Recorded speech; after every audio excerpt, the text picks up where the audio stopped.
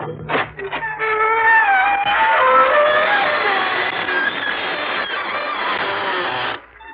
evening, friends of the Creaking Door. This is your host to welcome you into the Inner Sanctum. Come on in. Come in, whoever you are, whatever you are, whether you're alive or dead. In fact, the deader you are, the more we like you. Some of us have gotten the arts and crafts rage. You know, the urge to make and unmake things with our bare hands. Gadgets and copper, silver, and bone. So striking they make your head roll. One character drove himself into such a creative frenzy, he worked himself right back into the grave. I won't tell you who or what he is, because sooner or later you'll surely be seeing him around.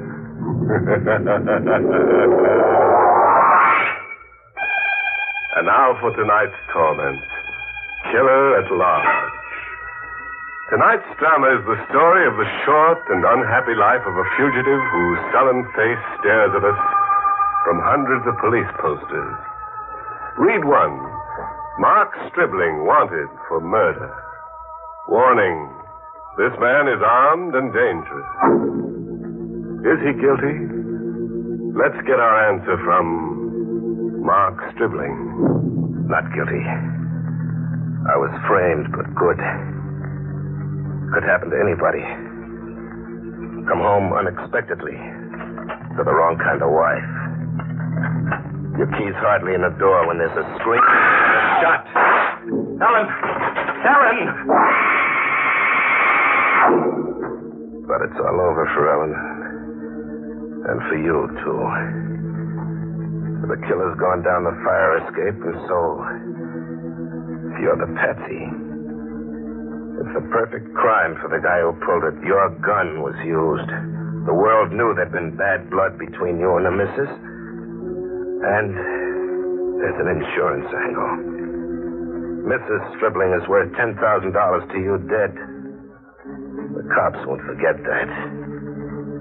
There's enough circumstantial evidence to burn you. So you run. You don't face the music. You don't dare. You hide and drift all the time looking for Mr. Other Man. I found him. 6 months and 10,000 miles later in a tourist town over the border. I found him in a club called the Casa Real. I got behind him and rammed a gun into his back. Who? Guess who did this? Don't turn around and don't stop smiling. Stribling in person. I got a message for you from Mrs. Stribling. She wants you to join her as fast as you can go. Stribling, no, don't.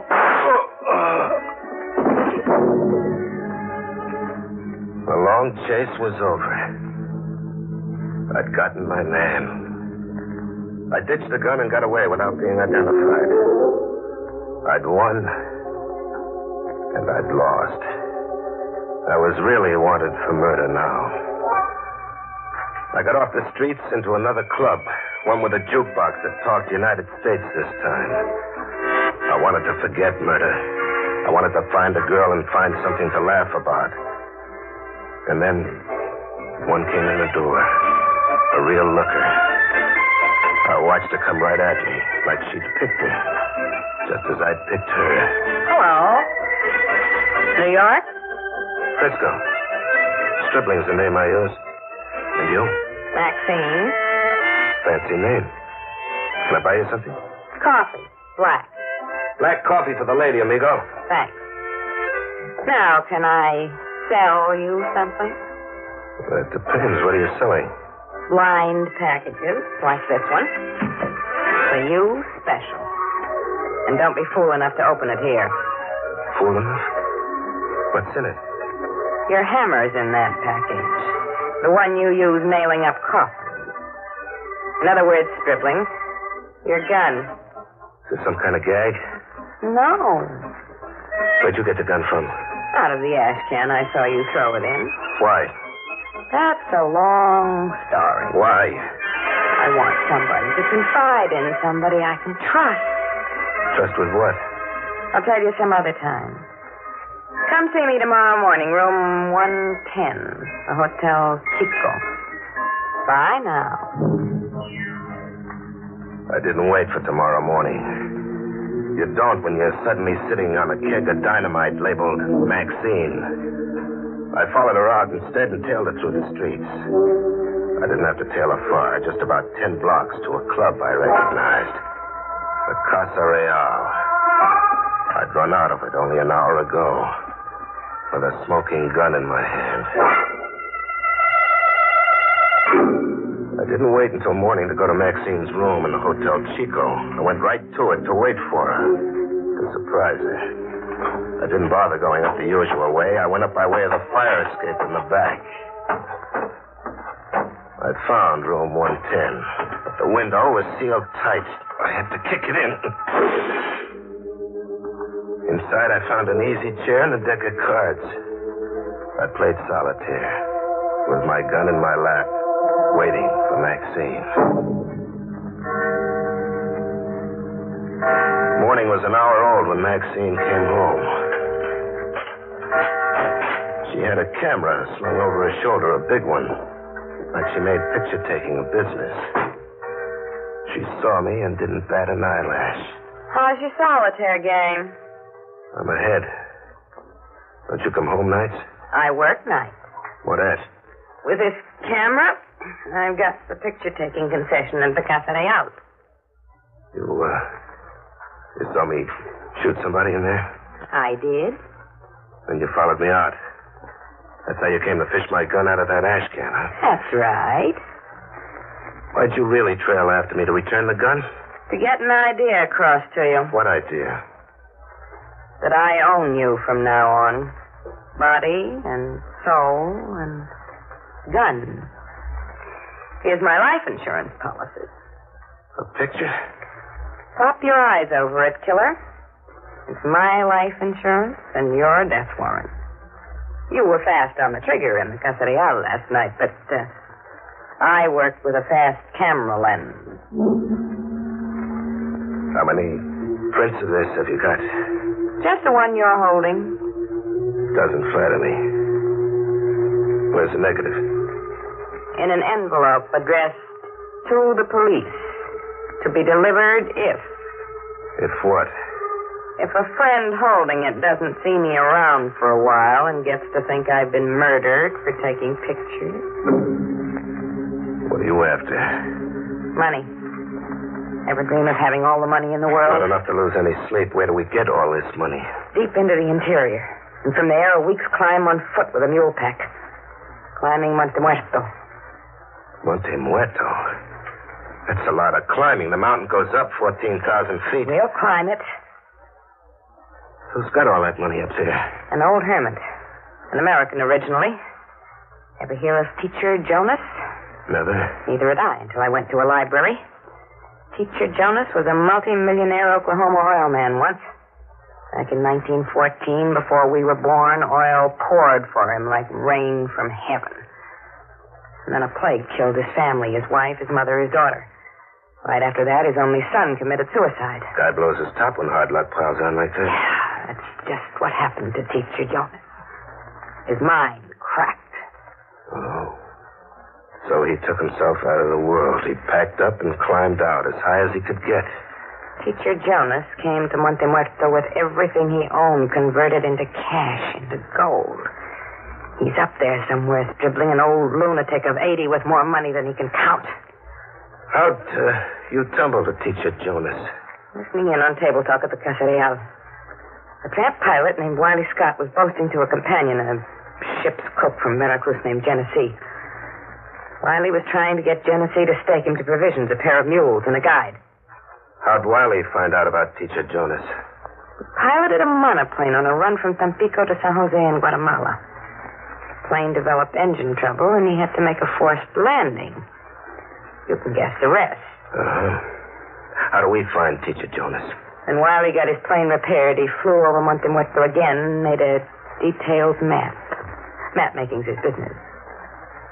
He carries the map in a pouch around his middle.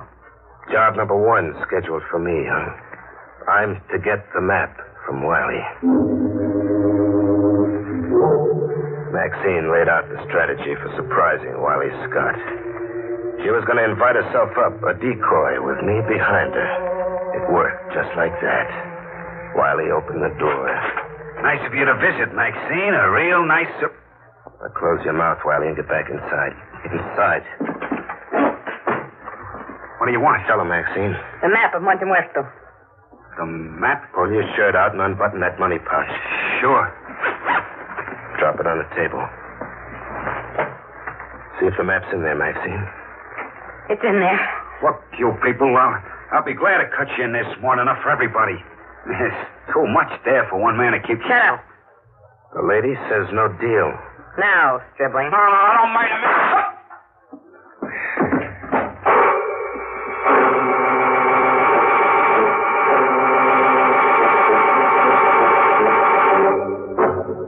Now, picture that, will you? Since Maxine became a camera fiend, Stribling's become a horribly negative guy. She caught him acting the killer and liked the show so much she ordered a repeat performance on Wiley Scott, the treasure of Monte Muerto. Now she's got him climbing the highest mountain. But let Stribling tell us what gives, besides his mind, as he bushwhacks his way to the peak of Monte Muerto. We were about a day out with the wind in our faces, maybe 4,000 feet up Monte Muerto with 10,000 more to go. We had 2 mules along packing provisions. We also had a guide we bought ourselves in a village, a local character named Stefano, whose face spelled trouble. We needed him for map reading, but he'd need watching. Senor Stribling. Yes, Stefano. The wind blow like the hurricane. Better we camp here. And lose time? What's wrong with a little wind? Stefano's right. If we try circling that ledge, the wind will blow us off the mountain, mules and all. We'll make camp here. In this marsh? Better than the ledge. At least here we're not exposed. Try telling that to the snakes. We'll build a fire. Make camp, Stefano. Si, senorita. The order of the day, huh? Get used to taking orders. And don't ever point your gun my way by mistake. Killing me is like committing suicide. We made camp and got a fire going. And within an hour, the wind let up as suddenly as it began. Monte Muerto was like that. And then, riding out with the wind as it blew up trail toward the peak, came a shout. Hello! Hear that, Maxine? Somebody calling to us from down trail. Just let me listen. One thing, we haven't got the mountain to ourselves. That voice. I've heard it somewhere. Can you make out where and who? Yes. It's that ship's cook from Veracruz, Tennessee. The one Wiley Scott was trying to get a steak from that night in the Casa Real. Must have seen the smoke rising from our fire. What do you suppose Genesee's on the mountain for? One guess. He pumped Wiley Scott like you did, huh? And he's out to make it in his own, like we are. But he doesn't make it, eh, Maxine? When he appears, you order me to give him what Wiley got. No. Not when he appears. Not with Stefano here watching. You go down to Genesee instead. I hurried through the brush, and then after a ways, I slowed down, stalking like a hunter stalks. There was no sound now except birds screeching. No sound of Genesee. And then, all of a sudden, I heard all the sound Genesee had in him.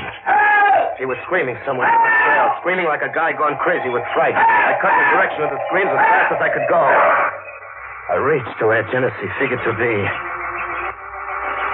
But there was no Genesee. Only a pack mule at the edge of what looked like a shimmering bed of hot sand. Quicksand. It looked like Genesee had fallen in.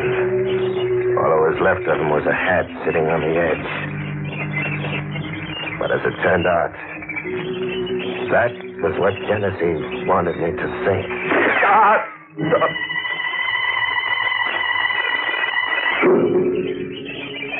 It came to. But my left hand smashed where a bullet had burned into it. And Genesee looking down on me.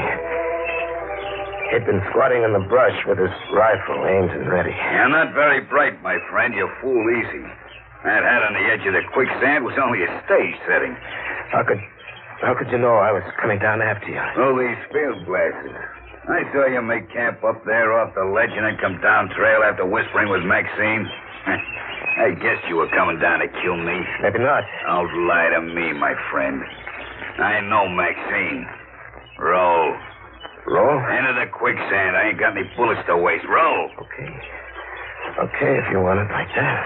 I rolled, slowly. I was damn sure, but Genesee wasn't very bright either. Rolling, my good hand underneath closed on the .38. A .38 and a shoulder holster. Coming up on the roll, a shot from the hip. Genesee never even knew what hit him.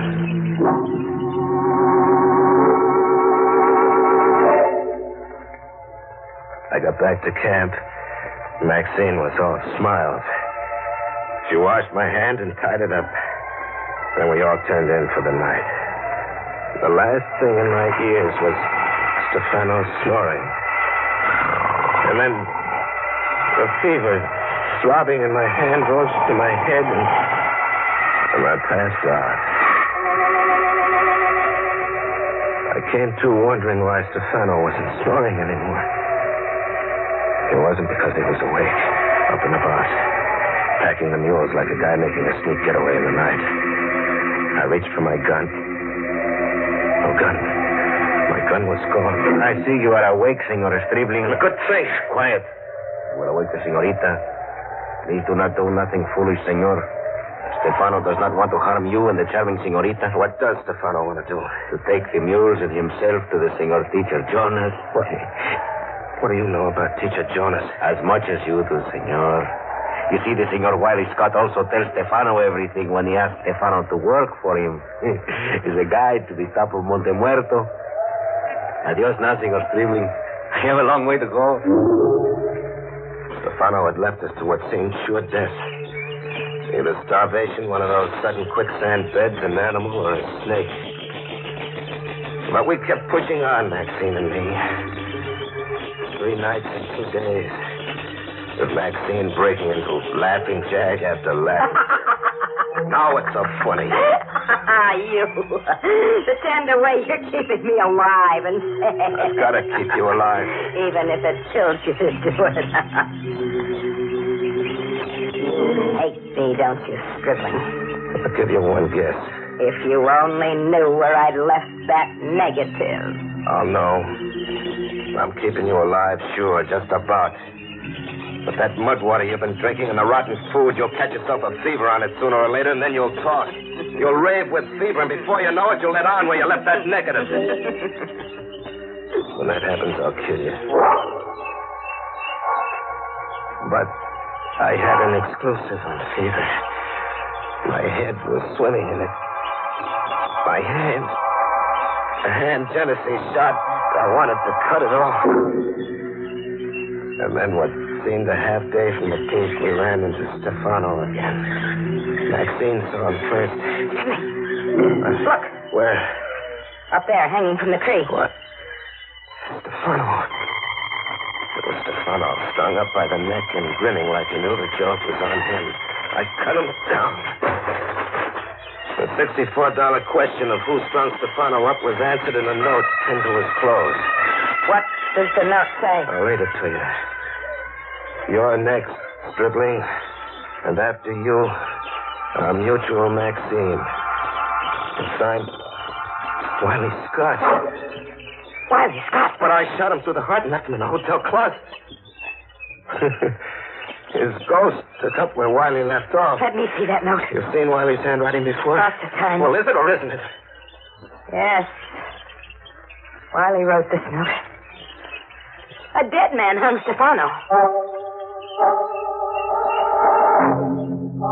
You get to a point where you don't figure things out anymore. You don't think. You just push on like we did to the top. Or die. And then not much further to go. Smoke. Smoke coming from the chimney. Yeah. It's Teacher Jonas's hideaway. We made it. Almost. We got a good quarter mile yet. Stribling. What? Wiley's up there.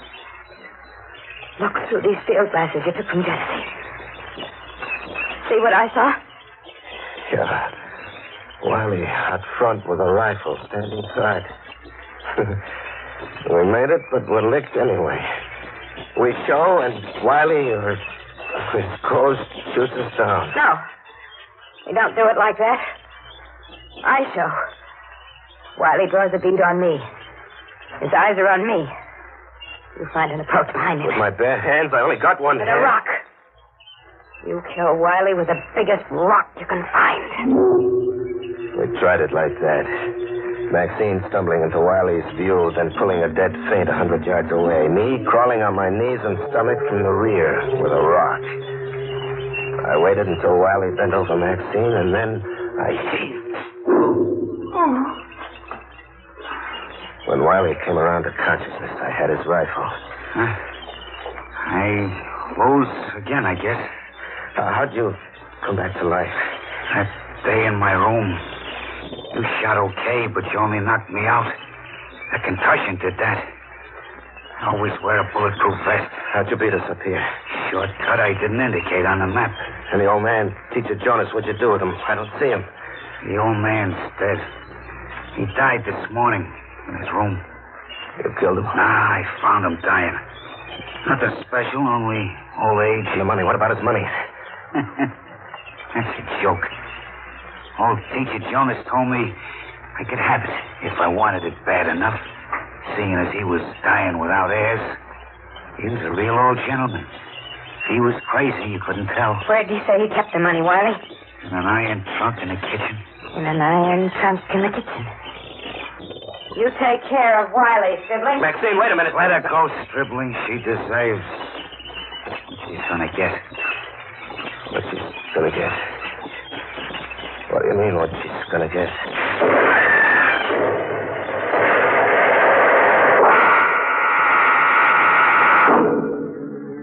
The house came down on Maxine.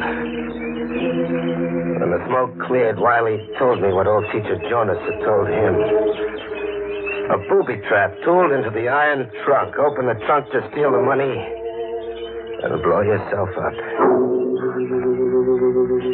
I'm here on top of Monte Muerto with Wiley Scott. That negative, no doubt, is in the hands of the police by now. They're probably sweating their way up here. The funny thing, I don't care anymore. I'm not worrying about being hung. There's pain shooting from my hand into every part of me. And you tell me, how many times can a man die?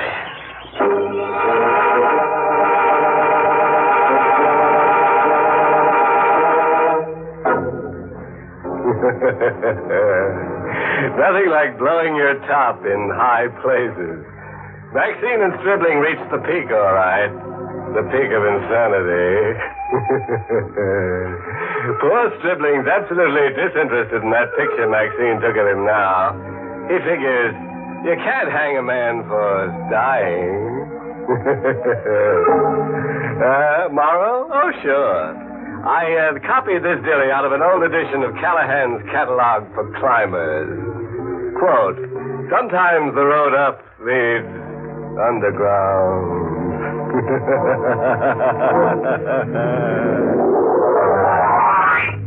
Pleasant dreams.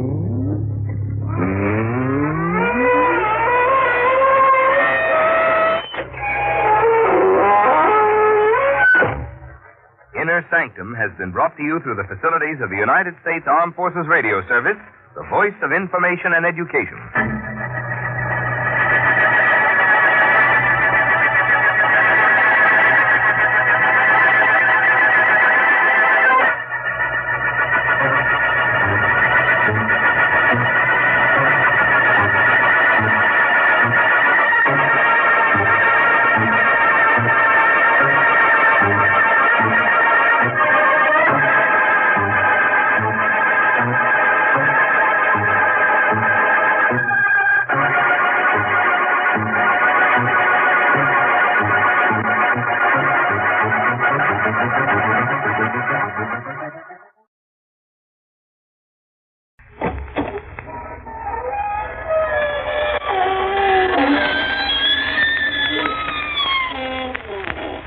Good evening, friends.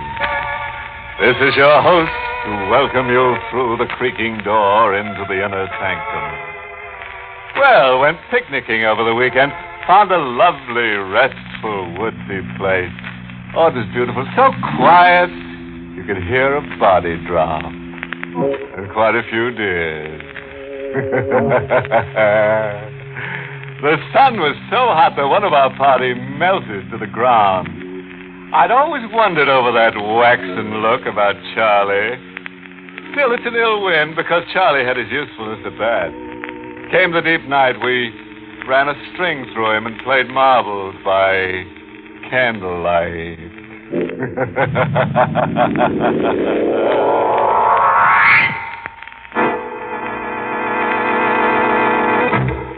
Tonight's Inner Sanctum mystery, Pattern for Fear, was written by John Robert and stars Everett Sloane in the role of Ludwig with Cameron Prudhomme as Larrabee.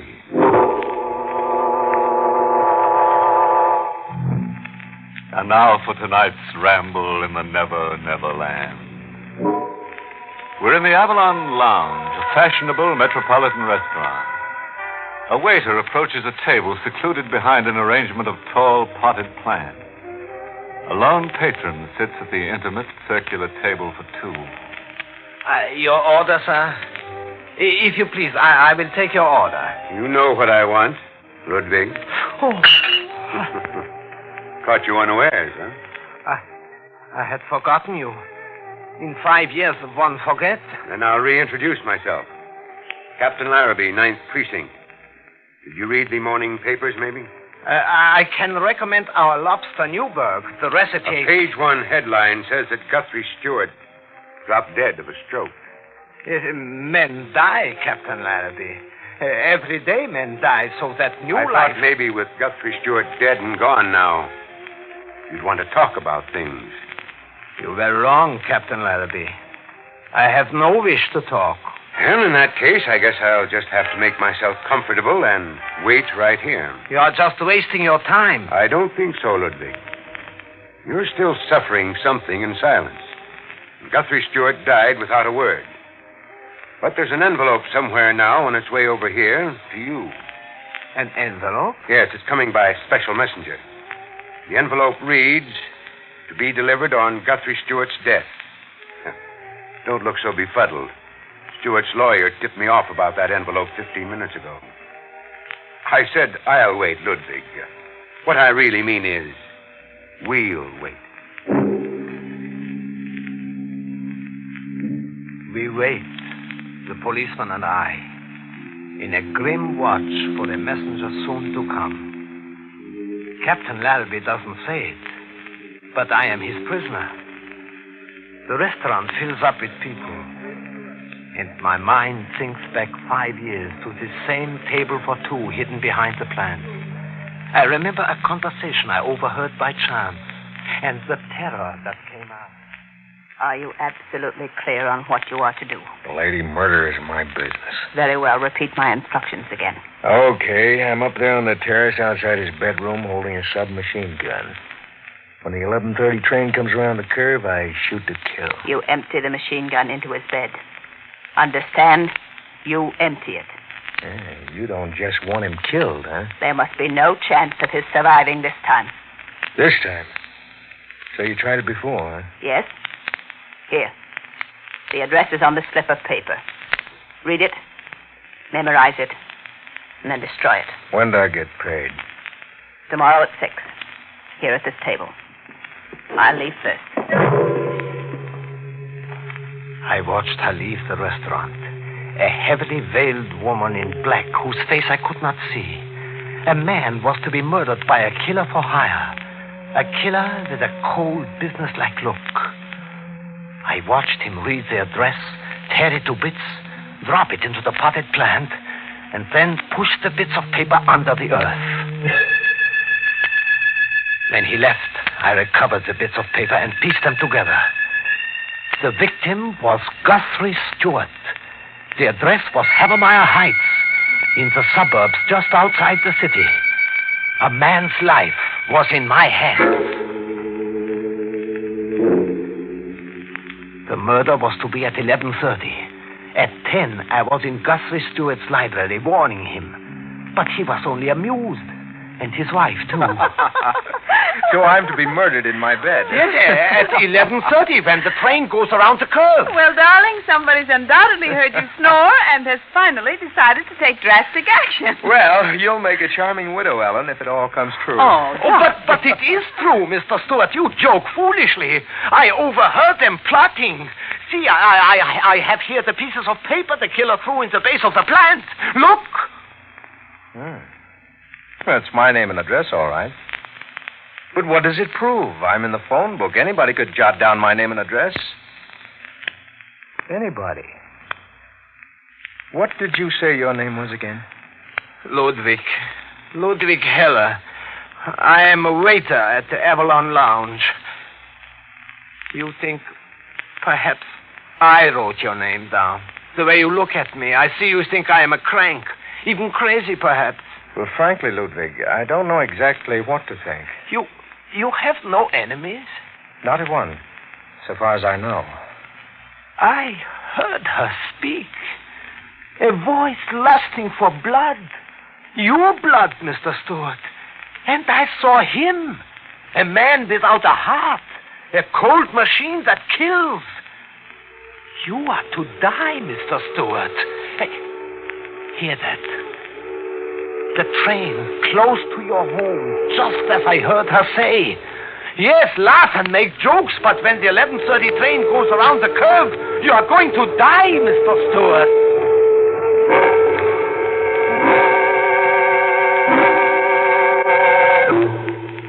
A man's life was in my hands, but I couldn't make the victim believe in his own approaching death. I went to the local police station to a Captain Larrabee. There I blurted out the story once more. I waited while he talked to Guthrie Stewart on the telephone. Yes, I got it. Yes, I understand, Mr. Stewart. Sure thing, I'll do just as you say. Look, Ludwig Heller. Look, Heller, I relayed what you told me to Guthrie Stewart. But I told you it was of no use to do that. He just laughs at it. He's not laughing anymore. As a matter of fact, he's hopping mad right now, and his missus, too. Hopping mad at you. At me? At you. He says if you keep peddling that fish story around, he's going to prefer charges of malicious persecution. He will prefer charges against me? Right. In fact, he left it squarely up to me. Now, you're to promise me you'll go about your business, whatever that is. I'm to clap you in the clink for observation. He thinks I am crazy. He's sure of it. As a matter of fact, from the looks of you, I'm not sure you're not crazy either. Now, are you going to do the sensible thing? Yes. Yes, Captain Larrabee. I will go home. The sensible thing. Go home. 11 o'clock. In 30 minutes, a man would die, and his blood would stain all the rest of my life, because I was powerless to save him. The sensible thing. Go home, the police captain had said. But I did not go home. I had to see death look deep into its face. I returned to Havermeyer Heights to wait silently in the shadows on the terrace and watch. He was there, too. The killer and his machine gun. A black executioner waiting and ready.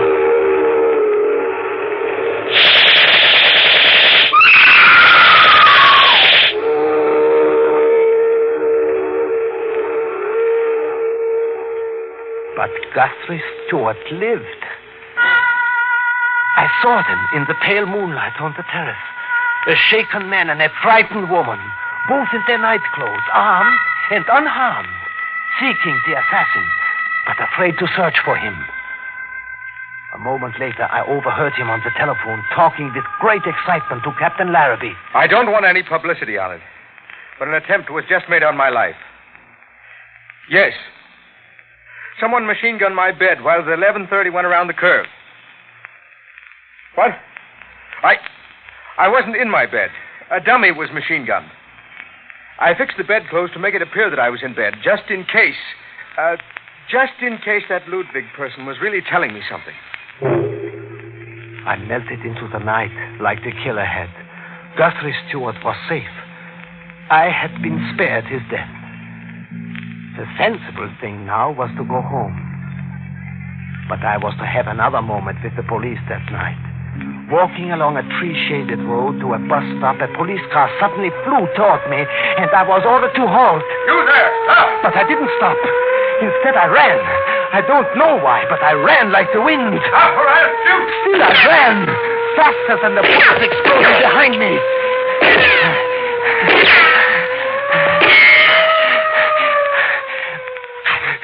I found a neck of woods and hid.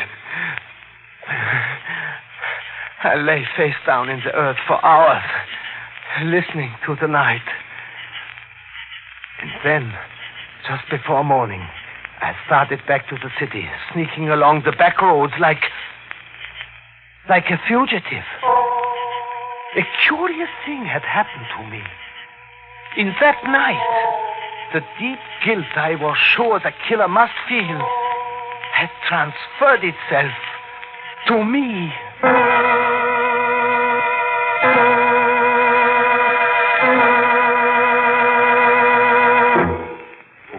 Well, Ludwig, the waiter, sure got himself one big tip to a slaughter. Poor Ludwig, his errand of mercy got him the bum's rush over at the Stewards. What do you do with a character who laughs at an advance notice of his own death, did somebody ask? Strangle him on the spot, I say. That way he'll positively believe you the next time you're around. Yes, a murder in time certainly saves a lot of wasted breath.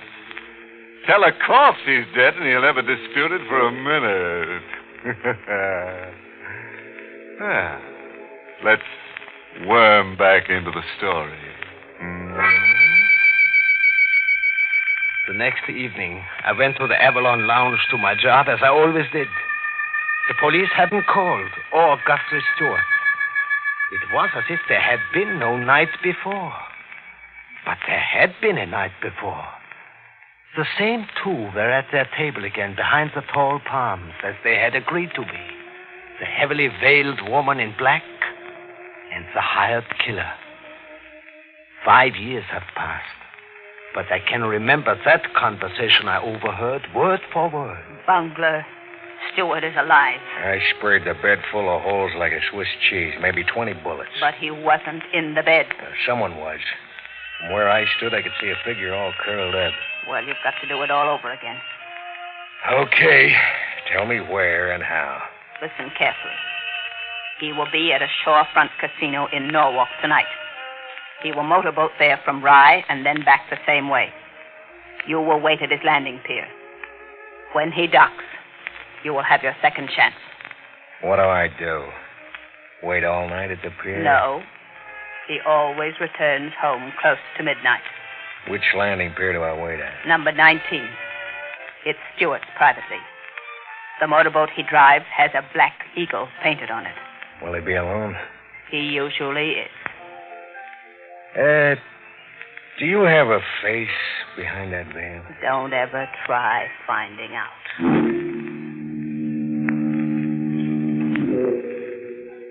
Guthrie Stewart's life was in my hands a second time, as if I had been appointed keeper of his destiny.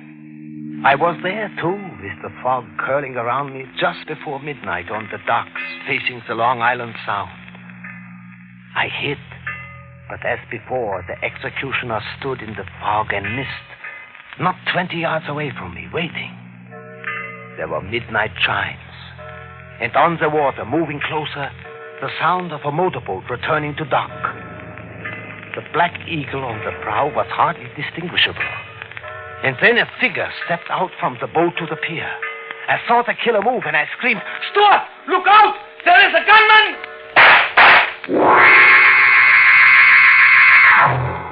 He was in a heap on the pier, a white figure. I ran to him and kneeled down to see if life had gone completely. "Mr. Stewart! Mr. Stewart!" That's not his name, Ludwig. You are alive! Very much so. But he... My pilot, Jameson. He got the bullets evidently intended for me. You get a pulse? No, I don't think I do, but I'm not experienced in such things. Then let me. He's alive. I will call an ambulance. No, I will. You go home. Oh, but Go home, Ludwig. It's better that you do, for both of us. It is better for you that I go home? Yes. I'd like this treated discreetly. I'm an investment broker, quite an important one. I know. You know? Yes, I know a great deal about you. That's odd. Since I have been given your destiny in my keeping, in my hands, I have familiarized myself with things about you.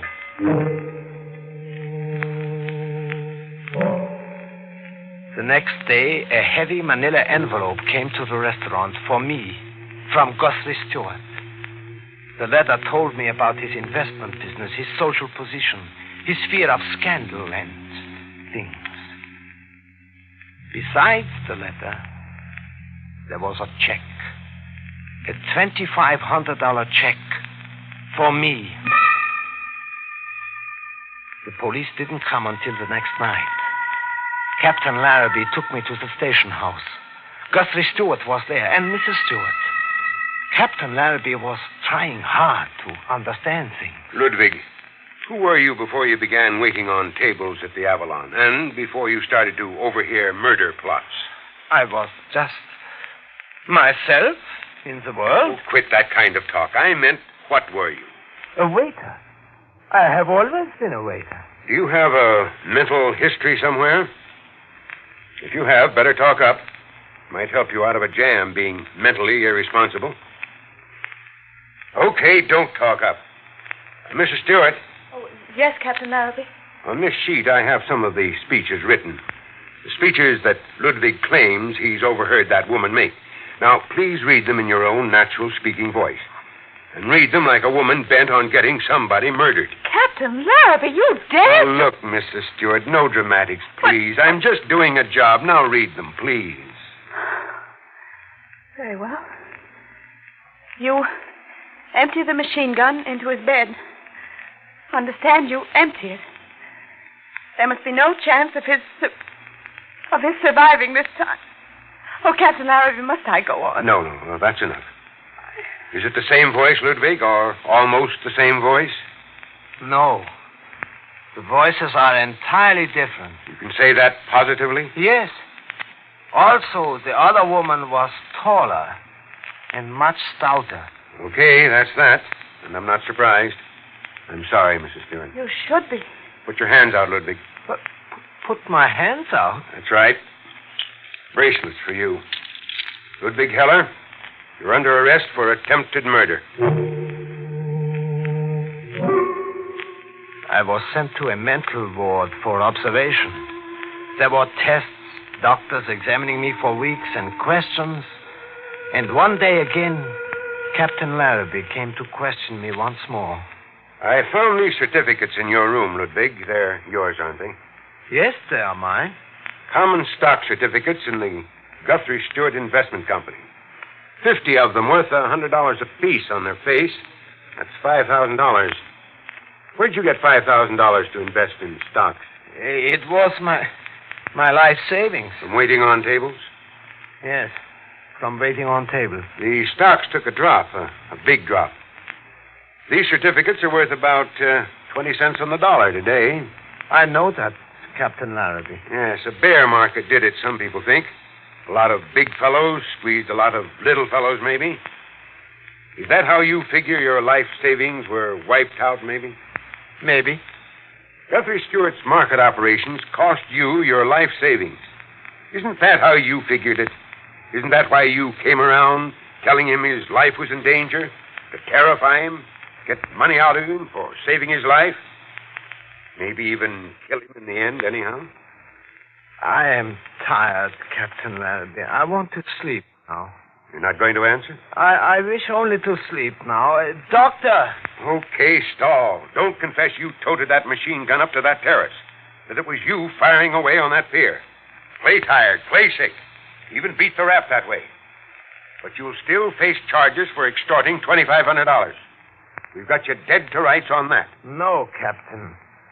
I sent the $2,500 back.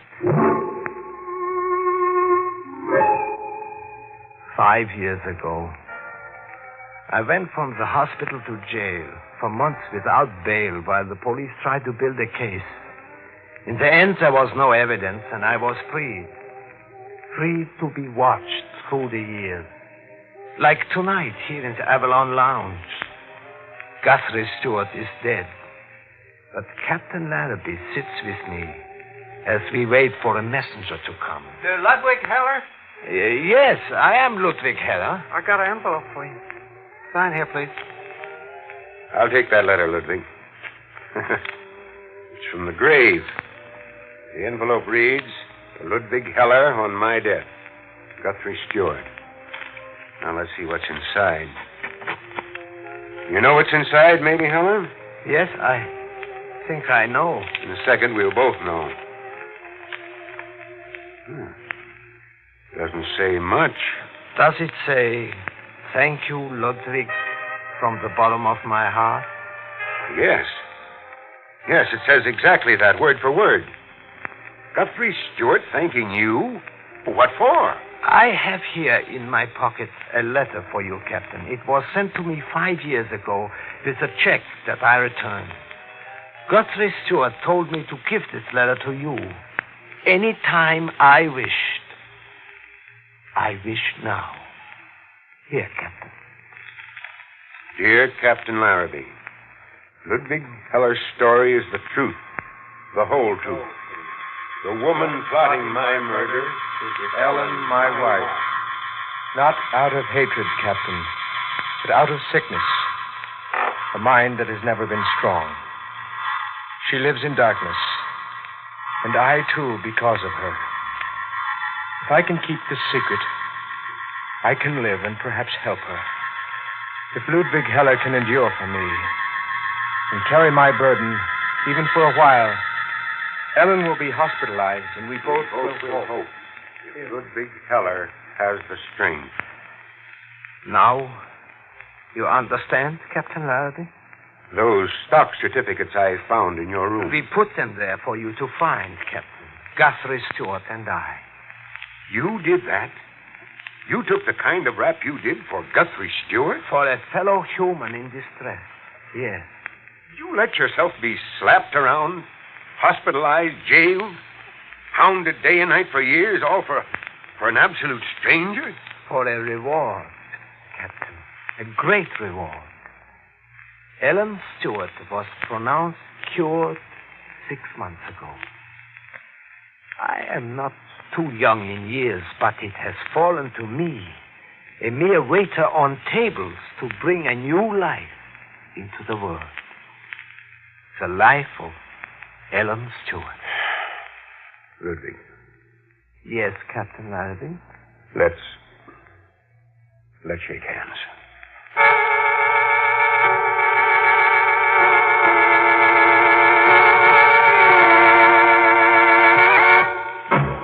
Stop in at the Avalon Lounge, anybody, for the town's best service a la carte. Love that Ludwig. A man with a heart of gold and a terrifying knack for business. Other people's business. Big-hearted Ludwig borrowed Guthrie Stewart's troubles and almost lost his own interest in living. Oh, that suggests a moral. I overheard this one while eavesdropping on a short-order cook in a chop suey restaurant. Fool who not mind own business always get the business.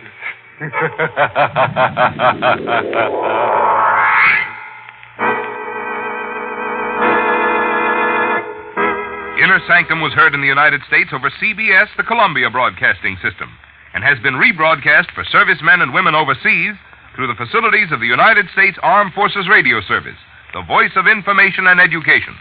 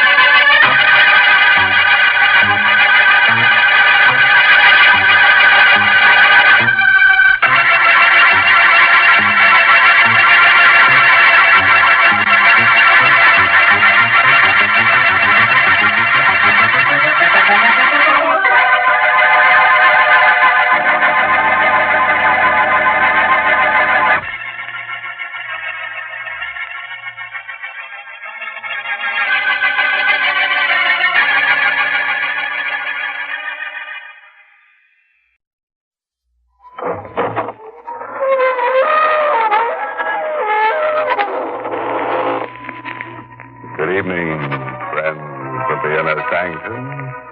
This is your host, inviting you in through the squeaking door.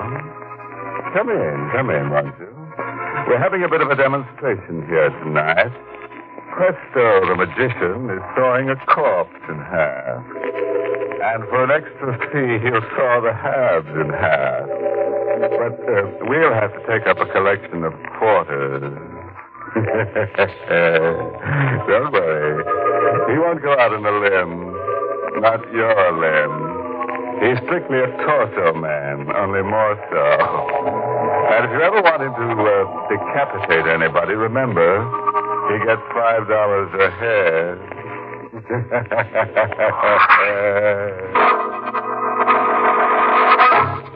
Tonight's Inner Sanctum mystery, Over My Dead Body, is an original radio drama written by Robert Sloan and stars Larry Haynes in the role of Robert with Vera Allen as Mary. Ready now, friends. You've heard of dead men who turn over in their graves, haven't you? Well, tonight's story is about a grave that turns over on a dead man. The casket was ordered from the local undertaking establishment. It was delivered to a private mausoleum on the estate of old Mr. Edgar Finley. But when it arrived, his housekeeper couldn't understand why the eccentric old gentleman had purchased it. Mr. Finley, did you order a casket? Yes, Mary. I ordered it.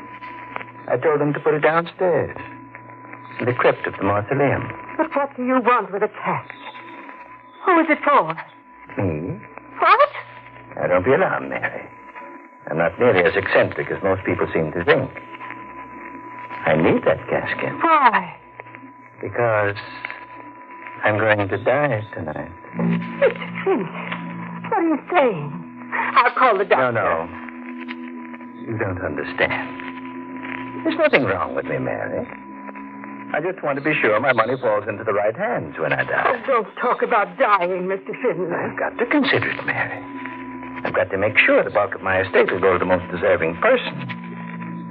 I'm going to make believe I'm dead. That way I can find out a great deal more about my prospective heirs. You mean you're going to get into that casket and be closed up in the mausoleum? Oh, I won't be closed up for long. Just long enough to make it look real. Then I'll ring the bell for you to let me out. But still... Now, don't be so frightened, Mary. This one. There's a wire running from this room to the mausoleum. Oh, Mr. Finley. I'll connect it up with the casket before you close me in. And whenever I need you, I'll just ring the bell. No, I won't let you do it. Mary, you'll do as I say. Now, stop being such a sentimental old fool and get yourself a pencil and a piece of paper. I want you to take down the addresses of my niece Eleanor and my cousin Robert. You'll have to send them telegrams in the morning. Telegrams? Notifying them of my death. Don't you understand, Mary? Mr. Edgar Finley has just passed on.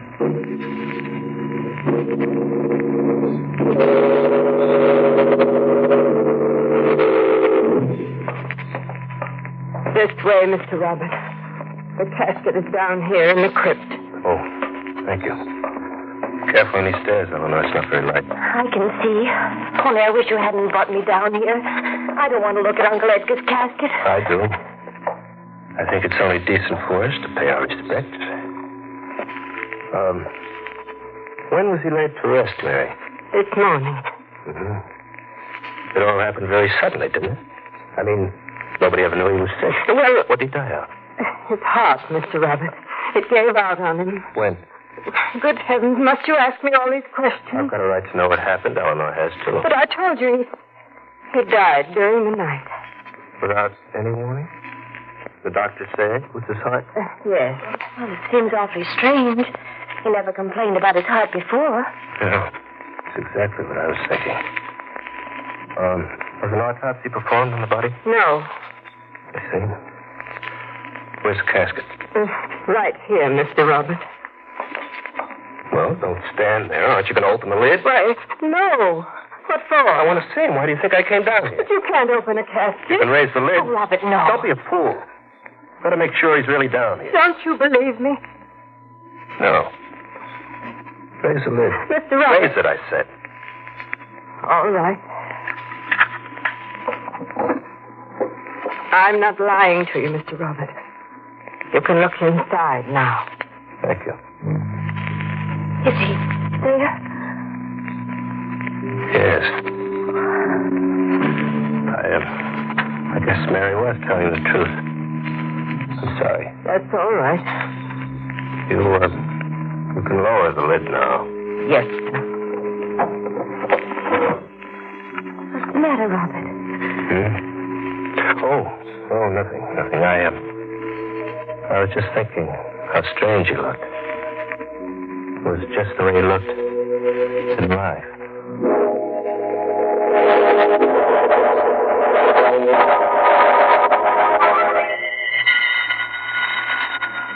All right, Mr. Finley, I hear you ringing. I'll come to you right now and let you out. Mary. Oh, good evening, Mr. Robert. I want to talk to you, Mary. I'll be back in a minute. I want to talk to you now. Honestly, Mr. Robert, Don't get excited. I know all about it. About what? The trick. What's it for? Roger Finley isn't dead. Why is he lying in that casket? I don't know what you're talking about. Don't lie to me. I can see him breathing underneath the glass. Why are you making believe he's dead? I'm not. I'll talk to you later, Mr. Robert. Stay where you are. No, I've got to go to him. He'll suffocate in there if I don't. I said stay where you are. Please, didn't you hear that bell? He's ringing for me. Let him ring. But the casket is locked from the outside. He'll die if I don't let him out. Wouldn't that be just too bad? Mr. Robert, you wouldn't let him die. Wouldn't I? As far as I know, he's dead already. But he isn't dead. I'm telling you he isn't. I can't hear you. Let me go. He'll be dead he's alive. What if he is?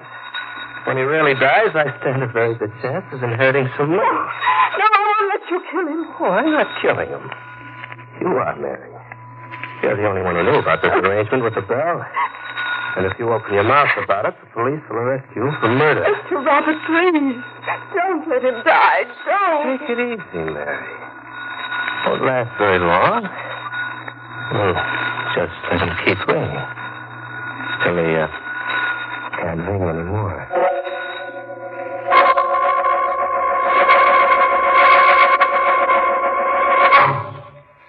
So, stop ringing. It's all over now. You killed him. Be quiet. You let him suffocate in there without lifting a finger to help him. Stop it, will you?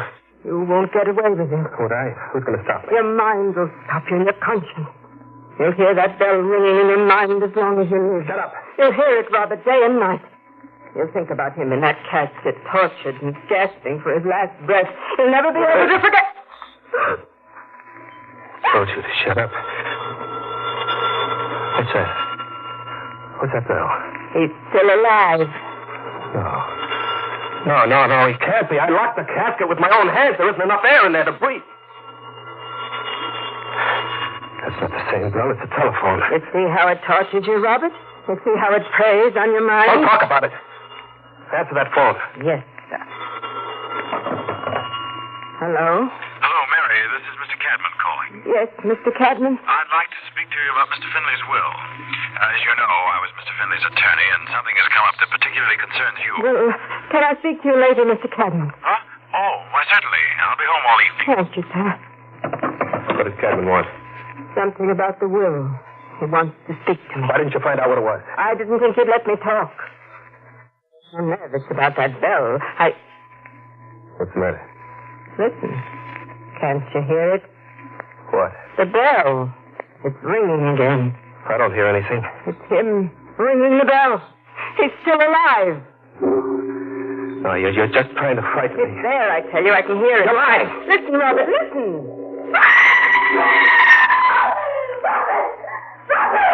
Eleanor, what happened? I was outside at the window. Where were you? In the library. It was just outside. It was like a ghost. Oh, don't be scared, Miss Eleanor. It was probably the gardener. No, it wasn't. It was Uncle Edgar.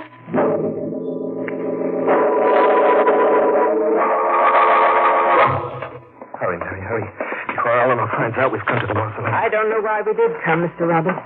It won't ease your conscience any to see his body. Don't argue with me. I've got to know. I've got to find out if he's still in the casket. All right. All right, now quick, unlatch it and open the lid. Open it yourself. You killed him. Mary, I'm warning you not to annoy me anymore. My nerves won't stand. What's the matter, Mr. Roberts? Do you still hear that bell? Oh, in a casket. All right. I'll open it. Do you want to raise the lid, or shall I? Never mind, I'll do it. Still there. He's there, all right. Only this time he's dead. This time his tortured body is tightened up and twisting from gasping for air. Stop it. What's wrong, Mr. Roberts? Are you afraid to see what you've done? Call the lid. Look, Mr. Robert, look. He's rolled over in his grave.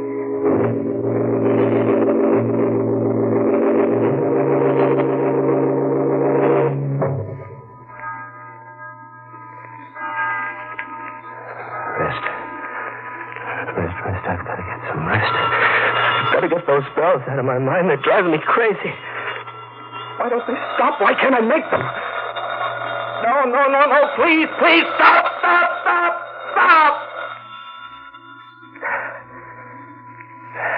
That's better.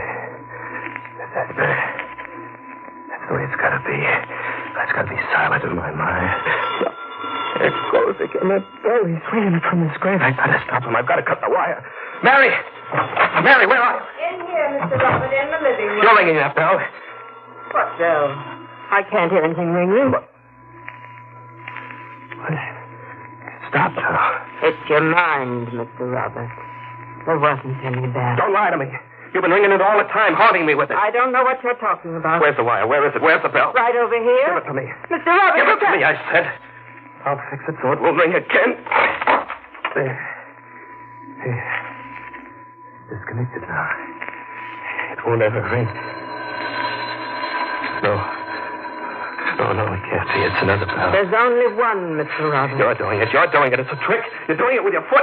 You want me to lose my mind? Let me go. You see? It isn't ringing anymore. Go. I warned you not to torture me, Mary. I told you my nerves wouldn't stand. Gotta stop you from ringing that bell.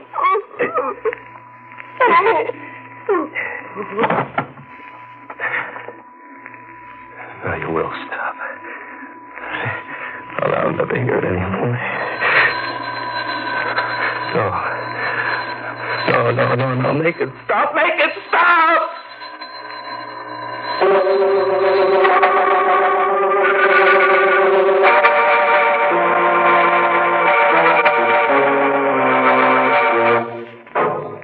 Now, as we find Robert hovering over the body of dear Mary, the bell is still ringing.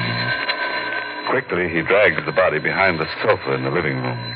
And as the bell stops, he hears a door open behind him and footsteps in the hall. Who's there? Who's out there? Why, it's I, Robert. Mr. Cadman. Nobody answered the front door. Oh, were you ringing the bell? I've been ringing for some time. That's why I took the liberty of letting myself in. Where's Mary? Mary? Yes. Why are you looking at me like that? For heaven's sake, what's going on here tonight? Why? Well, I called Mary earlier in the evening about Mr. Finley's will. She said she'd call me back, but she never did.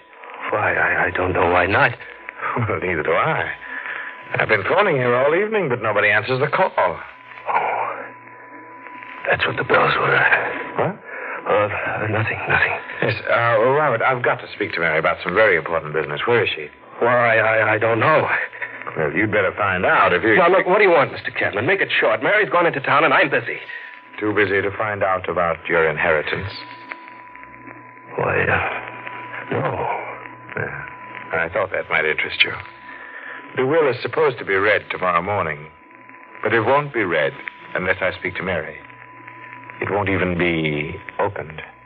Well, what do you mean? You can't hold up that will. You can't stop us from getting what belongs to us. I can't, but Mr. Finley can. Mr. Finley? Yes. He made a last request before he died. What? That the will is not to be read. They opened it herself.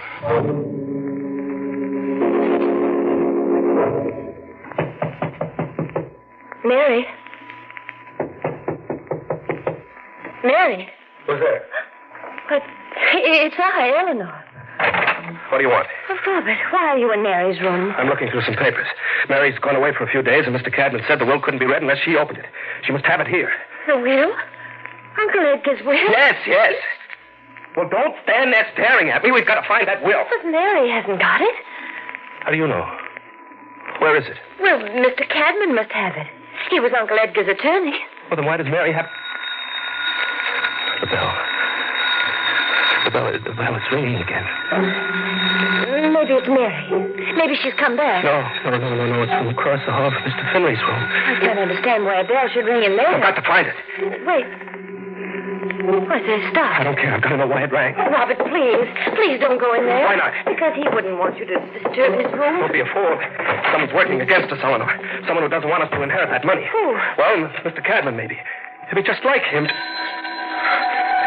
There it is again. What? It's over here, Robert. It's right beside the bed. What?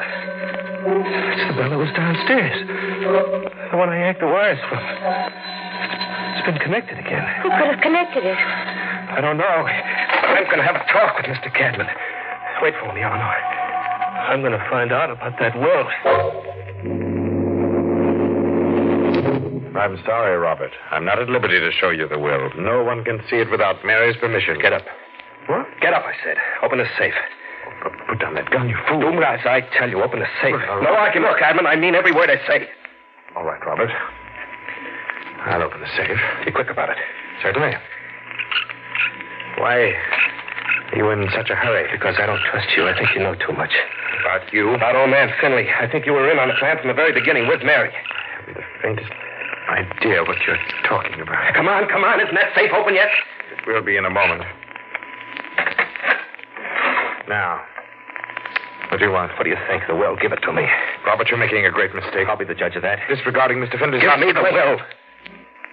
Very well, Robert. Here you are. I warn you, I'm going to report this to the police. Oh, no, you're not. You're not going to report it to anybody.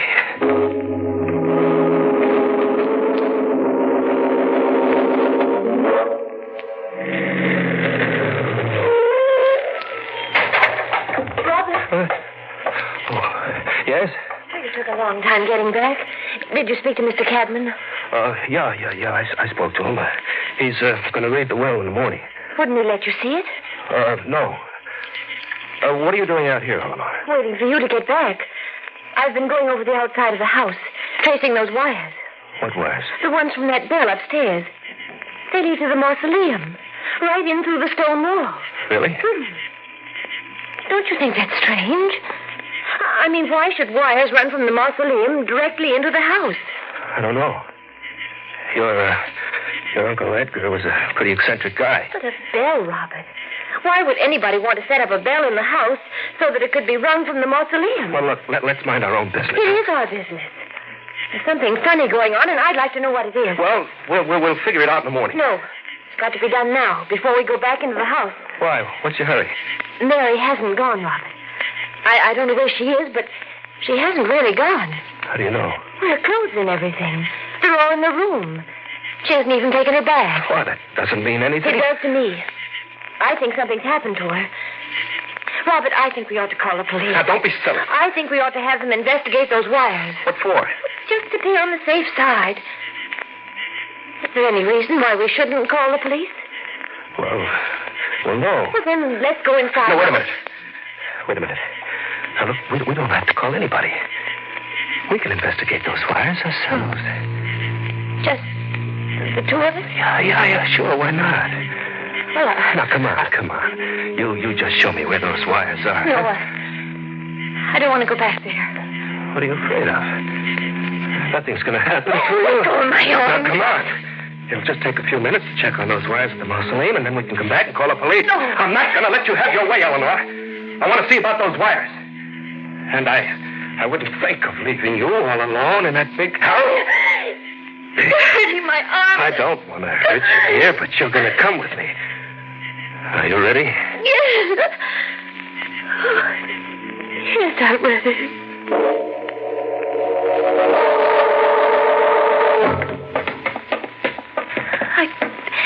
I can't see a saying, Robert?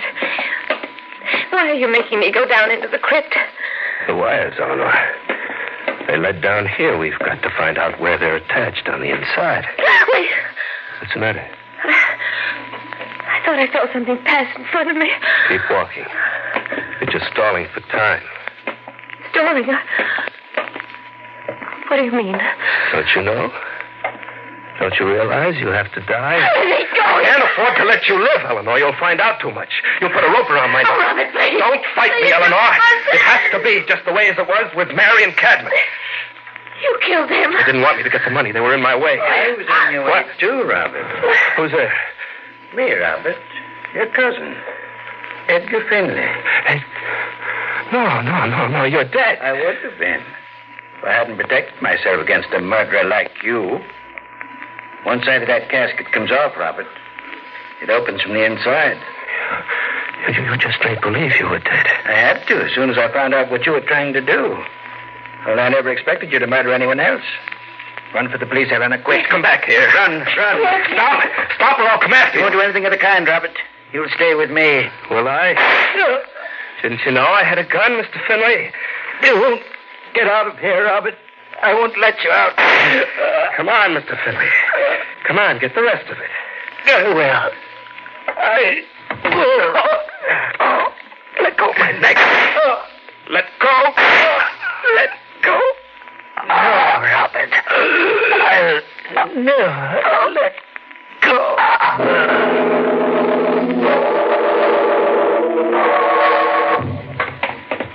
This way, officer. Right down these stairs. It's awful quiet down there. It must have gotten out. What is it, officer? Oh, Better not look. what? Are they dead? Yeah. Both of them. Mr. Finley was shot. Up close. Robert killed him. Yeah, must have. Only I can't understand how. Good Lord. Mr. Finley killed him, too. What? His hands. They stiffened around Robert's neck. He died that way. Choking him. He saved my life. Guess he realized it all right. Look. There's a smile on his lips.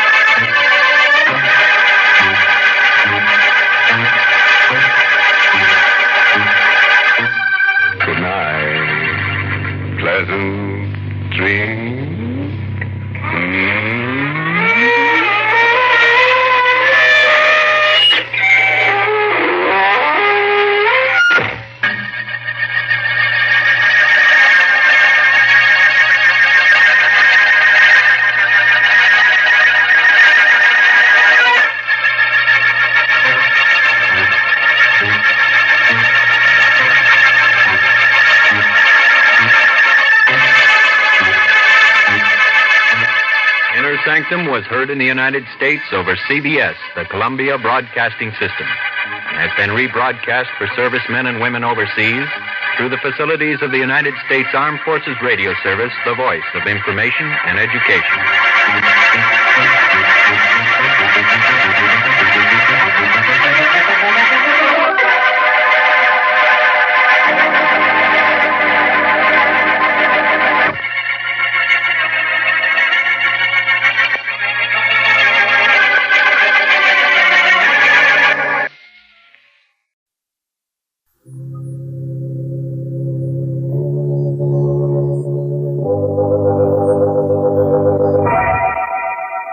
Lipton Tea and Lipton Soup present Inner Sanctum Mysteries.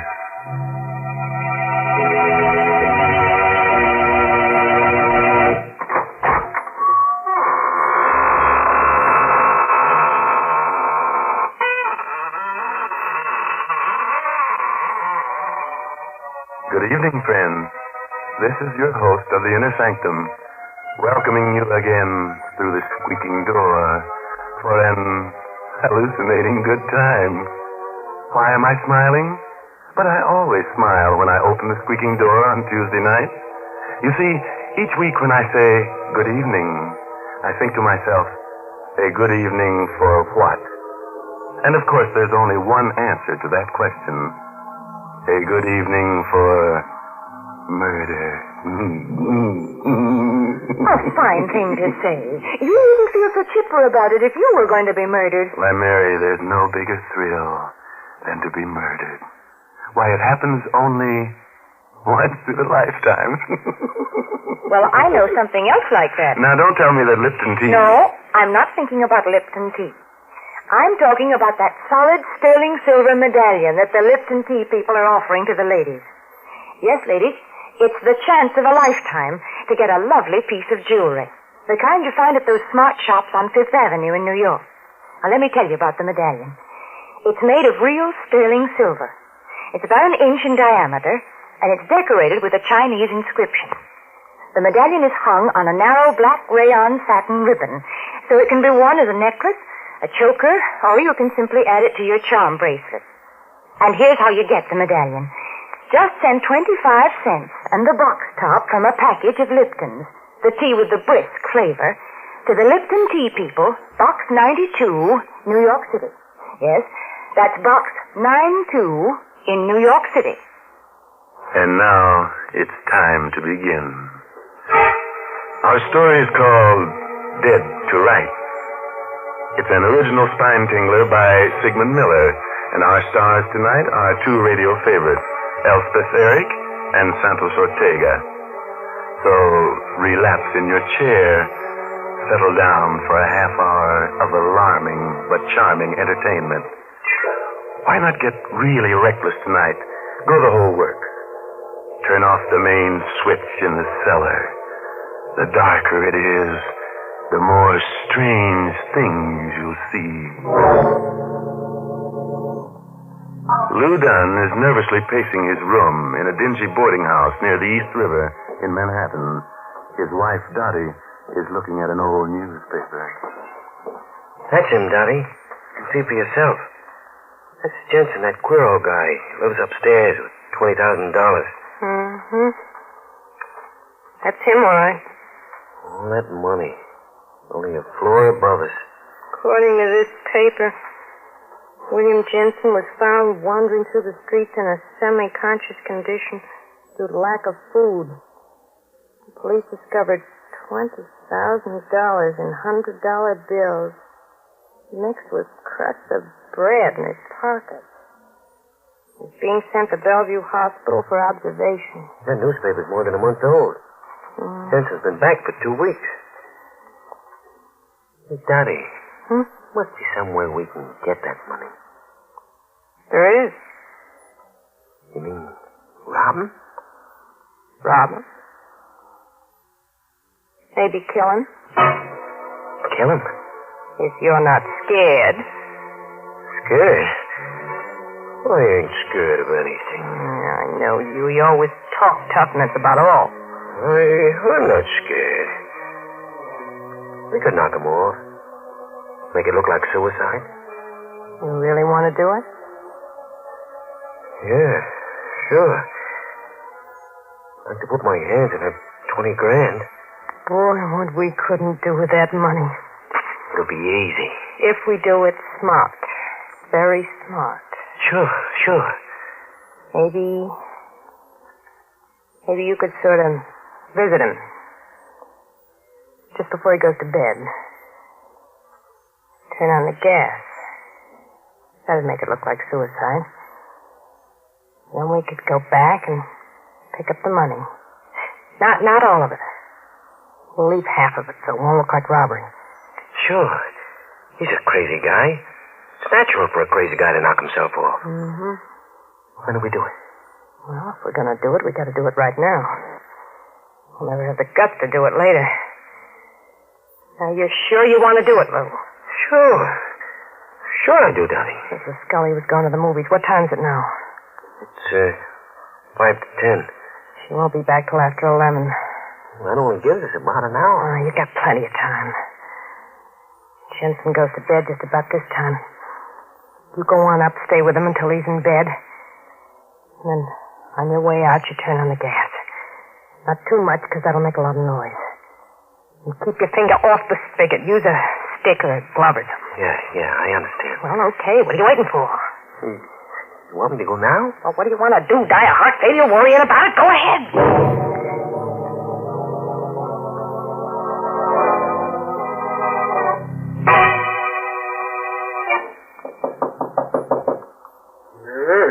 Who's there? It's me. Lou Dunn, the guy that lives right under you. Oh, just a minute. I was just about to get to my bed. Is there anything special you want? No. I just had a little argument with the wife. Oh. I don't want to go back right now. You're going to teach her a lesson. That's right. Yeah. All right. Come in. You can talk to me while I get into bed. Thanks a lot, Mr. Jensen. I won't stay long. You going to bed right now? Yeah. Would you mind having me take off my shoes? Sure. I'm getting too old to bend down. Oh, sure. Sure thing. Thank you. Oh. That's no place to hide your money, behind the pillow. Huh? That ain't no money. It's just a lot of pictures. It's all just pictures. Oh, yeah, sure. Yeah. I ain't gonna be good company. I feel kind of sleepy. Well, maybe I'd better get back. Nice of you to come see me, Lou. It's freezing outside. I'd better close the windows or you'll catch cold.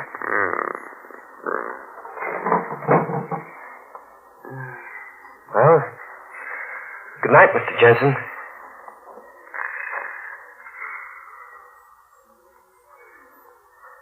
Good night.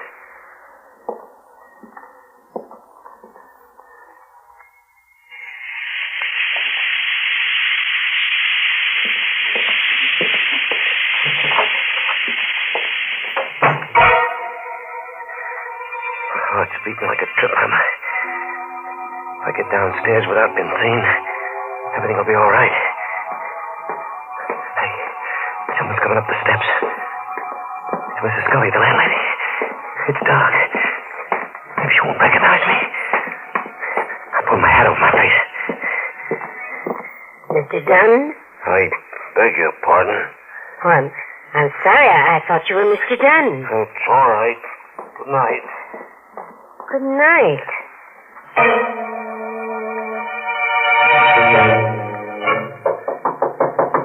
Who is it? It's me, Lou. Everything all right? Close the door. What's the matter with you? Anything go wrong? We're going to be caught. Calm down. Tell me what happened. I did everything you said. Everything went fine until I got outside. I met Mrs. Scully in the hall. I pulled my hat over my face. She recognize you? She called my name, but I disguised my voice. Nothing to worry about. I'm sure she knew it was me. We're going to get caught. Did you come right down here? No. I went outside for a few minutes in case she was watching me. That's good. Now you got to go back and get that money. He's dead by now. I can't go back. You gotta go now before the gas leaks into the hall and everybody knows about it. I can't do it. All right, I'll go myself. Where'd you say the money was? The pillow under his head. Stay here till I get back. Maybe we ought to forget. No. Not after we've gone this far.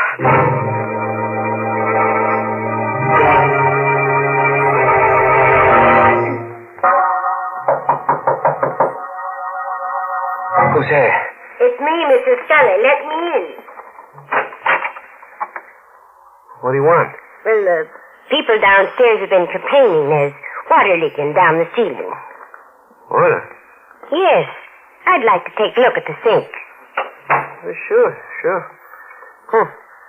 Funny. Pipes aren't leaking. Just a mistake, huh? Oh, they must be cranks. Floor's dry. Is that all, Mrs. Scully? No. You're a couple of days over on your rent. We'll have it for you tomorrow. Well, you better. I have to pay my bills, you know. Sure, I promise you. Well, all right. Say, didn't I pass you upstairs on the 4th floor a little while ago? Me? Oh, you must have me mixed up with someone else. It looked like you. Had you billed? I haven't been out of this room for a couple of hours. Hey, Lou, Dolly, Miss Scully. Oh. Hello, Mrs. Scully. Hello, Mrs. Dunn. I was just telling your husband about the rent. Hey, do you smell gas? Yeah. Must be a gas jet open someplace. Well, you'd better take a look at your stove. Don't want any accidents in this house. No, neither do we. Seems to be coming from the hall. I'd better take a look at that empty room. You should have knocked before you came in. You almost gave the whole thing away. Yeah, I know. Had the money right in my hand. I only took half the dough, about $9,000, I figure. The cops question Mrs. Scully, we'll be done for. Yeah, she smelled the gas on me. I almost died in that room. We gotta get away from here. Maybe you're right. I'm getting kind of scared myself. Things ain't working out so perfect. Let's get packed. Okay. We better hurry. No, wait a minute. We ain't gonna pack. We're not gonna stay here. Listen, if we walk out with our suitcases, we'll be giving ourselves away. We just... They found out about Jensen. We gotta stay calm or we're dead pigeons. What should we do? We gotta get out of this house first. We can't go out the front door, not now. Maybe with all this excitement going on, we can sneak out without them noting. I tell you, I'm scared, Daddy. Oh, my. Come on. It's now or never. There's nobody at the front door. Oh, that's a break. What's going on? The cops, they just came in. Quick, get back in the room before they see us. We'll never escape. I'll escape. There must be some other way.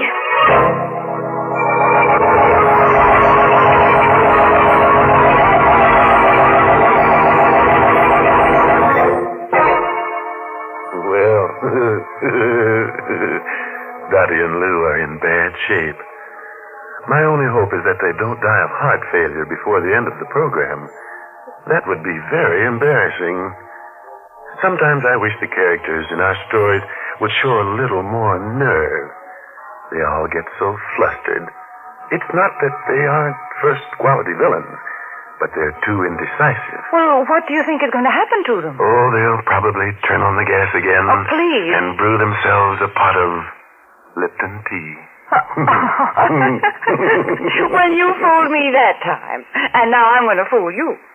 I'm not going to talk about Lipton tea. Instead, I'm going to tell you a story. Yes, it seems there's a true story behind that sterling silver medallion that the Lipton people are offering to the ladies. It's really a good luck charm. The original was given to an American flyer by Chinese guerrillas who rescued him after he'd bailed out over enemy territory. The flyer was told that the Chinese letters on the medallion would identify him and bring him safely through the lines. Well, he did get through, and only then did he learn that the medallion said, "Good luck," in Chinese. Now, ladies, there's something to tell your friends. And to get this good luck charm, this lovely sterling silver medallion, just like the one the flyer carried, all you have to do is send 25 cents and the box top from a package of Lipton's, the tea with the brisk flavor, to the Lipton Tea People, Box 92. That's Box 92, New York City. Well, now let's go back to our pale and panicky pair of murderers.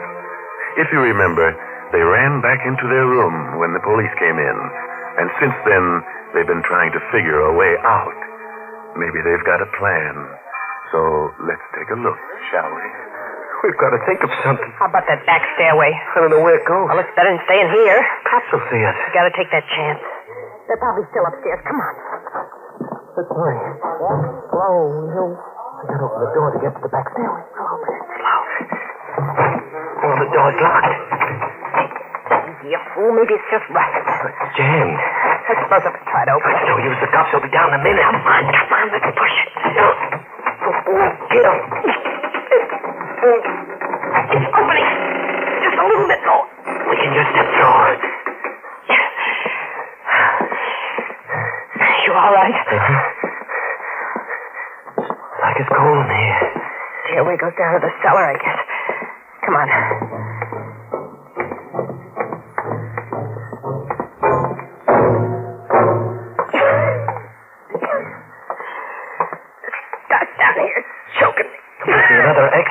out into the alley. Listen, that's the cops coming down to look for us. They're coming from the hallway stairs. We've got to hide. Here. Get behind this old sofa. Lie down on the floor. There's nothing you'll find down here. I hope you don't mind, lady, but we'd like to look over the premises. Look, this dust is killing me.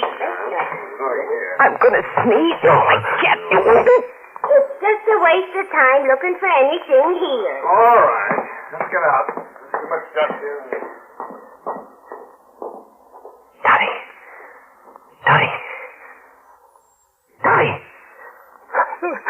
I killed him. Dottie, please get him. Oh, I'm glad you're not dead. You tried to kill me. I had to put my hand over your mouth. You'd have sneezed. We'd been caught. Let's get out of this dusty hole. We get these barrels where we can get out through the alley.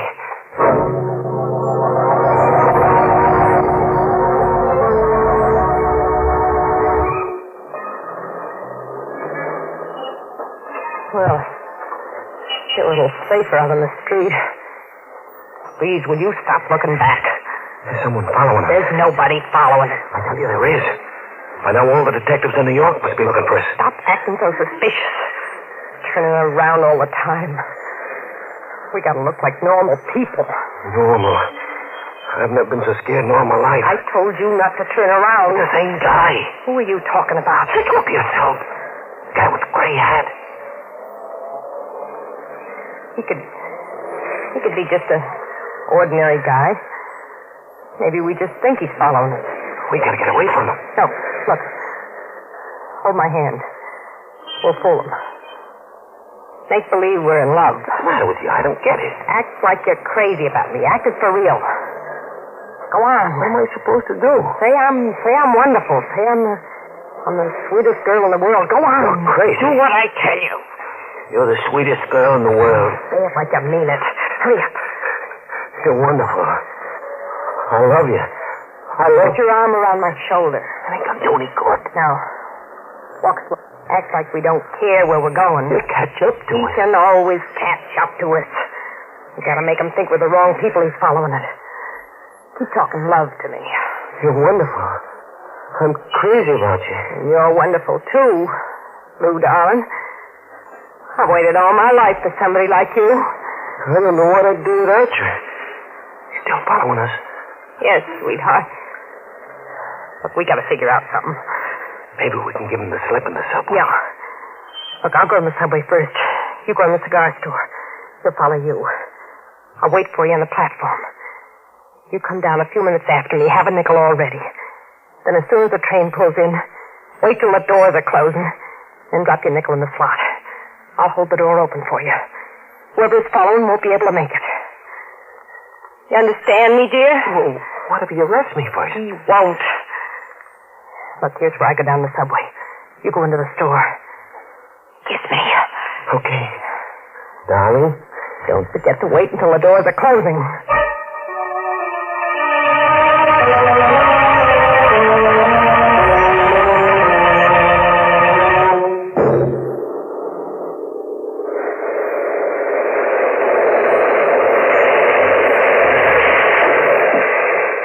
Lou, here I am. Hurry up. I couldn't find you. Well, in the center of the platform for everybody to see me. I thought you'd run out of me. Maybe I should have. You hide. Ought to give myself up? Yes, you would. Where are we going? Next station. We'll get a bus going to New Jersey. Maybe we ought to ride on the plane.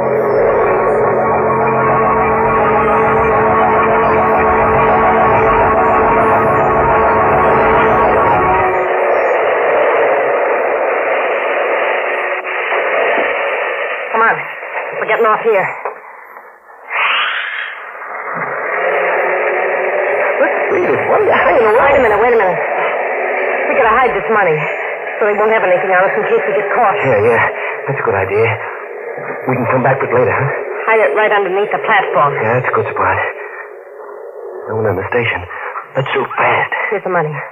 I'll hold you while you bend over. All right. Be careful you don't drop it. Now, hold on good. I'm liable to fall. Hurry up before somebody comes along. Yeah. Okay. It's hidden. Let's go. We'll be back for it in a day or so.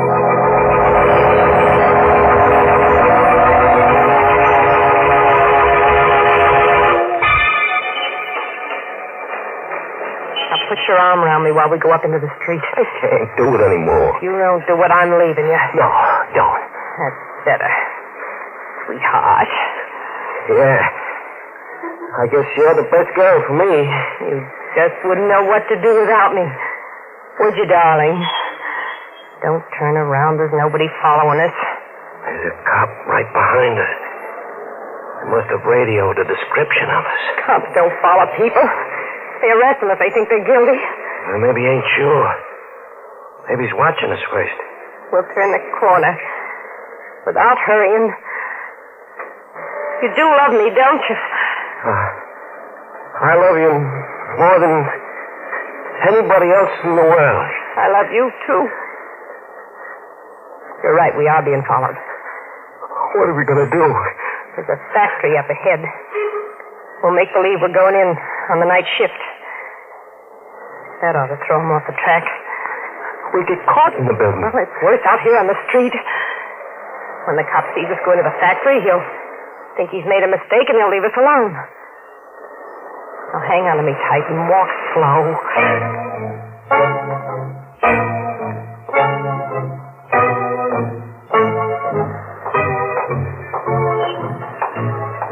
Is this the building?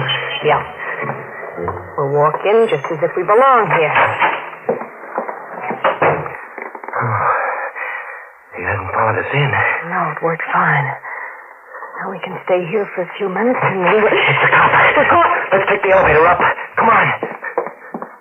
Floor, please. 16. There's no one on the 16th. It's empty, ma'am. She needs a 15th. Yeah. Hurry up, please. We're very late. In a second. There's an officer coming in. Thank you for waiting. Floor, please. Just take these people wherever they're going. Yes, sir. Watch the door.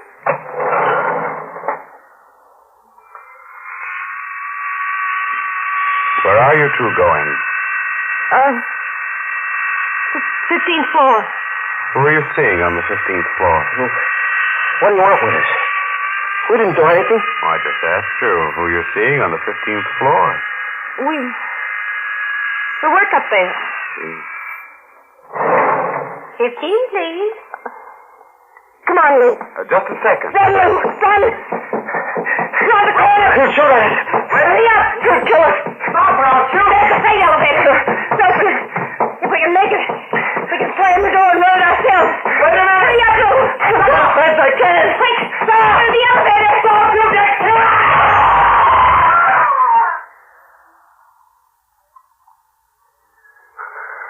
Those poor devils.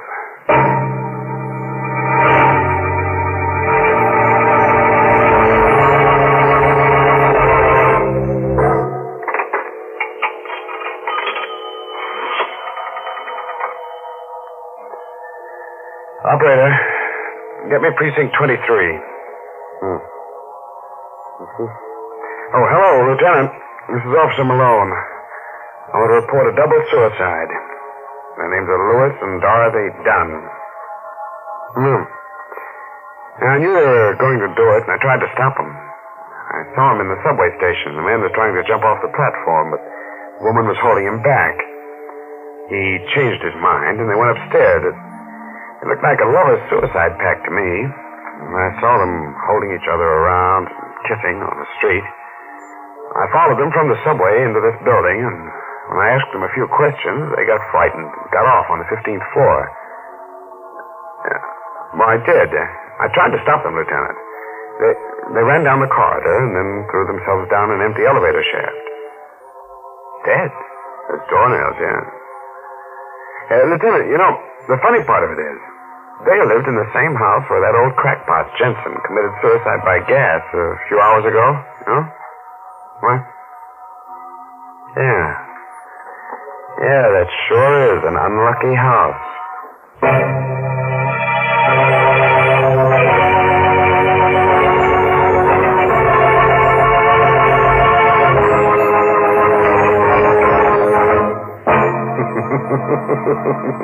Well, that's one way of getting rid of the Dunns, making them throw themselves down the elevator shaft. Not a very pleasant way, I'll admit, but business is business. We just don't fool around with characters like that. Well, I can't help feeling sorry for them. Those poor people probably never had a lucky day in their lives. And it's your fault, Mary. You should have given them one of those good luck charms you've been talking about. You know, the medallion with the black ribbon. Yes. If the medallion didn't bring them good luck, they could always hang themselves with the ribbon. Now, you stop that kind of talk. Because Lipton's sterling silver medallion on its black rayon satin ribbon is a lovely piece of jewelry. But you may never own it if you don't act now. The Lipton tea people make it easy for you. Listen, just send 25 cents and the box top from a package of Lipton's, the tea with the brisk flavor, to the Lipton Tea People, Box 92, New York City. The 25 cents includes the full cost of packing and postage.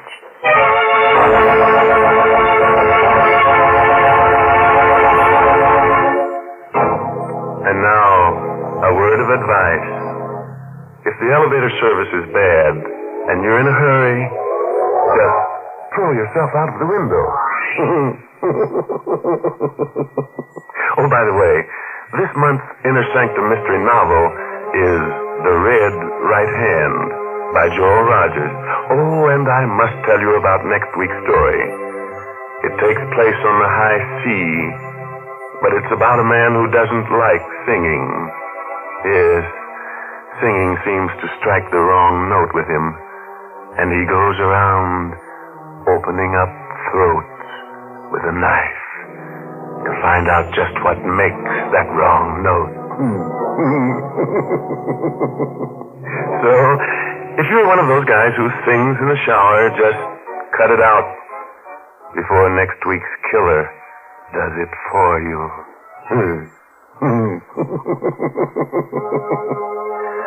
Now it's time to close the squeaking door until next Tuesday, when Lipton Tea and Lipton Soup present another Inner Sanctum Mystery, directed by Hyman Brown.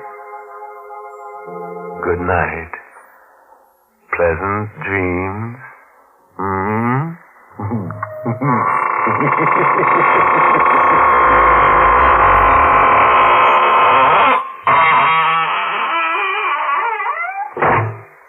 Folks, it's wonderful how quick and easy cooking is these days. I guess lots of you remember when it used to take half a day to make a pot of chicken noodle soup. But now we have Lipton's noodle soup mix. And what delicious chickeny tasting soup it is. Yes, Lipton's has an old-fashioned homemade flavor, and it's brimful of tender golden egg noodles. Lipton's is economical, too. It costs less and makes more than canned soups. Of course, sometimes it's hard to get in some stores these days, but there's lots of good things scarce in wartime. So, folks, remember to ask for Lipton's Noodle Soup. And remember to tune in next Tuesday night for another Inner Sanctum Mystery. This is CBS, the Columbia Broadcasting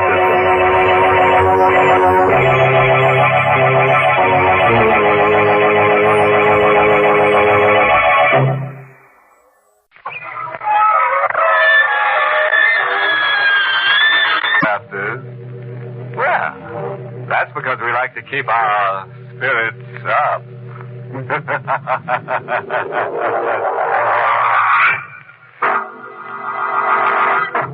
Tonight's Inner Sanctum Mystery, Dead Heat, was written by Ed Adamson and Bob Sloan, and stars Mercedes McCambridge in the role of Clara, with Carl Swenson as Vincent.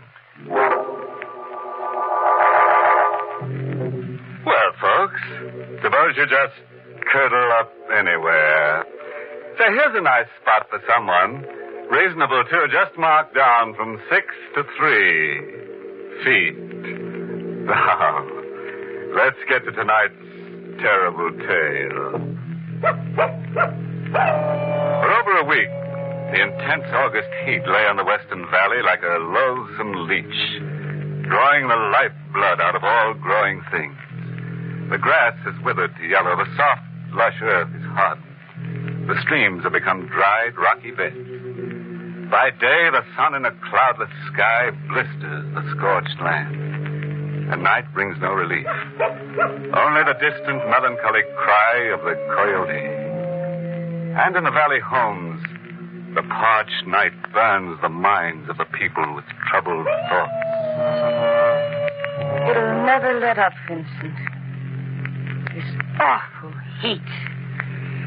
Hardly a breath of air. It's as if death has come to the valley to take us all. Everything here is dying. Clara, this heat is the worst possible thing for you. Now, I've told you before as a friend that you must leave. Now I'm telling you as your doctor. You have got to leave here. Tonight. Leave? I wish I could. But I can't. Well, of course you can. Nothing to hold you here. You don't know, Vincent. Huh? You don't understand her power. She's holding me here. She won't let me leave. She? Who on earth are you talking about? My sister. Evelyn. Evelyn?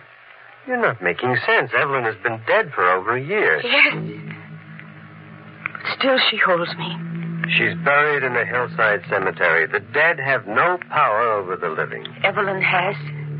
Now. What do you mean now? Don't you remember, Vincent? Last year when she died, it was like this. The air was as still and as hot. Death was around us then like it is now. Clara, stop talking like that. She's holding me here, Vincent, because she wants me to die. Clara, and I know what she's thinking. I killed her. She always thought I was the woman her husband, Stephen, was in love with. That's why it broke her heart. That's why she died. Now, Clara, listen to me. People don't die of a broken heart. I watched her during that terrible hot spell last year. I saw her fade. I saw her dry and shrivel. And I remember how she looked at me with those eyes every time Stephen came into the room. Clara, believe me, this is all your imagination. Oh.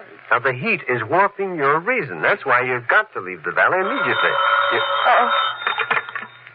Hello? Hello, Clara.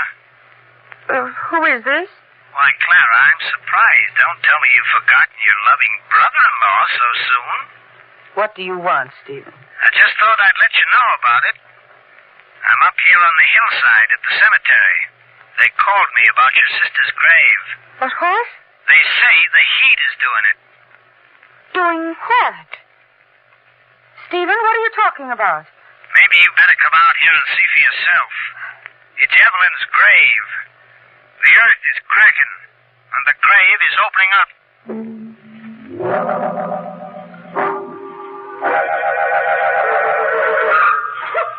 Be careful, Clara. Watch my flashlight. The ground around here may be cracked, too. I've been to her grave so many times. And yet I'm almost afraid to go now. Well, you should have listened to me and waited in the car. I was afraid to be alone tonight. I told you it isn't good for you to use up your energy in this heat. You've got to... Oh, the doctor is right, Clara. Who is... Did I frighten you, Clara? Oh. Sorry. Oh, Stephen, it's only you. Come on, Clara. We're going up to the grave. You can't now. Half that side of the hill has fallen away. Oh. Here, Clara, look at this. You recognize it? Yes. Yes, that's Evelyn's diary. Where did you One of the workmen found it in the dirt beside Evelyn's casket. That's the diary she always kept under lock and key. The one that was placed in the coffin with... That's right. Now, let me see that. Oh, Vincent, please. Don't open it. Why not? Because she always guarded it. They're her own private thoughts. She didn't want anybody to see them. Something in this diary may help us. Something may be written here that'll explain her death. What is it, Vincent? What's the matter? It's strange. There's nothing written on any of the pages. Are you sure? Uh-huh. Oh, wait. Here's something on the last page.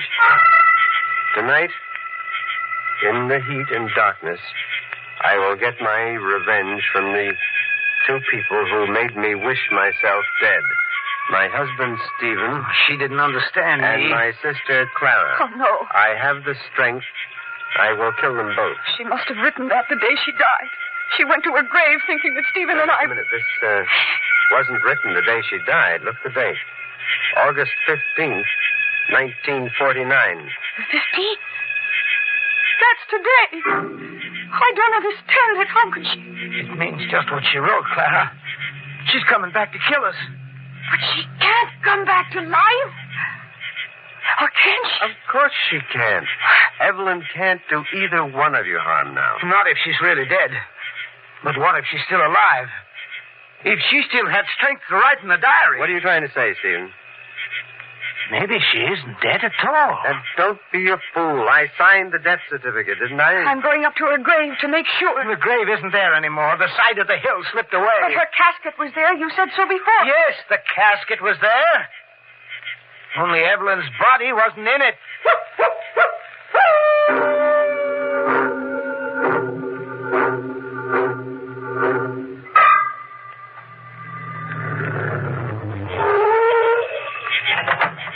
Come on, Stephen. You're going into the house with us. What for? Well, why can't I wait for you here in the car? You can both wait out here. I don't mind going into the house.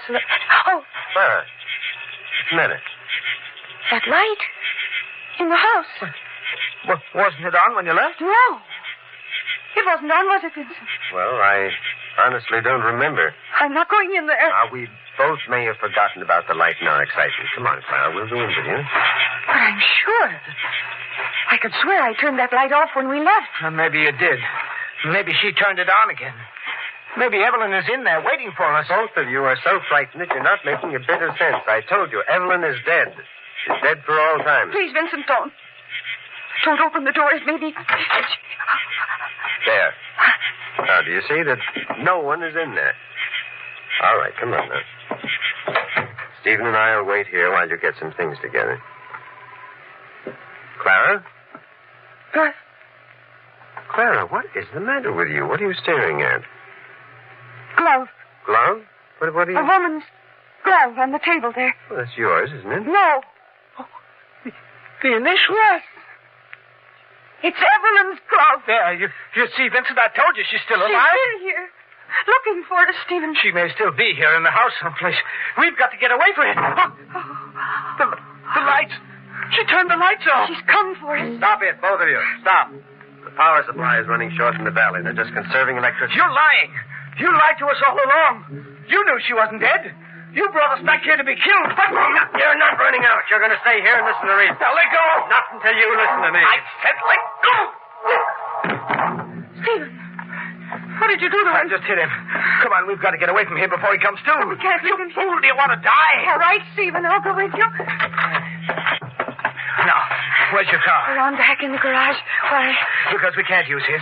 He'll trace us that way. But you might be wrong about Vincent. How can I be? You saw the glove. I never did trust him. He and Evelyn were always so confidential with each other. Well, now, watch your step. It's dark back here. Wait. We can't stop now. What is it? Wait. Someone is there. In the shadows alongside the house. You can't see there. How do you know that? Can't you feel it? In the air? The heat right here is so oppressive. It's filled with... Stephen, look out! Stop! Stephen! Stephen! Clara, what's happened? I don't know. I felt something pass me in the dark. I heard Stephen cry out, and then he fell to the ground. But Stephen is dead, Clara. He was stabbed in the heart.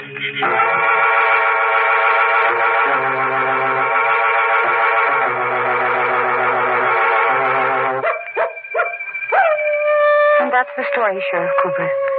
Dr. Branson here came out and found Stephen stabbed to death. My sister Evelyn killed him. Just as she said she would in her diary, she returned the light. Now, look, Miss Fleming, I admit this heat's got us all on edge. The whole valley is going loco, but I still don't believe in ghosts. But I tell you, she was here. You saw her? No, but I could feel her presence. When she was near, the air was hotter, stiller. It almost suffocated you. Oh, it's too hot to argue about ghosts. Well, what about her diary? That note was in her handwriting.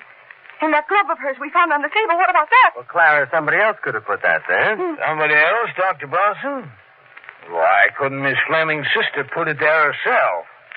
Why couldn't she have killed Stephen? Well, that is a strange way for a sheriff to talk. You know she's dead.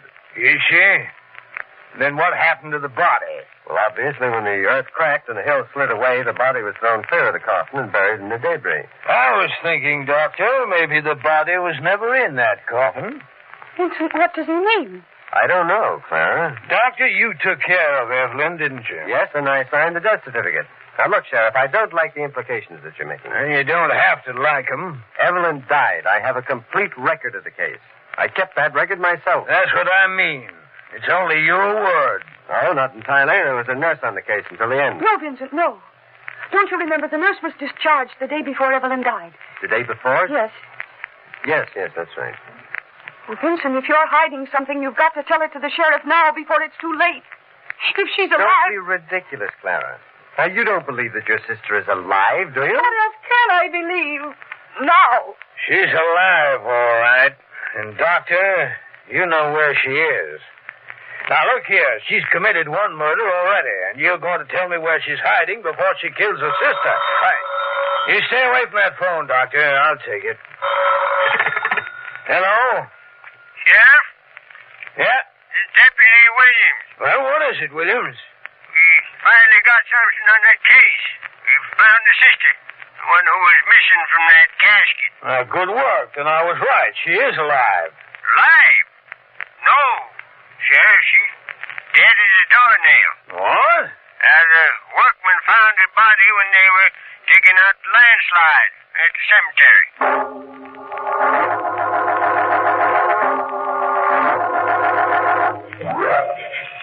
I'm sorry, Miss Fleming, but you've got to make this identification. That's your sister's body? Yes. Yes, that's Evelyn. Okay. Can I take Clara home now, Sheriff? Yeah, sure. And, Doctor, excuse me for jumping on you that way before. Yes, of course. I guess the heat got me more than I thought. You ever see such crazy weather? Come along, Clara. Oh, Vincent. What am I going to do now? No. Well, Clara, there's nothing more to worry about. Now that you're sure that Evelyn's dead, she can't possibly harm you. Oh, you still don't understand. Only her body is dead. She killed Stephen. She returned from the grave and killed him. No, Clara. You must believe that Evelyn could have had nothing to do with that. But Stephen is dead. And whoever killed him is alive. And will kill me.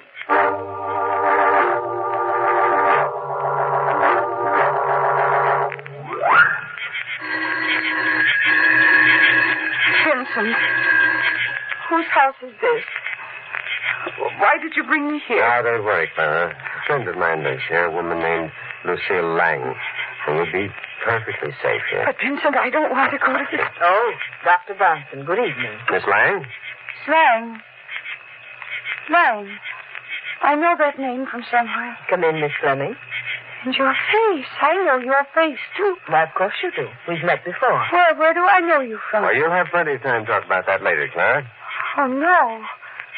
No, I'm not going to stay here tonight. But Dr. Bronson ordered that you... Vincent, please. You must do as Miss Lang tells you. Oh, no, please, Vincent, take me away from here. Come along, Miss Fleming. Let go of me. You mustn't be afraid. I won't hurt you. I'll do as I want, Clara. Miss Lang will take the best care of you. All right, Vincent, all right. Now, you get a good night's sleep. Yes. I'll be around to pick you up in the morning. Yes. Good night. Good night. Now sit down right there, Miss Fleming. That's it.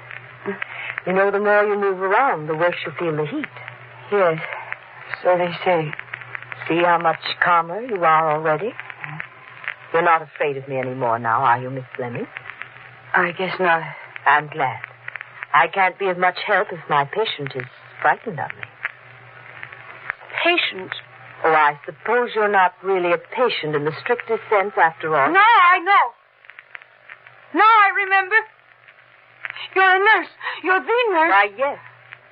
I'm the nurse who took care of your sister. It was a shame to see such a fine young woman die. I felt terribly when I heard about it. Oh, you awful thing!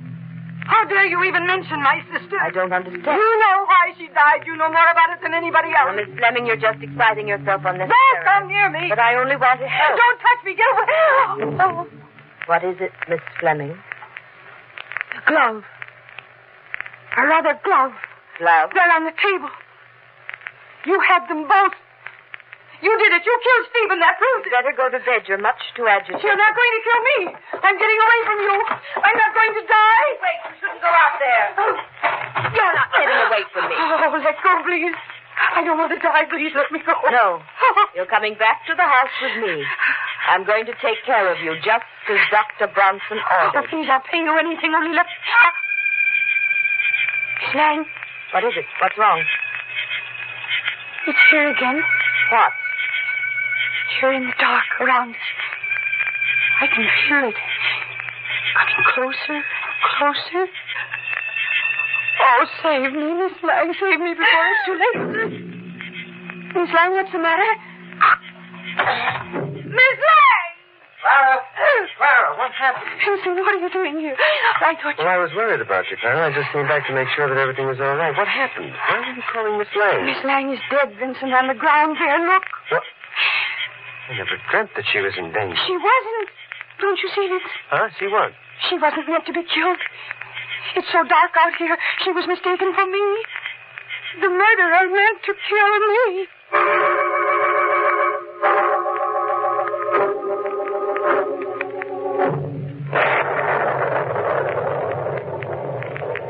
What's taking the police so long? The sheriff should have been here by this time. Well, don't worry. He'll be here soon enough. But you said you called him 20 minutes ago. I did. He wasn't in. I left a message for him. Vincent? Hmm? You did call the sheriff, didn't you? Clara, what is the matter with you? You heard me speaking on the phone, didn't you? No. I was in the other room. Well, you sound as if you don't trust me. I don't know whom to trust anymore. Oh, Clara. Oh, Vincent, forgive me. I don't know what I'm saying. But I'd feel better if the sheriff were here. Well, you've no reason to be afraid. I'm here. Yes, Vincent? You're here. You're afraid of me. Yes. Well, why? Why would I want to harm you? Because you think I know who killed Stephen and Miss Lang. Well, don't you? No, I'm not sure. I didn't see anybody but you. And naturally, that is what you will tell the police. Vincent, I want to believe you. Please, tell me. You didn't kill them.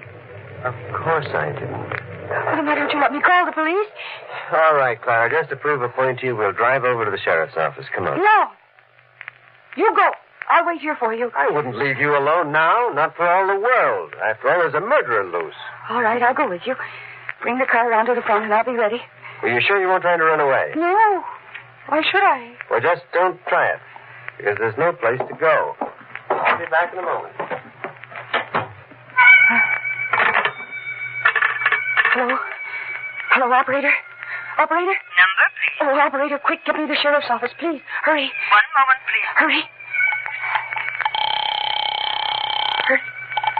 Sheriff Cooper speaking. Sheriff, this is Clara Fleming. Yes, Miss Fleming. Did Dr. Bronson call your office? Dr. Bronson? Why, no. I knew he was lying. Say, what are Sheriff, you... listen to me. I have only a minute left. There's been another murder. What? And Dr. Bronson is the one who's responsible for both of them. You've got to get here before he kills me, too. Where are you calling from? Sheriff, he's outside the house. Where are you? At a Miss Lang's house at the northern end of the valley, just a few yards off Trumbull Road. Trumbull Road? What's happened? Oh, dear. I'm coming, Vincent. Sheriff, please hurry. What's wrong, Miss Fleming? The lights. They've been turned off. Vincent! Don't! Don't come in here! Miss Fleming! Miss Fleming! What are you doing in the dark, Clara? Who are you talking to on the phone? Clara, why don't you answer me? Oh, Vincent! Please let go of me. Let go of my arm. I'll let go, Clara, when you drop that knife. What? Now drop it. Drop it, I said. Oh, there, that's better. Vincent! Oh, Vincent! You would have killed me, too. Just like you killed Stephen and Miss Lang. Clara, you're a murderer. Oh, no! No, it wasn't me. It was Evelyn. She came to me. I could feel her near me in this heat. She was beside me all the time. She made me do it. But she was my sister. I had to help her. You called Sheriff Cooper, so all the blame would be put on me before you stabbed me, too. No, I wouldn't have gone through with it, Vincent. I could never kill you, never. But Stephen was evil. And that Lang woman, she's the one who took Stephen away from Evelyn. She's the one who broke up their marriage. They took my sister's life. It was only fair that theirs be taken. I suspected you in a way, Clara. That's why I took you here to Miss Lang's house. You hid your sister's body, and you wrote those words in her diary. I only copied what my sister said in hers. 1 year ago tonight. On a night like this, all hot and evil and stagnant. Sit down, Clarence. We'll wait for the sheriff. Listen. It's raining. Yes. Evelyn.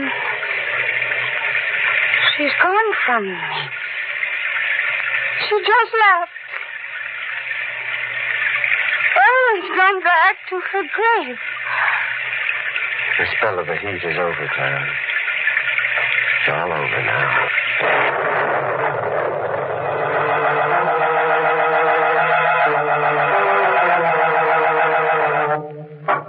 Well, Clara will finally join her sister in that cemetery, and then they'll be tombmates. Say, if you happen to live in that valley and you hear that grave slid down the hill again, don't let it bother you, because slips don't count. Oh, yes, there's a moral to tonight's torrid topic.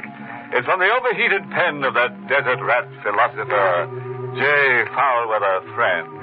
Says Mr. Friend, people who live in grass hot houses shouldn't throw bones.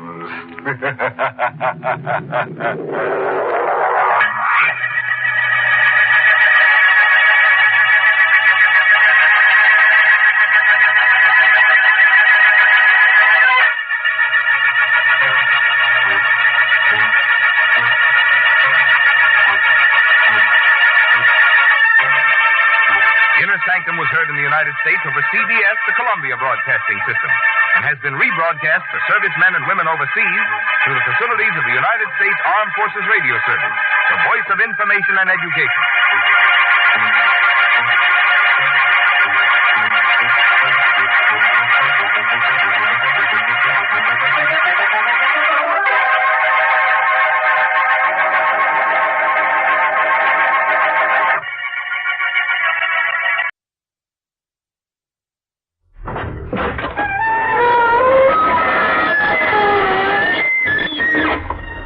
Good evening, you on the other side of the creaking door. This is your host to welcome you into the Inner Sanctum. Well, you may as well relax. Wipe the perspiration off your brow and listen. As the lads who dumped their victim into his own icebox remark, we'll chill you.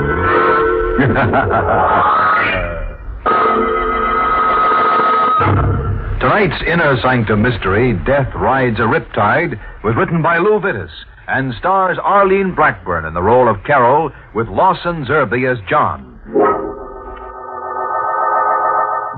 Tonight, we're featuring a jovial little item about a girl named Carol Vane. She married a man whose first wife had been drowned. After a little while, she discovered that she herself was in hot water over her head.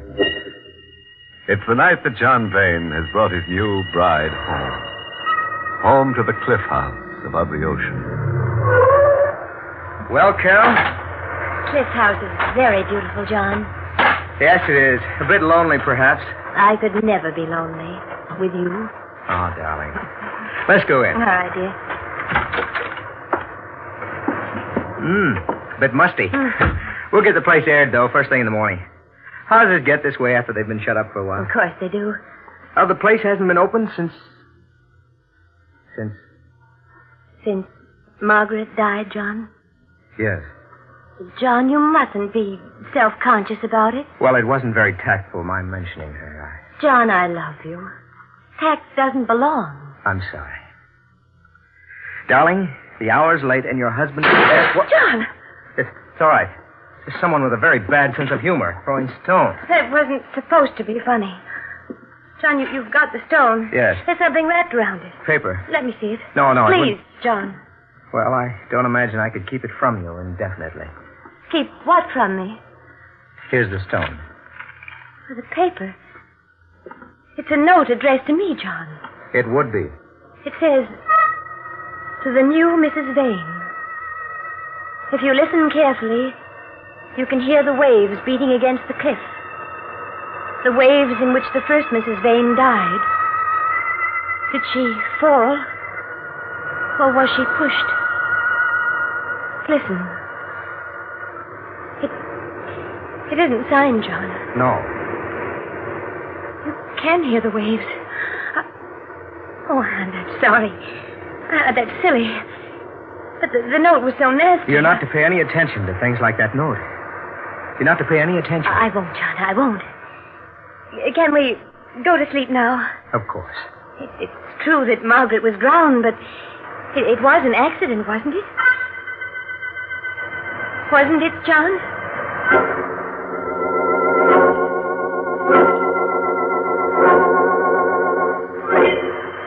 John fell asleep after a while, and the waves kept pounding against the rocks. I remembered having heard how badly she'd been bruised by the rocks.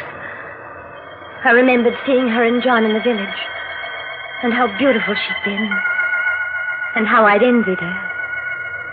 And now after the waves and the rocks, she didn't care anymore. And before I could fall asleep, I envied her even now.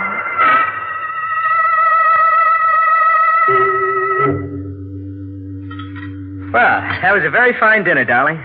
John, Yes? exactly how did Margaret die? Carol, there's no I point. want to know. She was drowned. She was a good swimmer. Even good swimmers get drowned. What happened, John? I think it'd be wiser if you'd forget about Mark. All right. There's a beach below Cliff House. It's there at low tide only. A beach and a ledge. Nice place to swim from, the ledge, at low tide.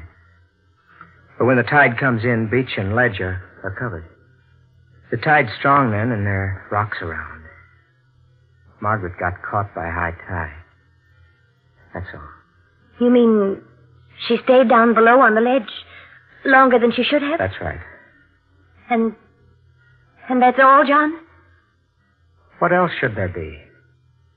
I don't know. It's low tide now, isn't it? Yes? I'd like to look at that ledge. Why? Oh, because I'm silly. Because I'm a fool, but... John, I want to look at that ledge.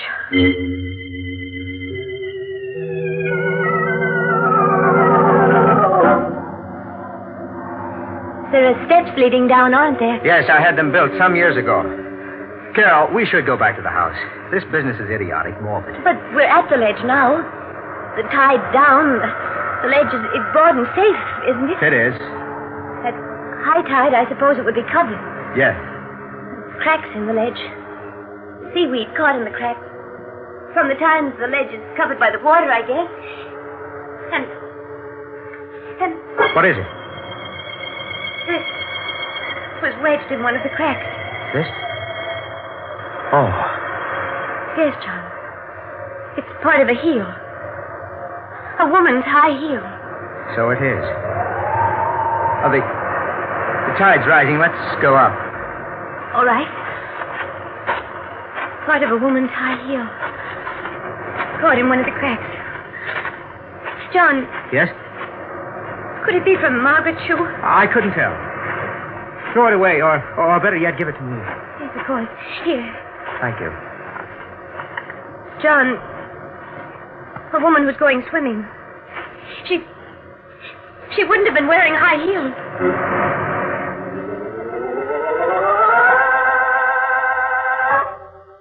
We didn't speak on the way back from the ledge.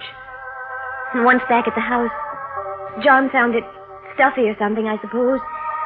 He muttered at me and went out into the night. The night that had become so suddenly of so intense a darkness.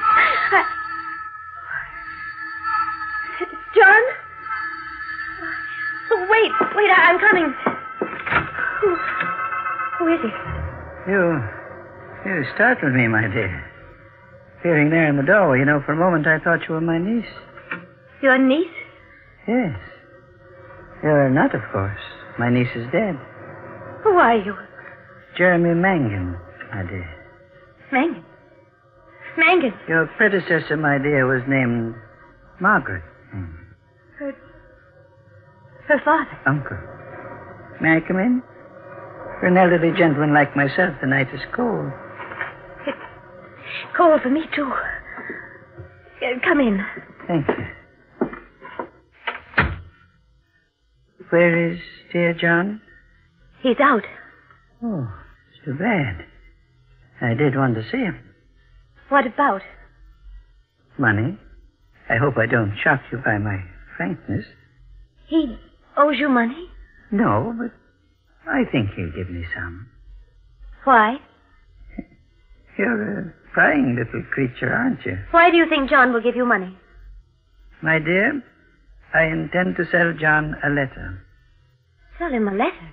A letter written to me by my dearly beloved niece. Margaret. But why should John want to buy it? Let me read you a bit of it, shall I? All right. She says in the letter, among other things... yes. Uncle, come for me. At once. I must get away from Cliff House. Because if I don't, I'm going to die. I'm afraid.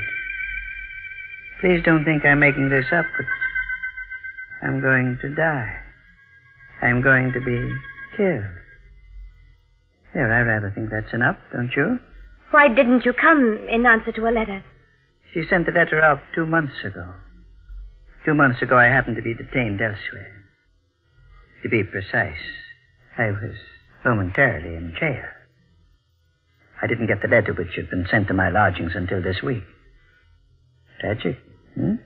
John has nothing to be afraid of, whatever the letter says. My dear, I never suggested he had. But I still feel he'll buy my letter from me.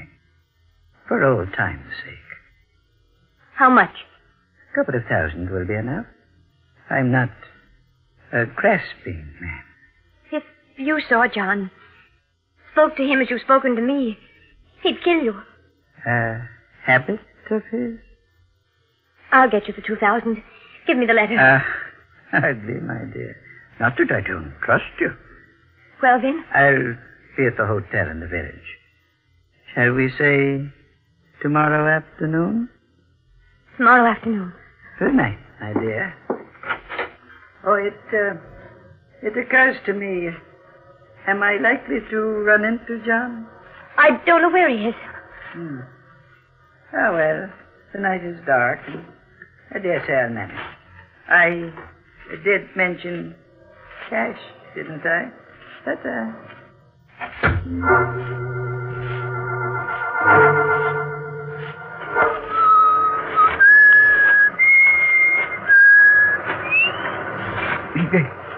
This my soul. You startled me. Standing there at the edge of the cliff, Now be careful. My mind, It's devil. I won't go over the cliff. No.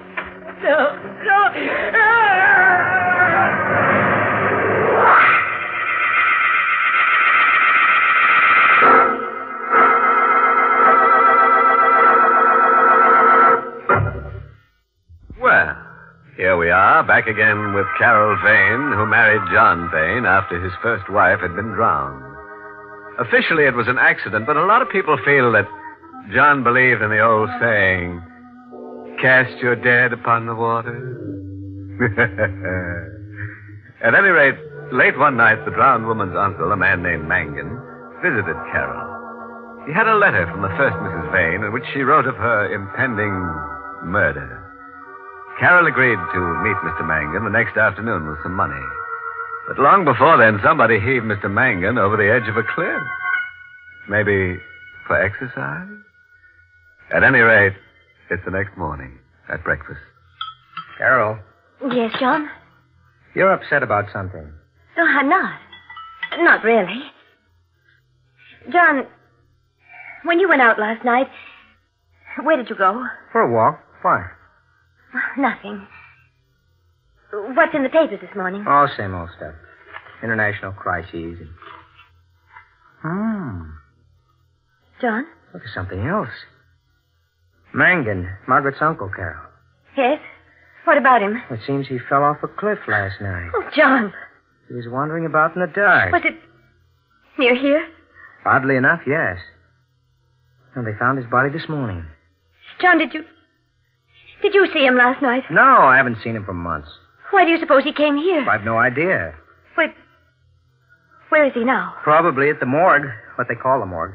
Finney's drugstore in the village. I think we should go down there. Why? Well, you knew him. He was your wife's uncle. I never liked him. Still, it would look better.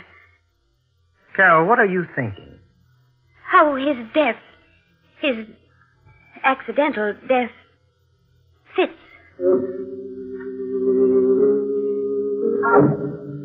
He was lying on a table in the back of Finney's drugstore.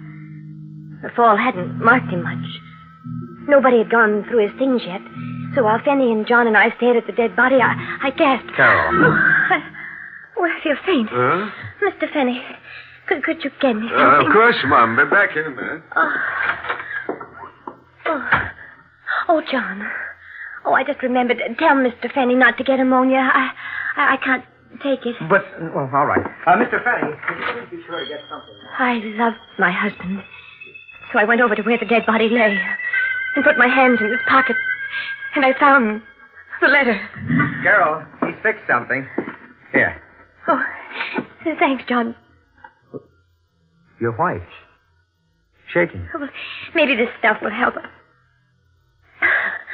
Feel any better? A little. If we can leave now. Of course. Carol. Yes? What did you take from Mangan's dead body? I told him nothing. I lied. Later that evening, he went upstairs. There was a fire burning in the fireplace, and I threw the letter in. Carol, what's that? What?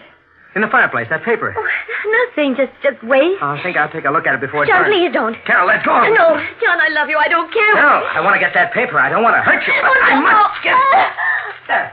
Oh, it's all burned, John. All but a tiny piece. A tiny piece of paper. The end of a letter. Signed Margaret.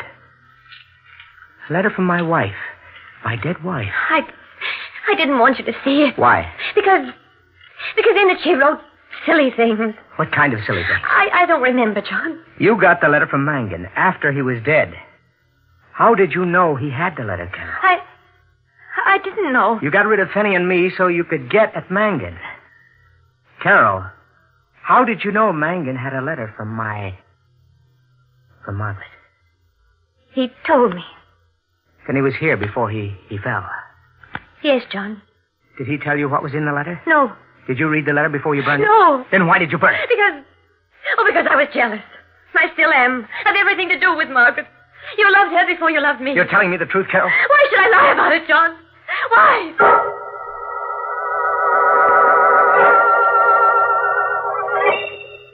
It wasn't very good after that. John took to staying away from home. I saw very little of him. We avoided each other. Each of us for reasons we didn't dare speak of. It wasn't very good there in the cliff house above the ocean. The ocean where Margaret Vane had died, and where Mangan had fallen to his death. I might have gone away. That would have been the safest thing of all for me, but I loved John. I hoped. And in hoping, I was betrayed.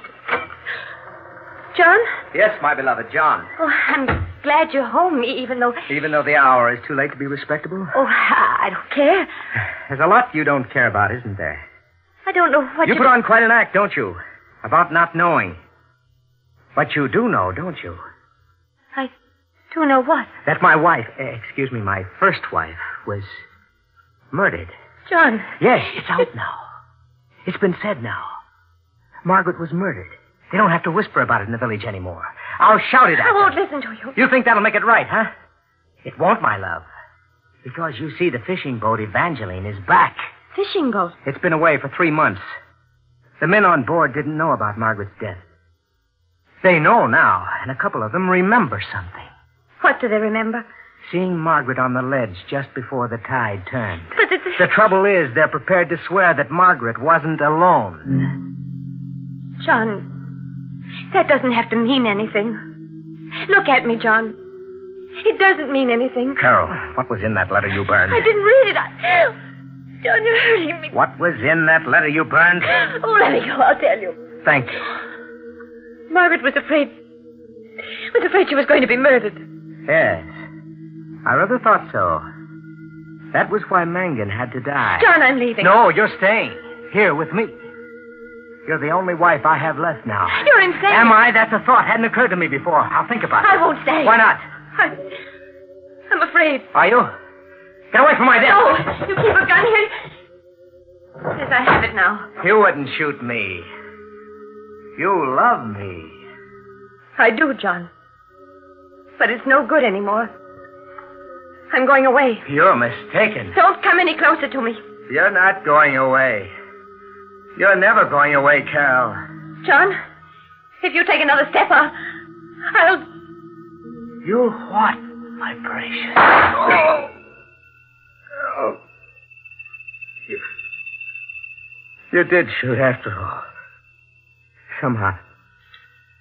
I didn't think you would. I told you not to come any closer to me. I underestimated you.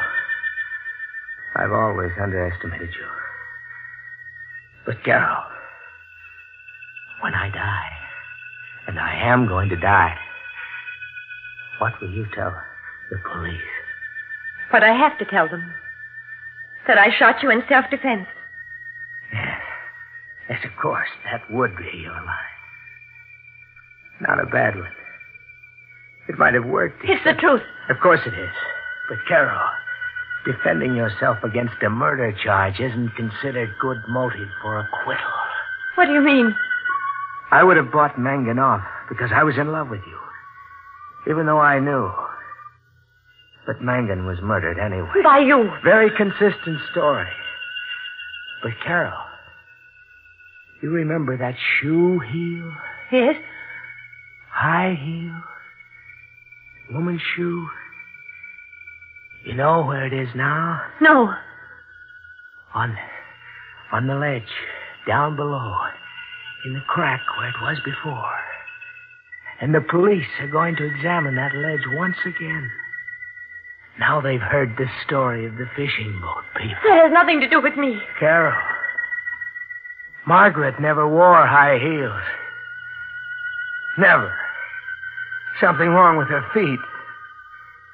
So the heel has to be yours. My beloved murderess. John. Dead. Dead is Mangan. Dead is Margaret. And There was the ledge and the broken heel in the crack. A little item of unfinished business that I had to finish. Mangan was dead and the letter burned. I was safe there. John was dead and his knowledge dead with him. I was safe there. The men on the fishing boat hadn't seen the second figure on the ledge clearly enough to identify. I was safe there. There remained only the heel broken off one of my shoes when I hit Margaret.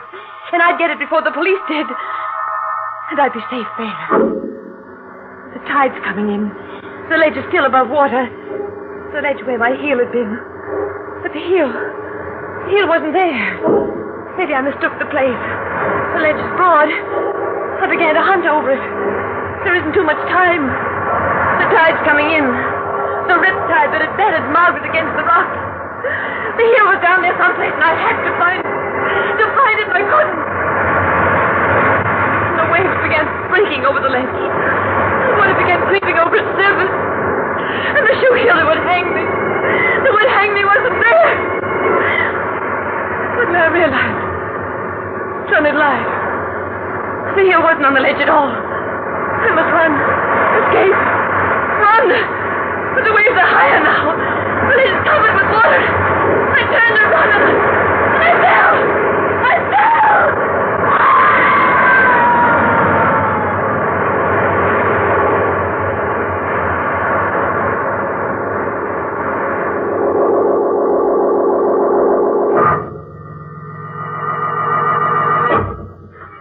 Well, there went Carol Vane. fundamentally a nice girl with a slight character defect. She killed people. Of course, her reasons were the finest. She only wanted to get married. Unfortunately, she never learned the old proverb. As you make your dead, so you must lie about it. She tried, but she was tripped by a heel. Incidentally, if you happen to be out fishing one of these fine evenings, and the tide's going out, say hello to Carol.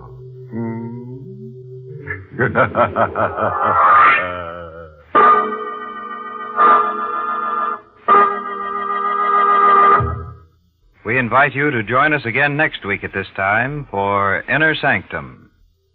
This is the United States Armed Forces Radio Service, the voice of information and education.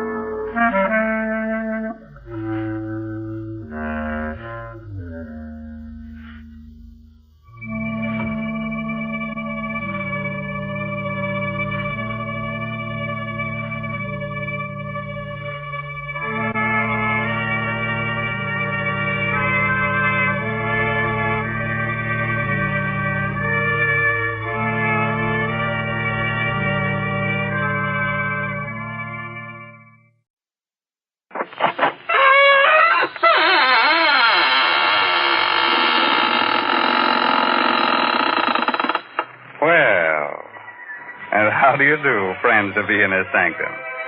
This is Raymond, your host of the Squeaking Door. Come right in. What are you staring at? Oh, him.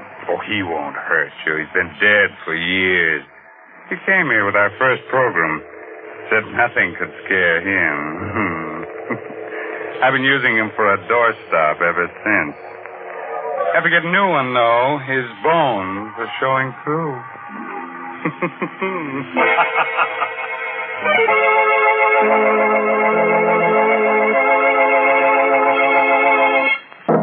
My friends, did you know that this is a bad winter for our ghost friends? Oh, my, yes. There aren't enough sheets to go around, and lots of them have horrible colds.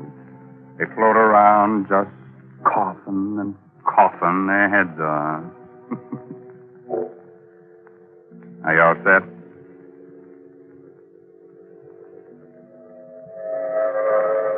The Coast of Maine Express is already an hour out of Boston. It's noon of a windy November day as the New England landscape flashes past.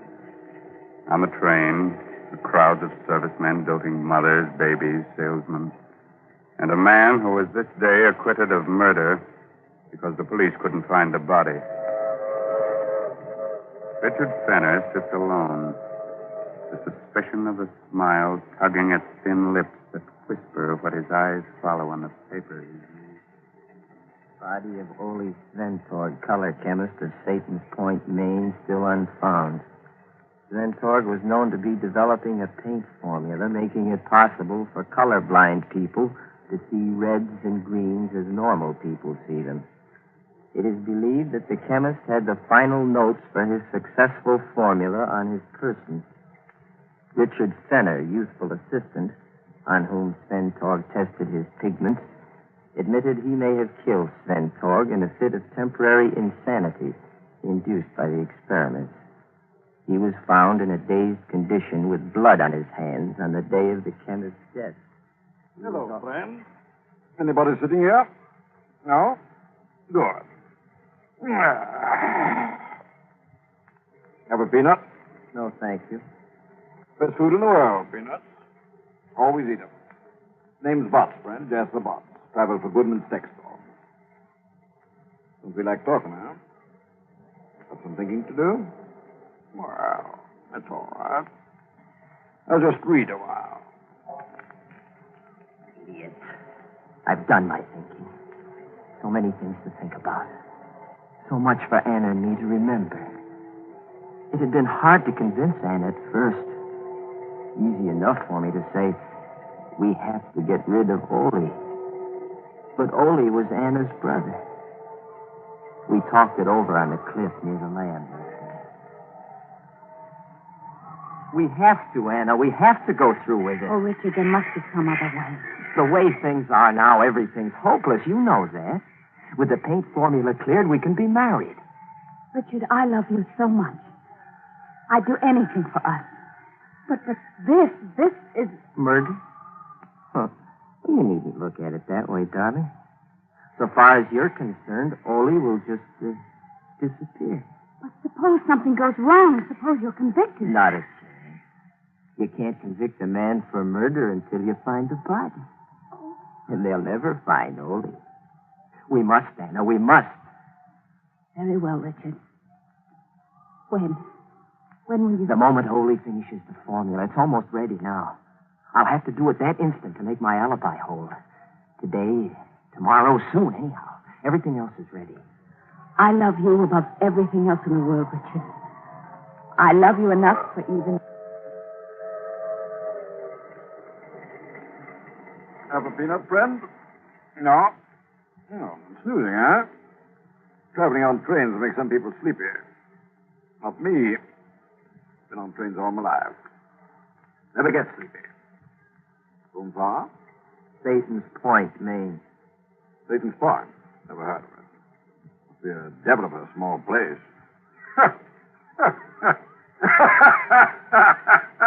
What I said. Satan's Point. Devil of a small place. Good, huh? Have a peanut? Devil of a place. Devil of a place. Devil of a place. Devil of a place it was that day. We went over every detail again and again until our story was perfect. A lot depended on the story we constructed. A lot depended on telling it well. I told it well. To the police in Maine and to the alienists in Boston. I started the story with the morning of October 11th in Ole's laboratory. Hold on. This is my last mixture. It will be ready in a few minutes, and I want your eyes to be well rested. Think you've got it this time, Ole? No, there's no longer any doubt. When these pigments are mixed, I will paint a square board. It will look like a dirty green to my eyes. And to mine? To yours, and those of millions of others who are colorblind. Red. Red that you have only imagined till now. Red of the rose, red of a sunset, red of fire, red of blood. I put the blindfold on. I could sense Ole's tenseness. He'd worked 15 years to make this moment arrive. This is from all I can see. A miracle is about to take place. But I confess to one great fear. What's that, Ole? I'm not afraid the formula is wrong. I'm afraid for you. For me? Yes. I have to warn you, Richard. I don't know. No one knows what mental reaction takes place when a person who has never seen color before suddenly does. You mean that I could be affected? You could be. You see, red excites even normal people. It vibrates in the brain. With you. Let's have a look, Ole. Now, Richard, when you take the blindfold off, look straight ahead of you. The board is right before your eyes. Look, Richard. And when you do, start talking right away. I want your immediate reaction. Okay, here it goes. Look. See, Richard. Look, it's red. Look. Hey, talk, Richard, talk. Something I couldn't. It's hard enough to recall the little that I do. I was staring straight ahead of me at a square board. Nothing happened for a brief instant. And then I caught my breath sharply. My eyes dried. They burned. I closed them, but the patch of exquisite color seared my brain. A single hot, flashing stab of pain pierced my hip. And then I felt a surging power, a physical power grip me. And Ole's voice reached me, jabbed at me. My whole being seemed to focus on his voice. I had to choke it off. I vividly recall reaching for him across something and finding his throat. And then nothing more. Nothing but the breaking of glass and a sensation of violent action. Motion and action that lasted long after the voice stopped.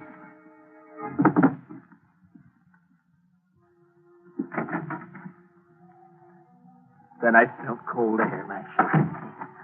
I was carrying something limp and heavy. There's a point of rock outside the house. It juts over the sea. I stood there for I don't know how long.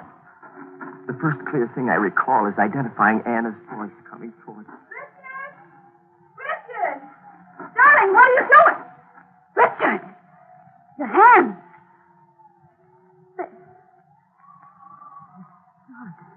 Something died in me. I sank to the ground, moaning. Anna, I'm afraid. I'm afraid.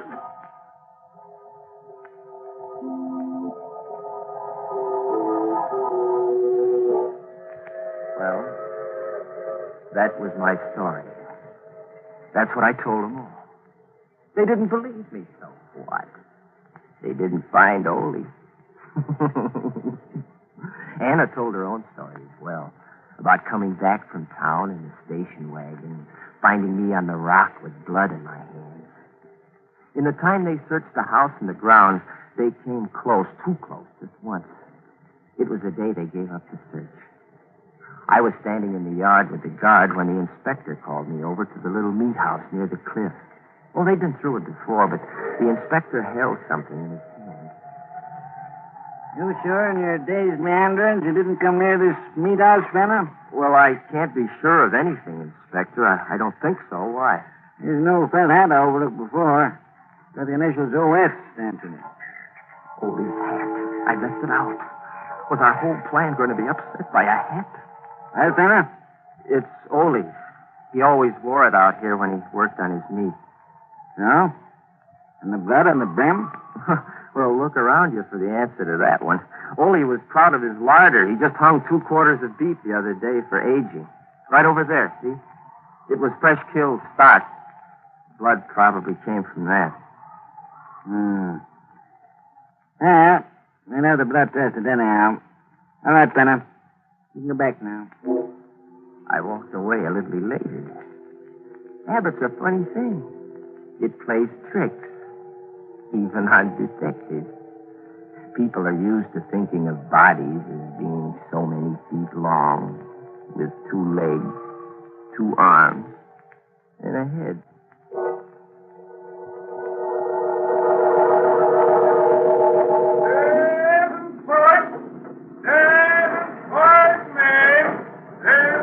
Well, friend, this is your stuff, I guess. Yes, this is it. I'm sorry I was such a poor traveling companion. Oh, that's all right. Feel that way myself sometimes. Have some peanuts? No, thanks. So long.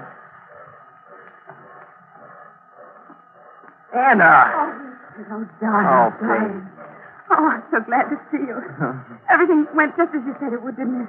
And now you're free.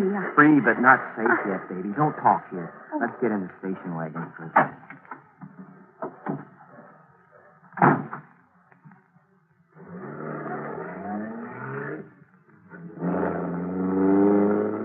None of the papers believed our story, did they? No, and it's just as well. Makes tonight's work easier. But there are so many things I don't understand. Isn't there some other way we could... No.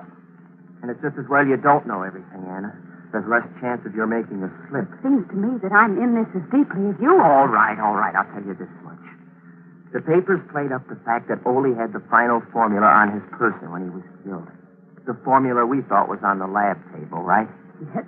Well, that leaves 2 things I have to do. I have to search Ole's clothing for the thing, and Well, the other thing should be obvious. Oh, don't, Richard. You talk about those things so coldly. Well, it's a cold subject, isn't it? I see the house now. Put your lights off. Did you make the phone call I told you to? Yes, the man said all arrangements had been carefully made. He said the rest was up to you. You wasn't serious. Okay, pull up by the garage.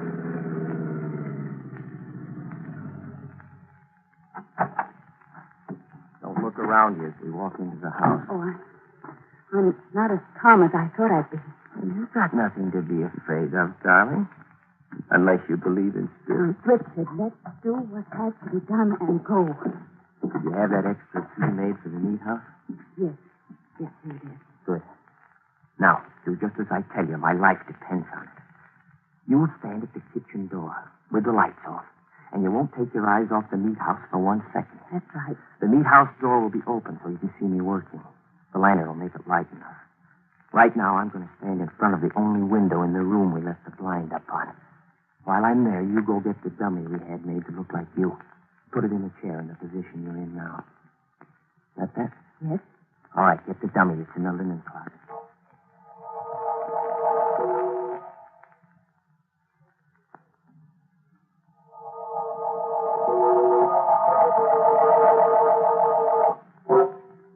Are you sure it's arranged naturally? It looks a lot more natural and comfortable than I am. Good. Now crawl below the window level into the kitchen. Set? All set. Here's the revolver. Now stay in the shadows while I light the lantern and leave. And then stand in the door as I told you to. And remember to watch the meat house. Scared? Yes, but I'll do my part. Don't worry. Just be careful and hurry. Well, this gruesome business will be over soon, baby, and it's worth it. What are a few days of this compared to what's in store for us? I know. But hurry.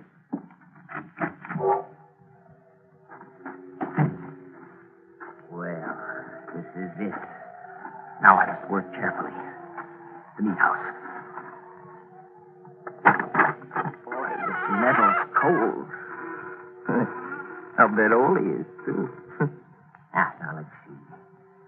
Put the lantern here. So.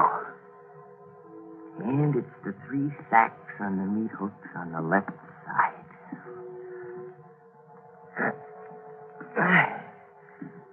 Heavy. Seem heavier than when I put them up. I'll start on this one. My knife. Yeah, close it here. Now let's see. It'd be the inside coat pocket. Yes, here it is. Here's the... You. Hello, friend. Have a peanut? You were on... That's right. I was on the train. I got on because you did. And I got off because you did. Small world, huh? Yes, isn't it? Let's see. Didn't you say your name was Jasper Botts? Yeah. Good memory you've got. I see you finally remembered where you hid poor Sventog's remains. What do you want, Botts? See? I can crack peanuts with one hand. Good, huh? Just telling you in case you think it might spoil my aim. For your little partner in crime sitting comfortably back in the house, waiting for you to finish your business here. What do you want, Botts? You and the formula, my friend. I followed your case very carefully. When I first read about you in the papers, I said to myself, now there's a very clever young operator. He's fibbing when he says he threw Sventog's body into the sea. So? So. Wouldn't take a chance on its turning up on some shore. That would convict you. No body. No murder, eh, fella? You're right, Botts. Then when I read that Sventog's formula was on him when you murdered him, I knew you'd have to get it from the body before, destroying the corpus delicti. Simple? Hmm? All right, Botts. Put the cuffs on and let's go. Oh, gosh. I see you don't understand. I'm not a detective. And you're not going anywhere, anymore. All I want is the formula. Oh? That's how it is. Mm-hmm. That's how it is. Why? Why what? Why am I going to kill you? Because that's life insurance for him. My business. Why do I want the formula? Well, I tried to buy it from Centaur about a month ago. We knew we had it just about finished, but he turned me down. So you read about the murder, figured out that I was after it, and now you want to take it away from me. It's pretty low, Pat. Yeah. Well, you see, I can get a much better price for it than you can. Some friends of mine think it would be a valuable asset in counter-camouflage, making targets in this country. Clever, hmm? Don't move a muscle, Mr. Bart. That little round thing in your neck is the muzzle of a .38. Just open your fingers very slowly and drop the gun. That's it. Now stand still. All right, Richard. Good girl. Now I'm taking over, Butts. Nice Luger your friends gave you. Mm-hmm. It is a nice gun. I hope you won't hang me on those hooks. Oh, no. No, I've got other plans for you. Annie, you feel all right?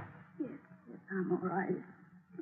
Just that thing on the floor. Yeah, I know. Well, don't look, darling. We're going back to the house now. And look, Butts, no brakes, please. You'd make a heavy corpse to drag from here.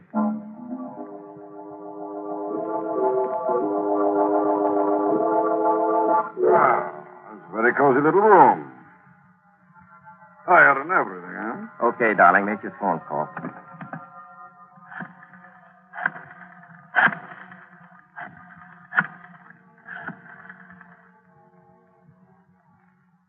Hello? Hello, Mr. Walsh? Yes, we've been watching. You've got him? Yes, you can tell your men to close in on the house now. That was Mr. Walsh of the FBI, friend. Good piece of work all the way through, Richard. Yes, sir. My first and last case, Walsh. Well, we don't usually call on outsiders for help, you know, but this was such a natural. The boss is apparently the man who's been dodging us so successfully. He's one of the Nazis' best men over here. Slippery fellow. Yeah. When you and Mr. Centaur came to us a month ago about the suspiciously high offer you'd had for the formula, it sounded like our man. He's got lots of dough to play with. But why the elaborate story of murder and intrigue? Well, making Richard here out to be a murderer took away the suspicion of a trap.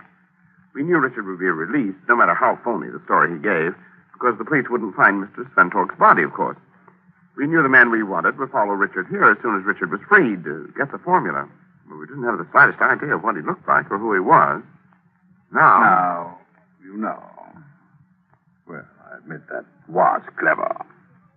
My friends will be disappointed. And the son of a gun sat next to me on the train for 8 hours. A dull trip, wasn't it? But what about the meat house angle? The sacks. That's beef. Just good prime beef. In sacks, it looks a little like I planted Ole's clothes there. Oh, Richard, stop. I've had enough. By the way, where is Mr. Spentork? Oh, my gosh. He came up here from the hotel this afternoon. I'm so used to thinking of him as dead that I forgot all about him. He's probably lost in the...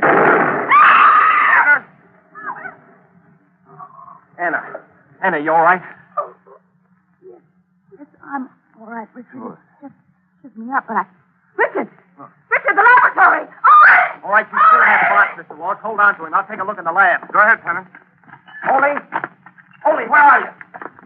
Ole? Ole. Here, Richard. I'm all right. It's just my leg. Light a match so we can see. Yeah, sure. Hurry, Richard. I want to see what's wrong. Light a match. I'm holding a lit match, Ole. Oh. Oh. I see. Your eyes, Ole. Richard! Richard, He's all right, Anna. I'm bringing him out now. He's all right, yes. But never again to see the red of a rose. The red of fire. The red of a sunset. The red of blood. Ole's formula brought color to millions. Now, he's blind.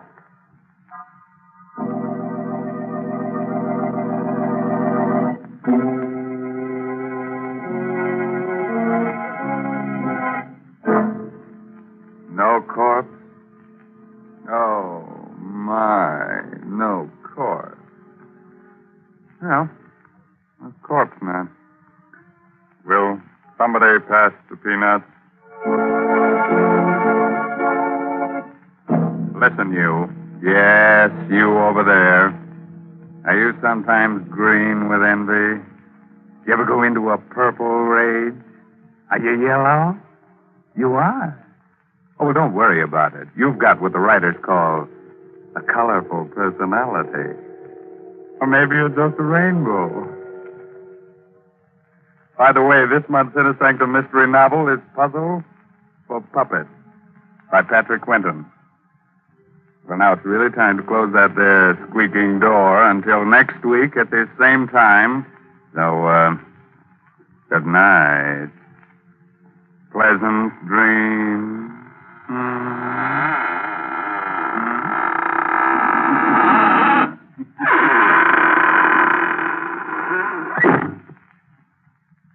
And so for now, we brush off Raymond, a friendly host of Inner Sanctum, the charming ghoul, responsible for tonight's bedtime story.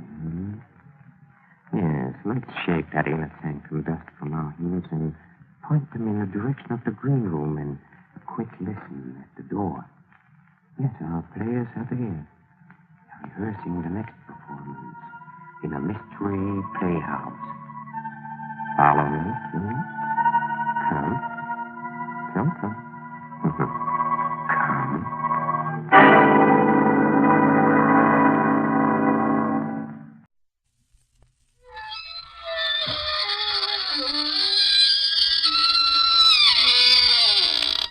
Good evening, friends. This is your host to welcome you through the creaking door into the Inner Sanctum. Say, let me tell you about the new soap opera I heard the other morning. It's a slippery little stanza called John's Other Coffin. This program poses the question, can a murderous husband be happy with the spirit of his dead wife? It seems everything went fine with his marriage till one night at dinner his wife asked him to pass the knife, which he did, right through her. Then he hit her body in the town bell. And that's where he made a big mistake, because the next morning she told on him.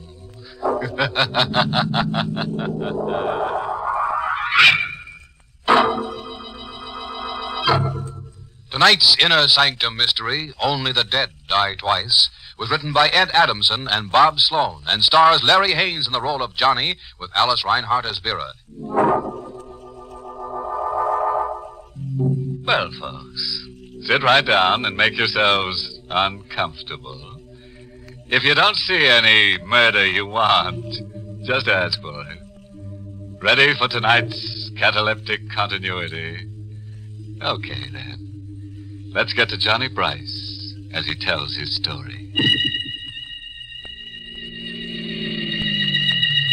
It all started only 4 hours ago when I put the wagon away for the night. Ask me how I took a job like that, driving a hearse? Well, ask me and I'll tell you I needed a job. Any kind. But it's a job you never get used to. All the time there's that box riding in back of you. 4 hours ago, I got out of the wagon and started to head for Joe's Grill. But I never got to Joe's. Hello? She was standing at the door. Even in the bad light of the garage, she did things to a dress that knocked your eyes out. So I picked up my eyes and looked again. I've been waiting for you. All your life? An hour of it anyway, Johnny. Hey, you know my name. Mm-hmm. Johnny Bryce. I know a lot about you. That puts you one up on me. I'm Vera Craig. I've got something that might interest you, Johnny. Vera, you've got plenty that interests me. I've got $1,000. See? Hey, that stuff almost looks real. It is real, and it's all yours, Johnny. All you have to do for it is use that hearse. What? There's a body I want you to take away. Whose body? Alex. And who is Alec? My husband. He's in our apartment. It's 23 Grove Street. Well, the parlor handles the orders. Why didn't you call them? I couldn't. Why not? My husband has been murdered. Oh. Then you call the cops. The cops like to know about things like that. I can't call the police. You see, I murdered Alec. You killed him? Yeah. I murdered my husband. You say that like you say, pass me the sugar. It wasn't hard. He was rotten mean. I'm not sorry. I've got to get rid of the body. All you have to do, Johnny, is to get it out of the apartment and bury it. Take it out? A dead body? That should be easy enough for you. I'm not touching anything dead. But you're used to death. It's around you all the time. Yeah, it's around me. That's the trouble. You think I like it? You won't do it for me. Not for anybody. Not even for this. I told you. Not even for $1,000. 1,000, Johnny.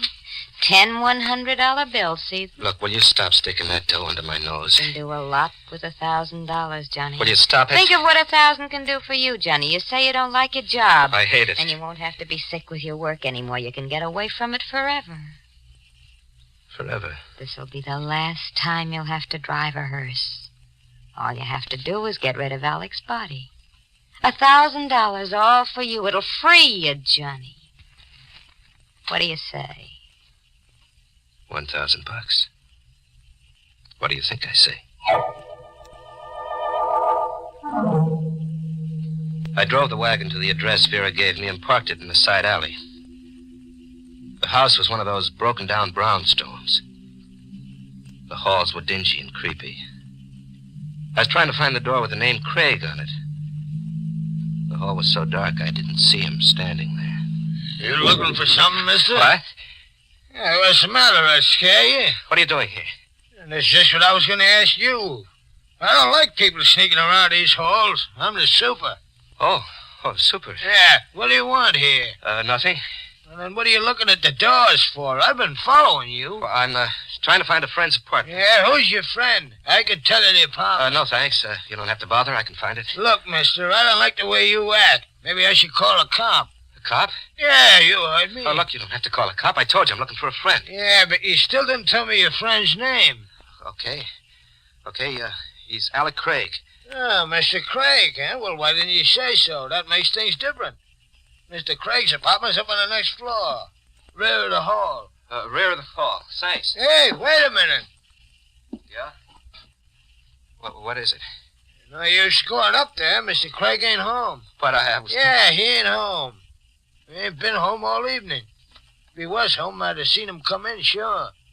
Okay, then I'll talk to Mrs. Craig instead. Missy, you can't do that, mister.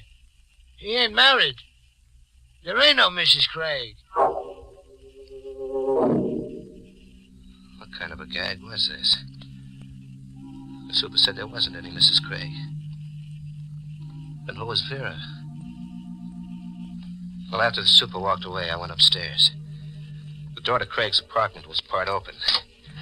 I pushed it the rest of the way and walked in. The living room was as cold and gloomy as a morgue. I wanted to turn and go out, but something kept pulling me. Ask me and I'll tell you it was death. You couldn't see it, but you knew it was there, and you couldn't make it let go of you. Pulled me right through to the next room. Alec Craig was there, just as Vera said. On his white shirt, there was a big red circle. And on the floor next to him, a carving knife. Stained with the same red. I walked into the room. $1,000 and no $1,000. I couldn't touch him, not for $1 million. I got to the front door and opened it. Hello. He was standing there in the hall right in front of the door. A big guy in a black hat and coat. I was just going to ring the bell. My name's Steve Maxton, detective, first grade, 16th precinct. You Alec Craig? No, I'm a friend of Craig's. Oh, I want to see Craig. Well, he's not home. Who are you? Johnny Bryce. You're sure Bryce Craig isn't home? I just told you he wasn't. Nobody's in there. Okay, then suppose you come inside with me. We'll wait for Craig. Well, he's not coming back tonight. Go on, do like I tell you. Get inside. What is this? What do you want with me? I just got a call to get over here. The guy who called said there was a murder. Murder? That's right.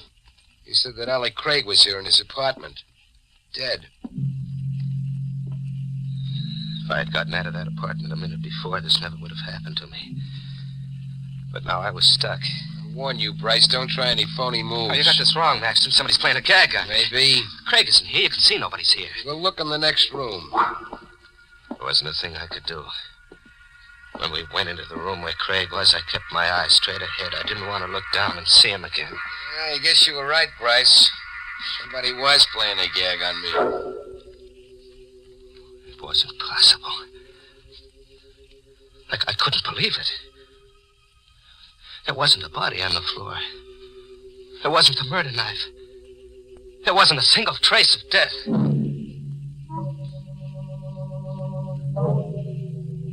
Maxton went out and left me there alone. I stood right on the spot where Craig's dead body had been. My head spinned around like one of those kids' tops that makes that whirling sound. And the sound was my own voice asking myself 100 questions that didn't have any answers, and the whirling sound got worse and worse. And all of a sudden it stopped. Hello, Johnny. Vera, What's the matter, Johnny? Aren't you glad to see me? how'd you get here, Vera? How'd you get into that closet? There's a back entrance to the apartment. Look, what's going on here? There was a body right here on the floor. I saw it with my own eyes. Yes, Johnny, you saw Alec's body. I put it in the closet to save you. If that Detective Maxton had found it, then you'd be in trouble, wouldn't you? You said Craig was your husband. He was. You're a liar.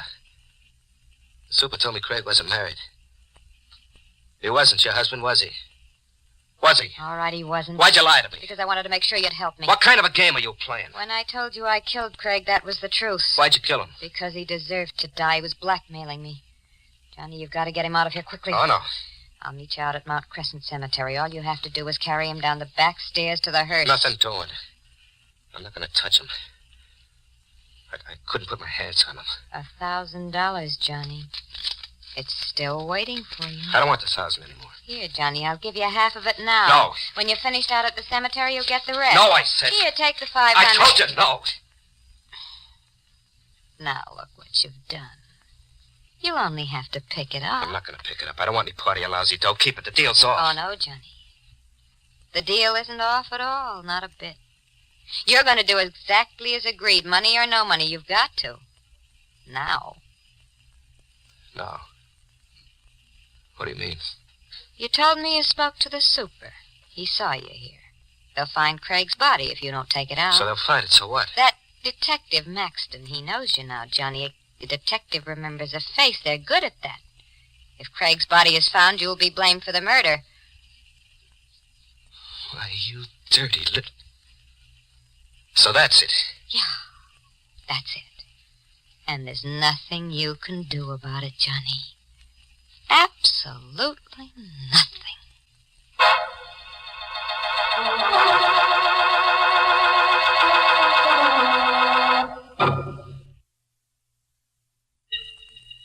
I carried Alec Craig down the back stairs to the wagon. I always thought the dead were cold and stiff. But they're not that way at all. Craig hung over my shoulder like a warm rag doll. And with each step down those dark stairs, he bounced. And his face touched mine. With each step, a scream broke loose down deep inside of me, and I had to bite my tongue to keep the scream from coming out. I finally got him to the wagon. I dropped him into the box. Then I closed the lid. He was there in the box, but I could still feel his weight on my shoulder. His face brushing against mine. I shut the back door and walked to the front of the wagon. Where you going, What? Bryce? Maxton. I said, where you going? What are you doing here? You still didn't answer my question. To the garage. I'm putting the wagon away for the night. You didn't tell me you drove a hearse. You didn't ask me. Didn't I? No. Well, then I guess I didn't ask. I was waiting out front. You didn't come out that way. Oh, there. Backstairs, I had my wagon parked here in the alley. And why didn't you go in through the back? Huh? You went in the front way. How did you know? Oh, maybe I was outside when you got here. Maxton, who are you? You saw my badge. I'm a cop. What do you got in that hearse? Just a box. What's in the box? Nothing. Sure? It's empty. And you wouldn't mind if I had a look. Let go of my arm. I tell you, the box is empty. What are you so nervous about? Your hand shaking like a leaf. Look at the box, I swear. There's nothing in it. That's what you said. What are you going to do? Nothing, Bryce. Like you said, the box is empty. I'll see you around sometime. Soon. Maxton walked out of the alley, got into a car, and drove off. What was the game they were playing, Vera, Maxton? Why did Maxton let me off so easy? I drove the wagon out of the alley and headed for Mount Crescent Cemetery, where Vera was supposed to be waiting. When I got to the River Drive, I started to breathe again. Well, I was lucky after all. I steered Maxton off. And I noticed there was a car behind me. I knew who it was. Maxton. That's why he let me off, so he could tail me. I slammed the gas down all the way. He stayed right behind, the same distance. There was a curve ahead. I rounded the turn and then cut off to the side of the road.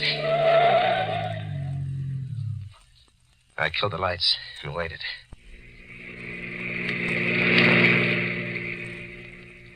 Maxton's car whipped by. I got out of there fast and took a back road for my date with Vera at the cemetery.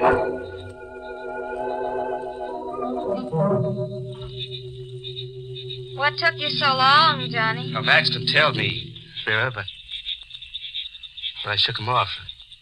What is it, Johnny? For the way you look here in the moonlight. What's the matter with the way I look? There's something about you that reminds me. Reminds you of what, Johnny? Death. You're not something alive or real. Here's the shovel. You'll dig the grave over there near that tree. No, I can't do it. I can't do any more. This way, Johnny. Stay where you are, Bryce. Maxton. Thought you got rid of me, eh? Maxton, believe me. I had nothing to do with it. It was all her idea. I didn't want to come out here. You picked a Lulu this time, Vera. So you found out, Steve. What are you going to do? What is this? A nice yellow Lulu. He tries to pin it all on you. What are you two talking about? So this is the spot where you two have been meeting. Meeting? Cut the act, Bryce. I don't get this. You're wasting your breath. That's not going to save you. I told my wife if I ever caught her... Vera's your wife? No use, Johnny. There's nothing we can do about it now. But now you'll find out everything about us.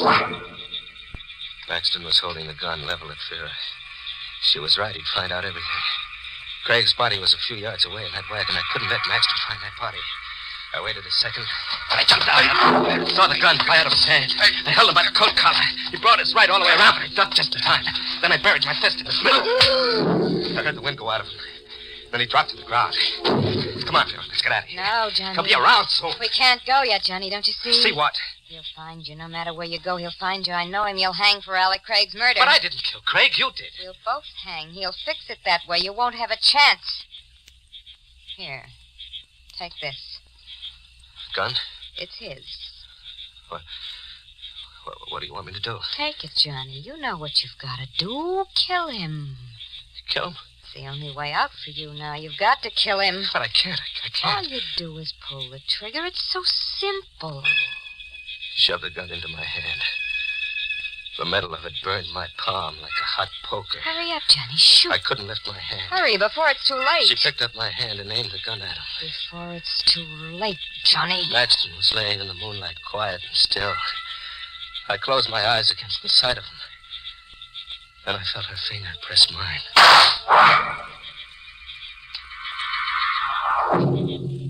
I buried Maxton. All the time I shoveled, Vera stood there watching. That same devil's smile on her face. After I dug another grave, I went back to the wagon to get Craig's body. I opened the little box and reached it.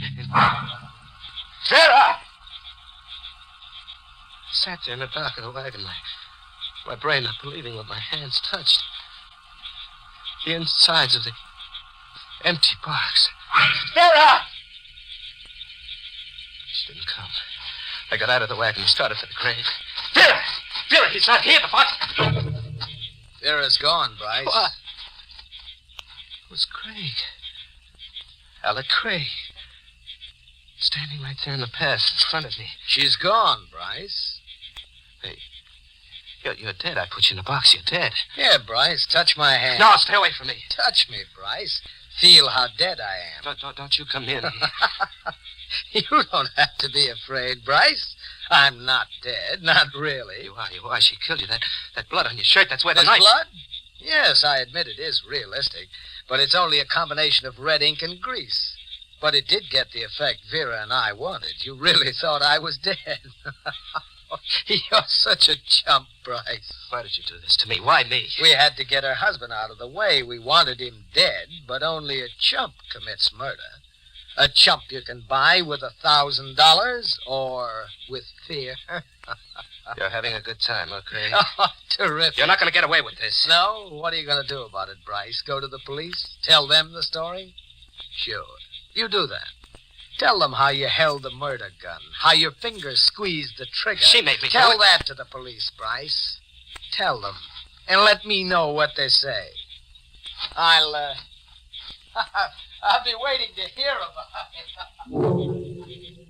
He walked down the path, laughing at me.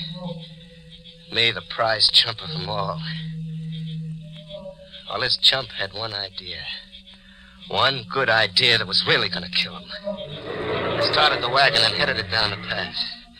I caught Craig in my headlights. He turned. That hyena's smile was still on him. Then when he saw what I was going to do, the laugh dropped off his face.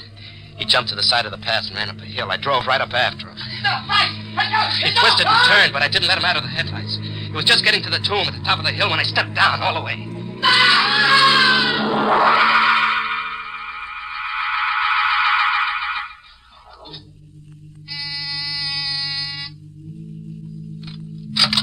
Alec, what took you so long? Hello, Vera. What's the matter? Aren't you glad to see me? What are you doing here? We'll talk about it inside. There's nothing to talk about. I said I'm coming in. Get out of here. It's no way to treat an old friend. Craig told me all about it. How you framed me into the murder. Of course he told you. It was all my idea. Cute idea. Told you before, there's nothing we have to talk about it, so you might as well leave. You're expecting Craig, that right, Vera? None of your business now. Either you get out Craig won't be here. What? He couldn't make it, Vera. On account of he's dead. That's right, good and dead. You should have heard him scream when the wagon hit him. You should have heard him, Vera. You're lying. You wouldn't do a thing like that. You're not a murderer. Sure I am, Vera. You made me a murderer. You remember this gun, don't you, Vera? Johnny, listen. All you do is pull the trigger. It's so simple, remember? Johnny, that's $1,000. Oh, yeah. I had 1,000. This is where I came in. You can have it now. You can do a lot with $1,000. Right, Johnny, that's right. You can get away from everything you hate. You won't have to be near death anymore. You can be free of it forever. The phone. What are you... 1,000. Is it still all there, Vera? Yes, Johnny, yes, all of it, and it's yours now. You've earned it. Operator. The police. Police? Johnny, what are you doing? Why are you calling... Hello? My name's Johnny Bryce. I want to report a murder. Oh, you crazy fool. They'll hang you. The one who was killed? Her name is Vera Maxton. No. The address is 23 Grove Street. The killer? Sure. His name is Johnny Bryce. No. Yeah, that's right, me. Oh, I'll be waiting right here for you. Johnny, don't do it, please. You can have 1,000. Even more, 3,000, Johnny. 5. Listen, Johnny, even more than 5. I'll get you as much as you want. Anything. Johnny, stop.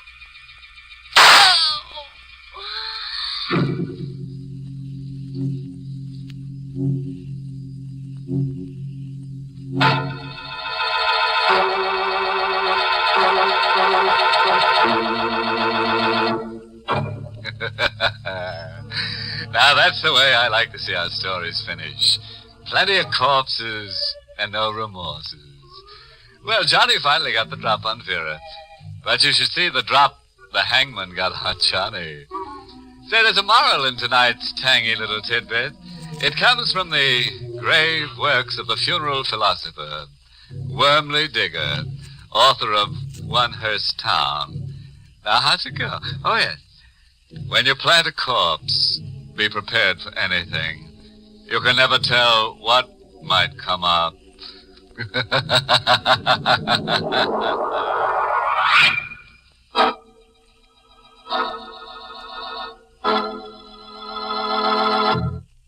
Good night.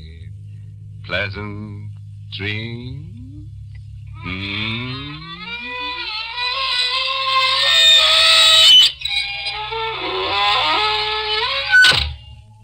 Inner Sanctum was heard in the United States over CBS, the Columbia Broadcasting System, and has been rebroadcast for servicemen and women overseas through the facilities of the United States Armed Forces Radio Service, the voice of information and education.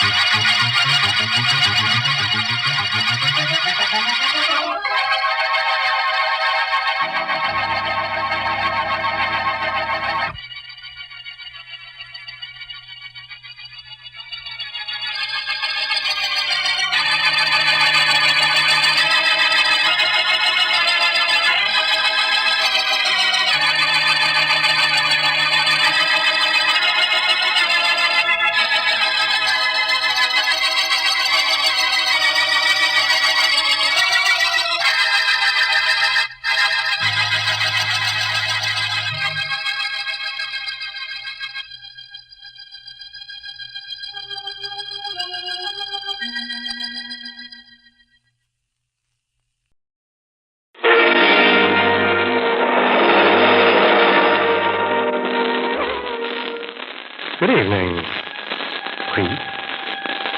This is Hutter Galloway opening the doors of the Mystery Playhouse. And speaking of doors, tonight we're visiting the Inner Sanctum, so open that door, Mr. Holt.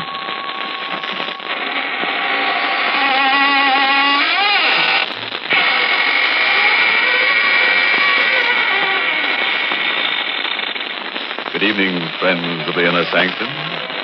This is your host opening the squeaking door for another session of the AGGMS, the Association of Ghouls, Ghosts, and Midnight Spirits. Oh, may I see your membership card as you enter, please? But, oh, no, it's not a printed card. All you have to do is show me your wrist. If there's any blood pulsing in your arteries, then you don't belong here tonight. Better come back and try some other time. After you've passed your mortuary test.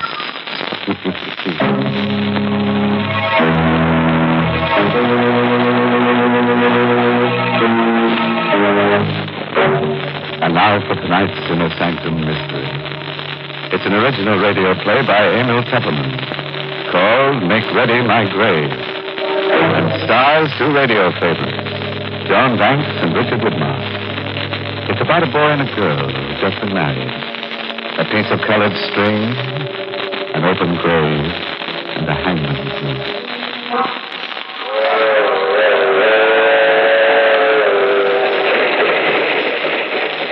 That train is the Southeast Limited. See it? Long, sleek, and powerful. Ticking off the miles on a humming rail. A masterpiece of 20th century mechanical perfection. Nothing about it to suggest lurking hate, or fear, or superstition, or death. But let's take a look into compartment A, car 17. John and Betty Loomis, just married, are going for their honeymoon to John's ancestral estate. John, I'm so happy. How soon do we get to Lewisville? In about an hour, Betty. Just think, I married into one of the oldest families in the state. I hope you'll be very happy, darling. Oh, I will. You do love me, don't you, John? Of course I do, baby. I'll always love you. Always. No matter what happens. What do you mean, no matter what happens? What could happen? Sam, something's bothering you. No, it's nothing at all. You're hiding something. There's something you haven't told me. It's nothing, Betty. It's nothing to worry about. You don't want to tell me? No, not now. Maybe later. How are you playing with that piece of yellow string? Huh? You've been playing with it ever since we came onto the train. Gosh, I never noticed. I watched you. You've been tying a knot in it. A knot? Good Lord. I must have tied it without knowing what I was doing. You've tied it into a noose. A hangman's noose. I don't know how I came to make it or why I picked it up. Well, it's only a piece of string. Yes, it's only a piece of string. Betty. What is it, John? Here, take this. A gun? Take it. But why? If I should ever try to strangle you, please listen to me. If I should ever try to strangle you, promise me to use that gun on me. What are you talking about? Lomansville, next stop. Oh, this... Next stop, Lomansville. This is where we get it. John, what's this all about? That piece of yellow string and now this gun. Put it away, Betty, and remember what I said. Don't ever forget.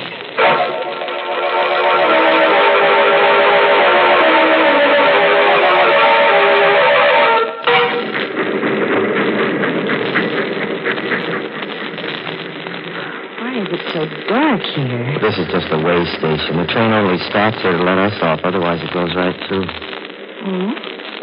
I thought Louisville was a big town. Oh, it used to be 100 years ago, but now there's only the Loomis estate. Are we far from the estate? About 2 miles. Old Herman Galt should be here to pick us up in the station wagon. Herman Galt? Mm-hmm. He's the handyman. There's been a Galt working for the Loomis family for the last 150 years. John, I don't like it here. Dark.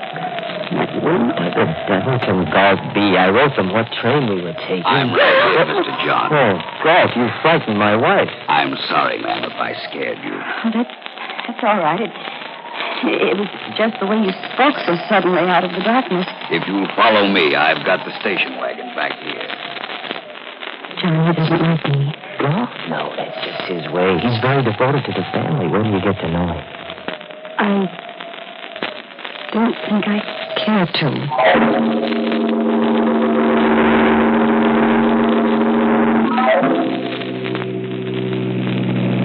Johnny, he's driving too fast. It's so dark. Don't worry, Betty. Galt knows this road like the back of his hand. He'll be there in a few minutes. I'm frightened. Johnny, please, tell me why you gave me the gun. No, I can't tell you now, Betty. Maybe after you meet Uncle Everett. John. What? What's that in your hand? What? What? Another piece of string. A red one this time. What? I must have picked it up in here, off the seat. You've knotted it into another hangman's noose. Galt. Yes, Mr. John. This piece of red string, did you put it here? No, sir. Then how did it get here? You ought to know. Yes, I ought to know. Galt, why are you stopping here? We're home, ma'am. This is the entrance to the Loomis estate. I've got to get out and open the gate. I'll be right back. Betty, I've got to get out, too. I've got to see for myself. See what, You John? stay here, Betty. Stay right where you are. Wait a minute, I'm coming too. Get back in the car. Mr. John is right, ma'am. You shouldn't go with him. Take care of her, Galt. I won't be long. Galt, where's he going? That is the Loomis family cemetery. What does he want to see in there in the middle of the night? He'll tell you himself, ma'am, in due time. No, I'm going to find out right now. Better not, ma'am. Better come John, wait for me. Betty, I told you to... I'm going with you. I want to know what there is in that cemetery. Get back in that car. I'm your wife now. I have a right to know what this is all about. I'm going with you. All right, if that's the way you feel about it. But hold on to that gun I gave you. Keep it in your hand all the time. John, why? You'll find out soon enough. This is the gate of the family cemetery. All the Loomises and their wives are buried here. It's so shadowy. white tombstones look like ghosts. Hold my hand, John. Oh. Just hold on to that gun. John, whose grave is this with the high tombstone? My great-grandfather's. Stuart Loomis. He founded the Loomis estate. This is my grandfather's grave. His wife. Here's my father. My mother. And that's all. That should be all. What do you mean? Come over here. This is what I came to see. This is what I've been afraid of. John, it's an open grave. Freshly dug. Yes, Betty. It was just dug tonight. Who is it for? Betty, darling. I'm afraid it's for you.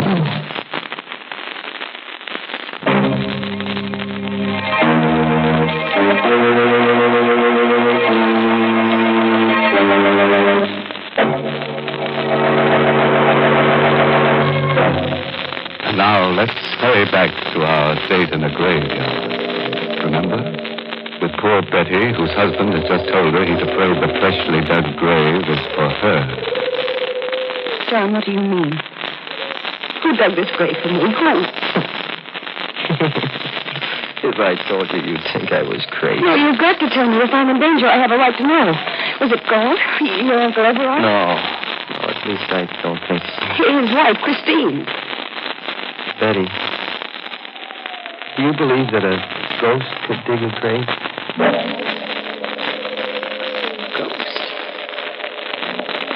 Do you mean I'm in danger from a ghost? Oh, I told you you'd think I was crazy. John, why are you looking at me like that? I don't know. Betty, you got that gun with you? No, I left it in the car. What good would a gun be against a ghost?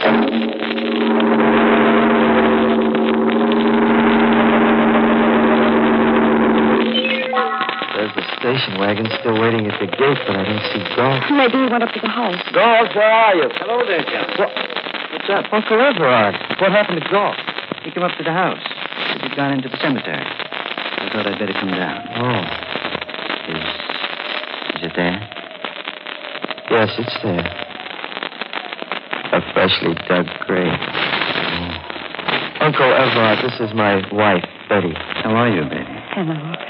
You saw the grave too, Betty? Yes, and John says he thinks it's for me. I'm afraid I don't understand all You this. haven't told her anything yet, John? Well, just a little. I couldn't bring myself to. I think it's time you did.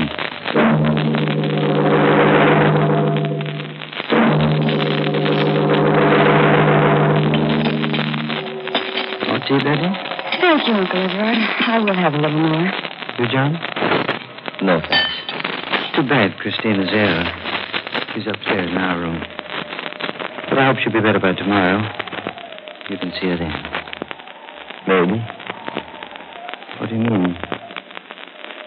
That grave out there. Maybe it'll be filled tomorrow. John, don't you think it's time you kept your promise to tell me what this is all about? You tell her, Uncle Everard. Well, Betty, there's a ghost in the Loomis family. That's it in a nutshell. Oh, I see. And it was a ghost who dug that grave. I know it sounds mad. But after 150 years, we Loomises have come to the conviction that it can't be anything but a ghost. 150 years? John's great-grandfather, Stuart Loomis, settled this strip of seacoast under a patent from the colonial governor. There's his picture over the fireplace. He doesn't look much like you, John. Stuart Loomis was a hard man. There was a French privateer in these waters who made a lot of trouble in those days. Gaston Leroux, who sailed the seas with his wife, Antoinette. But what has a French pirate and his wife to do with that grave? Stuart Loomis captured Leroux and his wife, and under the authority conferred upon him by the governor, had the power to hang them. You mean the women, too? Yes. He hanged them both on a gibbet where our family cemetery now stands. Oh, how terrible. Before he died, Gaston LaRue laid a curse on the Loomis family. He swore that just as his wife was hanged, so would all the Loomis women die. He swore that he would come back and dig a grave for the wife of a Loomis in every generation and furnish the noose by which a Loomis would strangle his own wife. But that's incredible. A short while afterward, a fresh grave was found beside the gibbet where LaRue had been hung. That night, Stuart Loomis's wife, John's great-grandmother, was found hanging by the neck from the eaves of this very house. And Stuart Loomis?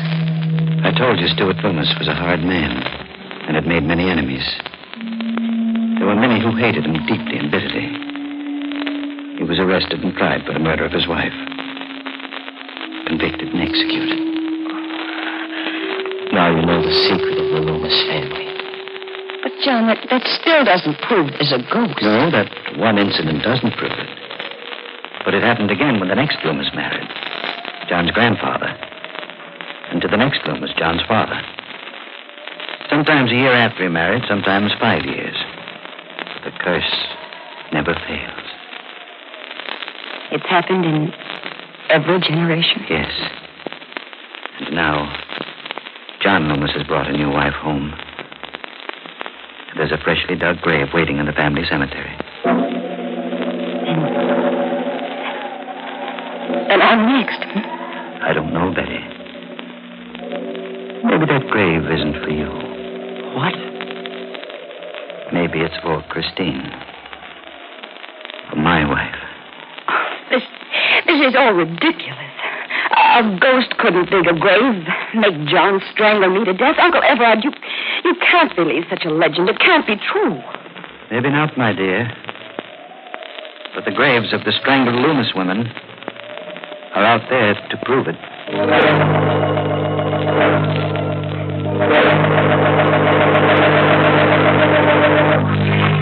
Well, this is your room, Betty. I'd have called you at 8 tomorrow morning. Good night. Good night, Uncle Everard. Good night, John. Good night, Uncle Everard. This is such a big room. It's so gloomy. The whole house is like that. It lies gloomy and sullen under the Loomis curse. Oh, Betty, I love you so much. We'll beat the curse together. Let me go, darling. I want to change my clothes and wash. All right. There's the bathroom over there. I'll only be a minute. All right, darling. Oh, it's a lovely bath. Betty, what is... John, quick! What? Look. Hanging from the shower bar. What? A hangman's noose. It's a real one this time. A rope. Ready to hang someone. Who put it there? It's the Loomis curse. We can't get away from it. No ghost could have hung that rope there. Let's call Uncle Everard. All right. Have you got the gun with you? No, it's in my handbag. Get it. But Get it, I say. All right, John. Here, I got it. All right, now keep it with you all the time. And don't be afraid to use it. On me, if necessary. All right, let's get your uncle. This is his room. I wonder if I ought to wake him. It might upset Aunt Christine. She's sick. We've got to wake him. Better knock harder. Well, it wasn't locked. Call him. Uncle Everard. Uncle Everard? It doesn't answer. But there's a light in the room. Push the door further open. All right. Well, there's nobody in the room. The bed's empty. Uncle Everard? Aunt Christine? Maybe in the bathroom. The door is open. Betty! Put Aunt Christine. She's hanging by the neck. She's kind of a noose is in that? Uncle Everard Hager, it's the Loomis curse catching up with us.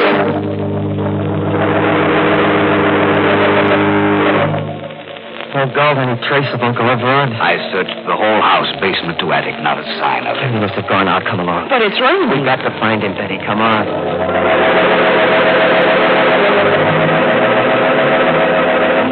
It's dark out here. How will we ever find you? I have a flashlight, ma'am. You look. What? Fresh footprints in the slush. Oh, they must be Uncle Everard's. They lead down toward the cemetery. Come along, Galt. Here, Mr. John, you can see for yourself the footprints lead right to this new grave. But why did he come here? There's the answer, Betty. A cross at the head of the empty grave. Throw your flashlight on it, Galt. There's something written on it. It says, Christine Loomis. Betty, what is it? Look. Over there. Another grave. He's dug another one. There's a cross on this one, too. To the same thing? Yes. Yes, it does. It says, Betty Loomis.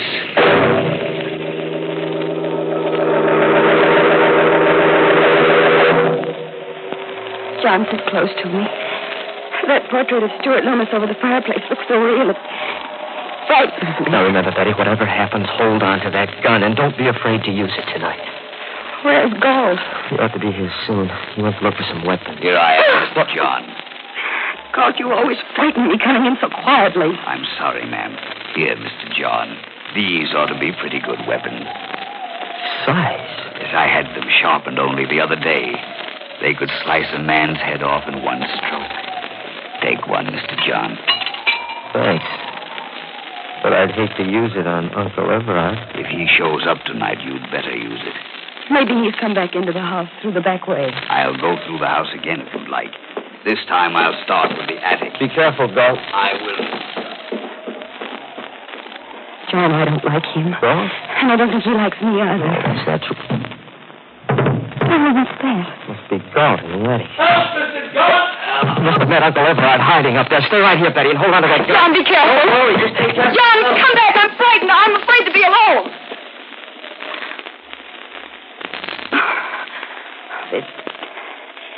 There's nothing to be afraid of. I have this gun. And if anybody comes, the lights. The lights went out. Who's there? Who's in this room? Don't come any closer. I have a gun and I'll shoot. I can't see you, but I'll shoot at the sound. John! Help! Around my neck. Let go. I'll shoot. It's not loaded. I took the bullets out when you left it in the car. Galt. Yes, ma'am, it's Galt. Mr. John is busy up there in the attic with the body of Mr. Everard. I killed him, too. And when Mr. John comes downstairs, he'll find you. And I'll cut him down in the dark with my scythe. Why? There were others besides the pirate LaRue who hated Stuart Loomis. Like my own great-grandfather, he was in the service of Stuart Loomis, and he hated him. When LaRue laid the curse on the Loomises, my great-grandfather decided to make it come true. It was he who strangled the wife of Stuart Loomis. Through the years, the gods from father to son have handed down their hate. You're mad. Maybe. I'll tighten the noose and finish Betty, you. where are you? Why is it dark in here? Betty! John, look out, it's Galt. He has a fire. And so will I. John! John! Oh.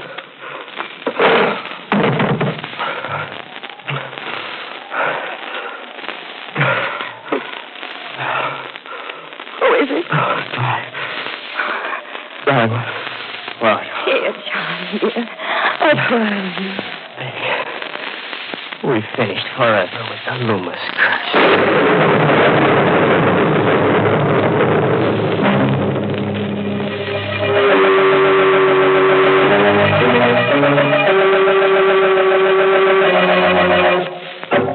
Well, that was a pretty rough honeymoon for Betty.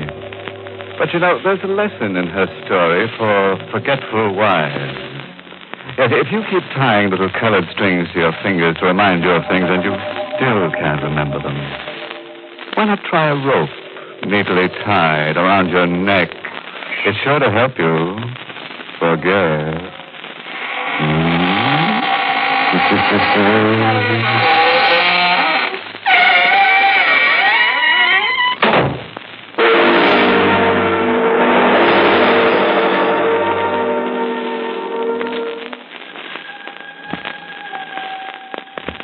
Thank you, Mr. Host, for a very enjoyable performance in our mystery theater. First, as Hutter Galloway reminded me to sleep tight. Good night. This is the Armed Forces Radio Service.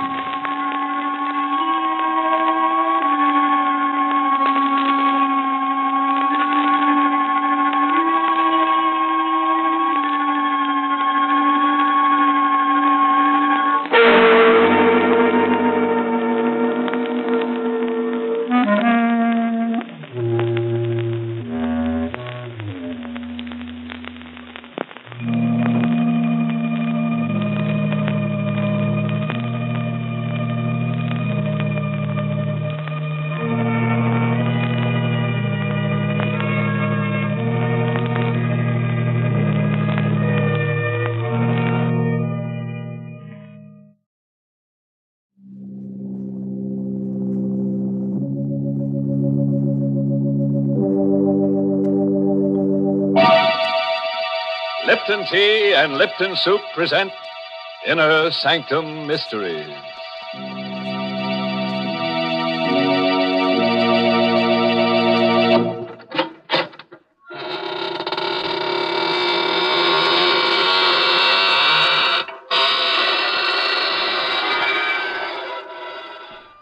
Good evening, gentle friends of the Inner Sanctum.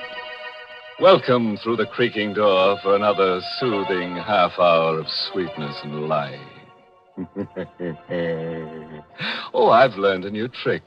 Would one of you like to step up here and be sawed in half? What? No volunteer? Well, maybe you're right. The first part, the sawing in half, that's easy. But the second part, the putting together again, I'm still not very good at that. Mr. Host, how can you joke about such things? Are you trying to get our listeners in a mood for enjoying themselves? That's it, Mary. Well, jokes like that certainly won't put people in a good mood. Here's a much better way to do it. Just serve folks a piping hot cup of Lipton tea, and they'll be in a good mood in a minute. For Lipton's is the password to pleasure. It's tea at its delicious best, thanks to Lipton's brisk flavor. Brisk, you know, is the tea expert's own word for the fresh, lively, full-bodied flavor of Lipton tea. Unlike ordinary dull-tasting teas, Lipton's is never flat. It's always spirited and satisfying. Try it real soon and get the extra enjoyment of Lipton's wonderful brisk flavor.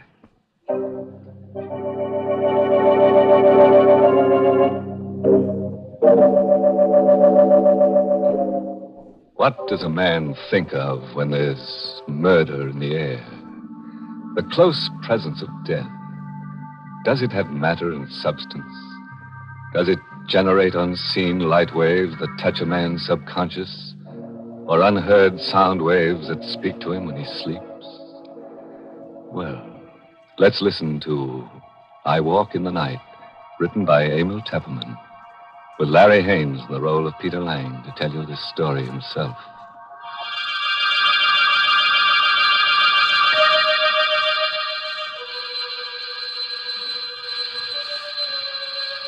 I don't know if it was the ringing of the doorbell that awoke me, dragged me back to consciousness out of a deep, heavy sleep. I felt groggy, as if I'd been drugged.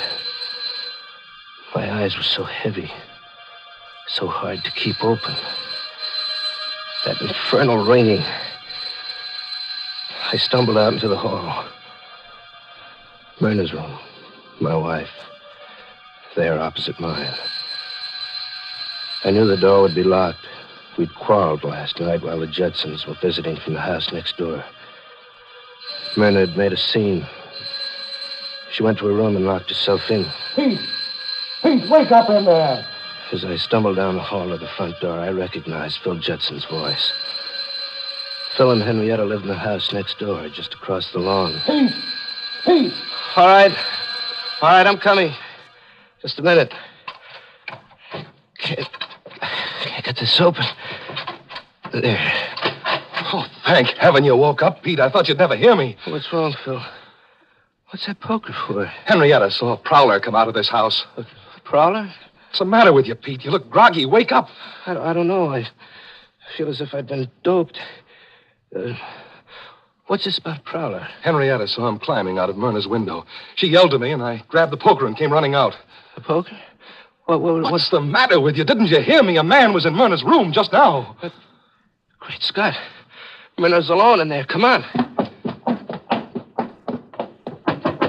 Myrna. Myrna, you all right? Open the door.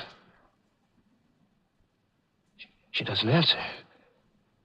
Phil, are you sure the prowler came out of this room? Yes, they ran around the house and got away. Look, Pete, have you got a key to this door? No, it's bolted on the inside. We've got to break it down. Come on, put your shoulder to it. Once more now. Where's the light switch? Oh, here, I've got it. Better not come in, Pete. No, let me in. I've got to see. Myrna. Take it easy, Pete. Oh, Myrna. Strangled. Strangled to death. Myrna. Look at the black and blue marks on her throat. This chain on her neck. It's broken. It was her locket. The one I gave her last Christmas. Killer must have taken it with him. And see here, her fingernails. There's bits of skin under them. She must have struggled and scratched the killer's face or hands. Why, Phil? Why should anyone want to kill her?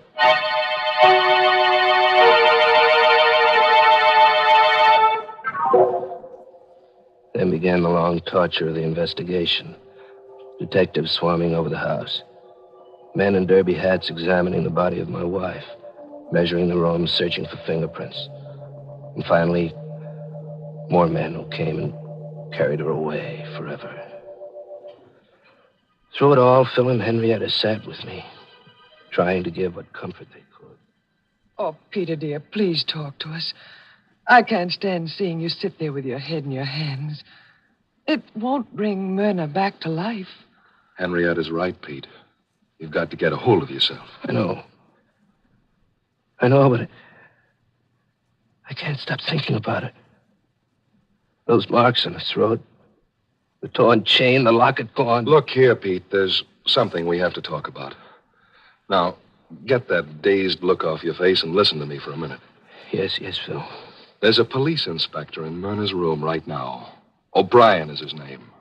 He'll be coming in soon to question you. Now, you'd better not tell him about the quarrel you had with Myrna last night. I don't get you. It would look bad for you. For me? Oh, what do you mean? Phil, you don't think that I... Suddenly, I caught my breath. My right hand in my bathrobe pocket had touched something cold. Phil and Henrietta both stared at me. Peter, what's wrong? Phil, look what I found in my pocket. What is it? Look. A locket. It's Myrna's locket. The one that was torn from her throat. Phil, how could this get in my pocket? Here, give me that, quick. But, Phil... Give it to me. Yes, it's Myrna's locket, all right. You recognize it, Henrietta? Yes. What are you going to do with it, Phil? Get rid of it, quick. Out this open window. Now, if the police find it out there, they'll think the killer dropped it. But, Phil, it was in my pocket. What are you looking at, Phil? Your hand, Pete. What? Your left hand. I looked down at my left hand. There on my wrist were 3 long gashes where the skin had been scraped. As if by the fingernails of a woman fighting for her life. Phil, do you think I could have killed her? Nonsense. I don't believe it. You could never do a thing like that, Pete. Couldn't I? How can you be sure? How can I be sure? Peter, please. Don't talk like that. You're making yourself out some terrible monster, but you aren't. Phil and I know you can't be like that. I don't know. Maybe I got up in my sleep and killed Myrna without ever knowing it consciously. After all, I did have that quarrel with her last night. Cut it, Pete. Here comes O'Brien, the detective. I hope I'm not intruding. Oh, no. It's all right, Inspector. Come in, O'Brien. Mr. Lang is very upset. The shock. Yes, I understand. Believe me, Mr. Lang, you have my deepest sympathy. I wouldn't bother you at all at a time like this, but Inspector O'Brien was a pink-cheeked, cherub-faced, chubby little man. But his eyes were cold and blue and restless. They kept jumping from Phil to Henrietta to me as he fired his questions at us. Mr. Lang, one more thing. I understand you had a small party here last night? Oh, no, it wasn't a party. Just Phil and Henrietta and Ted Hale. Ted Hale? Yes, Myrna's cousin. Oh, I see. This Ted Hale, a cousin of your wife's, you say? Pardon me, Inspector. Yes, Mr. Johnson? Peter's too easygoing and good-natured to tell you about Ted Hale. But as Peter's attorney, it's my duty to give you certain information. Oh, go ahead. Myrna, Mrs. Lang, owned considerable property in her own right. Recently, I drew a will at her request. In it, she leaves a sizable sum to Ted Hale. Oh, I just thought of something. What is it, Henrietta? Well, Peter was so groggy when he woke up. That's right. He looked as if he'd been drugged. Well, don't you remember last night? Ted Hale went in the kitchen to mix the last round of drinks. Oh, Henrietta, that's ridiculous. On the contrary, it's quite important. Now, tell me, this Ted Hale, what does he do for a living? Why, he works for me in my brokerage office. To please Myrna, I gave him a job as my confidential secretary. I suppose you tell me where Mr. Ted Hale lives. I think I'll have a talk with him.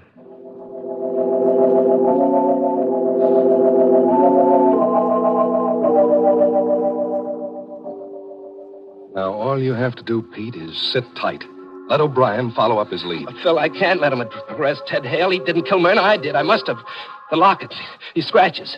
It's not fair to Ted. As your attorney, I won't let you strap yourself in the electric chair. You go back to your room and get some sleep. Henrietta, do you mind going back to our house by yourself? Of course not.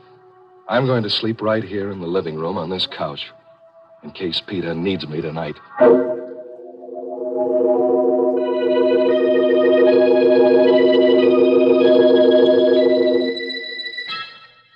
On my bed in the dark, I kept seeing 1,000 pictures. Myrna, her face mottled with strangulation. Phil, always so sure of himself. Henrietta, worried and frightened. And O'Brien, his face grim and his blue eyes cold, going off to question Ted Hale.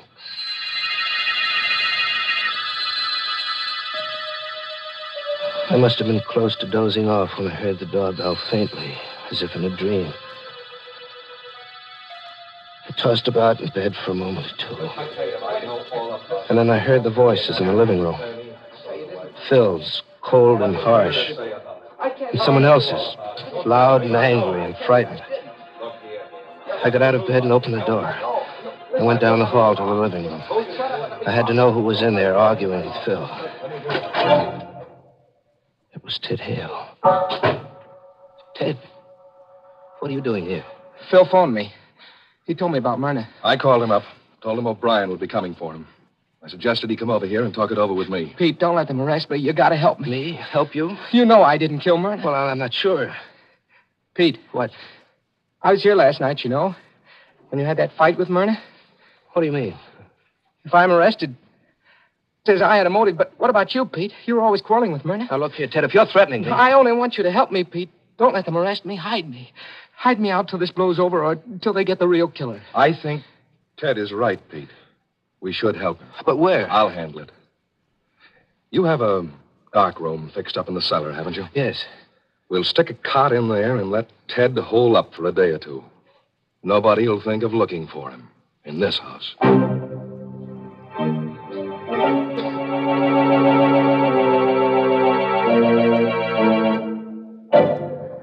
Poor Peter. Seems to be in a daze half the time. Yes, his trouble is that when he's awake, he's half asleep, and when he's asleep, he's half awake. It's no wonder he can't sleep well. He seems to be such an honest person, he can't lie easy. You know, it's too bad he doesn't go over and stay at Phil's house, Mr. Host. Phil and Henrietta seem the kind of people who do everything to make him comfortable. Well, I just hope they know something about hospitality, Mary. Oh, I'm sure they do. Why, everybody knows that the proper way to treat guests is to serve them something delicious. For example, when guests drop in at my house, the first thing I do is put on the tea kettle. And almost before they have their wraps off, I have my best tea service out, and I'm serving them some of my fragrant, fresh-made cake and a cup of heartwarming Lipton tea. For no matter what time of day or night guests arrive, there's nothing like wonderful Lipton tea to make them relax and feel at home. Yes, Lipton's brisk flavor is so lively and full-bodied and satisfying, it just naturally hits the spot with everybody. In fact, I always say, whenever you want to serve your friends or your family a grand, refreshing drink, make it tea. And make it tea at its delicious best. Lipton tea.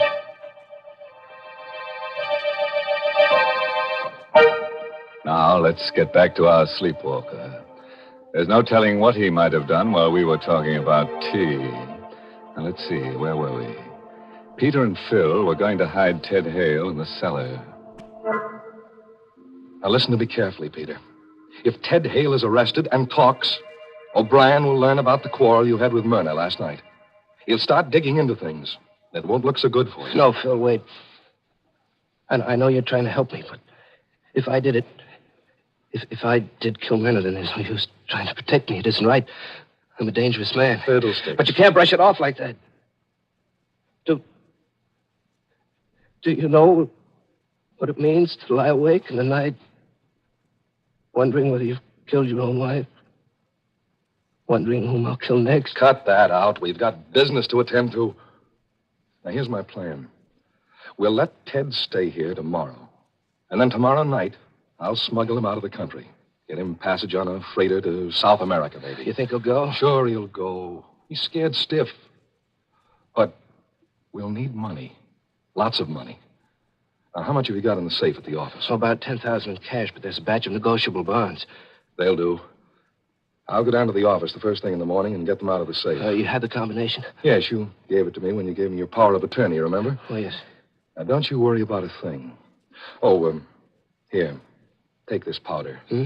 It's just one of the bromides that Henrietta uses. It'll help you get to sleep. By tomorrow morning, everything will be fixed up. Fine.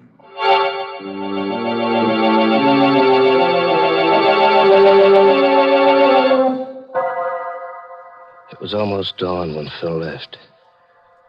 And it must have been hours later, close to noontime, when I felt myself being roughly shaken out of a heavy, troubled sleep. Pete, wake up. What? Hey, wake up. Come on, snap out of it. Huh? Oh, Phil. Gosh, I feel groggy. What was in that powder you gave me? Never mind the powder. Get your eyes open. Got something to tell you. Phil, what's wrong? What happened? Listen to me carefully, Pete. I went down to the office before business hours this morning and opened the safe to get the money out. Yes? The safe is empty. Empty? The securities are gone. Well, it can't be. Who else had the combination besides you and me? Only Ted Hale. Oh? Do you think that... I'll bet you $1 to a donut he's gone. Come on, let's check.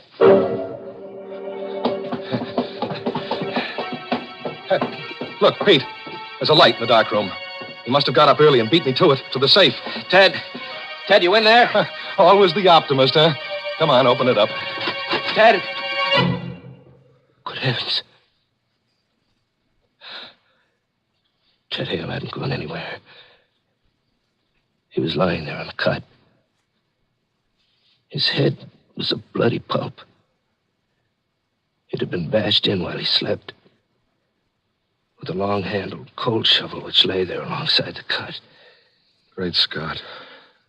He's been murdered. We stood there in a narrow, dark room, Phil and I, and we looked at each other.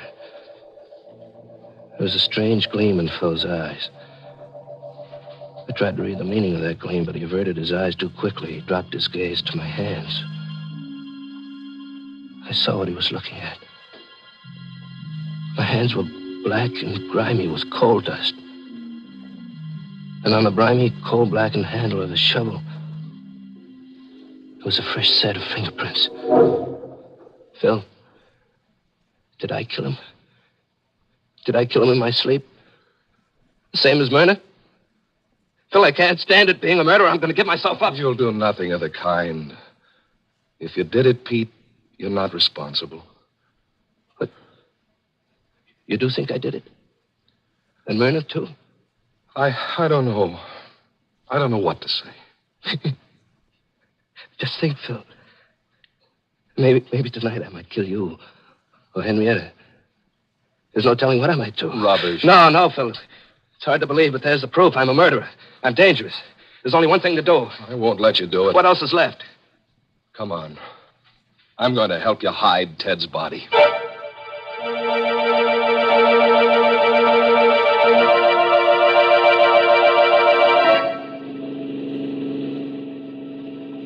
How much further, Phil?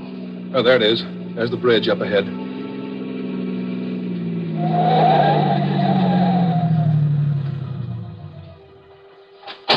Okay. Here, help me with it. We had the body of Ted Hale in a sack with a pair of 100-pound dumbbells to weight it down.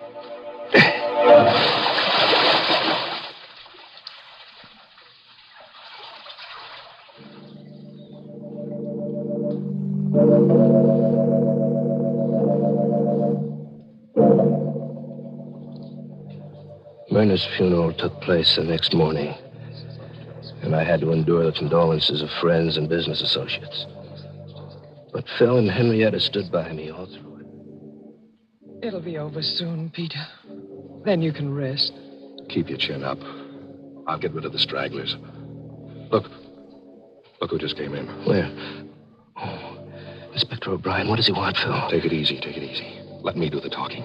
I came to pay my respects, Mr. Lang. Oh, well, thank you, Inspector. No trace of Ted Hale, is there, Inspector? I'm afraid not, Mr. Judson. We're combing the city for him, but I'm afraid he's got clean away. You see, It was marvelous to see how calmly Phil could talk to O'Brien about Ted Hale, knowing all the time just where the body was, under that bridge. I glanced at Henrietta. She was watching Phil, too. Know what I think, Mr. Judson? I think Ted Hale will never be caught. I have a very funny feeling that he's dead.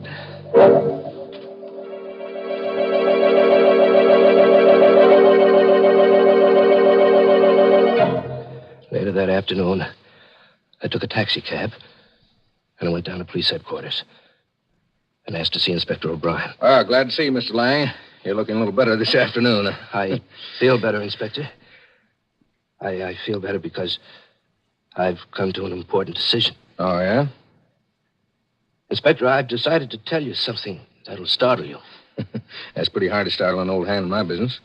Go ahead, I'm listening. All right. Inspector, Ted Hale didn't kill Myrna. I killed her. That is, I think I killed her. You think you killed her, don't you know? It sounds crazy, doesn't it? But I assure you, I'm perfectly safe. Just a second now. You either killed her or you didn't kill her. If you kill somebody, you know it. No, not in this case, Inspector. You see, I think I did it in my sleep. Both times. Myrna and Ted Hale, too. Hold on now. I'll get someone to take notes. I suppose you start from the beginning. I told him the whole story. How Phil had awakened me. And we found Myrna strangled.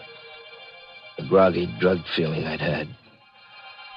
How Ted Hale had tried to blackmail me. And how Phil had awakened me once more and we'd gone down to the cellar and found Ted with his head bashed in.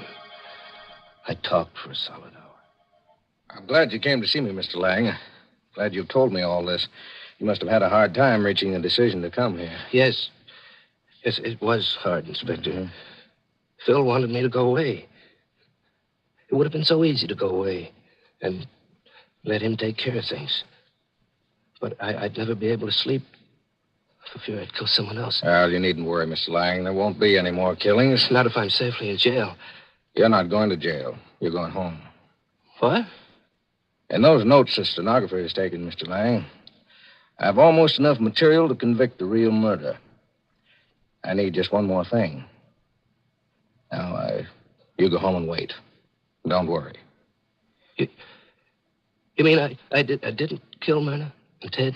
Now, you just go along home and take it easy.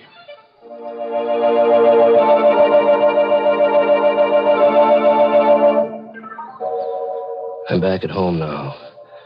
It's 2 hours since I left O'Brien's office, and I've taken the time to write down this full account, just as I gave it to the stenographer. As I write now, I can look across the lawn to Phil Judson's house. 5 minutes ago, I saw Inspector O'Brien and 2 detectives go in there. The front door is opening now. I can see them coming out. O'Brien first, then the 2 detectives, with Phil between them. They've got handcuffs on Phil. And here comes Henrietta. She's running across the lawn, coming here. Peter! Peter! Coming, Henrietta. Peter, they've taken Phil away. Yes, I saw it off from the window. Oh, darling. Everything went right. Exactly as we planned it. Baby. Hold me tight, Peter. Tight. We can be together now. Forever and ever. I'd have killed a dozen Myrnas for you, baby. I know. And you were clever, Peter. So clever. And the hardest part was getting Phil to cooperate. But I knew he'd do anything for a friend. What a fool he is. He stepped right in and took over. You should have seen O'Brien when I told him the story. I could tell exactly what he was thinking. Here's a poor, innocent sap whose best friend is framing him, giving him drugs, and then making him think he commits murders in his sleep. Oh, Peter. As soon as he's convicted, I'll be free, and we can go away together. All right. Huh? But you'll have to cancel that trip. Both of you. O'Brien. You heard what we said? Sure did, every word. Remember at my office, Mr. Lang, when I told you I only needed one more thing to clinch the case against the murderer? Well, this was it. I faked the arrest of Mr. Judson. Then I sneaked back to see what you'd do about it. You did plenty.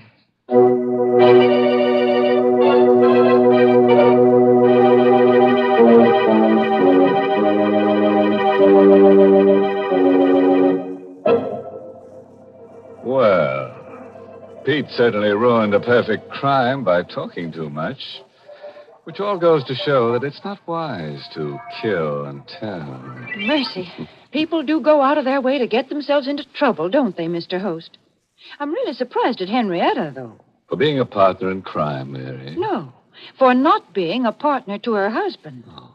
Most women, take great pride in looking out for their husband's happiness. Mm-hmm. You mean like mending the bullet holes in their shirts?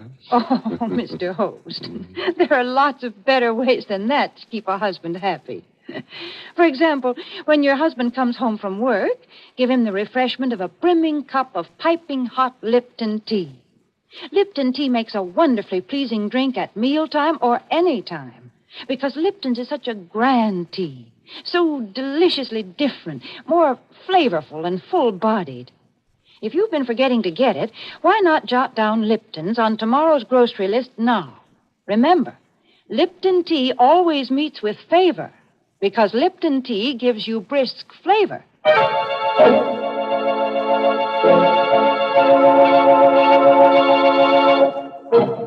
And now, friends, a parting word of advice. If you ever wake up and think that you've murdered someone in your sleep, don't go to the police. Now, just take another powder, brother, and go back to sleep. Oh, by the way, this month's Inner Sanctum mystery novel is The Innocent Mrs. Duff by Elizabeth Sanksey Holding. And next week, the makers of Lipton Tea and Lipton Soup will bring you another Inner Sanctum mystery directed by Hyman Brown and called Accident. Does the wind whistling in your ears frighten you, folks? Oh, now don't be scared. Because when you're pushed down an empty elevator shaft and you hit the bottom, nothing ever can frighten you again. It's just an accident. And you'll learn all the mystery of it if you're listening to Inner Sanctum next week. Until then, good night. Pleasant dreams. Hmm?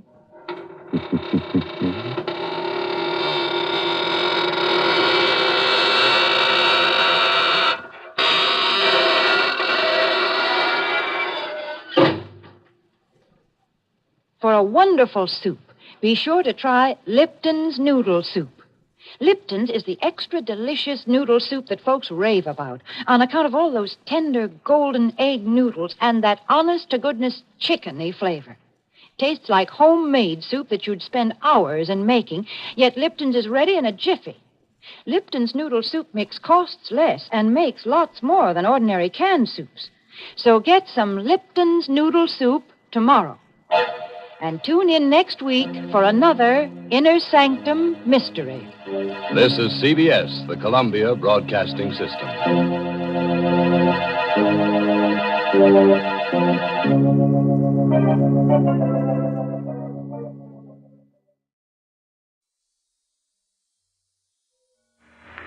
You got all that straight? Yes.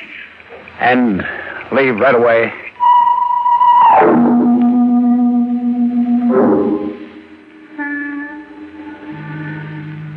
Where's the envelope, May?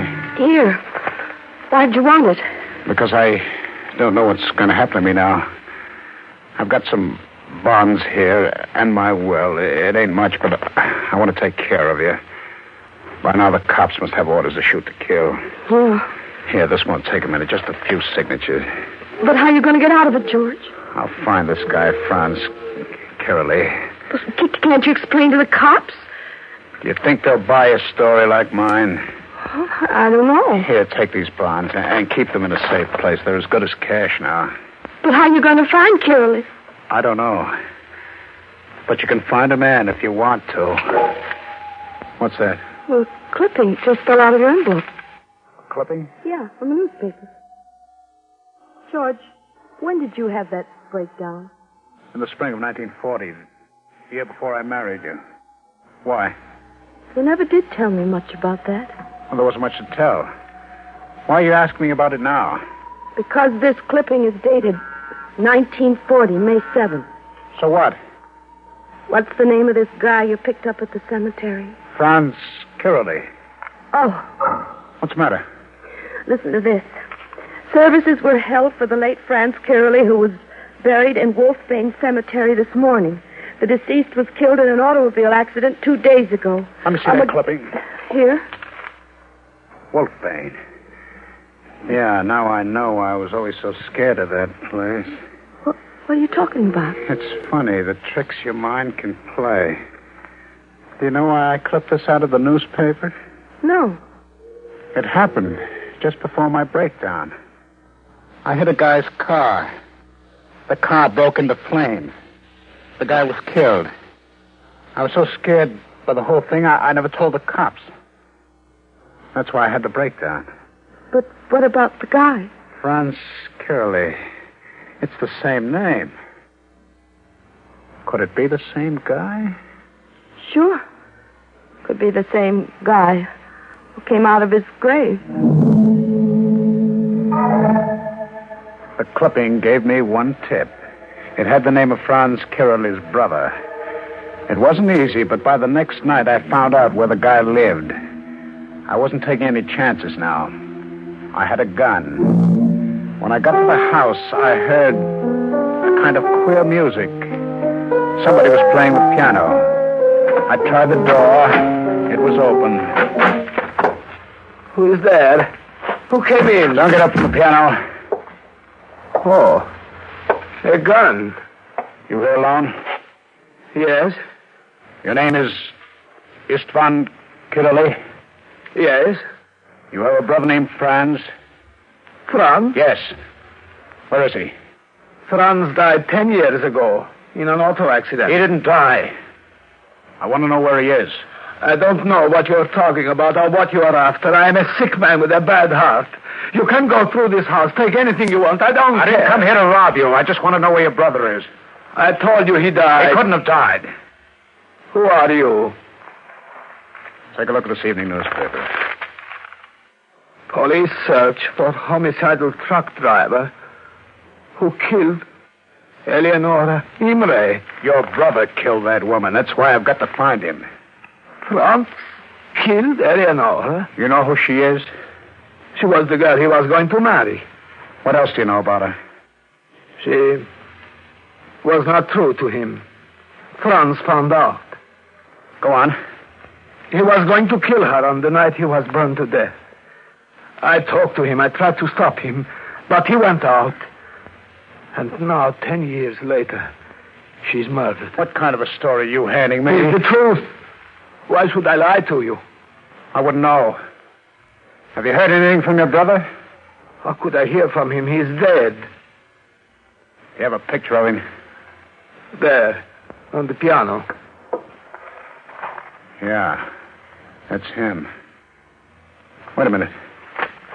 There's something in this picture. Your brother had a finger missing on his right hand. Yes, it happened a long time ago in Hungary. He cut his finger on his side. Now, listen, was it really your brother who was buried in Wolf Lane Cemetery? Yes. He was burned to death. Who identified the body? I did. You sure you didn't make a mistake? I'm quite certain. Look, leave me alone. I'm sick. Okay. You can go back to your piano. The stores hadn't closed yet, so I bought a pick and a shovel, threw them in a car I rented, and drove out to the cemetery. It took a little time to find the grave. There was a half moon and a cloudy sky, and I began to dig. It was hard work and tough going, but soon I hit wood. I grabbed the pick and crashed it through the rotten wood. If I could show that this wasn't Franz Kirley, if there was no finger missing, I could go to the police and prove that this guy who was supposed to have been dead for 10 years was still alive. I struck a match and looked. One of the fingers was missing. The third one of the right hand. The same one that was missing in the picture. And then I heard it. The limping footsteps of the man who had been dead for 10 years. For a moment, my heart seemed to fill my chest, beating there like a big bass drum. And suddenly I knew what to do. I yanked the gun out of my pocket, swung around. I saw him there, outlined in the yellow moonlight. I fired.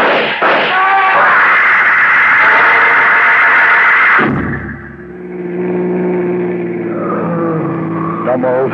You understand? Don't even try to move. My chest. You've been wounded. It ain't too bad.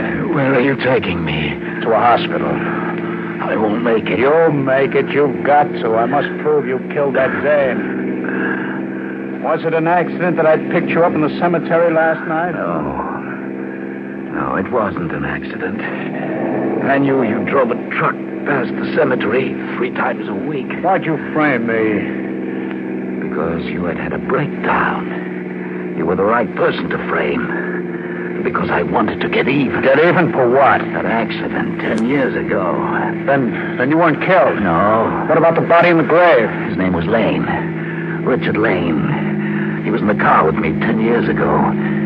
He'd gone too far with Eleonora.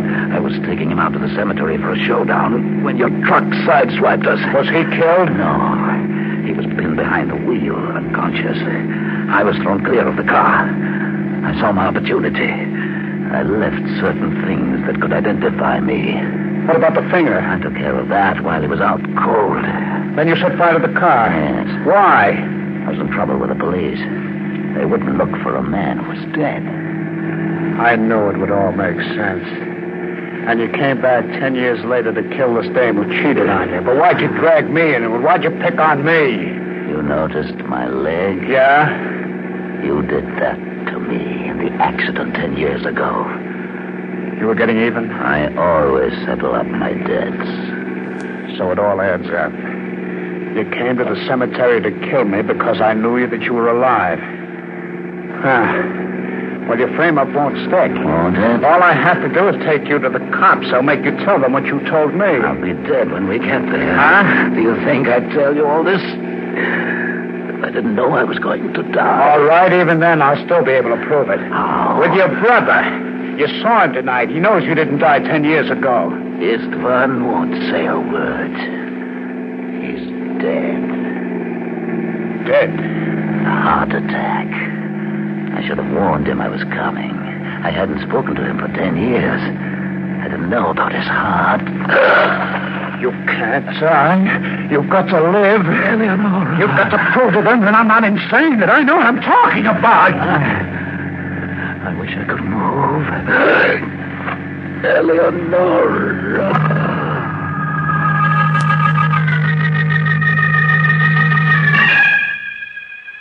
I realized the spot I was in. They had me tabbed as a homicidal maniac. It would look great if they found him in the car. It would sound great if I tried to tell them the truth. So I stopped the car and I dumped him out and hid the body behind some bushes. I kept on driving for 4 days. I hired a room in this house where I'm writing this. So you'll know what happened, May. For a week, I've done nothing but sleep. But last night I was awakened by the sound of footsteps in the room above mine. I recognized them. They were his. Somehow, he's come back again.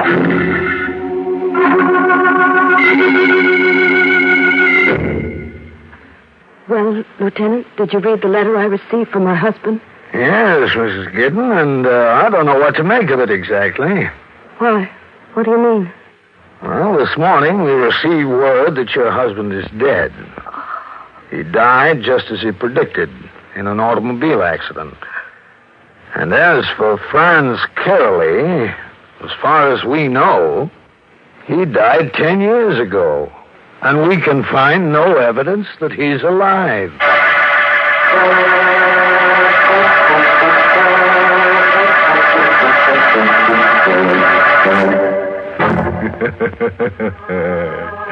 I guess George finally ran out of gas.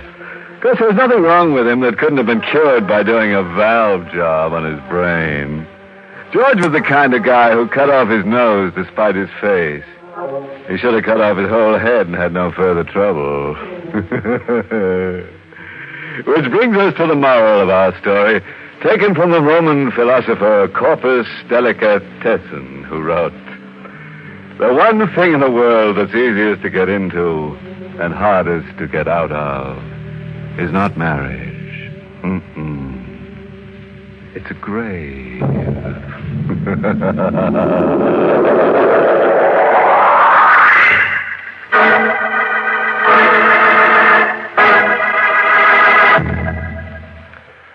Say, did you ever want to take your thumb and punch in the bottom of a chocolate-covered candy just to see what's inside? Of course you have. Some you like, some you don't.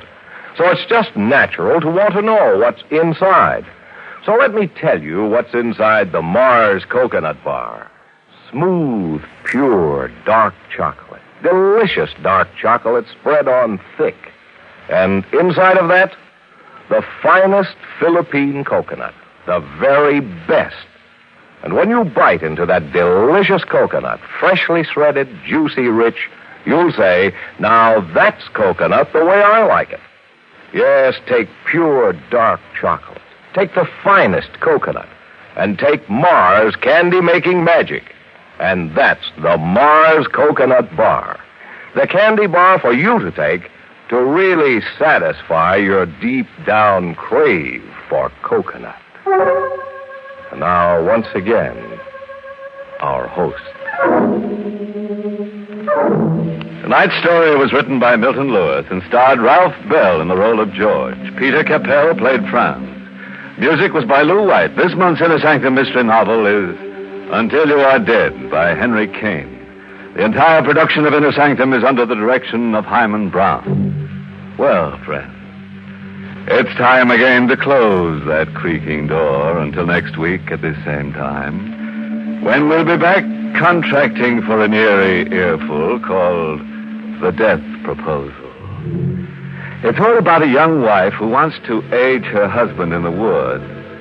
Pine wood, that is. This is a tale where feelings run deep. About 6 feet. Oh, you'll be sure to listen in next week when we dig up the plot. Until then, good night. Pleasant dreams.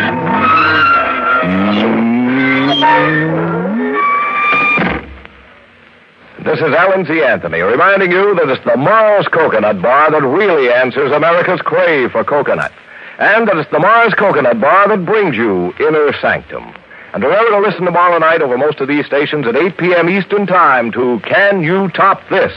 Brought to you by Snickers, another fine candy bar by Mars, where they believe that faithful quality makes faithful friends. This program came to you from New York. This is ABC, the American Broadcasting Company.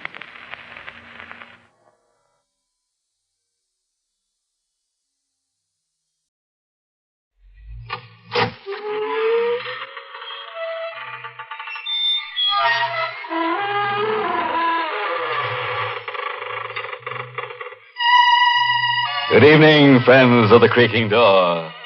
This is your host to welcome you into the Inner Sanctum. Come in, come in. I always feel lighthearted in weather like this, so perhaps we ought to have a little poetry before we begin. An Arab girl named Yuhim was lied to by her husband, Menuhim. For this little trifle, she shot him with a rifle, and now she can see right through him.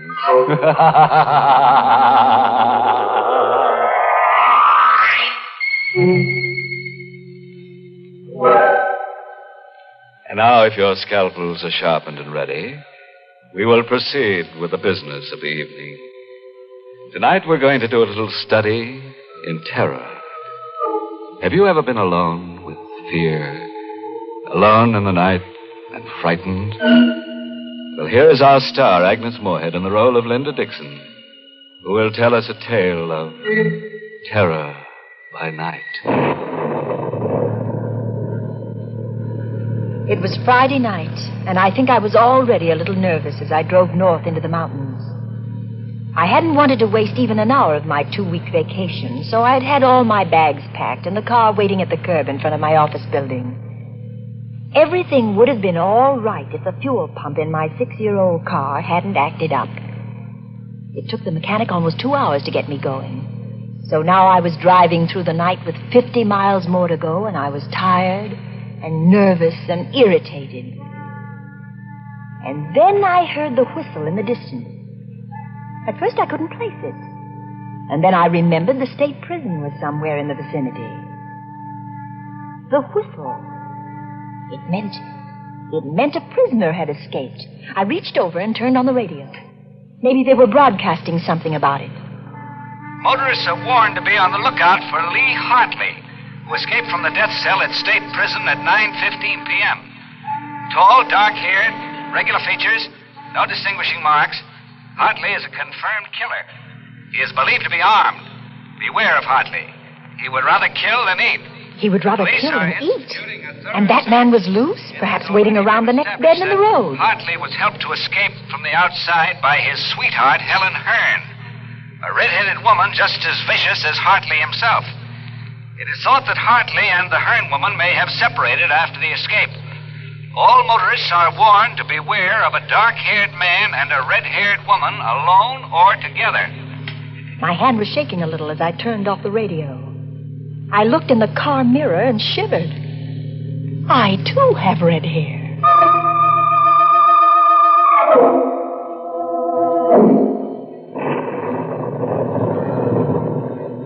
There was a storm coming on, and I was driving into it, and the night was black, and I felt small and lonely and frightened in the car. And then I saw them in the mirror, the headlights sweeping up behind me. A car. It had come out of nowhere. It was pulling alongside, cutting me off. I cowered behind the wheel and watched the door of that other car open. A man stepped out. Oh, and I breathed a sigh of relief. It was a state trooper. You driving all alone, miss? Yes, officer. Sorry if I scared you. We're stopping all cars. Where are you headed for? Well, I'm going up to the lodge at Smuggler's Notch. That's near Mount Mansfield. You see, I started out late from the city, and I'm having motor trouble. Yeah, sure. Can I see your driver's license, please? My driver's license? Yes, of course. Here, I've got it somewhere in my purse. I seem to be all fingers. It's that escaped prisoner, Hartley. How'd you know about him? I heard the prison whistle, and then it came over the radio about Hartley and his red-haired girlfriend. Hey, you've got red hair, too. You don't think I'm that woman? Find that license yet? Oh, yes, I'm sure it's in here. Got so many things in this bag. Oh, here, I've got it. Here's my license. Thanks. What time did you say you left the city? About 5 o'clock. It took you a long time to get up this far. Well, I told you I had motor trouble. So you did. Okay, Miss Dixon, here's your license. Thank you. You can go ahead. Thank you. Oh, darn. There it goes again. More motor trouble. Oh, it's the same thing. The mechanic said it might happen again. Oh, it started. You want to get that fixed first chance you get. Oh, it's too late. All the service stations are closed. Well, there's one that's open all night, about 2 miles up the road. Better stop there. Bill Slater's place. He's a good mechanic. He'll fix you up. Tell him Joe Nesbitt sent you. Thanks, I will. And listen, Miss Dixon. Yes? You be careful. Don't stop to give anyone a lift, man or woman. Oh, don't worry. I won't.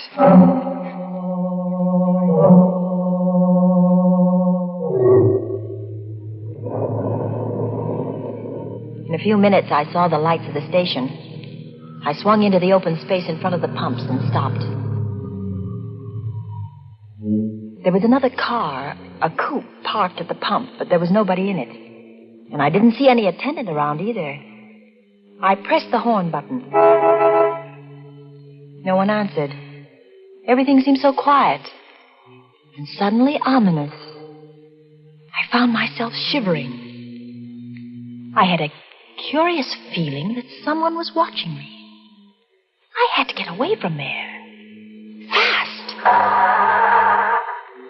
Oh, the starter wouldn't work again.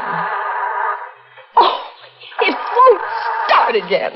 Oh, it won't start. Oh, it won't start.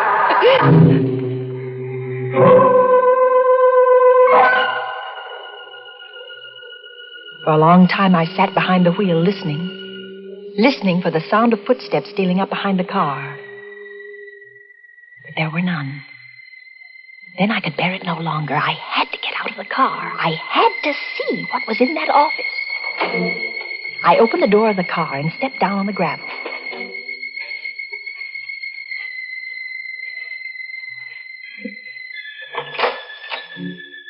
Anybody in there? No answer. I clenched my fists and stepped inside.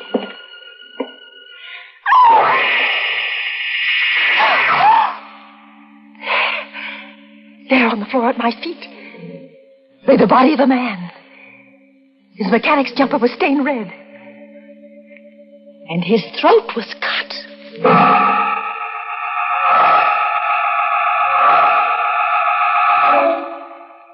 How long I stood there, I'll never know.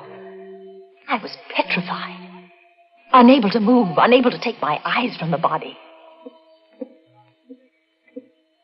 What's that? Someone coming downstairs. Hartley. It must be Hartley, the killer. He must have been hiding somewhere upstairs. I must get away. But how? My car won't run. That other car, the coupe. The coupe, I could jump into that, yes. Oh, if I can reach that coupe before he comes down. Anything wrong, sister? Oh, too late. Anything I can do for you, sister? Yes, it's my car. It won't start. I thought someone here might help me. Sorry. There doesn't seem to be anybody around. That's my coupe over there.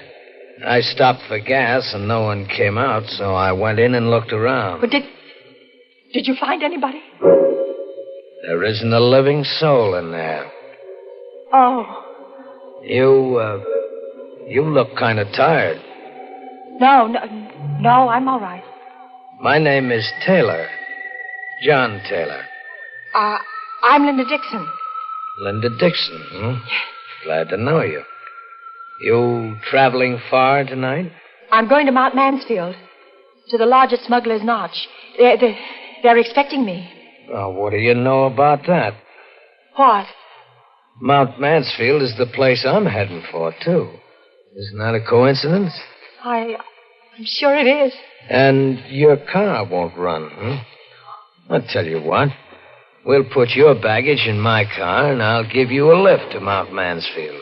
You can send for your car in the morning. No. I'll have your bags switched in a jiff. Please, no, I'd rather not. There you are. All switched. Now, come on. Get in here.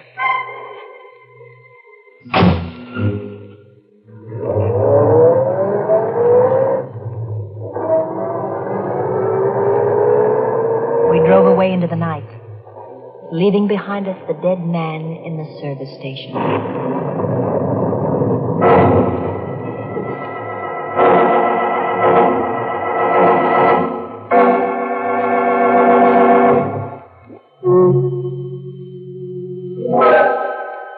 Well, from where we sit, it looks as if Linda Dixon's got herself into an awful jam.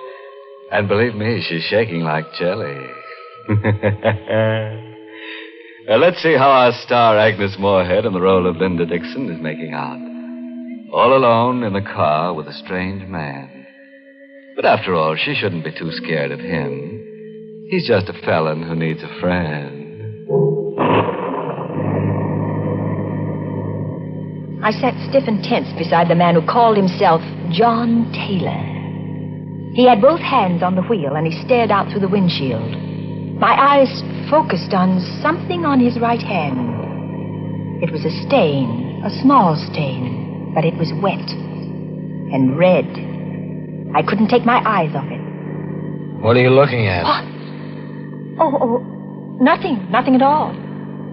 I think I'll turn on the radio. Did you know there's been a jailbreak?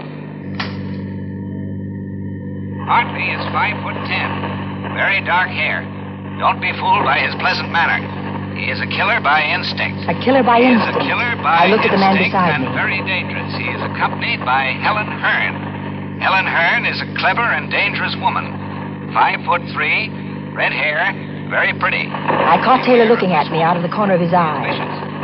What are you looking at? At your hair. It's red.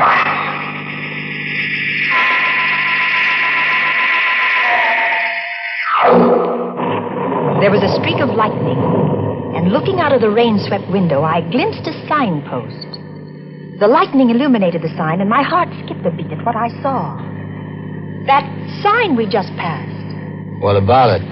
It said Barrington ahead. We're going the wrong way. We should be on the Mansfield Road, not the Barrington Road. That's funny. I must have taken the wrong turn. Well, aren't you going to turn back? Sure. Whatever you say. We'll turn right around and go back. Oh.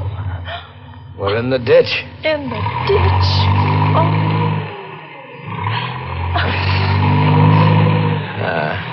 No good. She won't budge. Well, looks like we're stuck here for the night.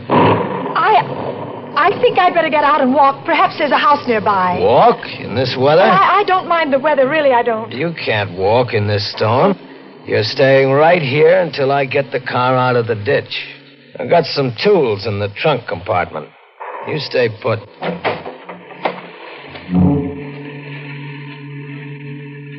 I heard him open the trunk in the back. I listened for further sounds, but there was nothing. I didn't hear him moving back there. I didn't hear any tools. I had to find out what he was doing. Slowly, carefully, I got my door open. I stepped out into the rain and sneaked back toward the rear.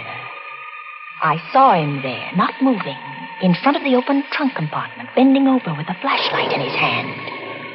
The ray of light was focused on something curled up inside. It wasn't baggage or tools. It was a woman's body. Just then he saw me. He snapped the flashlight off, but not before I caught a glimpse of red hair. Then I must have fainted.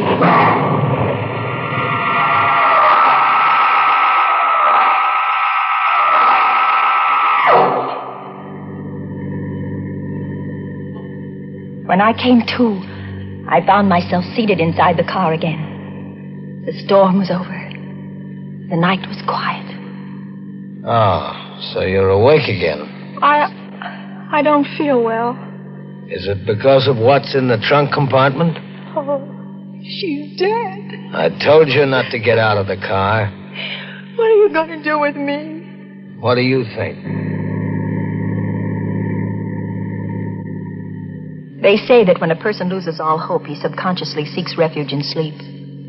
That's what must have happened to me. I must have dozed, or perhaps I fainted, I don't know. But I awoke with a start at the sound of brakes. I sat up straight and saw that we had stopped in front of a small fieldstone house. Why are we stopping here? I'm out of gas. Oh. Come on. We're going in. The sign on the door said Roger Bryce, M.D., a doctor's house. I began to feel a spark of hope. There might be a chance. I'll do the talking. Is that clear? Yes. There's the bell. No. He must be awake. There's a light in the parlor. How do you do? Oh, good evening. Dr. Bryce? Yes. Can I help you? I'm terribly sorry to disturb you, Doctor, but my sister and I were heading for Mansfield, and we seem to have gotten lost. And we're out of gas. His sister? He was passing us off as brother and sister. Now I knew why he hadn't cut my throat as he had that service station man's. He was carrying me for protection. I was his passport through the police cordon. His sister.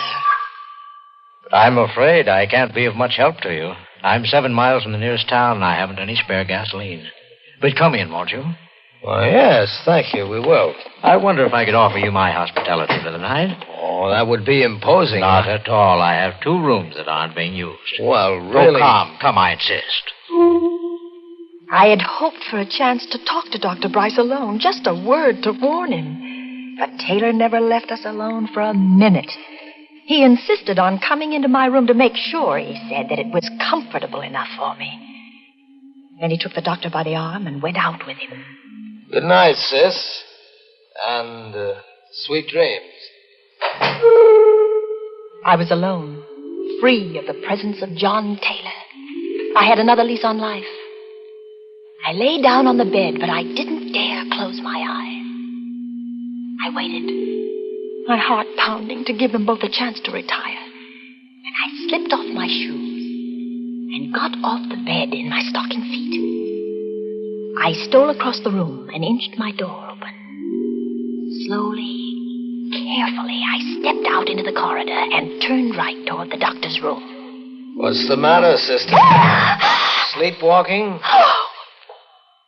You weren't thinking of going anywhere, sister, were you? I wanted a drink of water.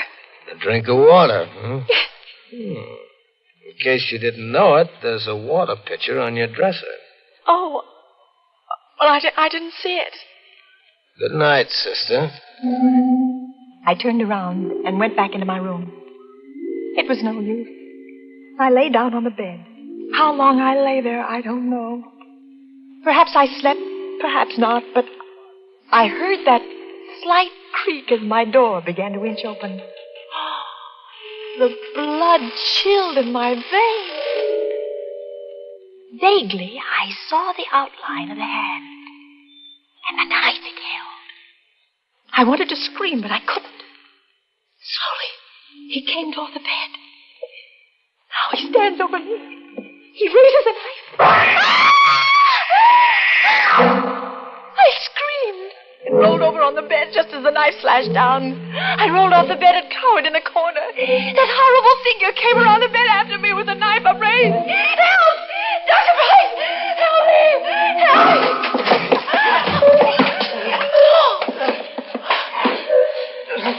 I cowered there in the corner. They fought all over the room in the dark. I had no strength to move, to think, not even to hope. All the life seemed to have gone dead in my veins. And then it was over. But who? Who had won? In the dark, I strained my eyes to see. Dr. Bryce. Is that you? No, Linda. It isn't Dr. Bryce. It's I. John Taylor. It was John Taylor standing there at the light switch. And on the floor lay Dr. Bryce, unconscious, with a long gash in his head. I had to hit him with a water pitcher. My eyes swung back to Dr. Bryce, and I saw the knife still gripped in his right hand. That's Hartley, Linda. What? Lee Hartley, the killer. It was he who came in here with the knife? Right. I was down the cellar just now. The real Dr. Bryce is down there, dead. Oh. This guy posed as Bryce when we came to the house. Oh, then you're not Hartley. Oh, what a situation. All the time you thought I was Lee Hartley, and I thought you were Helen Hearn on account of your red hair. Oh, but the body of that red-haired woman. That's Helen Hearn. Oh. This guy must have killed her back at the service station and stuffed her body in my trunk compartment while I was inside.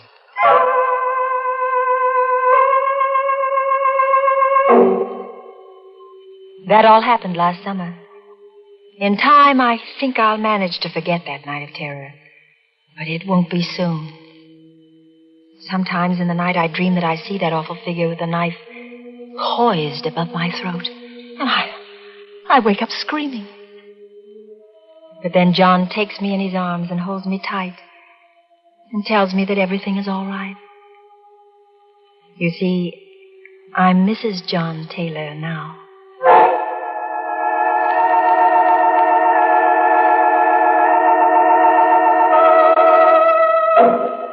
Well, what do you know? A happy ending. As for Mr. Hartley, that pleasant killer, he got what he deserved. Some people never know when they're well off. He should have stayed in jail, where they never raise your rent, where they make no charge for meals or for electric current. You see, when you're in jail, everything is free, except you.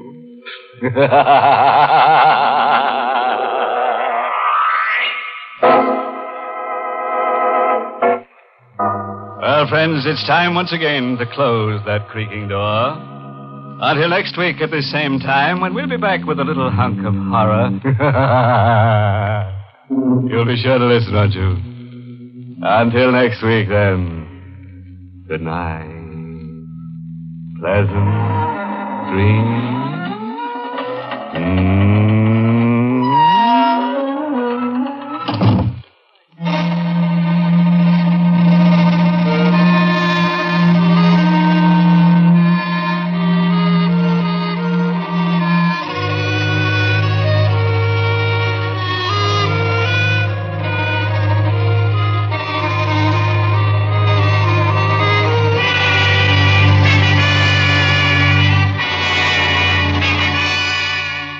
Inner Sanctum has come to you through the worldwide facilities of the United States Armed Forces Radio and Television Service.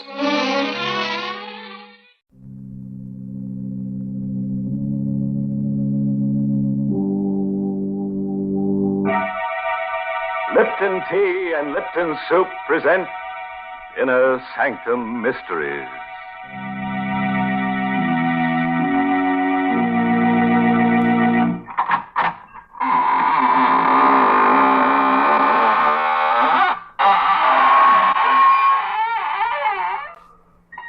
Good evening, friends. This is your host of the Inner Sanctum, welcoming you to another half hour of mystery and terror, guaranteed to take 10 years off your life.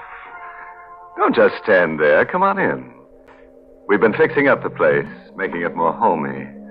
Yes, you see that beam over there with the rope hanging down? You just stand on the table, put your head through the noose, and, that's right. It's for the convenience of anyone who feels like hanging around after the broadcast. I wish you wouldn't say things like that. Oh, you're right, Mary. I'm a bad host. Here, I invite everybody to hang around, and there's only one rope. I guess we'll have to hang together instead of hanging separately. Now, please. Unless, of course, we want to hang ourselves with a black ribbon that comes with that Lipton sterling silver medallion. We've got plenty of them, haven't we, Mary? Well, I don't know. Thousands of women are writing in every day for that special sterling silver medallion. So I'd advise all of you ladies who want to own one to send in for it tonight. Yes, they're going mighty fast, because this medallion is made of solid sterling silver, and it's decorated with the Chinese symbol for good luck.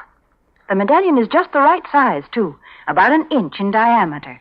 You can wear it as a necklace or a choker, because it's hung on a narrow black rayon satin ribbon, or if you wish, you can simply add it to your charm bracelet. And here's how you get this handsome medallion. Listen, just send 25 cents and the box top from a package of Lipton's, the tea with the brisk flavor, to Lipton Tea, Box 92. That's Box 92, New York City. All right, Mary. I write down the address on the cuff of my shroud. And now, friends, tell me, do you like holidays? Well, you won't after you hear tonight's story. It's called Dead Man's Holiday. And it's an original radio play by that cryptic mystic, Robert Sloane. Yes, and our star tonight is Myron McCormick, who plays the role of Eric. Not far from the waterfront, in a gloomy shack where death hovers near, a man stirs uneasily on a blood-stained cot. As he struggles for the last breaths of life, his tortured mind forces words to his lips. They don't have to tell me.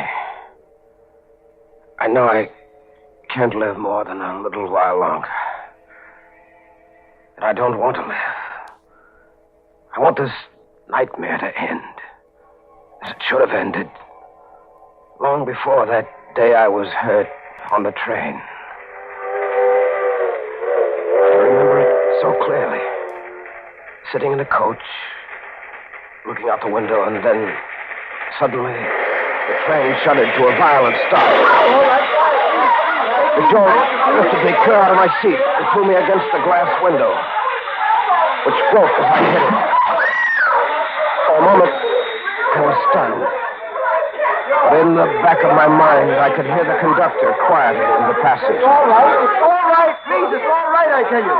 Nothing serious has happened. We struck an empty car on the grade crossing. The engineer had a jam on the brakes. Is there anybody hurt? Anybody need a doctor around here? Are you The all right? conductor was coming down the aisle, questioning passengers, looking them over. My head was clear now. And immediately I thought of my wife, in the seat next to mine. I turned to see if she'd been injured. But there, in the seat which she had occupied, was a man I'd never seen before. He spoke to me. You all right? Yes, I was shaken up a bit, but I'm all right now. You've got a nasty cut on your lip. All right. I guess it was the glass. Will you excuse me, please? What's the matter? My wife. I'm looking for my wife. She was sitting right next to me. Eleanor? Eleanor, where are you? What's wrong, sir? My wife. She's gone, conductor. She's gone. All right, no. Don't get excited. She was sitting right next to me, right where this man is sitting now. You must be mistaken. What? There wasn't any woman sitting next to you. What are you trying to tell me? My wife was sitting in that seat. All right, sir. If she's on the train, we'll find her. Now, in the meantime, you'd better come with me and have that lip of yours attended. Not until I find out what's happened. Nothing's happened, mister. You're just a little dazed, that's all. Your wife isn't on this train. That's a lie. Why would I want to lie to you? I don't know what your reason is, but you're trying to hide something from me. I'm willing to swear you boarded this train alone. How do you know that? Because I've been sitting next to you ever since you got on.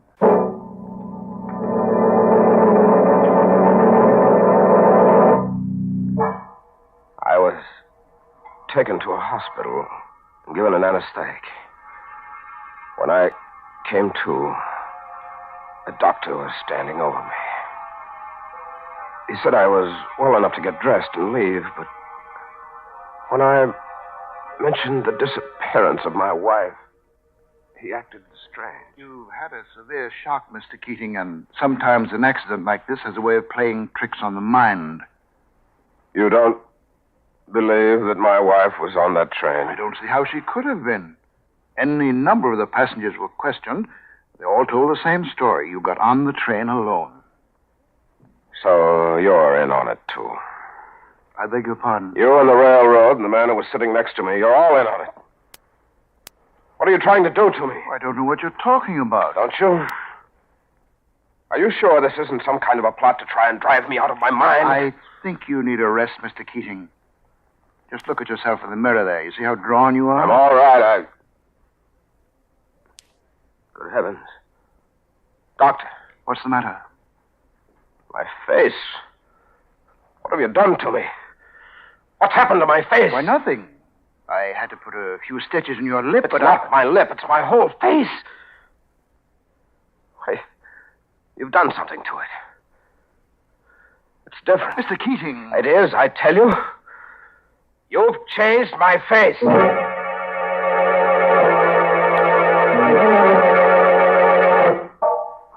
The next morning, I went straight to my house on Pine Street.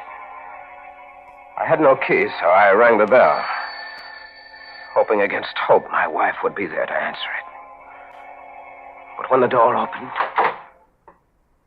I was face to face with a gaunt, middle-aged woman I'd never seen before. Yes? Who are you?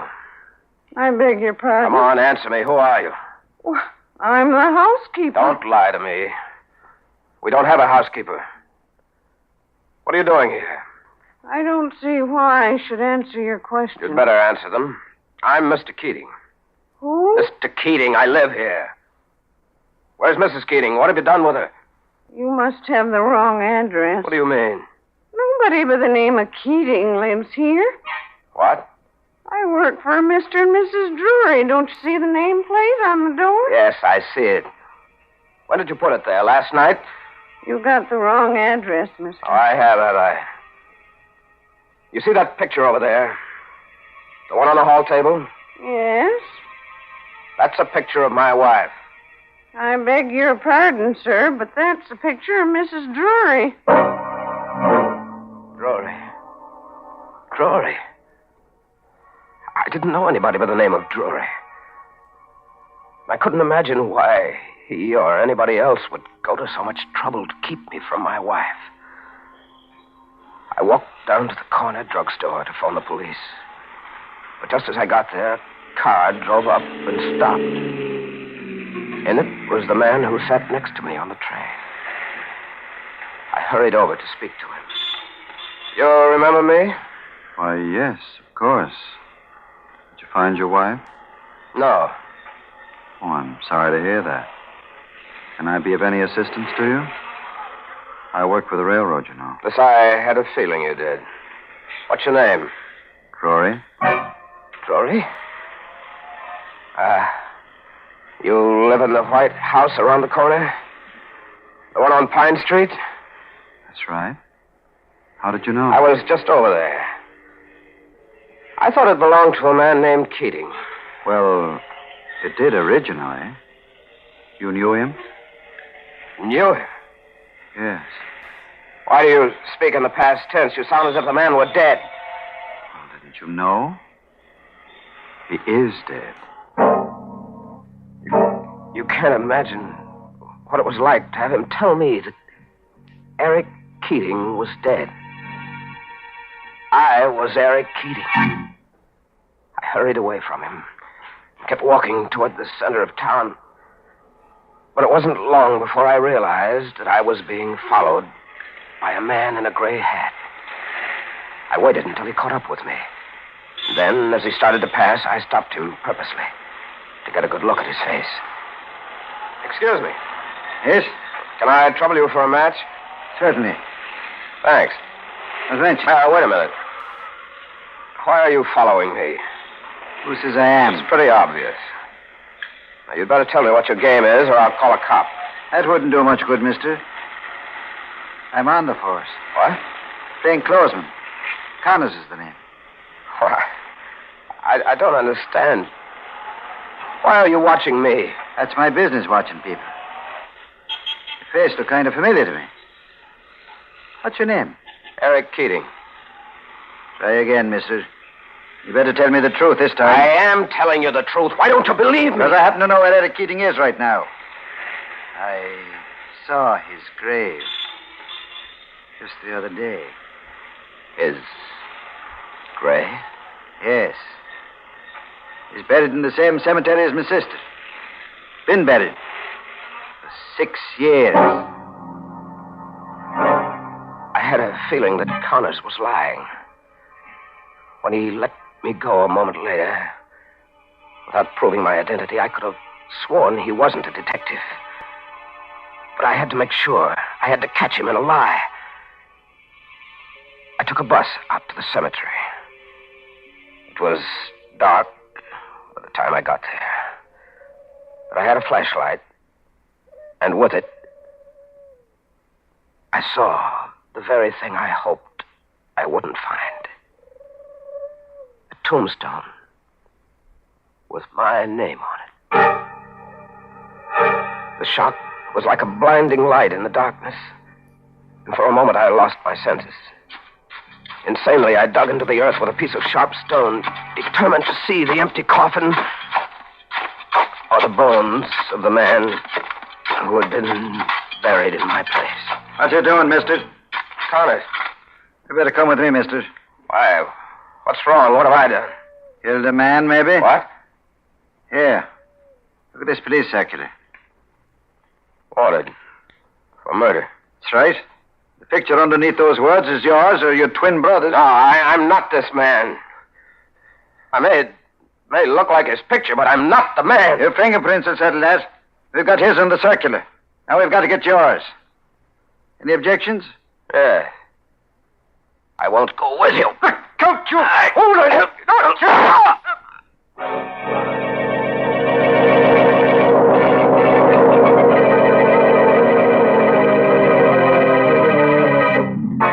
Now, there's a case of being wanted for murder, dead or alive.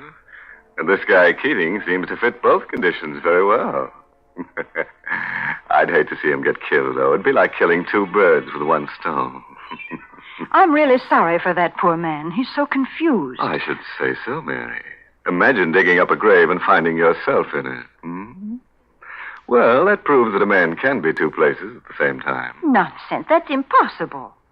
But you know, as far as killing two birds with one stone is concerned, that's easy. Any lady can do that just by sending in for the Lipton sterling silver medallion. What? Yes. You see, this sterling silver medallion is not only lovely, but it's a very useful piece of jewelry as well. It's just the thing to brighten up a simple silk dress or a dressy suit. And it can be worn as a necklace or a choker, or simply by removing the narrow black rayon satin ribbon on which it's hung, you can add it to your charm bracelet. And the medallion makes such a smart appearance. It's made of real sterling silver, and it's decorated with the Chinese characters that stand for good luck. So you might say the medallion is a Chinese good luck charm. And best of all, ladies, the Lipton people are making it easy for you to own one of these handsome medallions. All you have to do is send 25 cents and the box top from a package of Liptons, the tea with the brisk flavor, to Lipton Tea, Box 92. That's Box 92, New York City. Well, Mary, if the medallion really brings good luck, I hope our friend Eric Keating sends for one, because he's going to need it. When we left him, he was telling us how a detective named Connors was about to arrest him for murder. Eric resisted, and they struggled at the cemetery. Connors fired a shot. A bullet went through my left arm before I could reach Connors with the stone I had in my hand. I pounded it against his temple, and he dropped to the ground, unconscious. Then I ran as fast as I could, holding one arm with the other, losing blood all the time. Somehow, I got away. I was exhausted by the time I staggered into the doctor's. Well, I guess you'll be all right now, Mr. Keating. Thank you, Doctor. Tell me, how did you happen to get this wound? I was carrying a jar, and I fell. You'd better not lie to me, Mr. Keating. The bullet was still in your arm. Who shot you? I don't know his name. Well, it would help a great deal if you did. I have to report this, you know. So you'd better tell me the truth. I will in a moment, Doctor, but first I'd like to ask you a favor. What is it? Do you know anything about fingerprints? No, not a great deal. Well, you must know something. Here, take a look at the ones on the circular. Hmm? Why is the circular torn in half? Never mind about that. Just look at the fingerprints. Mm-hmm. Now, look at the ones on my hand. Yeah? Would you say they belong to the same man? Unquestionably. Of course, I'm not an expert. No, neither am I. But I can see that those are my fingerprints, all right. Somebody's done a perfect job of framing me. Either that, or I'm a murderer. Mr. Keating, suppose I just report my work to the police and let it go at that. I can't let it go at that. Don't you understand? I've been framed every possible way. And if I let it go, I'll be sent to the chair. No, not if you're innocent. I can't take the chance. Well, I'm very much afraid you'll have to. I reached for the paperweight on his desk. I crept a little closer. And then... Keating, put that down! You fool! I struck him hard on the side of the head. His body dropped to the floor, and I bent over him. My heart was pounding against my chest. Something in the back of my mind kept driving me on. A voice kept saying, "Kill him! You're a murderer! Kill him!" I don't know why, but I struck him again. And again. And again. Until his lifeless body choked out its last breath. And then I knew I was a murderer. I hurried away in the darkness, took a bus to a neighboring town. I hired a room in a boarding house. I stayed there 3 days, hiding, not going out on the street. Then, on the 4th day, the landlady paid me a visit. You'll have to get out of here. I can't take a chance of having you around anymore. Killing that doctor. Weren't you in enough trouble already? Shut up, I gotta think. Gotta get out of here. They'll be searching this place before you know it. Why? Because you were here before. I never should have let you come back. Come back? Now get your coat and beat it. Where'll I go? Take it easy. I never let anybody down yet. Here, this is the address of a shack I own over near the waterfront. You can hide out there for a while. Any food in that shack? Never mind about that. I'll get in touch with Ruth and tell her where you are. Ruth? Yes, go on now. Get out of here before it's too late.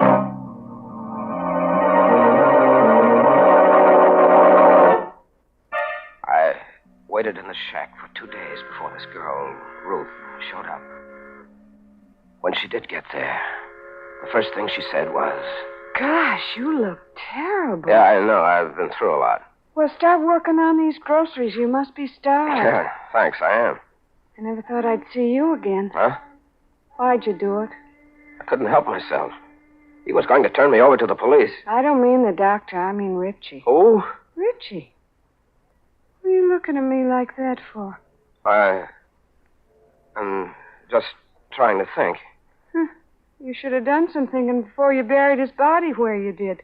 They found it the next day. Stop it, will you? I'm going out of my mind. What's the matter? Richie, Ruth, Drury, the landlady. When is it going to stop? Hey, take it easy. I gotta get out of here. I gotta get out of here right now. Don't be crazy. You'll get caught. I don't care. Have you got a car? Yeah, but... Come on. Let go of me. Let go. You hurt me. Come on. Where? Where do you want to go? Back to my house. I've got to find my wife. In the dark, we drove to my house on Pine Street. Ruth waited for me in the car as I sneaked into the garage and came up through the cellar entrance. The house was dark, except for a light in the study. My wife was sitting there, alone, reading a book. I tried not to frighten her. Eleanor? Eleanor? That you, George? No, dear. It's Eric. Oh, good heavens. Who are you? What are you doing here? Don't you recognize me, Eleanor? No. get out of this house. Get up before I scream. Darling, I've got to make you understand. I'm your husband, Eric. You're insane. Eric is dead. No. You mustn't believe what they've been telling you. It's all part of a scheme I can't understand, but they're against us, Eleanor. They're trying to keep us apart. Eric is dead. Don't say that, He darling. died 6 years ago. And you're in on it, too. You want it this way. What do you mean? You and Drury want to be together. That's why you framed me. George Drury is my husband. Is he? Yes, we've been married for 3 years. You can't get away with this, Eleanor. I won't let you have it. I tied her to a chair and gagged her so that she couldn't scream or call the police. Then I left the house and got back into the car with Ruth. We waited there about 10 minutes. And then I saw the man I'd been waiting for. George Drury. He was walking down the far side of the street on the sidewalk. And I knew he'd have to cross over to get to the house. So I started the car. What are you doing? Getting ready. He's got to cross the street. He's got to. What are you going to do? Run him over. No. Let go of me, you fool. I'm talking now. No, Shut up. No. I caught you in cold blood. Where are you going? To pick up the body. Stay where you are. I'll be back in a second.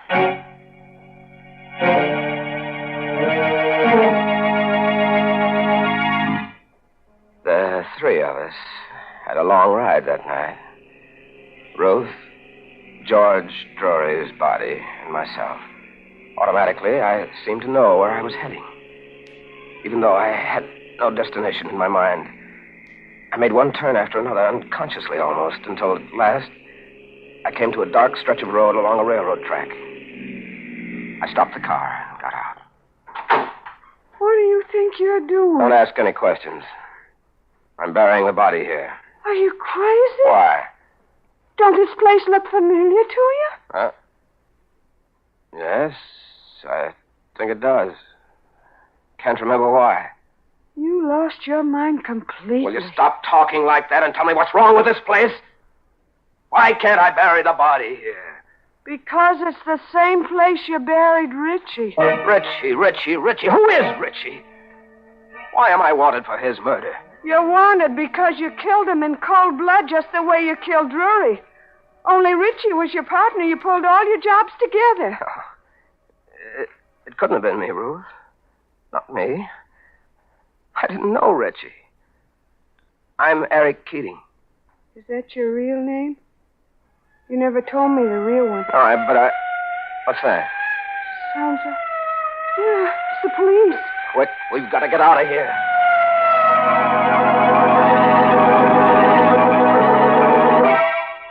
We left Drury's body near the railroad track and drove back to the hideout on the waterfront, where Ruth had met me earlier in the evening. There, I began to sew the threads of a horrible story which had been my life for the past 6 years. The first time I saw you was about 5 years ago. And I looked as I look now. Yeah, more or less. You just had a plastic surgery job done. You told me it was because your face was burned, only I didn't believe you. Yes, that was true. My face was burned, badly. How? Yes, I'm beginning to remember. A railroad accident just about 6 years ago. The car I was in caught fire. I struck my head trying to climb out of a window. You mean you lost your memory from that blow? I must have. I must have wandered away from the scene of the wreck, not knowing who I was. And you began a new life with people like Richie, huh? Yes. I began to steal. But your wife and the railroad company give you up as dead.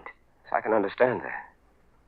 There were charred bodies in that wreck, charred beyond recognition. When I didn't show up, they must have listed me as one of them and buried another man's remains in my place. I wish it had been me. Oh, Eric, that's awful. All the while you were suffering from amnesia, your wife thought you were dead. I didn't believe her when she said she'd married this fellow Drury. Oh. Funny how I sat next to him on the train that day. The jolt sent my mind back 6 years. And I thought I was Eric Keating, coming home from a trip with my wife. Who's there? Come out with your hands up, Katie. Please. They got this place surrounded. You better do what he says, Eric. What for? Why prolong the agony any more than I have to? Eric, Don't call me Eric. Eric Keating is dead. Now let this other man die the way he should have died. Eric, don't be a fool. You can't get out that window. The cops got it covered. I know it, Ruth. I know it. It's all right. I wanted it just this way.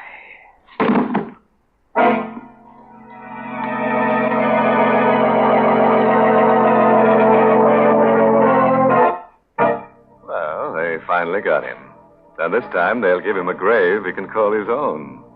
I just hope he stays put this time instead of wandering as a ghost. A guy like that might not remember where he was buried. I'm glad he's finally at rest now. Oh, don't be so sure, Mary. That guy needs a tag on him. Maybe you ought to send him one of those sterling silver medallions. Yes, and we'll get all his aliases engraved on it, too, so the other ghosts will know who he is. Don't be silly. There aren't any ghosts. And besides, that sterling silver medallion has just one purpose. It's simply a lovely piece of jewelry that the ladies will enjoy wearing. And ladies, to get the medallion, all you have to do is send 25 cents and the box top from a package of Lipton's, the tea with the brisk flavor, to Lipton Tea, Box 92, New York City.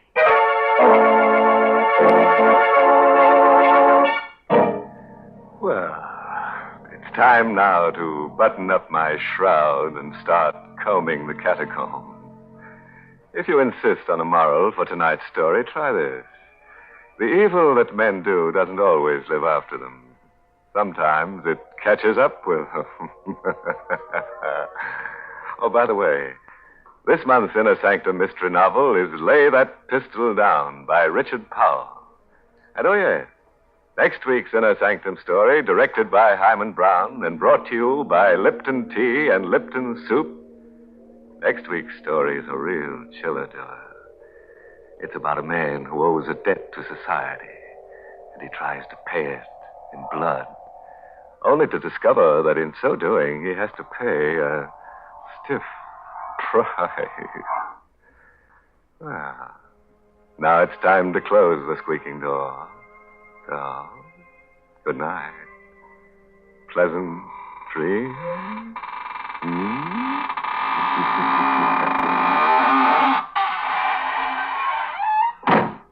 Folks, here's a modern food with an old-fashioned, homemade flavor. It's Lipton's Noodle Soup. And now, especially when the weather's so warm, try serving Lipton's as the one hot dish in a cold meal. Your family will love Lipton's famous chickeny taste. Yes, it tastes just like the chicken noodle soup you make right in your own kitchen. And Lipton's has got the same good herbs and flavorings, too. The same tender golden egg noodles. But listen, Lipton's noodle soup comes in an envelope, and it only takes a few minutes to prepare.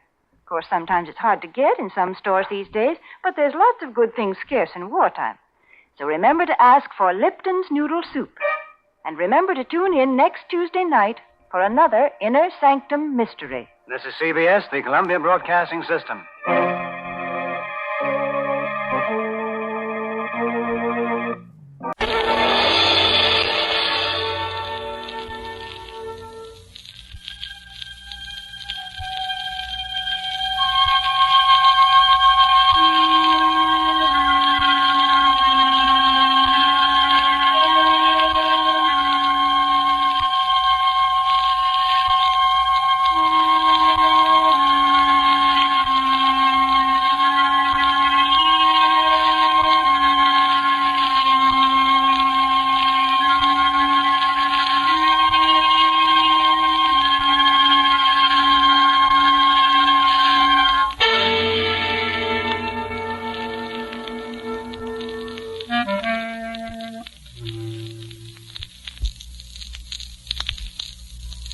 Good evening, creeps.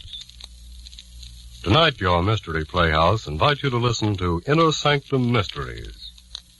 Come on out, Mr. Host.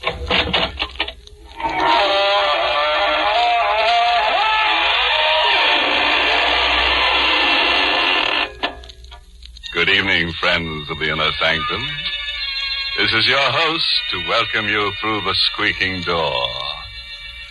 Well, been shopping around for a nice case of murder? Of course you have. And you've come to the right place because the characters on this program simply kill themselves to keep you amused. Why, only the other day we were accused of making murder our business. But we wouldn't do that, friends. Oh, no. Because that would be mixing business with pleasure. And we consider it a pleasure to give some stiff the business.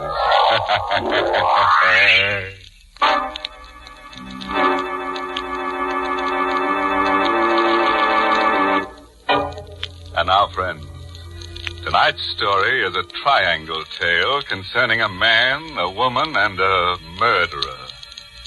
You've heard it said that those who laugh last laugh best.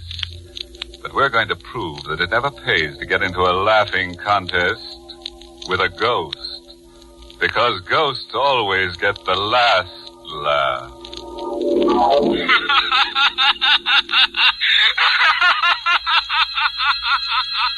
I know he's dead. His body has been in the grave for weeks. Yet, although I tell myself it's impossible, I can hear him laugh. That raucous, mocking sound haunts me. The same laughter I heard for the first time in the courtroom. He had never laughed during all the weeks of the trial. Never even smiled. This day, when he came before me for sentencing. John Spencer, you have been found guilty of murder in the first degree. You wish to make a statement before sentence is imposed? I killed Hicks. I'm willing to admit it now. But he was no good. He got just what he deserved. And everybody knows it. I'm not a killer. I never committed a crime before. And all I ask now is a chance. John Spencer, the jury took all that into consideration when it recommended life imprisonment. However, I have the power to ignore that recommendation. It is my firm conviction that to allow one man to take the law into his own hands is to encourage others to do likewise. I therefore override the recommendation of the jury and sentence you to be hung by the neck until dead. No. Judge, please. I've got a girl. We were going to be married. All I ask is to live so I can see her once in a while. Should have thought of that before you committed murder. It's easy for you to tell me what I should have done. But you won't always be on top. Maybe someday you'll be down here where I am. When that happens, I hope they throw the book at you just like you're doing to me. Bailiff, remove the prisoner. Won't I be laughing when that happens? Wherever I am, I'll be laughing fit to buzz.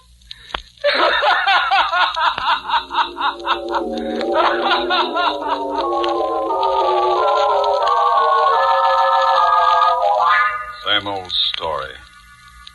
Prisoner pleads innocence or guilty with good cause. Asks mercy. When clemency is refused, condemned man curses judge and hopes that judge will someday find himself in a similar plight. Spencer's outburst failed to move me in the slightest. I'd heard it many times before. I went home to forget about the Spencer case.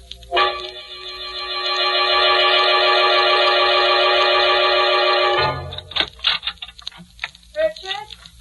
Is that you, Richard? Yes, dear. I'll come in as soon as I've freshened up. Come right now. I've been waiting here all day. Surely it's not too much to ask to just... All right, Laura, I'm coming. Richard, I want you to meet my new nurse, Margaret Cummings. This is Judge Thornton that's coming. How do you do? Miss Cummings, haven't we met before? That's hardly likely. It's probably my face. It's so ordinary.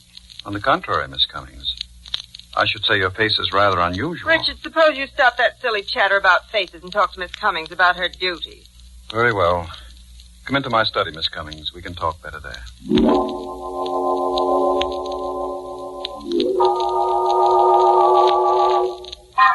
Now, sit down, please. There's not much to say, really. In the first place, my wife's heart condition isn't really dangerous. Yes, I gathered that from Dr. Fletcher. Oh, he told you about my wife, eh? Oh, yes. You're a professional person, nurse, and I believe in frankness. It makes things easier. My wife is 11 years my senior, getting on past middle age. She, is a bit worried. Not that I give her any grounds for it. Jealous. You understand? Perfectly. She's not an easy person to get along with. You'll have to humor her. I'll do my best. And, Miss Cummings, Yes. I was just wondering where it was that I saw you before. Escapes me. You know, Miss Cummings, your face is rather haunting.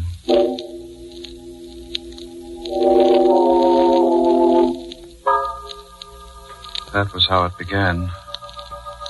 We played a game during those first few weeks. I would ask, Miss Cummings, where was it that I first saw you? Don't you remember yet? No, I don't. Well, I do. And someday, if you're nice, I'll tell you. We would laugh together. Having the girl in the house made me feel young again. It didn't last. It ended one evening in Laura's room. Richard, Yes, dear. put down that newspaper. I want to talk to you. I'm listening. Don't you think you're going a bit too far, Richard? Too far. What do you mean? I mean Miss Cummings. Oh. I won't stand for it. I won't allow you to disgrace me in my own home with a woman who's little more than a servant. Oh, Laura, for heaven's sake. I may be a bedridden invalid, but there is a limit. You're jumping to ridiculous conclusions, Laura. Ridiculous, am I? I suppose you'll deny you're in love with Miss Cummings, that you've been carrying on with her right under my nose. Certainly I'll deny it. I've got eyes, Richard. I've seen you two whispering together. I've watched how you look at Oh, you're her. talking utter nonsense. There's nothing between me and Miss Cummings. Nothing? Nothing. Absolutely nothing. Well, then, I'll give you a chance to prove what you say. I don't want Miss Cummings here. Dismiss her. You want me to dismiss her? Yes, Richard. I do.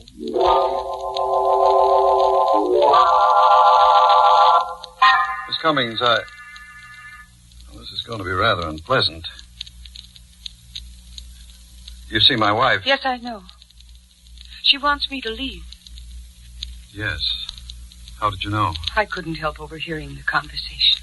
Well, then you also know why she wants you to leave. Yes. But you warned me when I first came here that she was jealous. It's been very pleasant having you here. Thank you. I'm going to miss you. Miss Cummings, could I have your home address? Of course. Why do you want it? I hope you won't think me presumptuous, but, well, perhaps we might be able to see each other. Would that be wise? No, it wouldn't be wise. But I might as well face it. I couldn't hide it from Laura, and now I can't hide it from myself. I love you, Miss Cummings.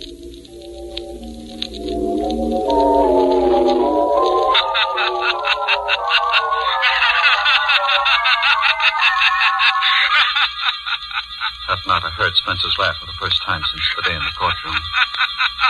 I set it down as a figment of the imagination born out of a feeling of guilt due to my disloyalty to Laura. I put it out of my mind. I had other things to think about. The slip of paper with Margaret Cummings' address on it was in my pocket.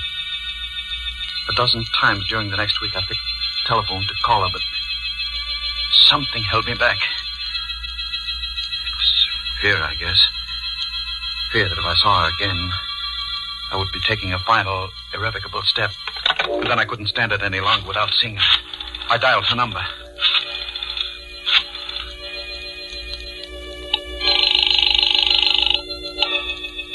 Hello? Is that you, Margaret? Yes, who is this? This is Richard. Richard? Judge Thornton. Oh, hello. How are you? It's been so long I thought you'd forgotten me. There's little chance of that. Could I see you tonight, Margaret? Why, yes, of course. Come over as soon as you like.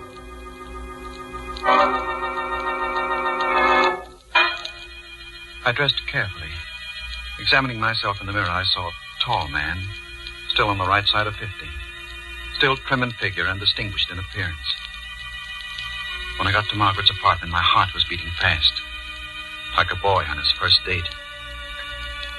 Somehow, I don't know quite how it happened, she was in my arms. I was kissing her. Oh, Richard. My darling. Oh, no, we're being foolish. Sit down, darling. Here, beside me. Like this? That's perfect. Margaret, would you marry me? Mary, you can't be serious. I was never more in earnest in my life. Aren't you forgetting a little detail? No, I'm not forgetting about Laura. She has a weak heart. She may die. And if she does... I wouldn't count on it. Your wife takes very good care of herself. She may live to be 100. But if she should die, would you marry me? I don't know. It's not fair to ask me now. Not while your wife is still alive. Ask me later.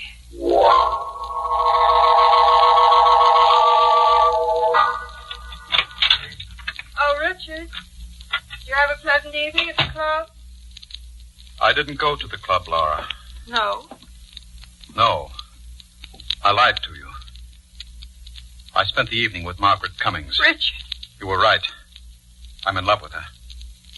I never knew what love meant before. I can't live without her. You're mad. You don't know what you're saying. I want a divorce, Laura. Divorce? No. I want it immediately. You can't do this to me. Oh, my heart. What? Now see what you've done. Laura. Oh, the shock. My pills, Richard.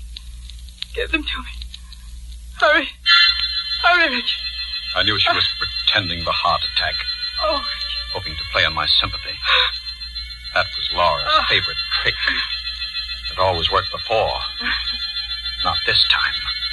This time I would pretend until I was ready to act. I gave her the pills, watched her take them and sink back in the pillow. Oh. Thank you, Richard. Feel better now? Yes, dear, much better. I don't know what I'd have done without you here.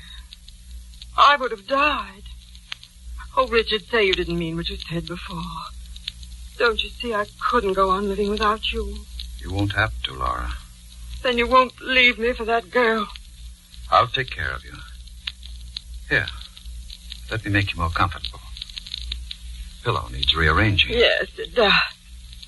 Richard, what are you doing? I'm fixing the pillow. I can't say. Lie still.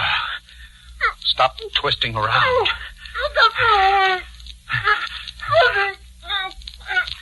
This isn't much different from a heart attack.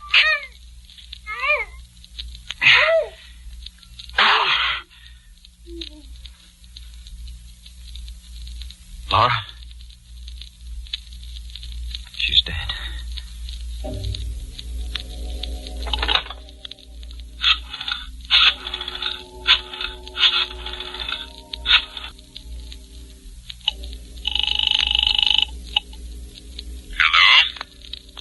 Dr. Fletcher? Yes? This is Judge Thornton. Please come quickly, Doctor. My wife has had a heart attack.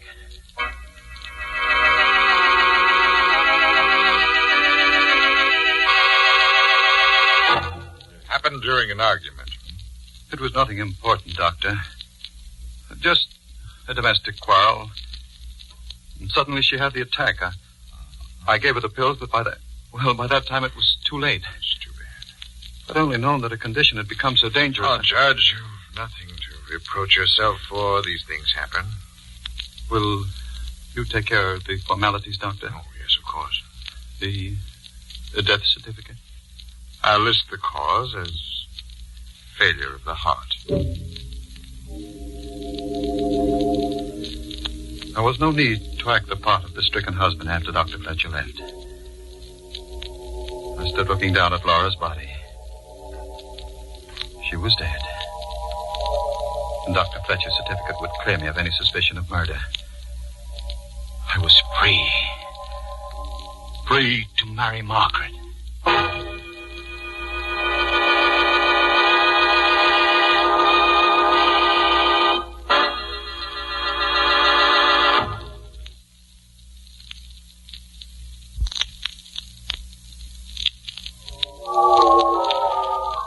I walked to Margaret's apartment that night. The street was dark.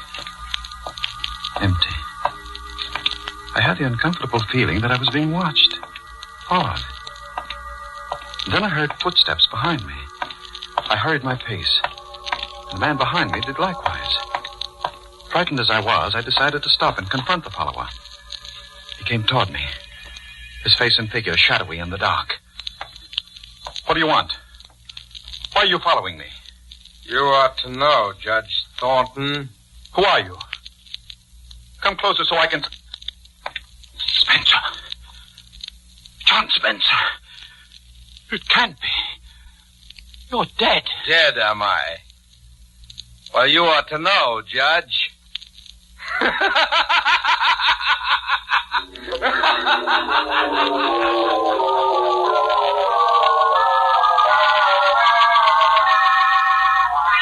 Now, take it easy, mister. Take it easy. Now, just tell me what happened. I was being followed, officer. So I turned around to see who it was. And did you see who it was? Yes. And that's why I fainted. The man following me was a dead man. What's that? The man following me is dead. I know he's dead, officer. I ought to run you in. You're crazy.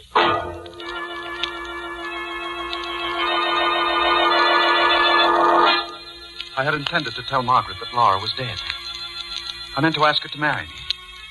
But the encounter on the street drove those thoughts out of my mind. Arriving at her apartment, I went directly to the window and looked out. And there, across the street, leaning against the wall, I saw John Spencer. Richard, I'm insulted. What? You didn't kiss me. You haven't even said hello. Oh, I'm sorry, dear. That man across the street, he can't be real. And yet, if he isn't... What man, Richard? Don't you see him? No, there's no one across the street. He was there a moment ago. I turned my head to talk to you, and now he's gone. Darling, you're trembling. You must be sick. Don't look at me like that. Richard, what's the matter? I guess I am sick. I'd better go and have a talk with Dr. Fletcher.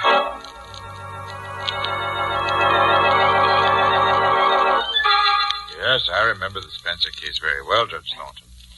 You could have spared Spencer's life, but didn't. And now you imagine that he follows you? Yes. But the man is dead.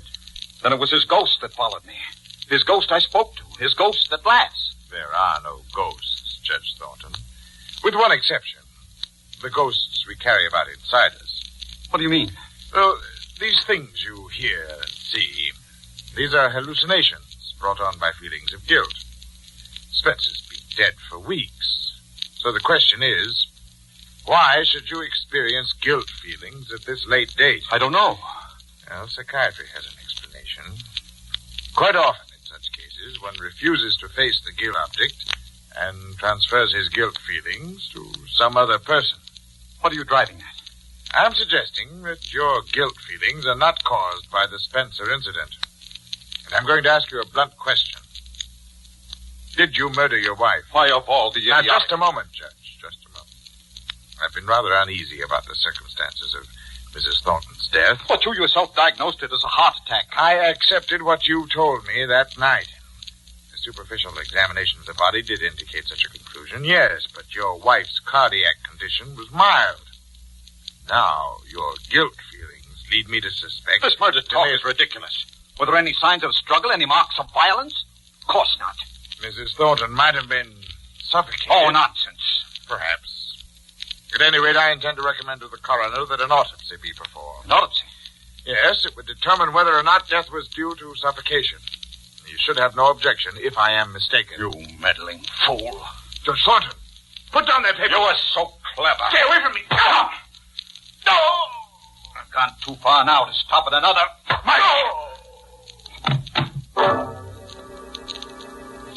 I'd lost my head. I should have agreed to the autopsy. That would have given me a day or two in which to plan my escape. But now, as things were, it would be only a matter of hours before Fletcher's body was discovered. My thoughts twisted and turned in panic. Maybe someday you'll be down here where I am. Won't I be laughing when that happens? Wherever I am, I'll be laughing fit to bust.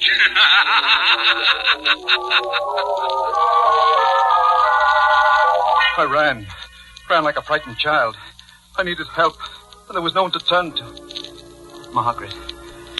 She loved me. She'd help me. I went to Margaret and told her what had happened.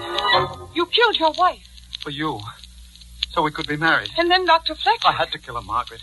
He was going to recommend an autopsy. Why did you come here? We've got to run away. We still have an hour or two. If we could charter a plane to Canada or Mexico. What makes you think I'd run away with you? I thought you loved me. Don't be stupid. I'm going to turn you over to the police. Margaret, you can't mean... Can't I? Just watch me. Margaret, listen before you pick up that phone. Even if you don't love me, even if you won't go away with me, give me a chance. Have mercy. You make me laugh. Judge Thornton, who never gave anybody else a break, pleading for mercy. Well, turn around and ask the man behind you for mercy. Behind? That's right. Spencer. John Spencer. Take another look, Judge. No. No, you're not John Spencer. There's a resemblance, but you're not John Spencer. I'm his brother. You're the man that was following me. That's right. I was tricked. Led on by Margaret to kill my wife, and forced by you to betray myself to Dr. Fletcher. But why? Why, Margaret? Why did you do this? For revenge. Revenge? Yes. The first day I came to your house, you thought my face was familiar. Well, now I'll tell you where it was that you first saw me. It was in the courtroom at John Spencer's trial. Courtroom? Yes. Yes. Yes. Remember how he begged for mercy? He told you he had a girl, that he was engaged to be married, and you could have given him his life. But you sentenced him to his death. What? For you, the girl? Yes. Spencer. Did he know about this? All this was his plan. His revenge.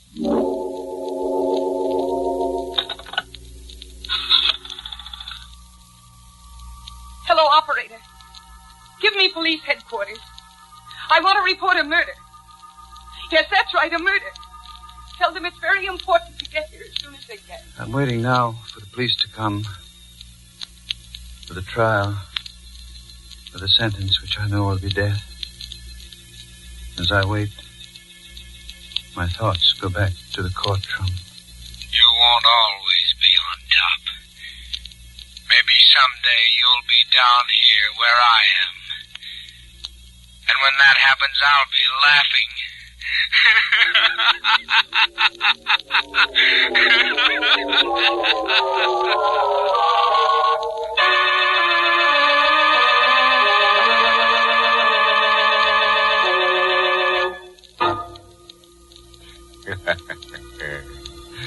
Well, Judge Thornton certainly misjudged Margaret Cummings, which was a grave mistake.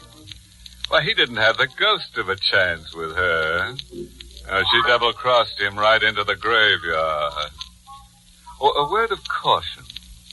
If you must commit a murder, be sure to select the proper weapon. I suggest a sharp-edged axe, because it provides you with a handy alibi. When the police want to know why you did it, you can claim the killing was accidental.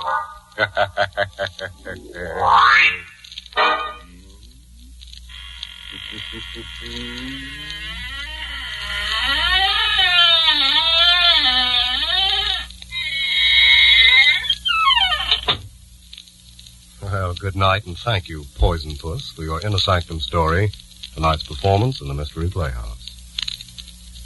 Until next time, creep. Good night. Sleep tight.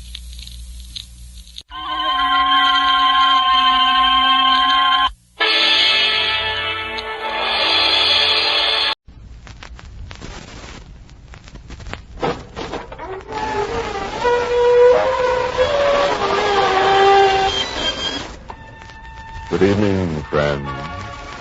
This is your host, to welcome you through the creaking door into the inner sanctum. Come in. Come in and pull up a tombstone. The chair situation is very grave here. Don't worry if it seems a little dark in here, too. I've made arrangements for a few ghostly forms to come and glow. By the way, don't mind that guy in the box over there. We scared him to death last week. He's been horizontal ever since.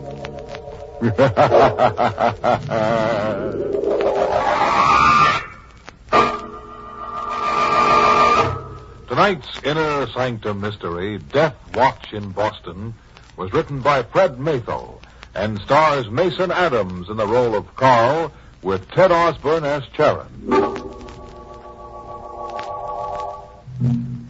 In Boston, Beacon Hill looks down its narrow, brick-lined streets with seeming scorn at the harbor below. Tonight, the wind is from the sea, and there is a mist that's heavy with the odor of fresh fish, salt and spices. Tonight, too, there is a man who has a horrifying secret to tell. This man is Carl Dickens, intern from a nearby hospital who walks wildly, coat flapping, hair disheveled. Young, his body is.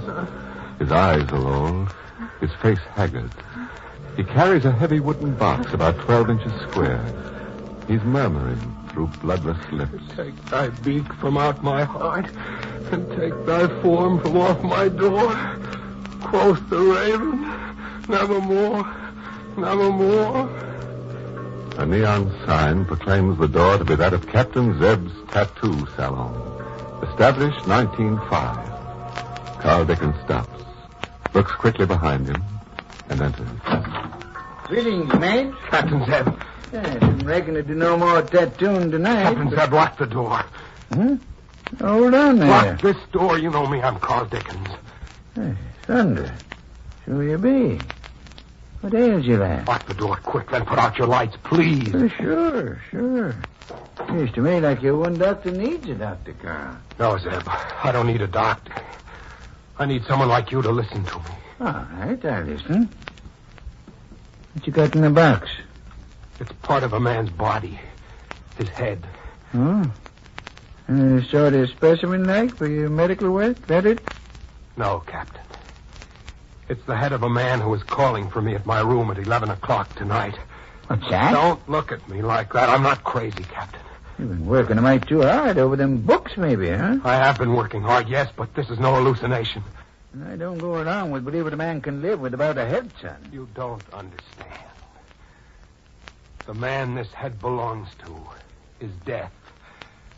And it is Death who is coming for me tonight. Better tell me the whole thing, son. Maybe I can help after all. Will you come with me to my place after I tell you the story? Will you wait up with me till he comes, Captain? Will you? Reckon I better, son.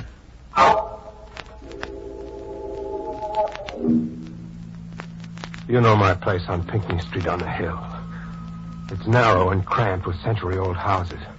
I've got rooms on the second floor of one place, 29 Pinckney. I've been there 2 years since I first went to the hospital. In my living room, there's a bay window that juts out over the sidewalk below. That's where my desk is. 2 weeks ago tonight it was. I'd fallen asleep over my books. Something at the window woke me with a start, a tapping noise. I went to the window and stared. Perched there was a bird. A bird as black as the night itself. I opened the window, and instead of flying away, the bird hopped upon my desk and stood with head cocked to one side of my open book. By now, I knew I wasn't dreaming. I spoke to the creature as you might have. Hey, isn't it late for a bird to be around? Oh, it's late. It's late. It's later than you think. It's much later than you think. I stared open-mouthed at the open window through which the creature disappeared. Then I smiled, realizing that it must be a pet. A minor bird, perhaps. I went to bed then, thinking it an amusing coincidence that the bird had been taught to say, "It's late," and that I had referred to the hour myself. That's what I thought then. Until 2 nights later. That's when I met the stranger for the first time. You see, Captain, I have a bad heart myself, and I'd worked very hard to save a patient who had a heart ailment, the same rather rare heart condition I have. By 10 Wednesday night, I felt certain she'd pull through. Just as I was going off duty, my night nurse hurried to me. Dr. Dickens. Yes? Doctor, the girl in 14. Well? No. Are you trying to say she died? Mm-hmm. I'm sorry, Doctor. But I can't believe it. I did everything that could be done, and it looked certain. Are you positive? Yes, I am. Dr. Smith just confirmed it. Oh, Doctor, you worked so hard on that case. You're worn out. Why don't you go home and rest? I said... Doctor, what's wrong with you? What are you staring at? You were looking toward the window just now, as I was, weren't you? Well, yes, I think so. Why? Didn't you see something black fly past it, a bird? Well, no. Doctor, you look awfully pale. Can I get you something? No. I guess I'm tired. I'll go for a little walk and then straight to bed.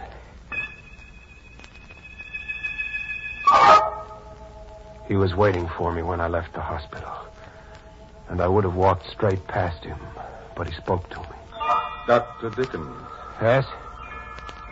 May I speak with you? How'd you know my name? Gabriel told me. Gabriel? Yes. This is Gabriel. I think you've met. Oh, that's Gabe. Say, isn't that the bird that knocked on my window a couple of nights ago? Yes. We were out walking and Gabriel flew to your window. I see that you are very depressed. Can I help in any way, Dr. Dickens? No, thanks. Patient died. Always gets me down. Oh, and so needlessly, too. What do you mean, needlessly? You will understand soon, Doctor. Life and death are matters arranged elsewhere. Had it been so desired, your patient would have lived. Who are you? What's your name? I don't think you said. It is Charon. Charon. Charon. Well, Mr. Charon, if I believed what you say, I would have to give up medicine. Not at all. Everyone has a mission to perform, and should. And what is your mission in life, Mr. Charon? That. What is our mission in life, Gabriel? Speak up. It's late. It's late. It's later than you think. That was the first time I met the man who calls himself Charon. I asked for a couple of weeks off at the hospital. I thought it might be nerves. I stayed home and read detective stories. I was beginning to feel like my old self again, and on Sunday night, sometime around 9, I decided to turn in when there came more tapping on my window. This time I grinned. Well, Gabriel, come right in. It's late. It's late. Sure, I know. It's later than I think. Orc, is that all you can say, Gabriel? Take my beak from off my heart and take my paw from off my door. Quoth the raven, nevermore. Yes, I had heard correctly. The bird had quoted a full passage from Poe's poem, The Raven. At the same time, I felt a sudden chill in the room, sensed someone in the room, yet I had heard nothing. But I knew. He also knows a bit of Keats and Shelley, Doctor. How the devil did you get in here, Charon? Your door was not locked. Tell me, Dr. Dickens, are you afraid of death? No more than most people. But I'd rather not die if it's all the same to you. I'd hoped you might think differently than others. At any rate, I have nothing to do with it. As I said to you before, Doctor, these matters are arranged elsewhere. Where? Elsewhere. You're trying to tell me that you can predict death, is that it, Charon? Of course. I'd like proof. Will you accept full responsibility for the knowledge? Sure. Give me a moment. as I stood watching him, tall and black, against the white door of my room. It seemed to me he had turned himself inward, and that the living part of him had stepped away, leaving only a gaunt shell. There was no life in him, only the eyes staring. You will remember the name of Emily Cartier. Her passage has been arranged for. Good night, Dr. Dickens. After he left, Captain, I walked straight to the phone to call the police. I tried to think of how my story would sound to them. That stopped me for the moment. But I did look up the name Charon had quoted. It was in the phone book, Miss Emily Cartier. Her home was close by in Louisburg Square. I called her at once. Hello? Is this Miss Cartier, Miss Emily Cartier? Oh, yes. Who is this, please? You don't know me, Miss Cartier. My name is Dickens. I met someone who claims to know you well. Oh. Isn't that nice? Who is it? A man named Charon. Oh, well, I'm sorry, Mr. Dickens. There must be some mistake. I don't know anyone by that name. Are you sure? Well, I'm just as sure as... Oh. Miss Cartier! Miss Cartier, what is it? Miss Cartier! But I knew what had happened. I knew all too well. Emily Cartier's passage had been arranged for.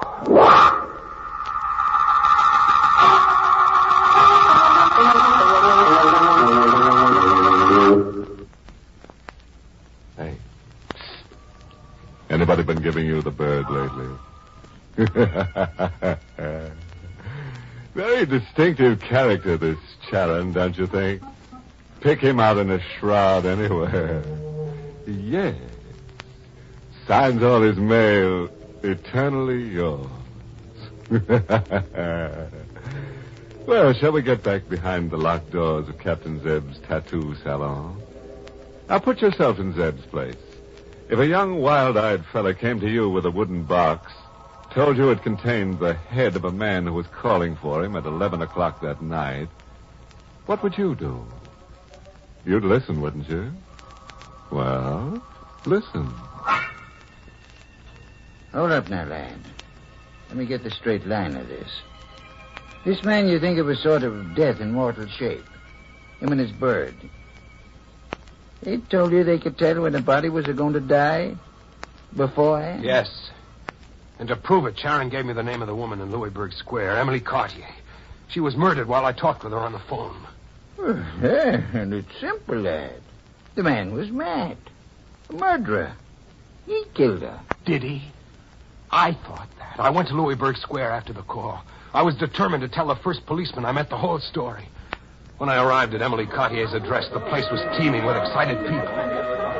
Also, on the fringe of the crowd beneath a single street lamp, the tall, gaunt shape of Charon stood. I went straight to him. Mr. Charon, I'm turning you over to the police. Oh, Mr. Dickens, why? Why? Because I know you killed this woman. So, come with me. I will speak to the police for you.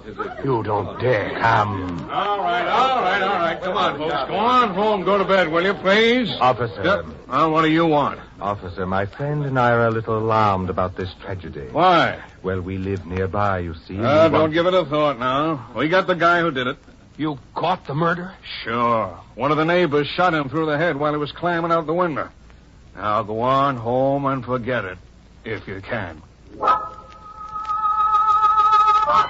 Well, Carl? I wish you would leave me alone. Oh, that is not possible.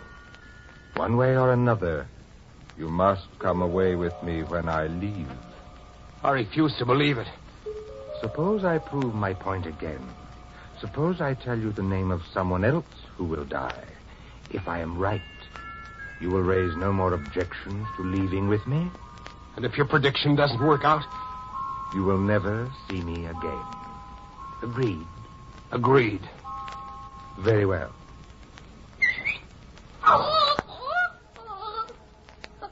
Gabriel, our friend would like to know who, do you know, is next to go. Simeon Black. East India Docks. Simeon Black. The small wooden docks. Simeon Black, is that it? Yes, Carl. Simeon Black. Between 8 and 8:30 on the night of November 15th. That is a week from tonight. All right, fine. If Simeon Black doesn't die then, I will never hear from you again. That is correct. If Simeon Black dies, as I know it is arranged that he will, you will come away with me on the same night at 11. Good night, Carl. Good night, friend.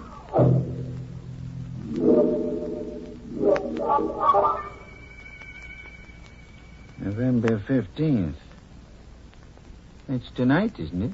Yes, Captain Zeb, that's tonight. And what about Simeon Black, lad? This bargain you made now. I found Simeon Black. Found him this evening. He was a seaman. The docks gave me his address, a cheap rooming house near the Charles River. His ship was due in at 7. Simeon Black had to live. I stood outside his rooming house waiting.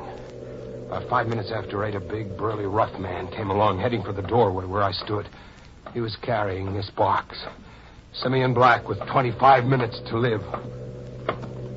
Are you Simeon Black? Yeah. It's very important that I talk with you. Yeah, why? Who are you? My name is Dickens. This is urgent. Please listen. I'm listening. Go ahead. Do you know anyone who might want to do you harm? You crazy mister.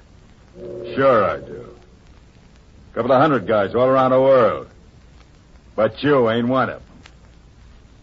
Where are you? No, I'm not. But I talked with a man who said you were going to die between now and 8:30. That's why I'm here. Who? A man named Charon. A man who has a pet minor bird that talks. Yeah? I think we better go up to my room and talk, chum. Come on.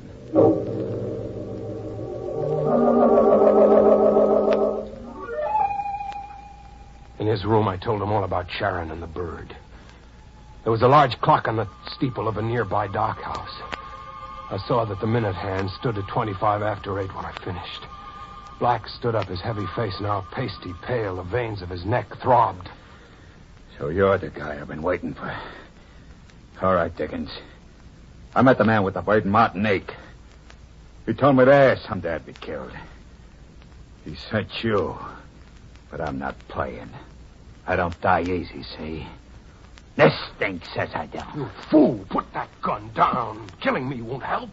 All we have to do is wait till the time has passed. 3 more minutes. Sit down. Nothing doing. You're gonna... Give me that gun, you stupid fool! Give it here, you punk.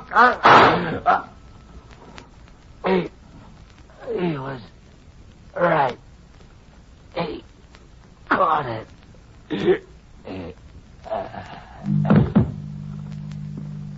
I couldn't believe my own eyes. I stood there gaping at the floor. The hook that had been Simeon Black was crumpled grotesquely on the bare boards of the room, his denim shirt staining darker and darker as I watched it. Through my fogged mind, I heard the clock strike the half hour outside. Simeon Black had died as Charon had predicted. But I had killed him. The gun was still in my hand as the door opened, and Charon, tall, gaunt, lips smiling, eyes smoldering black, stood there. You see, Carl? I've kept my bargain. Simeon Black is dead. You made me do this. You played me against Black. You knew something like this had happened. Carl, when are you going to understand? Yes, I knew. But these things are arranged. By you. Of course. I made a bargain with you. Yes, you did, Carl. I will call for you at 11. We will leave together. No. You are leaving now, Charon. No! For a moment, I thought I hadn't hit him. He stood there without a tremor. Then from his thin, colorless lips, a trickle of blood coursed down his chin. I can't tell you the triumph of the moment. The days of supernatural, fantastic horror seemed to run out of me. The sight of his blood told me this man wasn't death. This was a clever man who had somehow used me. Everything seemed right again in the world. No matter what happened to me, no matter what.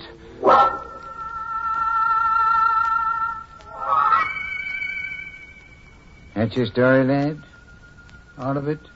Not quite, Captain Zeb. As I regained my senses and saw him there still smiling mirthlessly on the floor beside Simeon Black, I had an impulse to be certain that he wouldn't come back to me. I found a knife in Black's kitchenette. I suppose I still wasn't thinking clearly.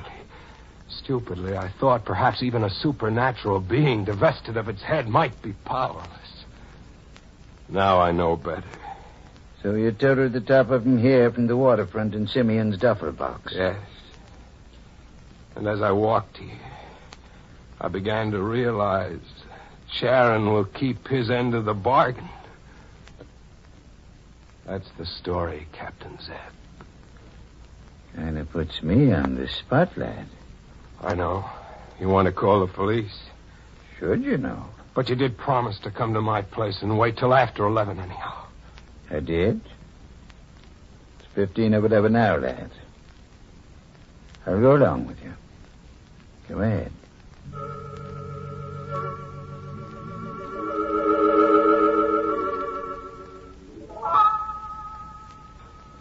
What time is it, Zeb? Most 11. But I tell you again, lad, ain't nothing gonna happen now. But I feel it.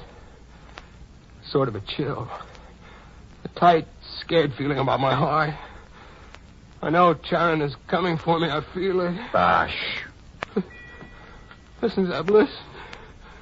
It's death coming. I feel it in my heart. Yeah, sure, but... All right, Sharon. All right. I'm ready. Carl. What's up? What the devil?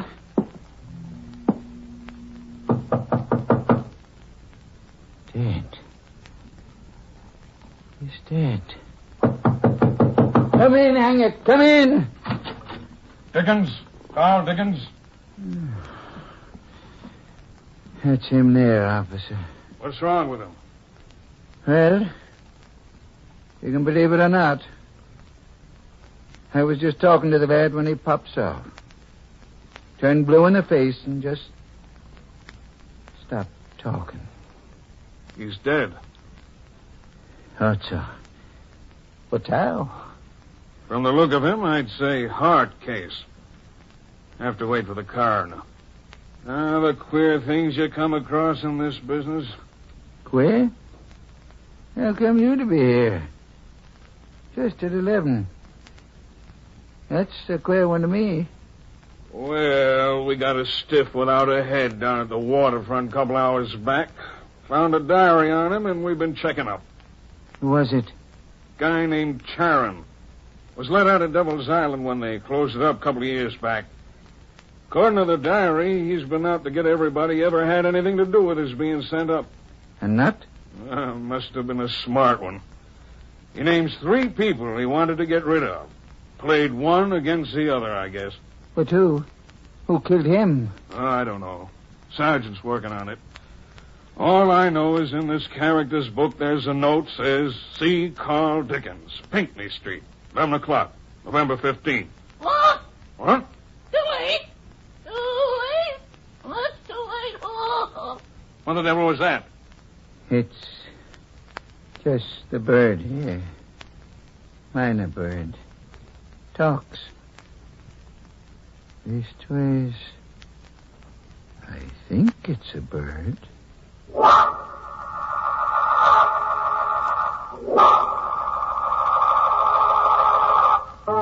My. You'd better see the headman, Zeb. You know, one thing to learn about all this is you should never lose your head in a crisis. Or you shouldn't lose your head anywhere, for that matter. Oh, yes, just a bit of advice, folks. If some bird comes up to you and says, it's late, you agree with them and call the zoo right away. It's probably a minor bird, and minors should be in bed when it's late.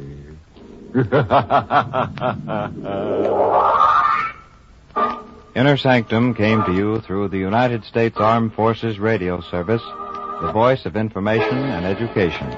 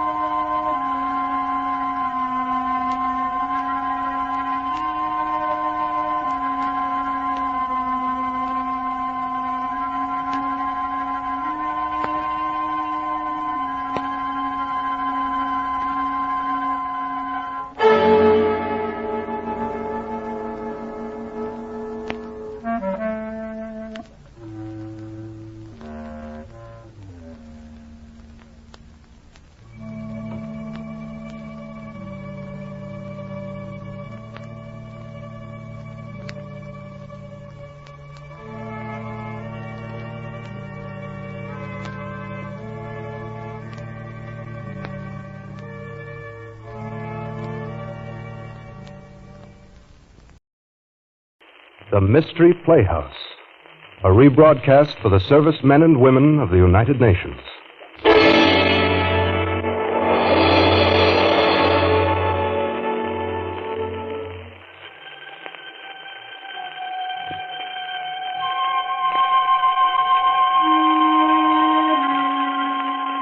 Good evening. This is Peter Lorre. Would it bore you to hear a tale of tragic murder? Are you unwilling to sit through the telling of a strange and horrible story? The brief narrative of a man caught in a web of evil? You're not? Then, my friends, keep right on listening to the Mystery Playhouse.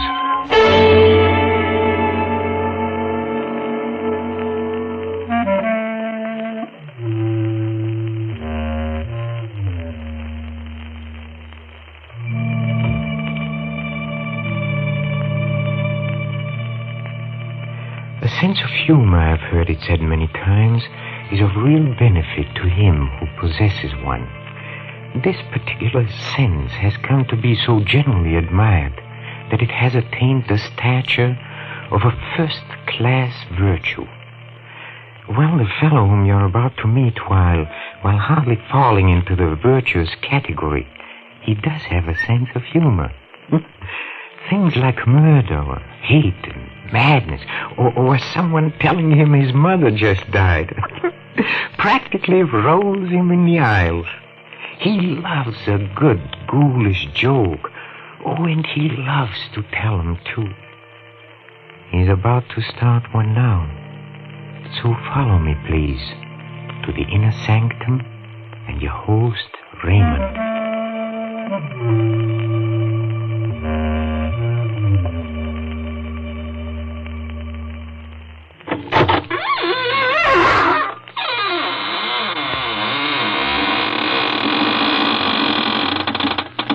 Good evening, friends of the Inner Sanctum.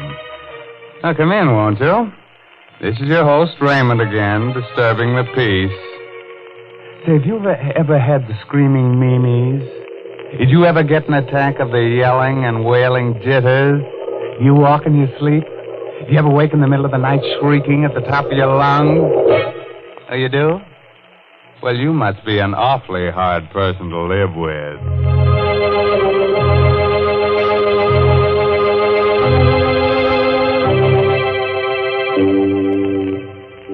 Well, friends, it's time for our story to begin. From this point on, forget everything pleasant. Get a finger ready to chew on, turn the lights down low, and listen to Peter Lorre tell you the blood-curdling tale, Death is a Joker. Come with me to the Criminal Courts building. A tense hush falls upon the spectators as Charles Luther takes the stand. Gentlemen of the jury, I'm accused of murder. I'm an actor, a comedian. Look at my face. Ugly, huh? Yes, so ugly that whoever looks at it laughs. I'm not telling you this to win sympathy for myself. I tell you this because it is important to your understanding. The strange events that brought me to this courtroom today to plead for my life. Shortly before midnight of November 28th, I went to the apartment of my friend Robert Langwell, the famous actor and matinee artist. Charles. Well, this is a surprise. Come in. Thank you. Would you like a drink? No, don't bother. I don't want anything. No? Well, then, here, may I take your thing? Oh, excuse me. Hello. Oh, George. Yes, I have the money for you. You'll be up? When? 20 minutes? Yes. Bye. George Gelvin. You know him, Charles? Yes. Rotten actor. But an excellent poker player. So I've heard. Robert, before leaving the theater tonight, someone told me that you and Julie Winthrop are going to be married. Is it true? Yes, we'll be married in 2 weeks, right after my wife gets a decree in Reno. You must not marry Julie. Not marry Julie? Well, who are you to tell me what I can do? I know Julie well, and I also know you. That's why you must not marry her. Charles, it might be better for you to mind your own business. Julie and I are in love with each other. No, you're not. She's fascinated by your good looks. She's impressed by your fame, but she does not love you. Now, look here. We may be old friends, but I've stood all I'm going to. Wait a moment. I get it now. You're in love with her yourself. I'm in love with Julie. No, we are just friends. Friends? You're madly in love with her. That's why you came here tonight, isn't it? No. Friends. Stop your laughing. You in love with a girl like Julie. Why should my love make you laugh? Oh, so you admit it, huh? All right, I do. Why is it so funny? Do you think she'd have you? You, a clown, ugly, clumsy. You in love with Julie? And why not? Why not? You! Stop your laughing. Stop it. Can I? Look at yourself. Charles, let go of me. No. You're choking. Let go. A joke, huh? Charles. A joke. Laugh. Go ahead. Laugh now. Laugh.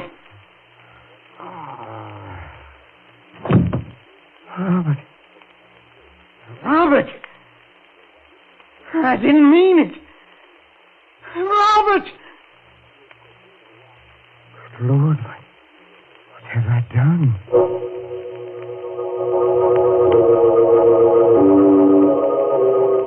I rushed out of his apartment, trembling. I turned my coat collar up to hide my face. The streets were crowded with people coming from the late movies and restaurants. I tried to make myself act naturally, but it was impossible. Everyone I saw, every pair of eyes that looked at me, seemed to accuse me of my crime. I stopped, waited for the light to change. Paper, mister. Morning paper. Read about the Reynolds execution. Here, let me have one. There you are. I didn't know Reynolds was to be executed tonight. They burned him. Well, he deserved it. Murdering his friend like he did. Oh, wait a minute, mister. You forgot your chain. Oh, never mind.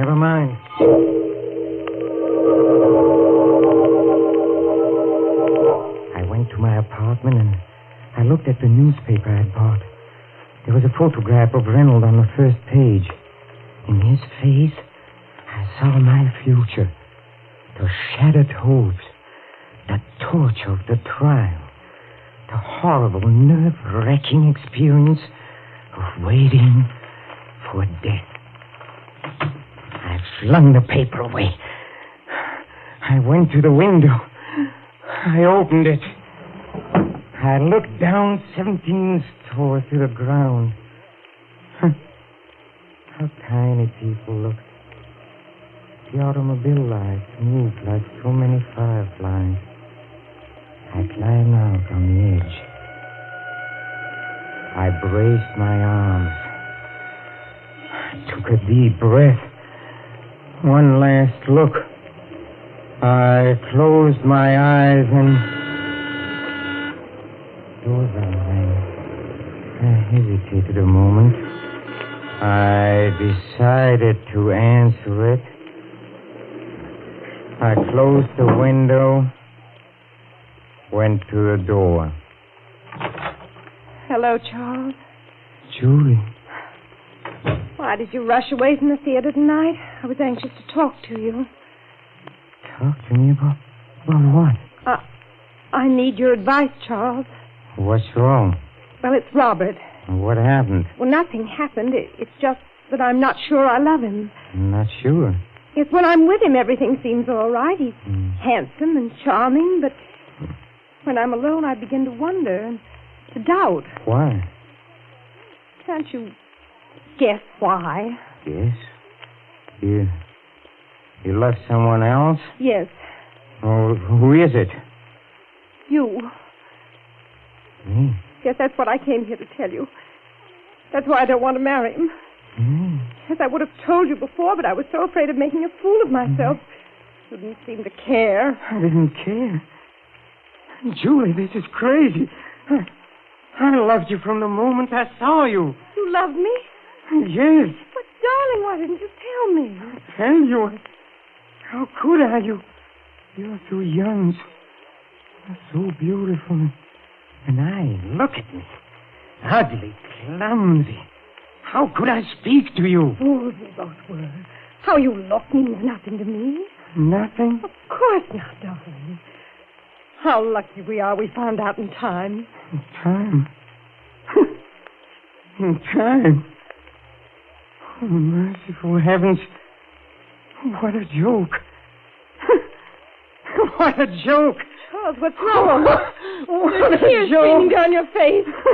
Charles, you're hysterical. Now stop it. Stop it! Julie, something you must know. Yes, sir. Tonight I committed a murder. Murder? What are you talking about? I killed Robert. Killed Robert? Out of your mind. You don't know what you're saying. But is it true? I went to his apartment and we quarreled and I killed him. Oh, no. You told me a moment ago that you loved me. Do you still love me? Yes, Charles. And tell me what to do, Julie. Help me. I can't think. I don't know where to turn, but what can I do, Julie? What can I do?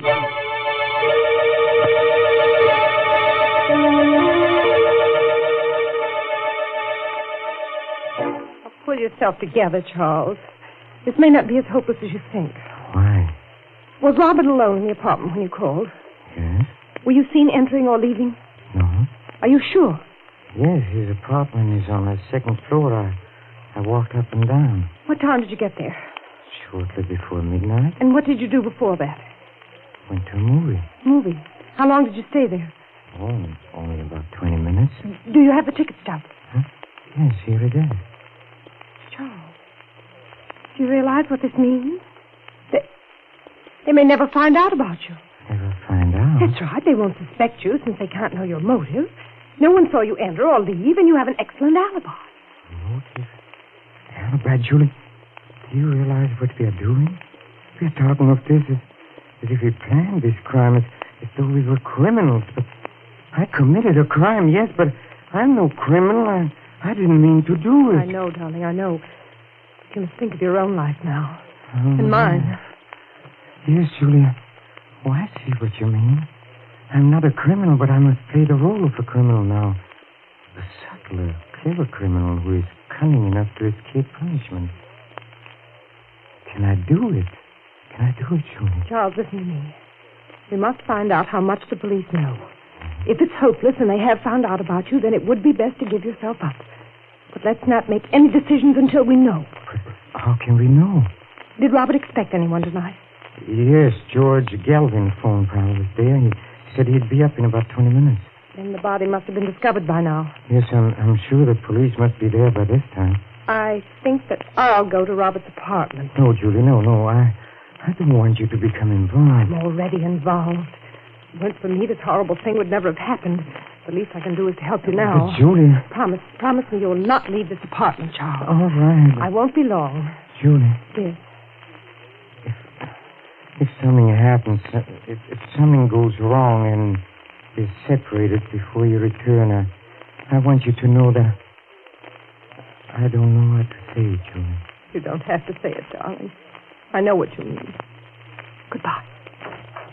Goodbye. Criminal.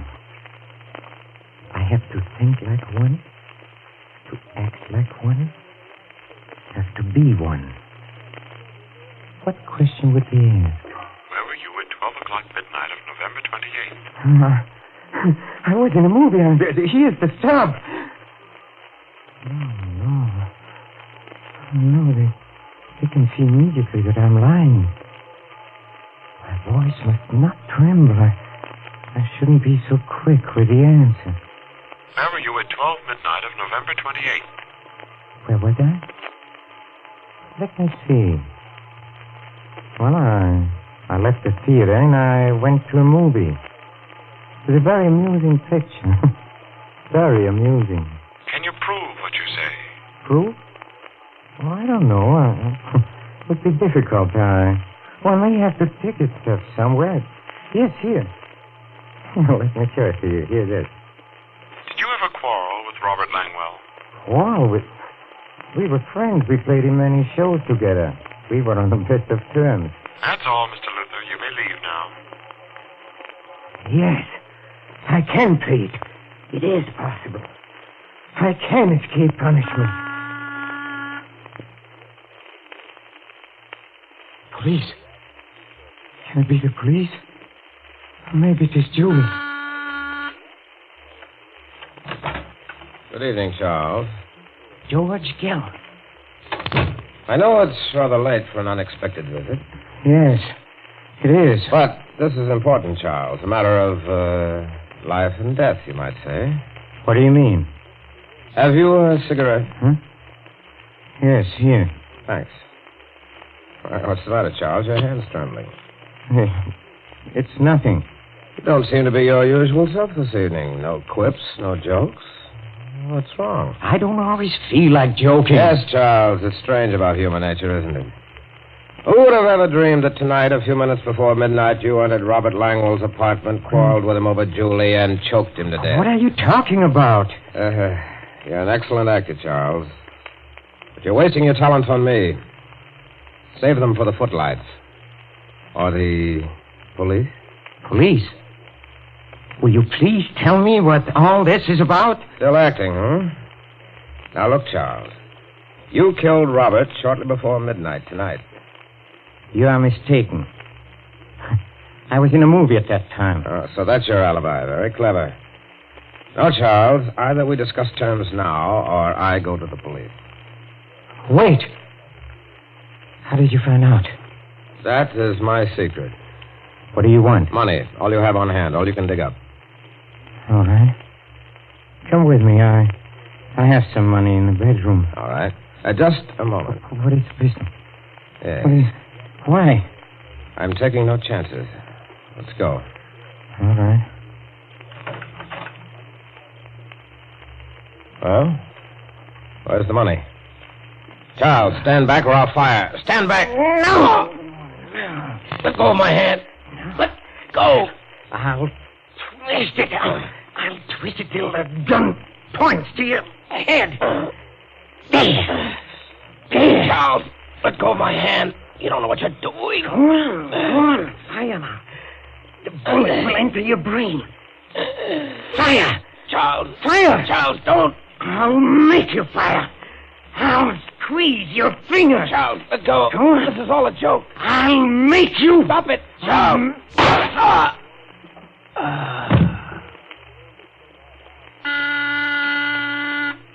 Just a second. Just a second. Charles. Darling. Darling, there's nothing more to worry about. Everything's all right now. We can be married and go on living and never fear anything. What makes you say that? Darling, you didn't commit a crime at all. What do you mean? Robert's alive. Alive? Yes, he's downstairs now paying the taxi. Robert is alive? Yes, I spoke to him about the marriage, and he was wonderful about the whole thing. Darling, aren't you happy? The worries are all over. You can smile and be gay. That must be Robert now. Hello, Charles. Robert, I thought you were... Well, I'm not. But how did you... see, I fainted. George Gelvin came in and brought me to. George Galvin. Did you tell George Galvin what happened? Yes, I did. Look here, Charles. As I told Julie, I'm willing to forget the whole thing if you are. Forget? Forget? Yes. It might have ended tragically, you know, but thinking it over, I realize I'm as much to blame as you are. So if you're willing to shake hands. Shake hands? There now, darling. There's nothing more to worry about. I feel so happy I could... Charles, what's the matter with you? It's nothing. It's nothing. It's nothing.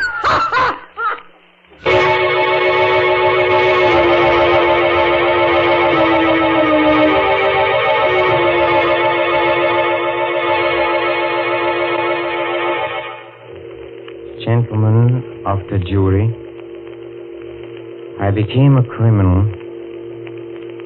Well, because I thought I had committed a crime, and I had to think like a criminal. My motives were those of all men. I wanted happiness and wanted marriage to the woman I loved. What would you have done in my place?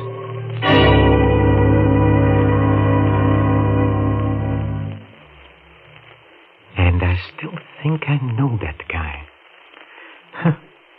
I wish I could place him.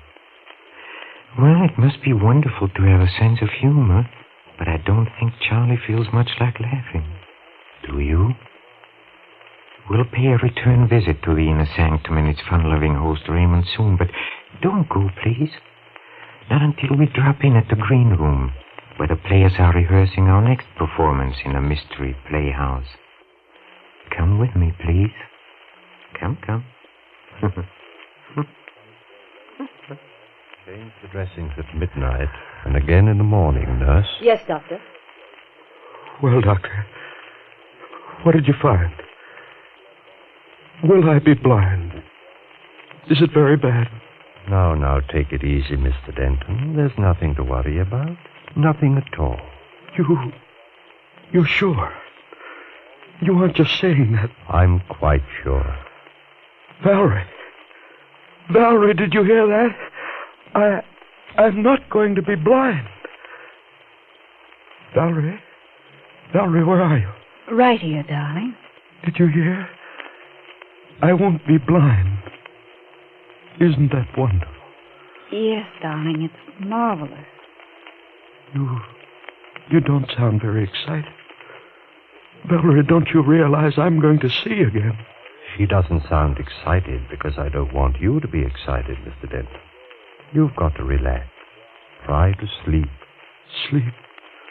With this ungodly pain? My eyes feel as though they were on fire. That will stop as soon as the opiate I gave you takes hold. You'll be comfortable, I'm sure. Now, good night. You're going now, Doctor? Yes, I'll look in on your husband in the morning. Stephen? Yes, Valerie? Do you mind if I step out into the corridor for a moment? But you promised not to leave me. I'm afraid, Valerie. Everything's so dark, The nurse will be here, dear, if you want anything.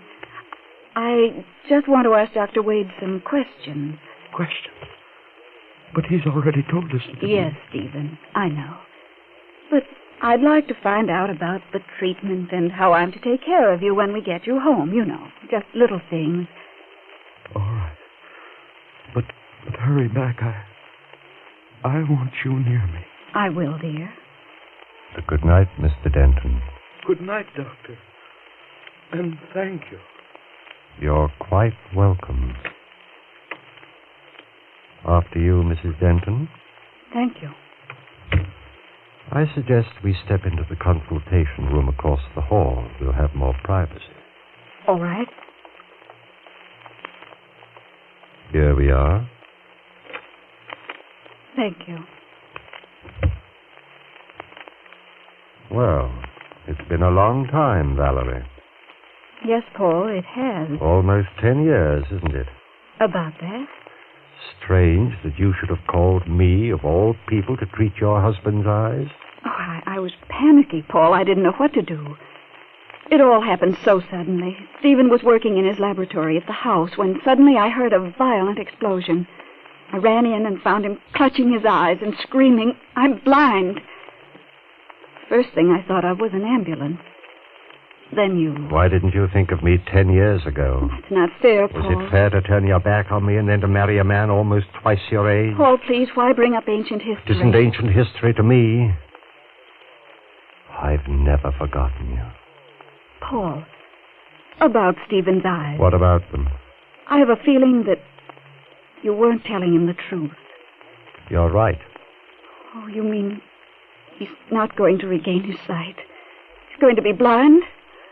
Oh, Paul. You don't expect me to be terribly concerned, do you, Valerie?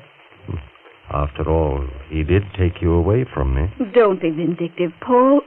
It wasn't Stephen's fault. He didn't even know of your existence. And you never told him that we were on the point of being married. No, never. It's rather ironic that we should meet again at the bedside of my rival, your husband, a man who may forever walk in darkness. Don't say that, Paul. It's horrible. But unfortunately true. A moment ago, you told me not to be vindictive. I'm not, really. But if I were, I could have my fill of vengeance if I told him about us. And then told him that he'll be blind forever. You wouldn't, Paul. Or I might take another form of revenge. I could tell you that an operation is called for. A very delicate operation. Are you trying to say that there might be a chance? Yes. But supposing I refuse to perform the operation? Paul, you're joking. You can't mean that. Perhaps not. But you call me vindictive. Suppose I operate and my scalpel slips. What if he dies? That would be murder. You're not a murderer, Paul. You wouldn't risk your professional reputation. Why must you torment me this way? You really love him, don't you? Yes, I do. Then forget the things that I've been saying. I want you to think of me as a friend. I want you to trust me. I do trust you, Paul. Thank you. Now as to the possibility of surgery. Here is the situation. The transparent film over your husband's eyes, the corneas, were burned and torn by the explosion. They've been so damaged that blindness will result, even though the eyes heal. But you think an operation would cure that? Possibly, although it's a very delicate job. The injured cornea must be peeled away and replaced by a fresh, healthy one. Where can you get healthy corneas? From the eyes of the dead. Oh. It isn't quite as horrible as it sounds, Valerie. You know, dying people often will their eyes for just this purpose. We maintain what we call a corneal bank. It's much the same as a blood bank, only but there's this difference. Corneal tissue can't be stored more than 48 hours. It must be fresh, or it's no good. You have some available in the bank? No, that's the trouble. I'm afraid we haven't. But there's got to be some, Paul. I don't know where, Valerie. Unless... Unless what? I was just thinking. Last night, one of the interns asked me to look at a charity case that puzzled him. The patient is a Hindu or a Persian named Chandra. He lives in a dirty little shack near the waterfront. Yes, Paul. I stopped by and examined him. I found an incurable condition. There's no way to save him. He won't live more than a day or two, but his eyes are healthy. You mean you think he might... I don't know. You'd have to have his consent, of course. Take me to him, Paul. I'm sure I can make him understand. Oh, it may not be so easy, Valerie. He's a strange person. A mystic and a spiritualist. Let me try. Just take me to him. All right. We can go there now.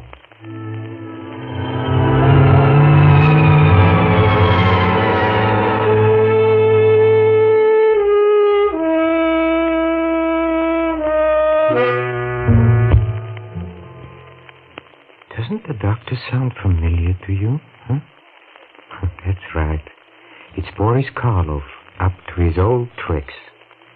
I think it might amuse you to be on hand for our next performance, when we present Mr. Karloff and Creeps by Night. This is Peter Lorre closing the doors of the Mystery Playhouse.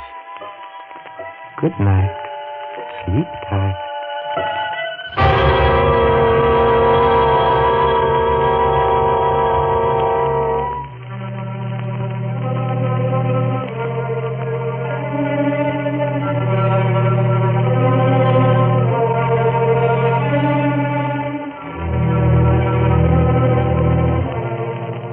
This is the Armed Forces Radio Service.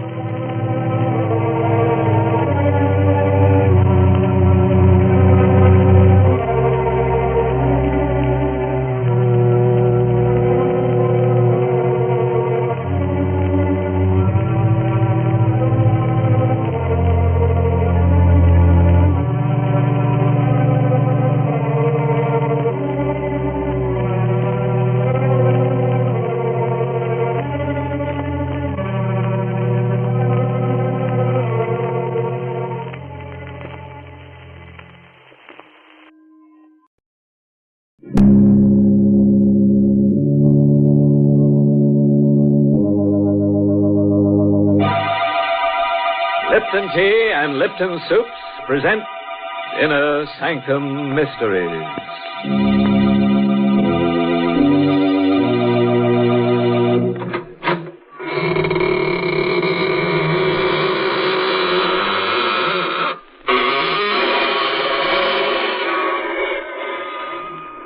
Good evening, friends of the Inner Sanctum. All waiting to go through the squeaking door. What a long line. But everybody's here tonight. The line reaches right to the edge of the grave. Been waiting long. What? 7 days and 7 nights? Dear, you should have knocked. I can always slip the latch string out and you could hang around properly. Why, Mr. Host, people don't need a latch string to do that. Didn't you know that all our listeners hang on your every word? Oh, yes, Mary. There's no better place than Inner Sanctum for people to get the news. Or the news. As a matter of fact, we have some good news for our listeners right now. Folks, there's a new delight waiting for you when you try Lipton tea. Many of you may have been drinking tea for years, but until you taste Lipton, you just don't know the full pleasure of tea at its delicious best. Lipton, you see, has brisk flavor. In fact, brisk is the very word the tea experts themselves use to describe Lipton's spirited, full-bodied flavor. Unlike ordinary dull-tasting teas, Lipton's is never flat, but always hearty, satisfying. Lipton tea gives you more contentment in every cup. So do try it soon. It's tea at its tastiest. Lipton tea, with that grand, brisk flavor.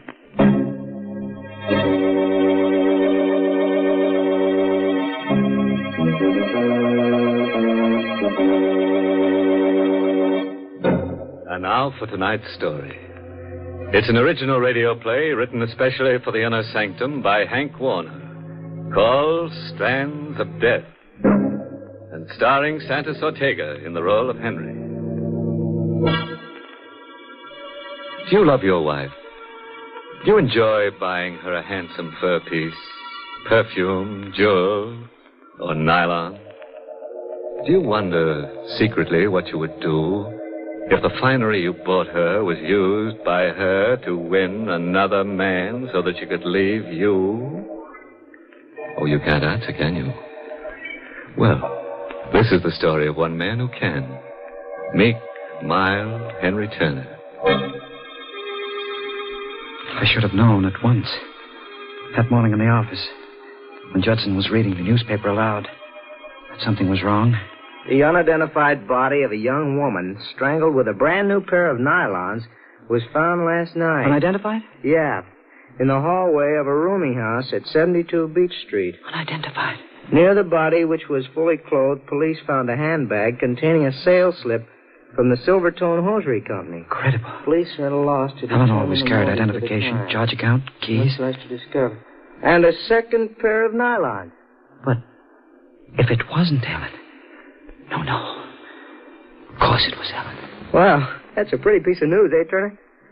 By the way, you bought some nylons for your wife the other day, didn't you? Say, what's the matter? You sick? Was I sick? Johnson wanted to know. Wonder what his face would have looked like. Had I told him right there that the police were wrong, that the body could be identified, and it was Helen, my wife. I went to the police. The body was at the morgue. This way, sir. Here it is. Steady. No. It's not Mrs. Turner. It's not Helen. I know how you feel. The shock of relief. But it wasn't relief. I walked from the morgue to our apartment. My brain was pounding with a question I hated to face. If it isn't your wife, who is it? If you didn't kill your wife, who did you kill?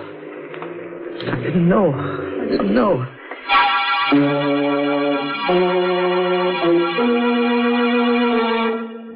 I got to the apartment. Weary, exhausted. Questions unanswered. My foot kicked a telegram that had been slipped under the door. I tore it open. It was from my wife. From Helen. The telegram was like a hand tearing the black curtain from my mind's eye. Could at last recall what had happened. What I had done. Why I had killed a strange woman, thinking it was Helen. It swirled across my brain like a crazy picture. The night I came home after a hard day. Hello, baby. Hello. Gosh, I'm tired.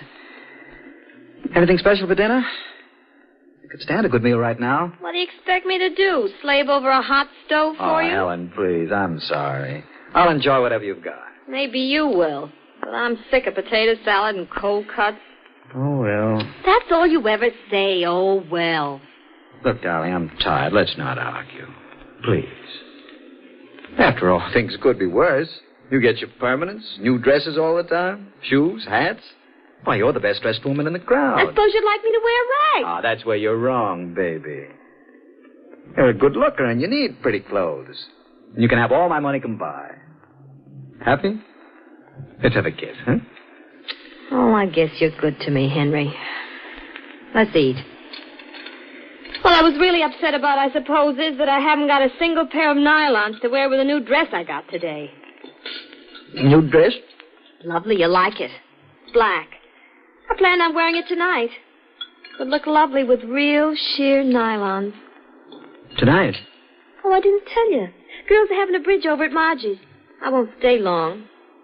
Do you mind, Henry? I'm not very hungry. I'll slip into the dress if you don't mind. Go right ahead.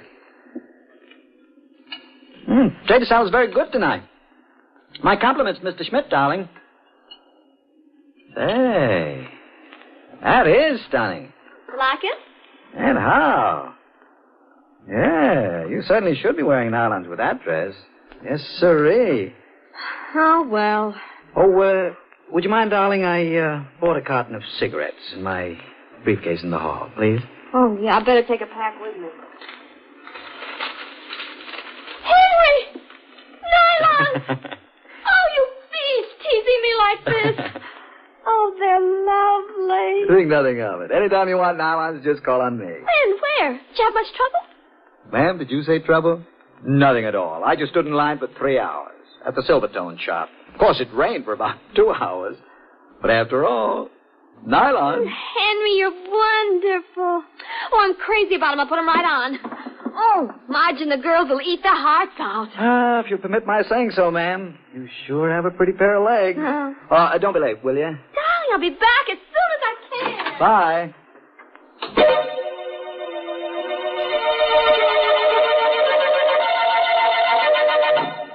I sat around listening to the radio and reading the paper, waiting for Helen to come back. Hello? Oh, Henry. Helen there? Oh, hello, Marge. Didn't she? Oh, she went out about 2 hours ago. Why? Oh, just thought I'd tell her Silvertone's got some nylons. I'll tell her. How's your bridge party? Bridge party? Well, that's tomorrow night. Be sure and remind her, please. I will, Marge. All right. Good night. Bridge party. Tomorrow night. Marge's.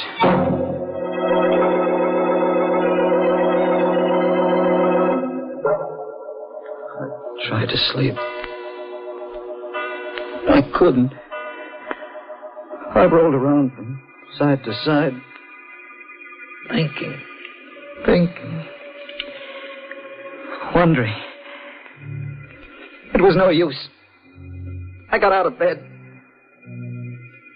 I paced the floor. I didn't dare call Dottie's. Oh. Hello, darling. Helen, where are you? Lake Placid. It's bright. Billy chartered a plane, just like that. Took Dottie and her husband and me. When do you expect to get home? Oh, in a couple of days. Billy wants to take in some skiing. Oh? Hello, Henry? Henry, don't you hear me? Must have hung up on me, Billy.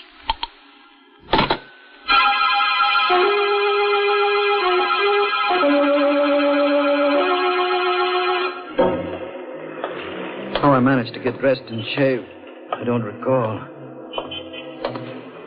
I don't know how long I walked the streets. My briefcase was in my hand. Must have plodded from one account to another because my sales book shows that I took orders for some of my firm's new carpeting that day. These things I don't recall at all. But the line, the nylon line. Strange that I shouldn't remember getting on it. All I know is that suddenly I found myself part of it. How long I'd been on line, I don't recall. I told myself I had no business being on this line. I should have been out getting orders. But I felt chained to the line, waiting for the store to open. Finally, the line started moving. I asked for the same size and shade I bought for Helen. Then I saw her, leaving the store. I walked after her. Helen! Yes. Oh, I thought you were... Helen? Yes. I hope you'll excuse me. Did you get some nylon? Yes. Sometimes I wonder whether it's worth the trouble just for one pair. So exhausting.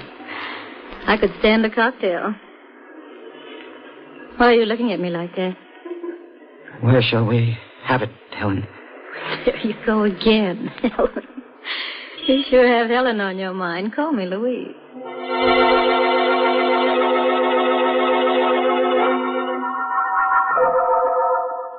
We had the cocktails. And then dinner. And I walked her home. In the hallway. This hall light seems to be out all the time. Well, it's been a lovely evening. You really need those nylons? I reached over to kiss her. She turned her head, swung her back to me. I put my arms around her waist, kissed her neck. What's Helen got that I haven't got? I got them for you, Helen. What shade? Rosy dawn. How smooth and soft they are. They look lovely against your pretty white skin. Tickling my neck. What are you... Look lovely around your pretty white throat. I got them for you, Helen. Just for you. Goodbye, Helen.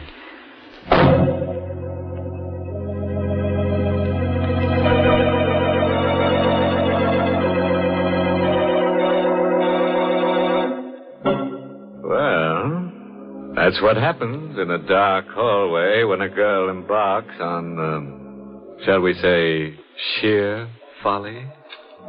Oh, Mr. Host, to think there probably were people who would have helped Louise just inside that doorway. But they couldn't hear her, Mary. Nylon stockings aren't like chains. They don't rattle when they're wrapped round someone's throat. Well, at that hour of the night, folks aren't expecting murders on their doorsteps. The family was probably out in the kitchen having a last-minute snack before bedtime. Perhaps the radio was on, and they were all listening to the latest news headlines. Meanwhile, Mother would be fixing up a plate of sandwiches and brewing up a pot of Lipton tea. For Lipton tea would surely be part of the picture. Served with a late evening snack, it gives a happy ending to the day. And because it's so relaxing and enjoyable, a piping hot cup of Lipton's adds extra delight to any meal. Why waste time just thinking about it? Why not get a package of Lipton tea tomorrow and treat yourself to its mellow, full-bodied flavor? Remember, Lipton's gives you brisk flavor.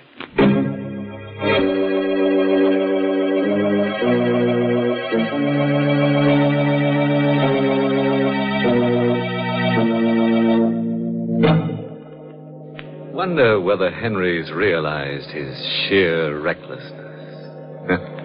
Pretty thin, isn't it? Poor fellow has just strangled Louise.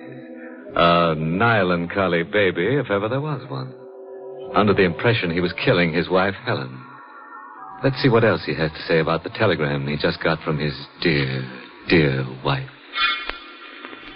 The telegram I held in my shaking hands convinced me of the horrible truth. It wasn't Helen I had murdered. The telegram was dated the very night on which I had strangled the unidentified woman. Please don't be too angry with me. It is for the best. I've decided to marry Billy as soon as we can get divorced. I'll be home in a couple of days to pick up my clothes. Please don't be too unhappy. Please don't be too unhappy. I wasn't. I was beyond that. I would never be unhappy again. Or happy. I felt only one desire. Kill Helen.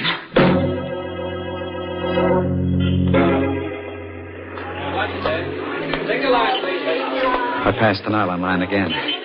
Next day, walked by it. I was drawn back to it. I joined the line. I didn't move fast enough. I felt a slight bump from behind. I turned. I'm sorry. Helen. You must be mistaken. Oh, I'm sorry.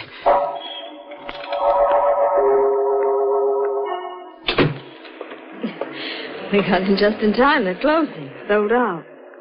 Wish my husband would stand in line. Oh, dear, it's starting to rain. Can I drop you off? My car's around the corner.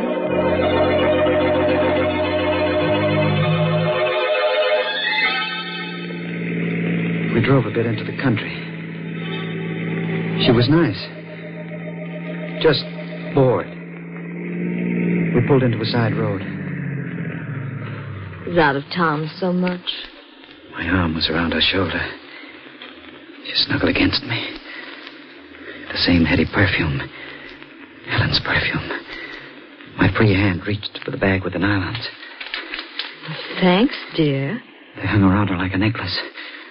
I pulled both ends and twisted.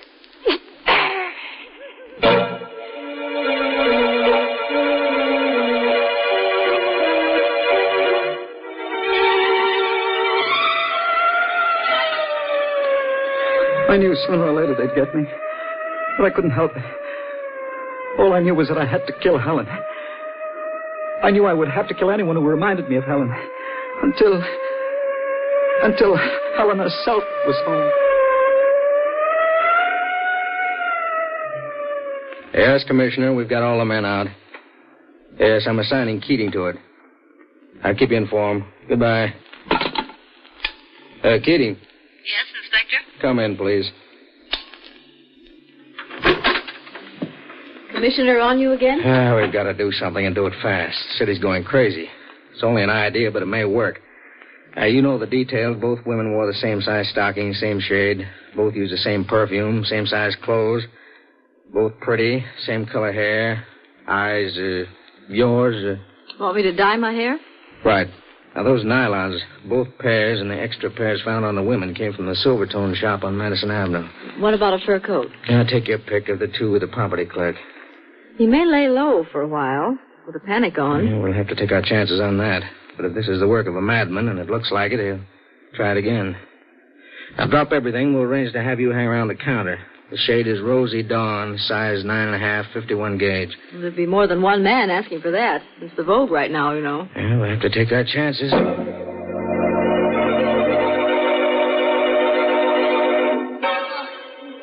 Yes, mister, what's yours? Make up your mind, mister. There's lots of people waiting. Oh, I beg your pardon. I was just looking over there. I thought I recognized someone. Size and shade, please. Rosy Dawn, 9.5, 51 gauge. They're down there. I'll get them. Rosy Dawn, 9.5. Rosy Dawn, 9.5, 51 gauge, Lieutenant Keating. Thank you. Would you mind stepping up this way, ma'am? This is the last box. That gentleman wants a pair, too. No, not at all. Oh, I beg your pardon. Helen. Oh, you must be mistaken. Oh, I'm sorry. You look so much like... How much, please? $1.65. I'm sorry to keep staring at you. You still think I'm Helen? Could be. Well? Care for a lift? I'm taking a cab to 51st and 3rd Avenue. I don't mind. I live down near 2nd.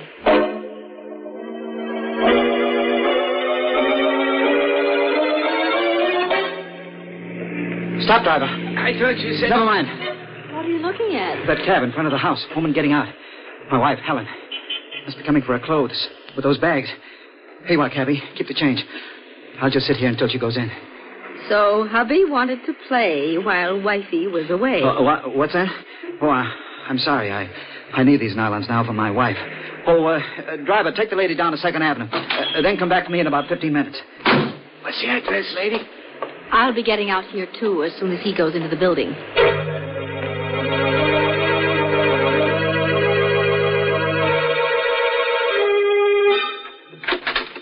Who's there?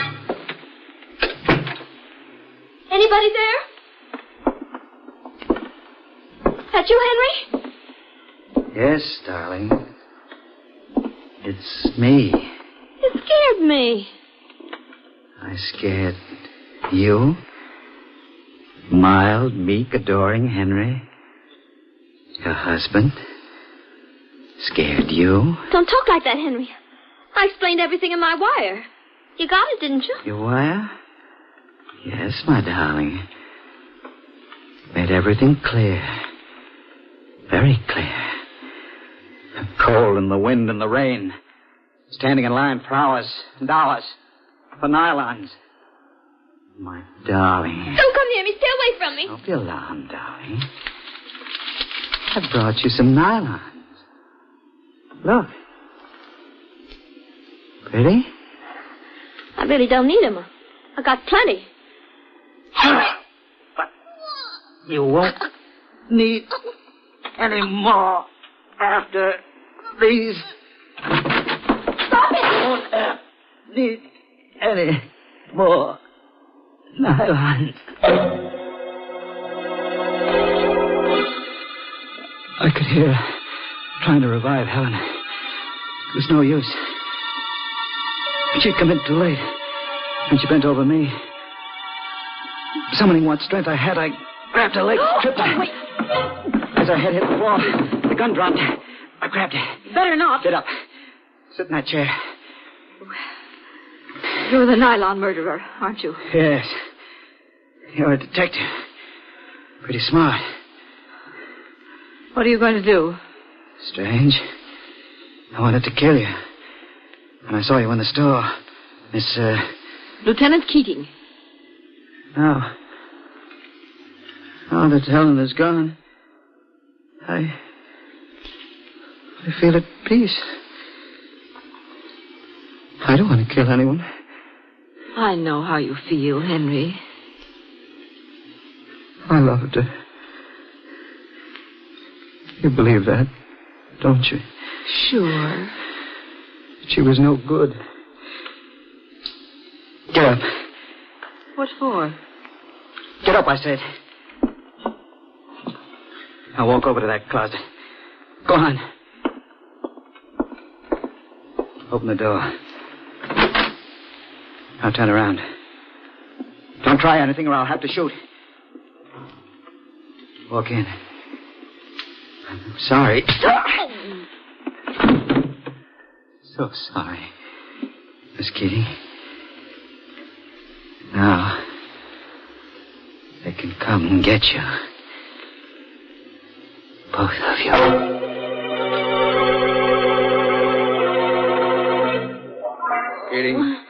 Keating, you all right? Nasty bump, Inspector. Did he get away? He was bleeding pretty badly. Now, the blood leads into the bedroom. What? That crazy fool. He's hanged himself. With nylons. Crazy? I wonder. Cut him down, Brady. Well, too late, Inspector. There's a note on the floor. Let's see it. Miss Keating will understand. Do you, Lieutenant? Yes, Inspector. I do.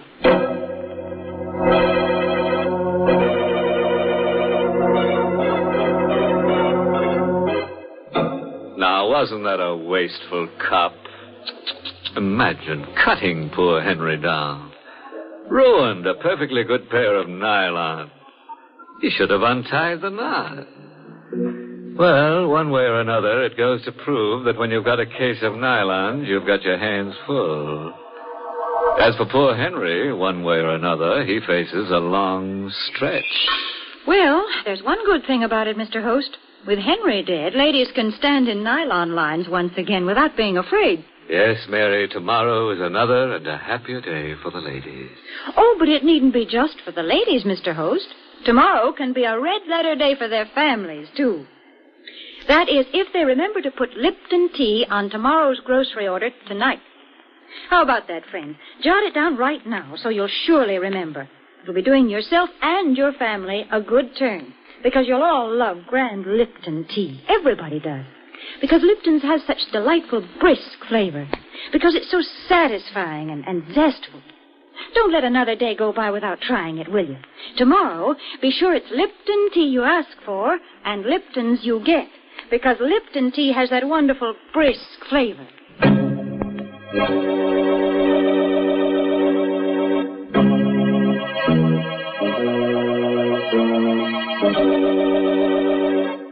And now, friends, before I bid you a fond farewell, I must tell you about the wife of a friend of mine who smokes nylon cigarettes.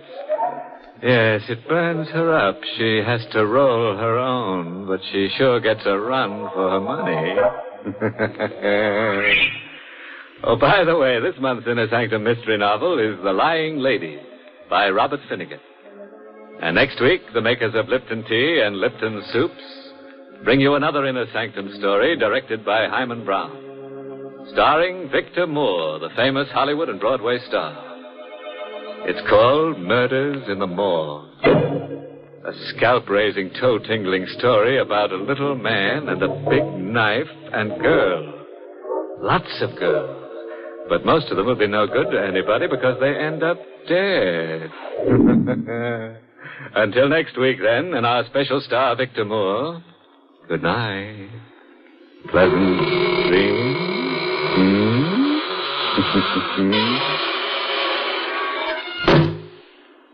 For tomorrow's lunch, let's see now.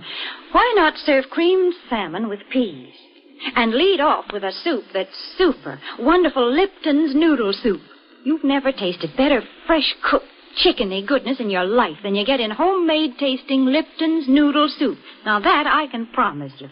It's easy to prepare, too, and costs less, yet makes lots more than ordinary canned soups.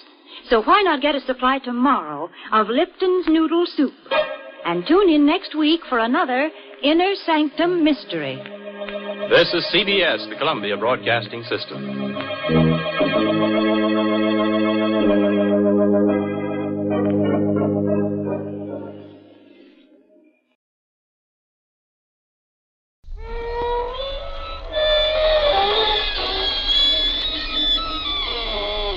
Good evening, friends.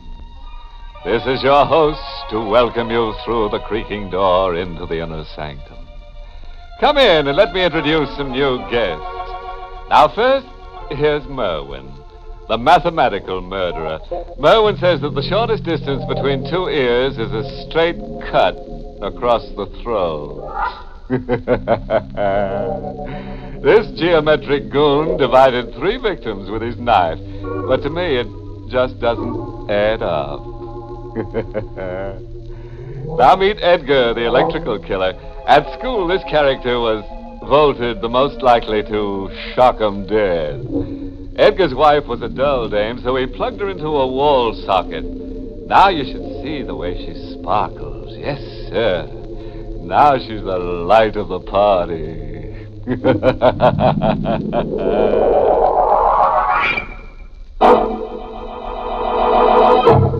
Tonight's Inner Sanctum mystery, The Unburied Dead, was written by Ed Adamson and Bob Sloan and stars Miss Leslie Woods in the role of Claire with Everett Sloan as Max. Say, folks, if you hear a blood-curdling scream, it's just our pet vampire Oscar howling outside. But don't worry, you may be lucky this evening because some nights Oscar just doesn't give a hoot. Well, now I'll take my spade and uncover tonight's terrible treasure. A short distance from the railroad tracks, the man and the woman stand in the rain, looking down into the grave. The woman searches her mind, diving deep into the past for the strange, unremembered events. If I could only remember. If I could only go back beyond that day on the ship. Then I would know who I am, who I really am. He stands here next to me and says I buried a man in that grave. A man I murdered. That day on the ship, that's the day I woke up and found myself in this nightmare. That day on the ship. I was on the promenade deck, resting in a steamer chair. I must have fallen asleep, and when I woke up, I had an odd, dizzy feeling. I started to get up out of my chair, and then I heard her voice for the first time. May I help you, dear? What? May I help? I've been watching. You seem to be ill. Oh, well, I was feeling a little under the weather, but I'm all right now. Are you sure? Yes, thank you. I'll just have my... Well, what's the trouble? My husband, he's gone. Now, you mustn't excite yourself. Well, he was sitting right here next to me where you are now. You're mistaken. Oh, no, There I'm not. wasn't any man sitting next to you. I've been in this chair since this morning. Well, that's just not true. Ralph was here. Look, you're ill. I'd better take you to the ship's doctor. No, please. But you're not well. I know what I'm saying. My husband was sitting in that chair, and I've got to find him. Your husband isn't on this boat. That's a lie. He is, too. Now, why would I want to lie to you? Well, I don't know, but you're trying to hide something. He's disappeared, and you're trying to hide it from me. You're just upset. You don't remember. Remember?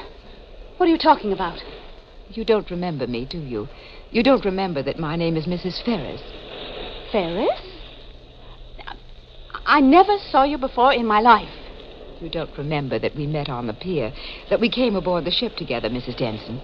Denson? My name isn't Denson. You're mistaken. My name is Kramer. Claire Kramer. And excuse me, I've got to find my husband. He isn't on this boat. He is. Mrs. Denson, look at the dress you're wearing. This isn't my dress. It's black. I never wear black. Don't you remember telling me that your husband is dead? My head started to spin, and then I felt a sharp pain as I tumbled into a bottomless pit. When I came to, I was lying in a bed in a room that was all white. And next to the bed, there was a table with surgical instruments on it. All right, here, drink this. Who are you? I'm the ship's physician, Dr. Ferris. Ferris?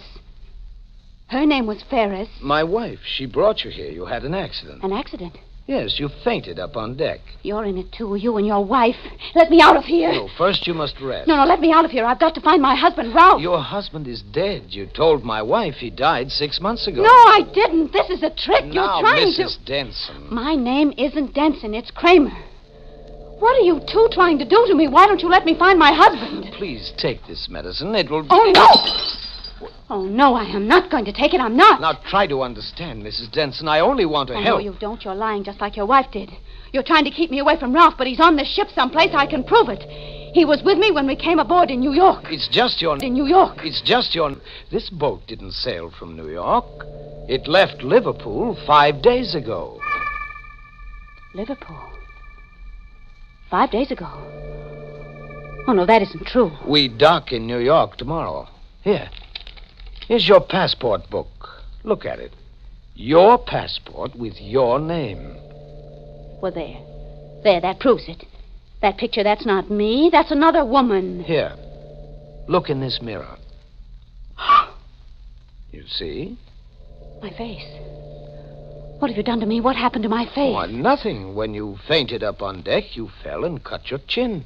I had to put in a few stitches. Oh, no, it's my whole face. It's different. You've changed it. You've changed my whole face. I was lost. A woman with a different face. Lost in time and identity. I found out that the ship was to arrive in New York. Well, then where had I been? What had happened to me, and where was my husband, Ralph? The questions hammered against my brain until it ached. The next day, the ship docked in New York. I went straight to my house. I had no key, so I rang the bell and waited. The door was opened by a large, red-faced woman. A woman I had never seen before. Yes? Who are you? What is it your business? Answer me. Tell me who you are. Why, I'm the housekeeper. Don't lie to me. We never had a housekeeper. Now, look. What are you doing here? Who hired you? Oh, just a moment. It was Dr. Ferris and his wife. They had you come here, didn't they? I don't see why I should answer your questions. Well, you better answer them. If you don't, I'll call the police. The police? Huh. That's a good idea. Why don't you call them? I will. But first, you're going to tell me where my husband is. Your husband? Well, you must have the wrong address. Well, this is 29 Pine Street, isn't it? That's right. And Mr. Ralph Kramer lives here. Yes, Mr. Kramer lives here. Oh, now they'll believe me. Now they'll see that he isn't dead. What are you talking about? Now I can prove it was all a trick to keep me away from him. Look, I don't know who you are. Well, I'll tell you who I am. I'm Mrs. Ralph Kramer. What? That's right, Mrs. Kramer. Where's my husband? Maybe you'd better call the police after all. The police can settle a thing like this. Settle? What are you trying to say? Just this. Mr. Kramer is being married Tuesday. What? He's being married Tuesday. Mr. Kramer doesn't have a wife yet.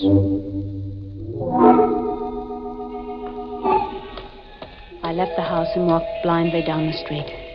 She said Ralph was being married Tuesday. She said he didn't have a wife. Well, if he didn't have a wife, then who was I? Who was this person who wore black? This person with a different face? This person with my brain? When I came to the corner of the block, a car stopped suddenly in front of me. Hey, lady, you ought to look where you're going. Oh, what? Not the ridge, and I would have hit. Hey, you all right? Yes, I'm all right. You look kind of funny, like you were sick. I'm all right. Can I give you a lift? Oh, well, I'm Going downtown, yes, to the Wentworth building. Well, hop in. I'm going right past it. Thank you. Wentworth building, huh? Yes, my husband's office is there. I see. What were you doing at 29 Pine Street? 29 How did you know I was there? I was watching you. What? Just keeping my eyes open. You were following me. You purposely tried to run me over. Oh, no. I just wanted to get you in the car. You're in with them, with Dr. Ferris and his wife. Dr. Ferris? Never heard of him. If you don't stop this car and let me out, I'll scream. Go ahead. Scream your lungs out. There's a policeman down at the next corner. He'll hear me. You don't need the cop on the corner. You're talking to one right now. What? Plainclothes Homicide Division. Keith is the name. Are you a policeman, really? Uh-huh, really. Well, then why were you following me? Following certain people's my business. Your face looked kind of familiar. Oh, then you know me. Think I do. Oh, thank heaven you know who I am. Now I can prove that I live at 29 Pine Street. You live at 29 Pine? Who are you kidding? That's Ralph Kramer's place. Yes, and I'm Claire Kramer. How's that? I'm Ralph Kramer's wife. Try again, lady, and this time no lying. This time I want to hear the truth. But I am telling the truth. Why don't you believe me? Why? Because I happen to know where Claire Kramer is right now. I'm Claire. I saw her grave just the other day. Her grave? Mm-hmm. She's in the same cemetery as my brother. Claire's been buried there for 6 years. Keith was too glib. His remarks were too sure. As if he'd been hired to say them. They were all in it together, trying to frighten me. Trying to keep me away from Ralph. I was almost sure Keith wasn't a detective, but I had to be positive. I had to catch him in a lie. By the time I got out to the cemetery, it was dark. I walked along the deserted path, flashing my light as I passed the gravestones. Hello? I've been waiting here for you. I turned my flashlight on his face. It was Keith. His lips were twisted in a sly smile. Is this what you were looking for? I sent the beam of light in the direction he pointed. The shock ripped through me like a knife of fire. What I saw wasn't believable. Well, there it is. You satisfied now, lady? It was a tombstone, and the letters carved on it said, Claire Kramer, died May 13th, 1943.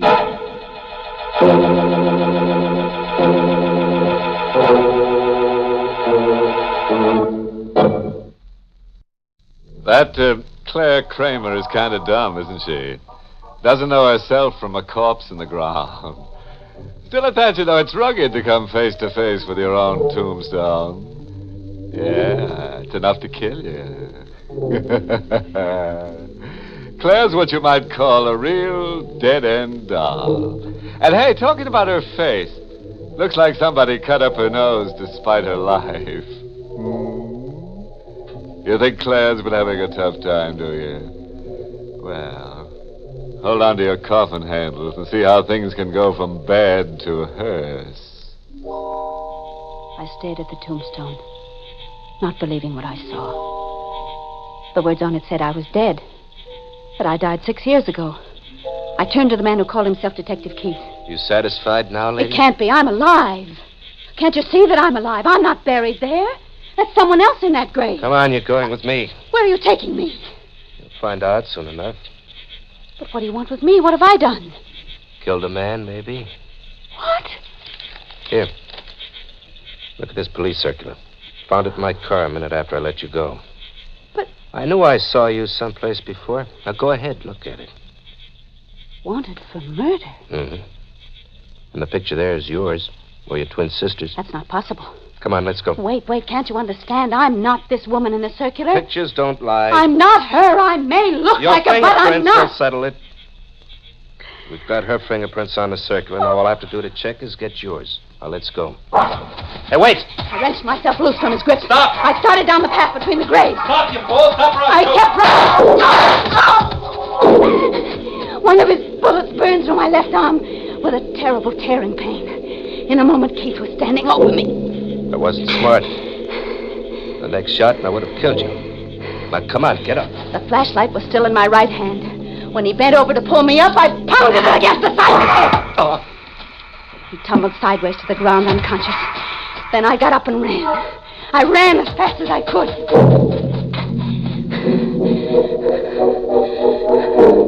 I took the side roads back to town. I ran and then I walked. I walked and walked, holding my wounded arm with the other, losing blood all the time. Then I saw the shingle outside of the house. Dr. Bennett. By the time I staggered into his office, I was nearly fainting. But I was lucky the doctor was alone. There you are, Mrs. Kramer. You'll be all right now. Thank you, Dr. Bennett. You still haven't told me how you happened to get that wound. Oh, no, I didn't. Well, I was carrying a jar. No. And Mrs. Kramer, it wasn't a jar. But The bullet was still lodged in your arm. Who shot you? I don't know his name. I have to report this, you know. You better tell me the truth. I am telling you the truth. Doctor, do you know anything about fingerprints? A little. Why? Well, look. Look at the fingerprints on this circular. Mm-hmm. And now, look at the ones on my hand. Would you say they're the same? Yes, I would. Of course, I'm no expert. Neither am I. But I can see now those are my fingerprints on the circular. The same scar on the right thumb. Somebody's done a perfect job of making me look like a murderer. Mrs. Kramer, I'm afraid I must report this to the police and let it go at that. I couldn't let him do it. He had his back to me. I lifted the paperweight from his desk. Just as I raised my hand, he turned. Mrs. Kramer, don't! I struck him hard on the head. He dropped to the floor, and I bent over him.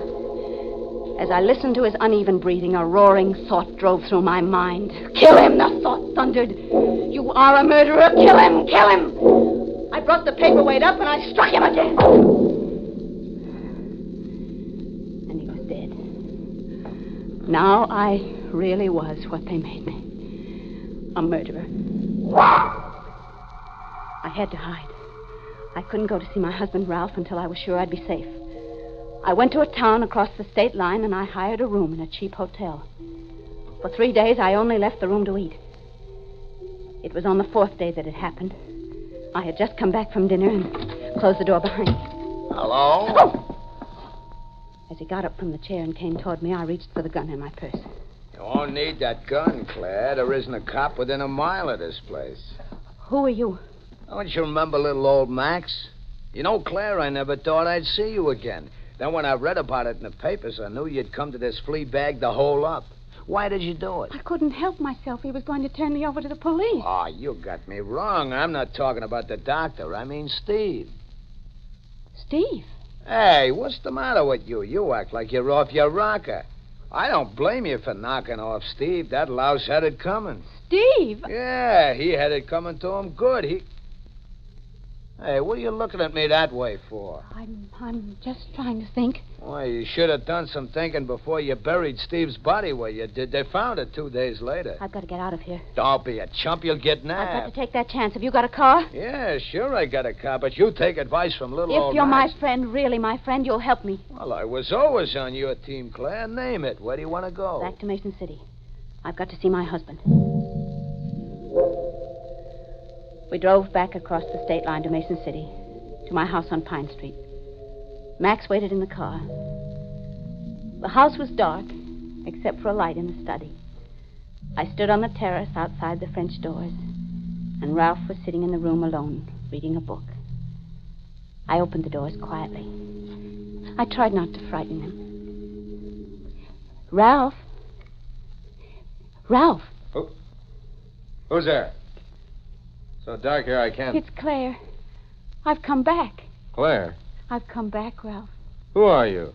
What are you doing here? Oh, darling, darling, don't you recognize? Get out of this house. Get out before I call the Ralph, police. listen to me. I said get I've out. got to make you understand I'm your wife. My wife is dead. Now either you get Ralph, out or... listen to me. You mustn't believe what they've been telling you. They wanted you to think that I was dead, but believe me, I am your wife. I'm Claire. Claire is dead. I've never seen you before, never in all my life. Claire Kramer died 6 years ago. Oh, then you're in on it, too. In on it? What are you talking about? Tomorrow is Tuesday, isn't it? The housekeeper told me. That's the day you're being married. That's right. What about it? Now I know. Now I understand. You never did love me. Never really. Now I know who's to blame for all those terrible things I've been through. You! Put that phone down. I never argue with a lady. Especially when she has a gun in her hand. It's all so funny, isn't it? You had it all planned, didn't you? You wanted to marry someone else. You wanted me out of the way. Well, then why didn't you have them kill me? It would have been better for me to be dead than to be like this. It would have been wonderful to be really dead. Oh, I don't know what's in your mind. but What's in my mind? I'll tell you. This. Thank me, Ralph. Thank me for being kinder than you were to me.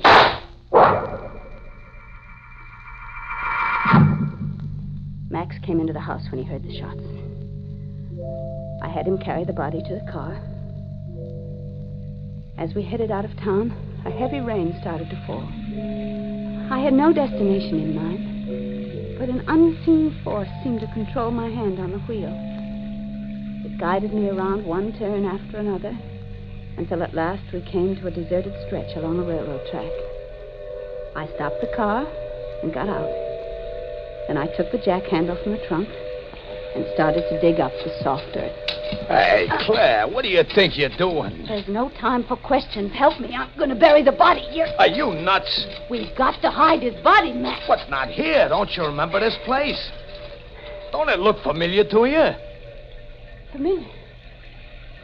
Yes, I think it does, but I can't quite remember. Oh, if you don't remember this place, you really blew your top. Will you stop talking like that and tell me what's wrong with this place? Why can't I bury him here? Because if you remembered, you'd know it was the same place you buried Steve. If I could only remember. If I could only go back beyond that day on the ship. Then I would know who I am. Who I really am. He stands there next to me and says I buried a man in that grave. A man I murdered. Oh, if I could only remember. Come on, Claire. We gotta get out of here. Max, you've got to tell me about Steve. Why did I kill Steve? You killed Steve just the way you knocked off that other guy tonight. Maybe he had it coming to him, too. That's your business. But you didn't tell me why I killed Steve. Steve Denson was your husband. Oh, Max. When was the first time you saw me? The first time? Oh, let's see. 5 years ago. And I looked as I look now? Sure. You told me you just had a plastic done because your face was burned. Only between you and me, little old Max didn't fall for your gag about the burn. Burned? Burned, that was true. My face was burned. Okay, so it was burned. Burned, yes. Now I remember. The boat was one day out of New York. Ralph and I were up on the deck when the fire broke out. I lost him, and then something struck my head. I remember the name of the boat, too, the Tragania. Hey, that's that ship that was sunk a way back. Yes. Yes, a way back, Max. 6 years ago. Well, then somebody must have picked you out of the water. The water. There were charred bodies in that water. Charred beyond recognition. They listed me as one of the dead. Oh, I guess you had what they call that amnesia business, huh? That day I woke up from that nap in the deck chair. That's the day I stopped being Claire Denson and became Claire Kramer again. I was a murderess, and I never knew it. Ralph thought I was dead. He really thought so, and I killed him. Hey, Claire, the cops. Come on, we gotta get out of here. I've already gotten out, Max. I'm dead. Dead and buried. Oh, stop talking that crazy talk. Come on, before it's too late. It's already 6 years too late, Max. Hey, you can't skip the cops by going over the tracks. Come on back, Claire, and get in the car. Claire, you can't make it that way. The train! Look out!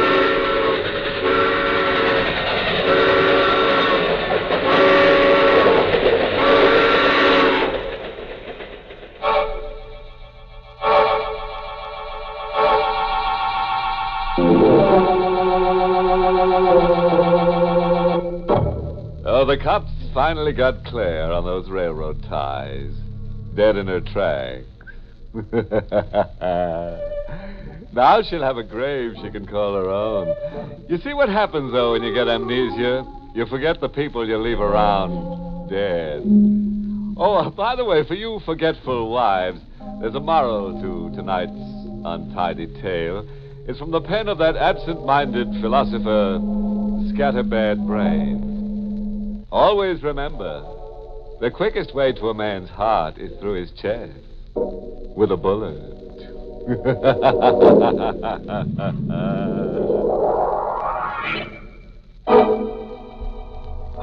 Inner Sanctum was heard in the United States over CBS, the Columbia Broadcasting System, and has been rebroadcast for servicemen and women overseas through the facilities of the United States Armed Forces Radio Service, the voice of information and education.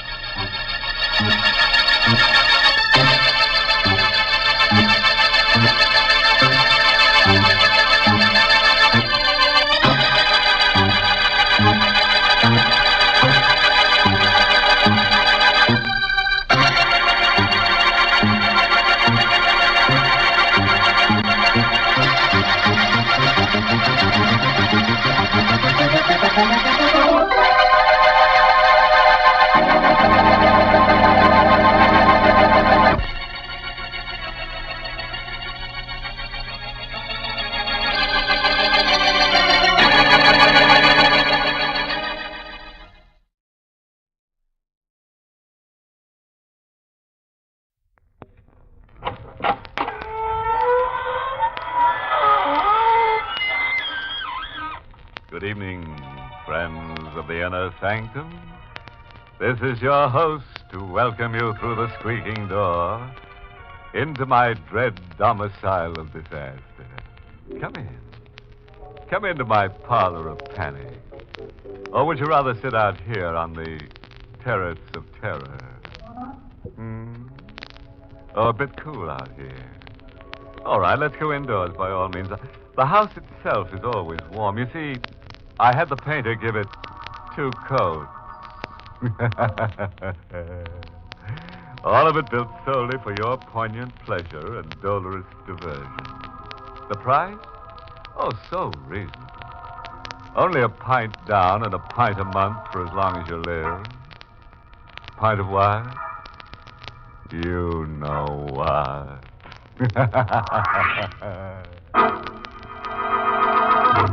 Tonight's Inner Sanctum mystery, The Eyes of My Murderer, was written by Emil Tepperman and stars Donald Bucher in the role of Barry with Charlotte Holland as Carolyn.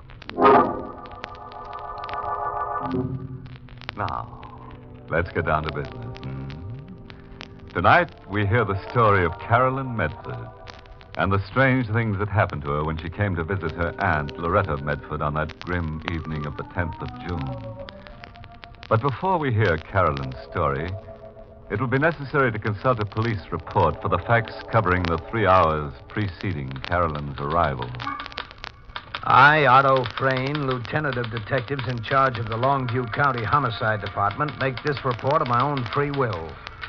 It is well known that I have been collaborating with Loretta Medford, the writer, on a new radio series of half-hour shows based on my experiences as a homicide detective, which was to star Barry Adams in the featured role. Each evening at 9, after finishing my regular tour of police duty, it has been my custom to drive out to Loretta Medford's summer place on the North Shore, about 5 miles from town. There, we three, Loretta, Barry, and I, would work on the series till well after midnight. Last night, the 10th of June, I left my office as usual, promptly at 9. It was exactly 9:16 1/2 by my dashboard clock when I turned in from the highway to the private road leading along the shorefront to Loretta's cottage. I was a bit puzzled when I got out of the car because neither Loretta nor Barry Adams were on the porch where they usually waited for me. At that instant, it was exactly 9:17. I recall checking the time on my wristwatch to make sure I wasn't too early. 9:17. It was at that precise moment that I heard the scream.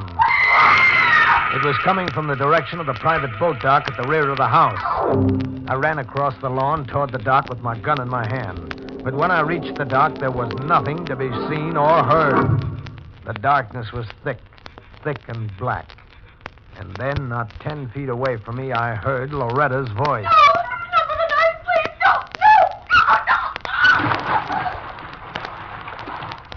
I couldn't see anything, and yet I knew someone was here, someone who had just stabbed Loretta to death and cast her body off the dock. Someone who probably still had a bloody knife in his hand. Then I saw him. He was only a couple of feet away from me, just a blur in the night, too dark to see his face. But when he spoke, I knew him. That you, Otto? Barry. Barry Adams. What happened, Otto? For heaven's sake, tell me what happened. Suppose you tell me what happened. That was Loretta. Yes, I know it was Loretta. Well, why are we standing here? Why don't we look for her, try to help her? You know there's no use looking for her. Her body went over the side, and you know the current here is strong enough to carry her right out to sea. She was murdered right here in the dark, and I wasn't 10 feet away. Were you that far away? What? What did you say? Why did you kill her, Barry? Don't be a fool, Otto. I was walking around on the other side of the house when I heard the scream. Why, I must have got here about the same time you did. Sorry, Barry, I can't buy that. Look here, Otto.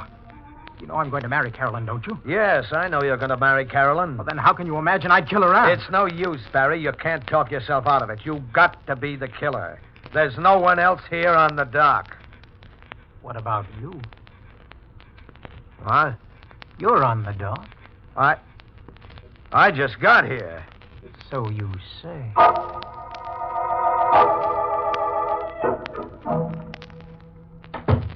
The house is so quiet. Hadn't we better wake up Mrs. Finch? Later. We take a look in Loretta's library just to make... You don't have to keep that gun stuck in my back. Go on. Open the door. I can't. What's the matter with you? I have a feeling we'll see Loretta in there. As always, at the dictating machine, with a cigarette between her lips. That's your conscience. I've seen lots of murderers. Their conscience usually gets them shortly after the crime. I didn't kill her. If Loretta were here, she'd tell us. But she isn't. She's out in the sea, wet and cold, No. with seaweed clinging to her, and your knife still in her throat. Stop it! Stop it! Well, will you open that door? All right.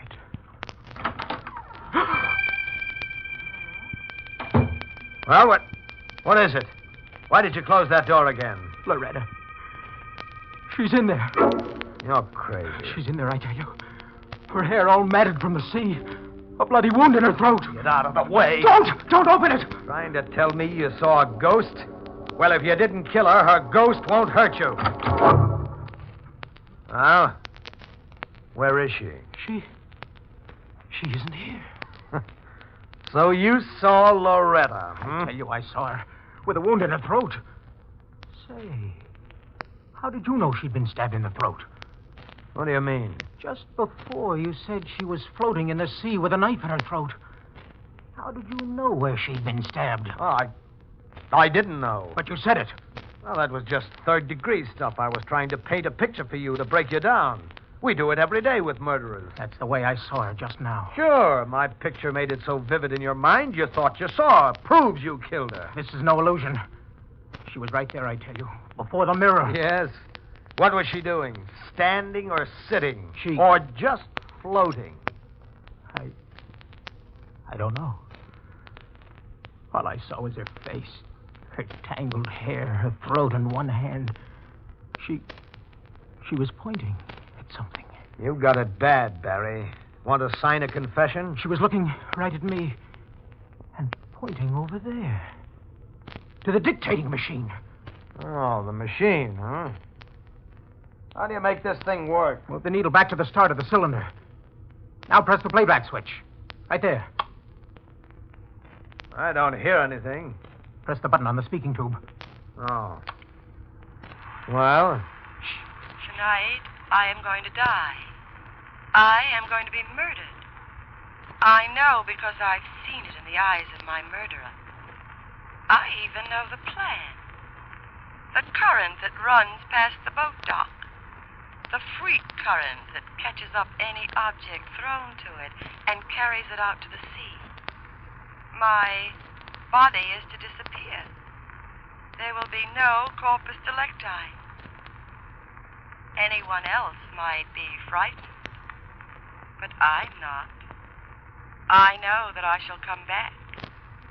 I know that I shall be able to point to my murderer.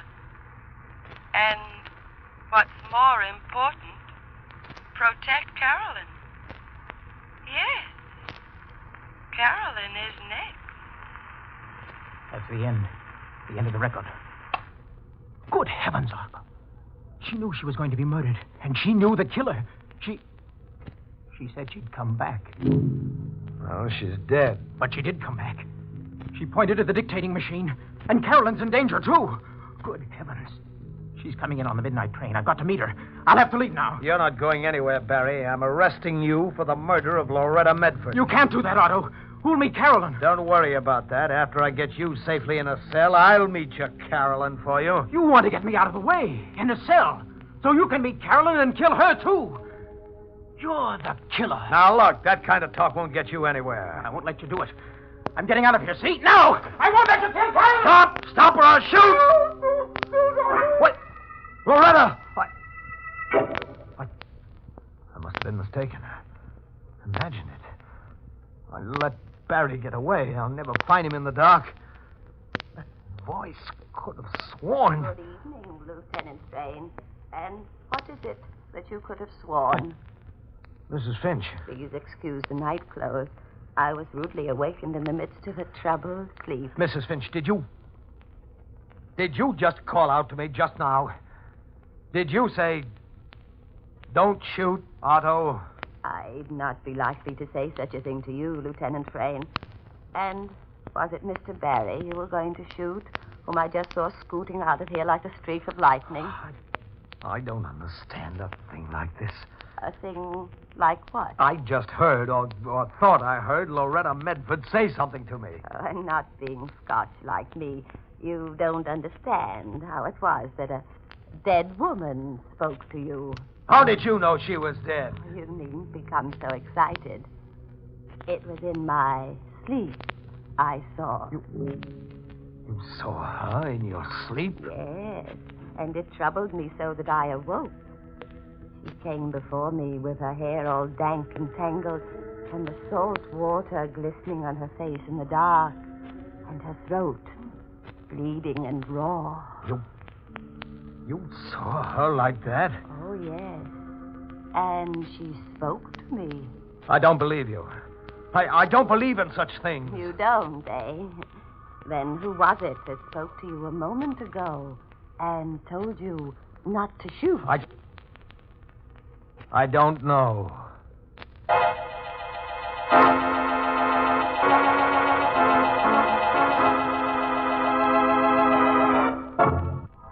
Remember, I told you this was really Carolyn Medford's story. You've heard Lieutenant Otto Frayne's report of what happened before midnight. That was just the introduction. Now we come to the crux of the story. What happened after midnight, when that gad-about ghost really started to walk. And here's Caroline herself to tell it. It's not difficult to imagine the sense of shock with which I read Otto's report of the murder of Aunt Loretta. It was Otto who met me at the train instead of Barry.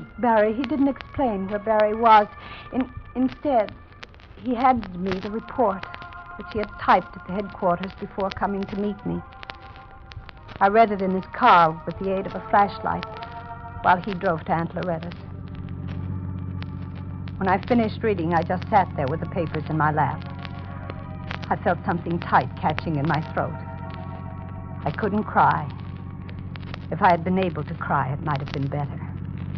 I'm sorry, Carolyn, about Barry. I don't believe it. How well do you know him? When did you first meet? Last time I visited here, in April when school closed for Easter. Well, you were only here for a week. We've written regularly ever since. He proposed to me by mail. So you don't really know him very well. Well enough to marry him, Otto. A man could be that kind of killer, and you'd never guess it to look at him or talk to him or Even from the way he made love to you. Please, Otto. I'm sorry. You know how I feel about you, don't you? Yes, I know. If it weren't for Barry... If it weren't for Barry, I might have a chance. Oh, Otto, please be kind to him. You love him so much? All right, Carolyn. I'll tear up that report. Oh, no. I don't mean that, Otto. I mean, prove that he's innocent. Find the real killer. Otto, don't you see? It might have been somebody else, a madman, maybe an escaped lunatic. There's only one trouble with that theory, Carolyn. What? I was the only other person on the dock.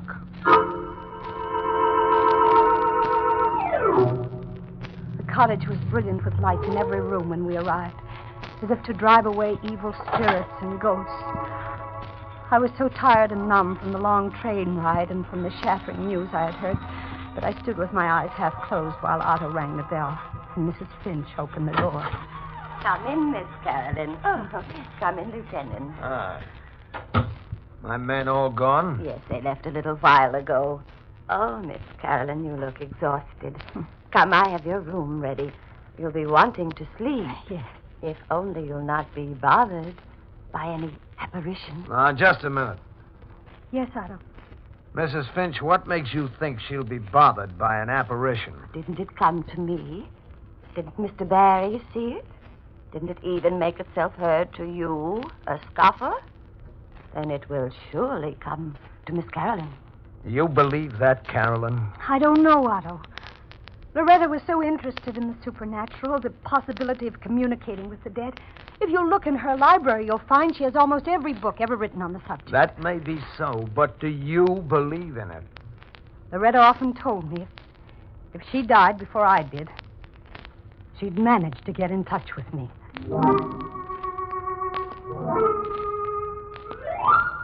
Mrs. Finch, who could have hated Loretta enough to kill her? Don't bother your pretty head with that now. There'll be time for talk in the morning. No, I want to know now. Be better to sleep now. No, please, Mrs. Finch. You knew her.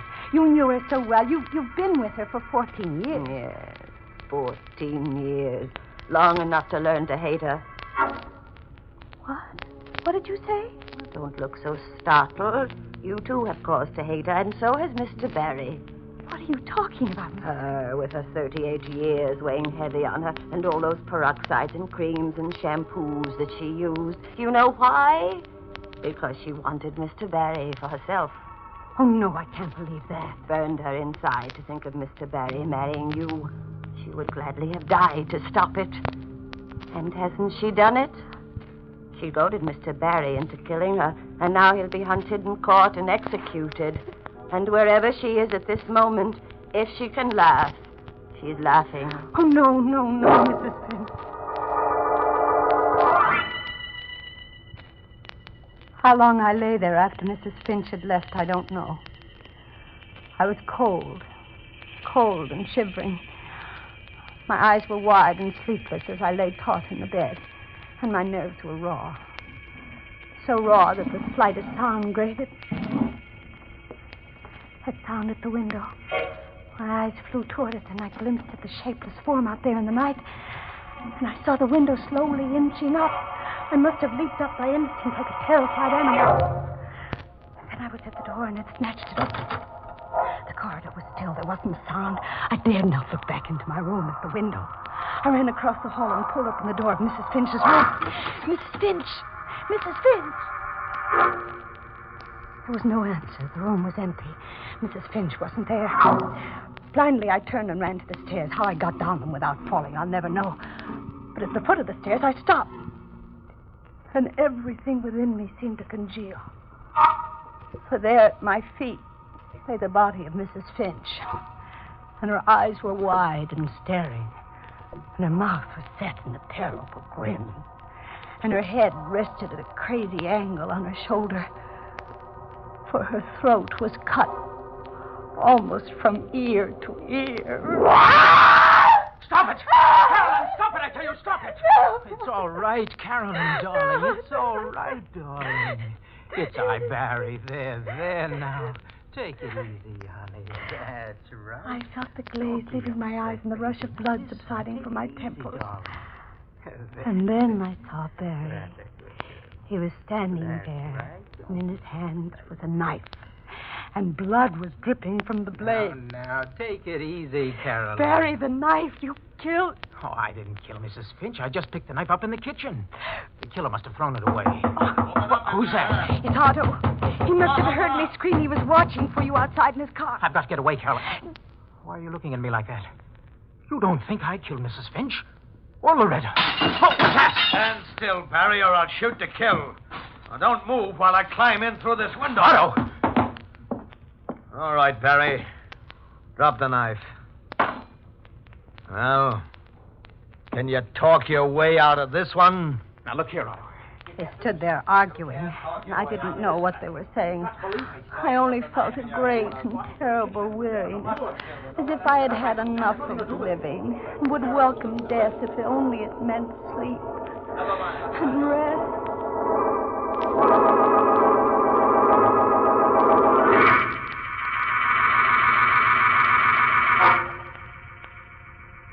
When I awoke, everything was still. I must have fainted. I realized with a shock where I was.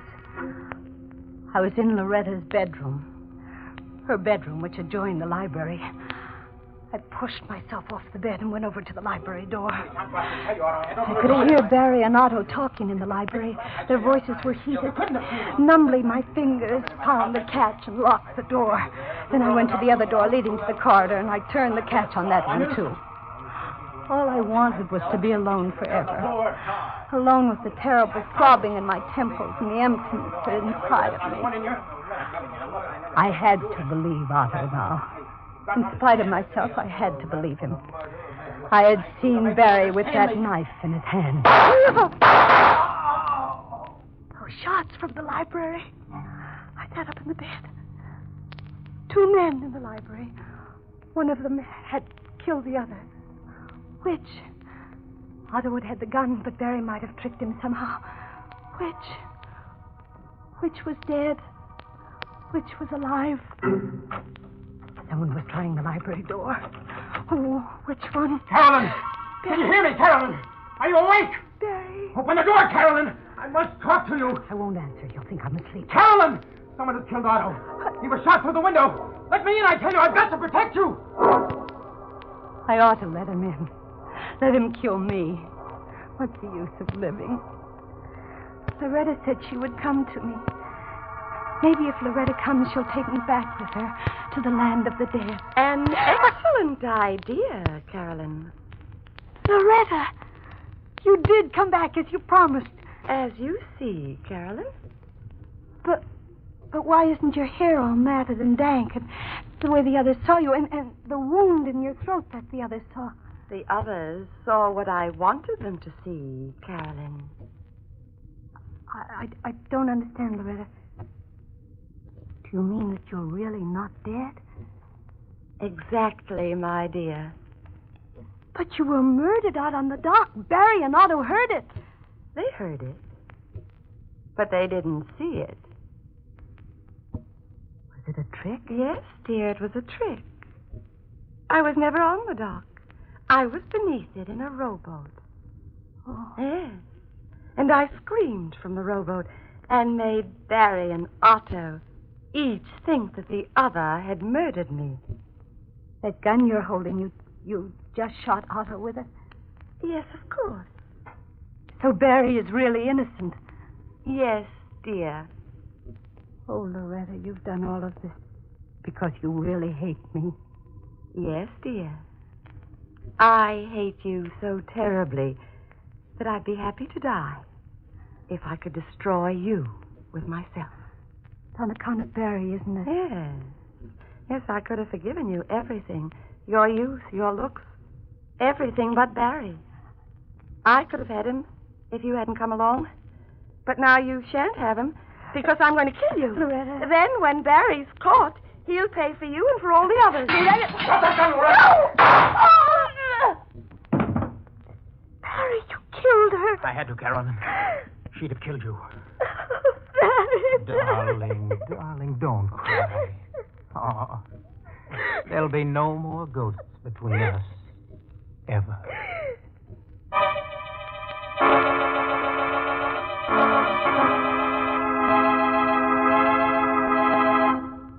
There now. All's well that ends in a clinch. Yeah, I really don't know what to say about this. It's so seldom anything on Inner Sanctum ends in a clinch. That's because it takes two to make a clinch, and we rarely have two characters left alive at the end of our story. Anyway, I suppose I could call tonight's tale a success story. You know, it's usually a story about a self-made man. Well, Loretta was a self-made ghost, wasn't she?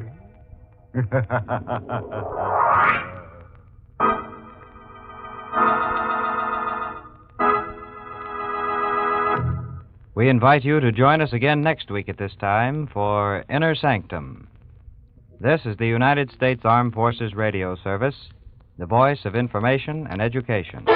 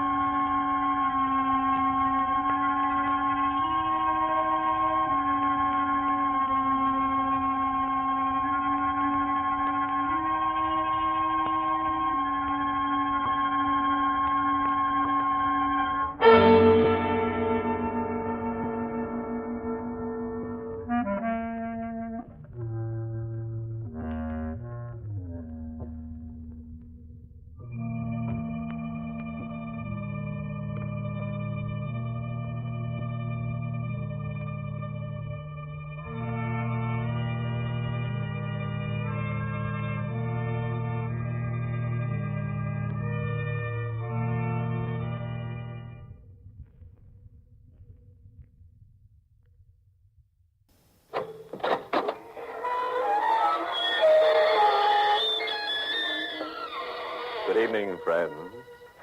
This is your host to welcome you through the creaking door into the Inner Sanctum. Come in, come in. Brrr. It's getting cold. Yeah, we're all blowing on our hands. Those of us that have hands. One character who hangs his sheet in our happy little inferno got frostbite so bad we had to amputate his leer. Oh, well, at least the big freeze has brought us one blighted blessing. The stiffs around here will keep refrigerator fresh.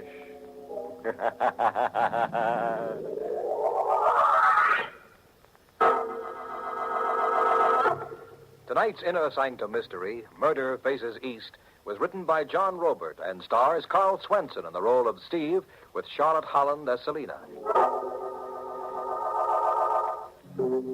Tonight's candidate for oblivion is a chap whose hobby is collecting nightmares. Oblivion comes with a crash when our boy discovers an idol is no idle jest. Hang on, everybody, and we'll fill in the gory details. We're in a gloomy cell of a city prison in San Francisco. On the edge of a lower bunk, sitting with bowed head, is a man. A recent arrest. He's still dressed in street clothes. His tie is missing, so are his suspenders, confiscated as a precaution against suicide. His eyes fix intently on the stone floor, as if trying to stare a blind spot out of his vision. And his mouth twists into a distorted curve of amusement. I've got $1 million. I can't even buy a tie or a pair of suspenders or even 5 cents worth of freedom. Began for me with a penny postcard in the mail. Selina, my wife, read the card to me over the breakfast table. Public auction of the estate of Hanson Brokaw. Rare Oriental treasures. Masks, statuary, talisman. I went. Some fellas play chess or collect stamps. I hobbied in Orientalism. Selena came along to see that my blood pressure didn't pop bids out of my mouth or to bankrupt us for a month. 100 lots had been sold, a parade of bronzes, ceramics, and brocades that were the haunting fascination of the Orient. Lot number 101 on the platform was a bronze Hindu idol, small, 6 inches high, with a sardonic grin that looked real, as if a human laughing face had been frozen into a bronze mold. Number 101, a Hindu idol. Bid lively, folks. $50. 75. Steve, you're mad. No, I want it, Selena. Not over 100, darling. We can't afford it. $75. $100. $100 now. 100. I hesitated. And then the idol decided it for me. I watched it move subtly, just for my eyes. It moved to the east, toward my aisle position, compelling me, as if an invisible string was drawn between us. $200! Steve! $200 once, $200 twice. Sold to Mr. Kavanagh. I owned the Hindu idol. At the close of the sale, Selena and I were leaving when a man approached us, a gaunt, swarthy man with hollowed-out cheeks, wearing an eastern fez. Mr. Kavanagh. Yes? I am told you are the fortunate purchaser of the laughing idol. What about it? It was my intention to buy it, but I arrived too late. My car was delayed in traffic. Oh, that's too bad. Better luck next time. Perhaps I can be lucky this time. If you will sell the idol to me. Oh, I don't think so. The Honorable Hansen Brokaw, its late owner, was found mysteriously killed. An ancient Burmese axe embedded in his skull. Oh. Why do you want the idol? Like the late Mr. Brokaw, I am a collector. Oh. I will pay you a very handsome profit. How much? $5,000. No sale, mister. No sale at any price. Outside, we were hurrying up a deserted side street, me clutching the idol, when the promise of things to come began in a rush. $5,000, Stevie, offered you a fortune. No, I couldn't sell it. Don't ask me why, Selena. I just couldn't. Rifle shot. Came from across the street, someone firing down from an open window. Quick, come on, duck into the alley.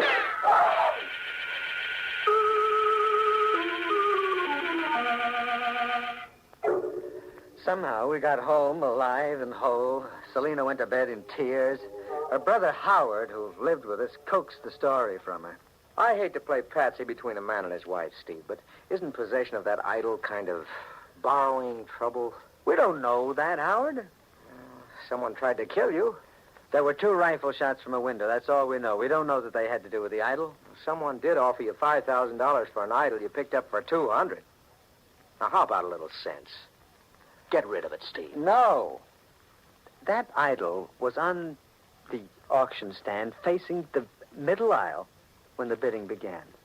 And I was sitting on the side aisle. When I wanted to quit bidding, it moved to the east, toward me. See, I was meant to buy it. I was meant to own it. I was meant to own it. I set the idol on a strip of oriental silk in the center of my desk and sat looking at it, studying it. It sat grinning at me, as if enjoying a secret surprise it had already prepared for me. Hello? I speak with Sab Stephen Kavanagh. You are? You were pleased to come to the mosque on Street Caracas, house number 24. What for? When you come, you will know, Sab. And please to come after dark with the idol. After dark. I was to come to a mosque in Frisco's Oriental Quarter after dark. Another man, any other man, would get on the phone to police headquarters. But I went.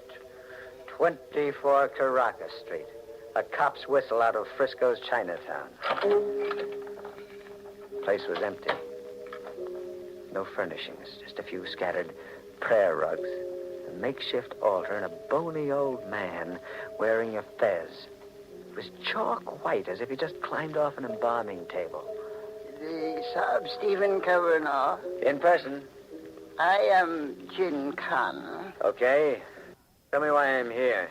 Because you possess the laughing idol.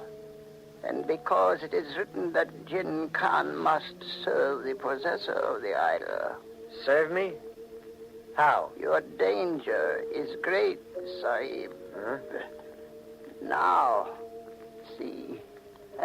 Your enemies will strike, but you will reach riches and power. The idol will show you the way, and Jin Khan will serve you. Serve me? How? Now, see. It is written that when it faces to the east, Jin Khan will talk to his ancestors and then come to you.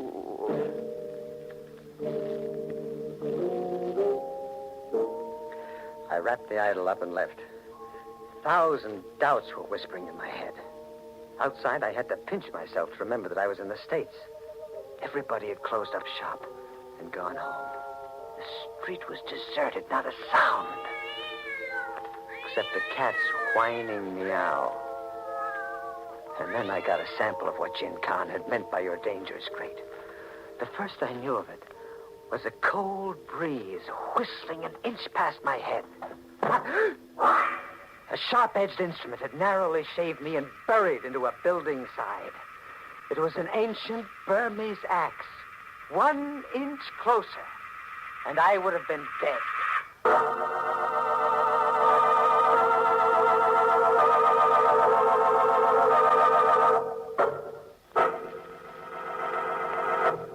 Nothing like a hobby. Keeps you mentally fit to be tied. But what gives? A chap buys an auction sales bargain and some creep applauds him with a blast of gunfire. And to top it off with a hand-tooled coffin lid, a second creep chirps bravo with an axe. Looks like that Hindu idol is going to make Saab Kavanaugh permanently idle. Let's see exactly how said retirement is accomplished, shall we?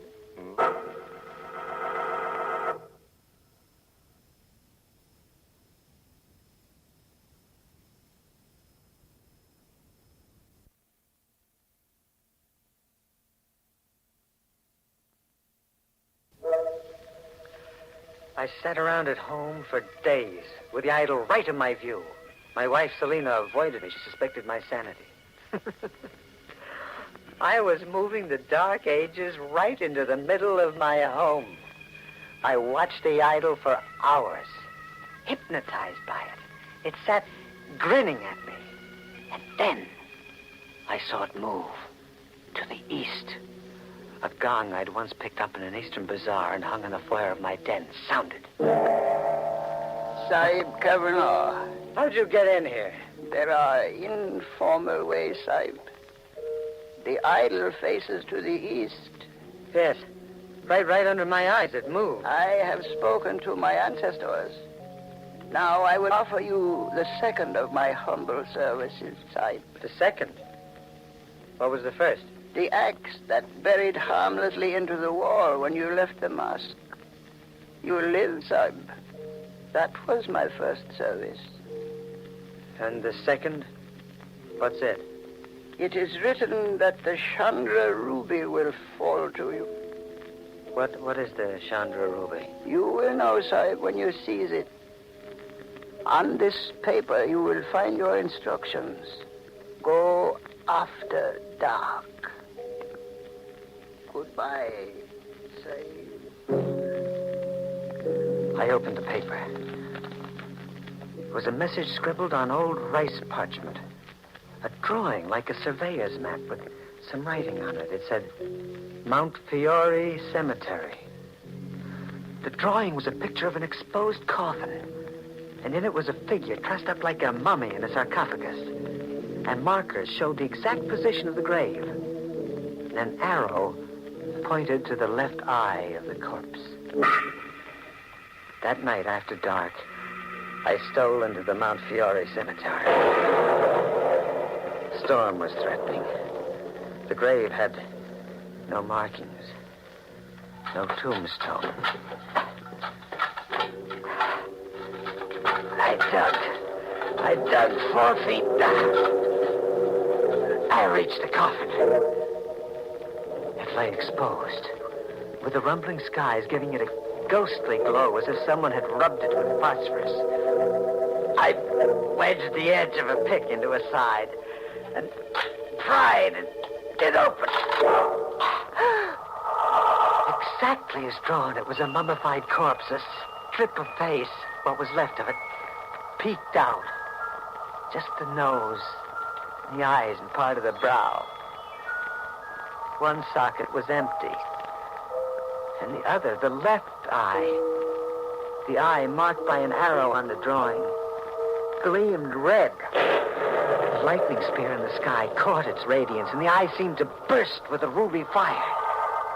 And then flicker and dim as the lightning passed. The Chandra Ruby, Jin Khan had said. I was the owner of the Chandra Ruby.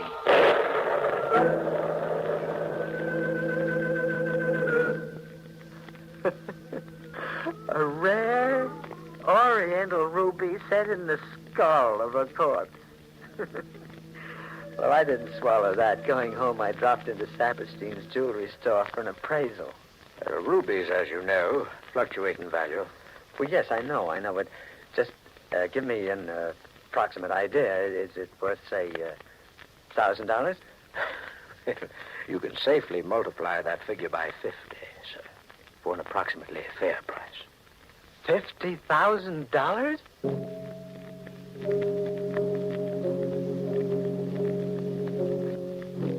For days, I hardly slept watching that idol. And then on the 4th day, the idol moved again to the east. I have spoken with my ancestors. It is written that you will reach great wealth and power. But first, an unhappy task awaits you, Sab. Oh, an unhappy task? You must kill to save yourself. Kill? Yes, Sahib. Who do I have to kill? Your wife. Kill Selena? No, that's insane. Why? To save yourself. Her hatred for you rages in her mind like a fever. Her wish to destroy you is overwhelming. Selena kill me?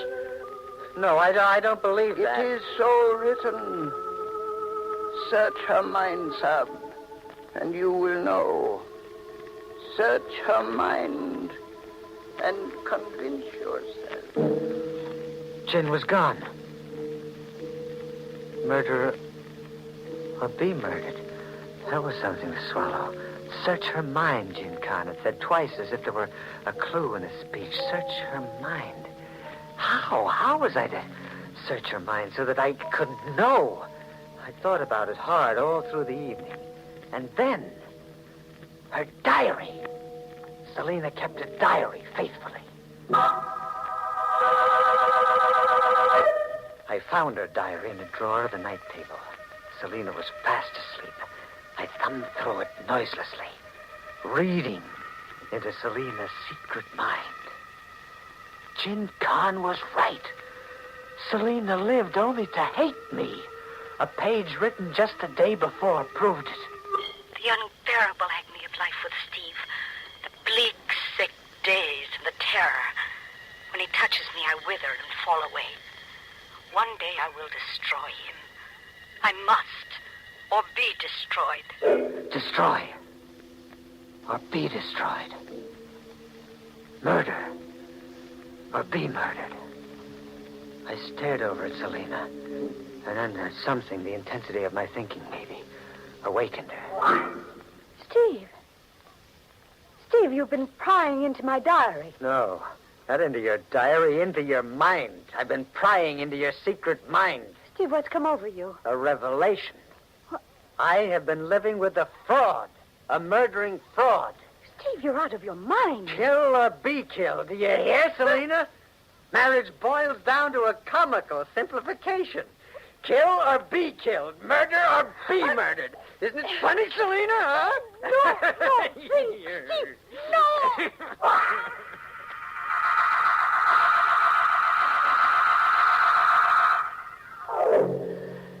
In 2 minutes, it was over. I left her curled in her last sleep, turned the key in the lock. I had thinking to do. And planning. How did a sudden widower explain his deceased wife away to a curious world?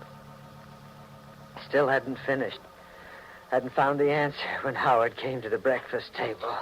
Steve, if I could speak up frankly, just once. Straight from the shoulder. Go ahead. That Orientalism mania of yours is degenerating you into something unhealthy. Now, why not call it quits?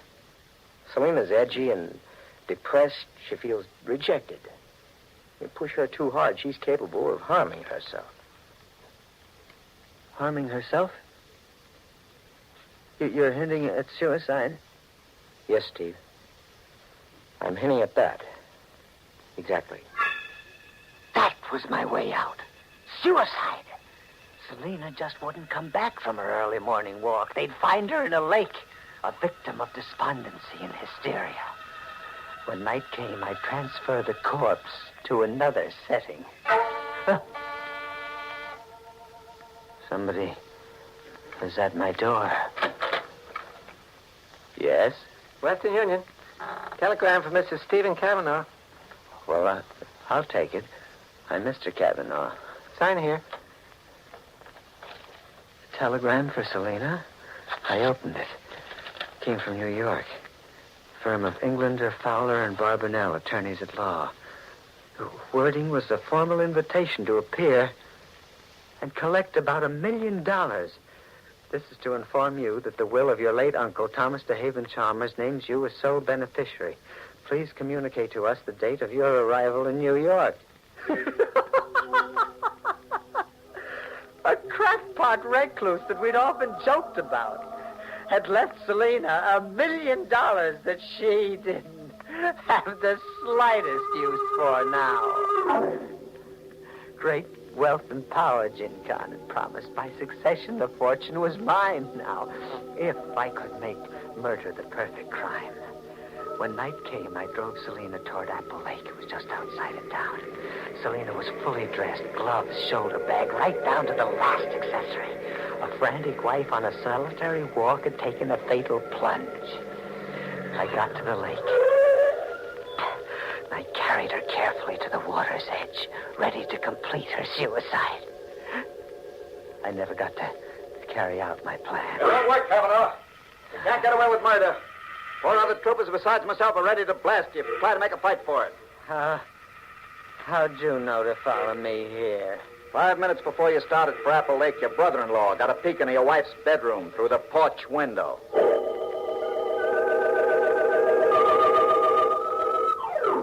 I'm in a city prison on the first lap that leads to the electric chair. Cavanaugh. Yeah? That hysterical yarn you blabbed at the prison stenographer when we brought you in. Yes. We checked every detail. Nothing checked. Okay, so I'm nuts. I had a nightmare. We stopped in at Saperstein's jewelry store, just for the sake of routine. At Saperstein's, your zany story suddenly rang true. Oh? We ran into as ingenious a plot as I've ever encountered. Ingenious plot? It was at Saperstein's that your brother-in-law, Howard, purchased the stone you called the Chandra Ruby. Howard? Mm-hmm. We got a confession out of him. Why? To capitalize on your weakness for Oriental bunkum. It was worth investing $50,000 for a genuine ruby. Worth forging entries in your wife's diary. And putting you through the paces as he did. All to sell you the idea of murdering your wife. He knew an uncle had died in New York. That after Selina, the sole heiress, you came. That after you burned for the murder of your wife, he came. But Jin Khan. A hired stooge. Like the man who offered to buy the idol from you after that auction sale. Everything that happened to you was staged from a script prepared by your brother-in-law. And you played leading man, as if you were born to the role. Sucker.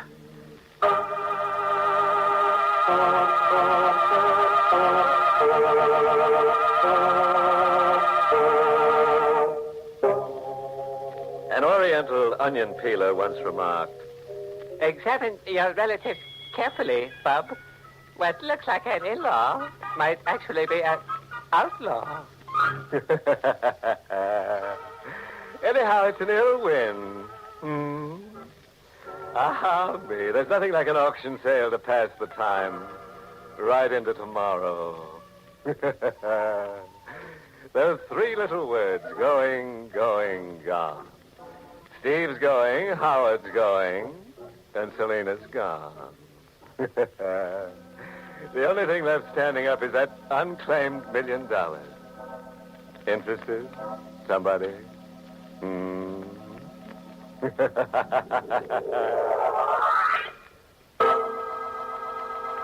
the United States Armed Forces Radio Service, the voice of information and education.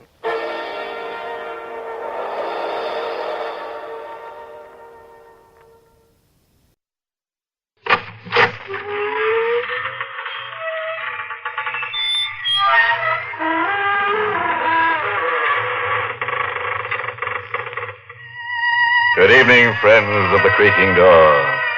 This is your host to welcome you once again into the Inner Sanctum.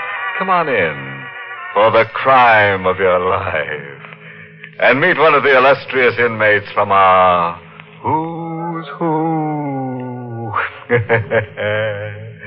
This cadaverous cut-up is Mr. Seymour Blade. His wife had a tiff with him and punctuated it with a kitchen knife through the middle, which is, of course, one way of making your point sting.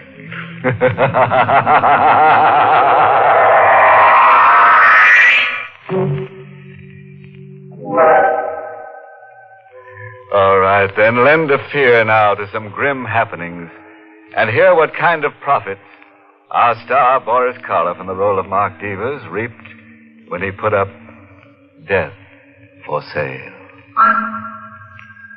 The ashtray in the reception room is stuffed with half-smoked cigarettes. The disheveled man waiting paces his caged animal steps this way and that. Each second, his eyes dart to the door at the end of the room, at the slightest sound. At last, the knob turns. The door swings wide open. Well, Doctor, your wife is in pretty bad shape. Cora isn't my wife. Oh, I'm sorry. I thought... Forget it. Bad shape. But she's going to pull out of it. Right? Mr. Devers... She's not going to pull out of it? Well, it doesn't look as if she will. What? There's a chance, only a very small one, but still a chance. You're lying. She's going to pull out of it. She's got to. We're doing everything we can. Look, even if she has to die, you could pull her out of it for an hour, couldn't you? Just an hour so that she could sign something. Mr. Devers. It means everything to me, Doc. You could give her a shot or something, couldn't you? Good day, Mr. Devers. I'll give you $5,000. Good $10,000, Doc, and you fool, you don't understand. You've got to do this for me. You've got to.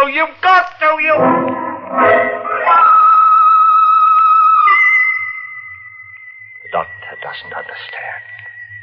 He'd do the same in my case. So would you. So would anybody. $50,000. I was 1 hour away from $50,000.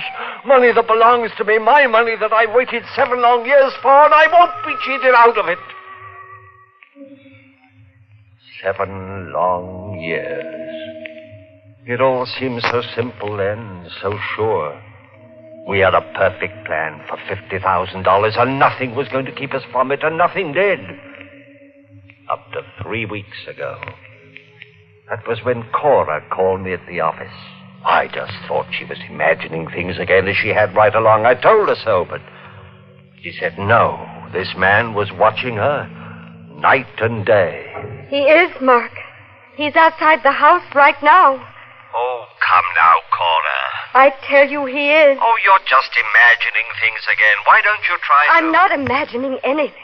He's right outside the house across the street, and I'm... You'll be positive after 7 years? I know I've been wrong before, but this time I'm sure Elliot's come back and... What? The doorbell just rang. Who is it? Evelyn? I suppose so.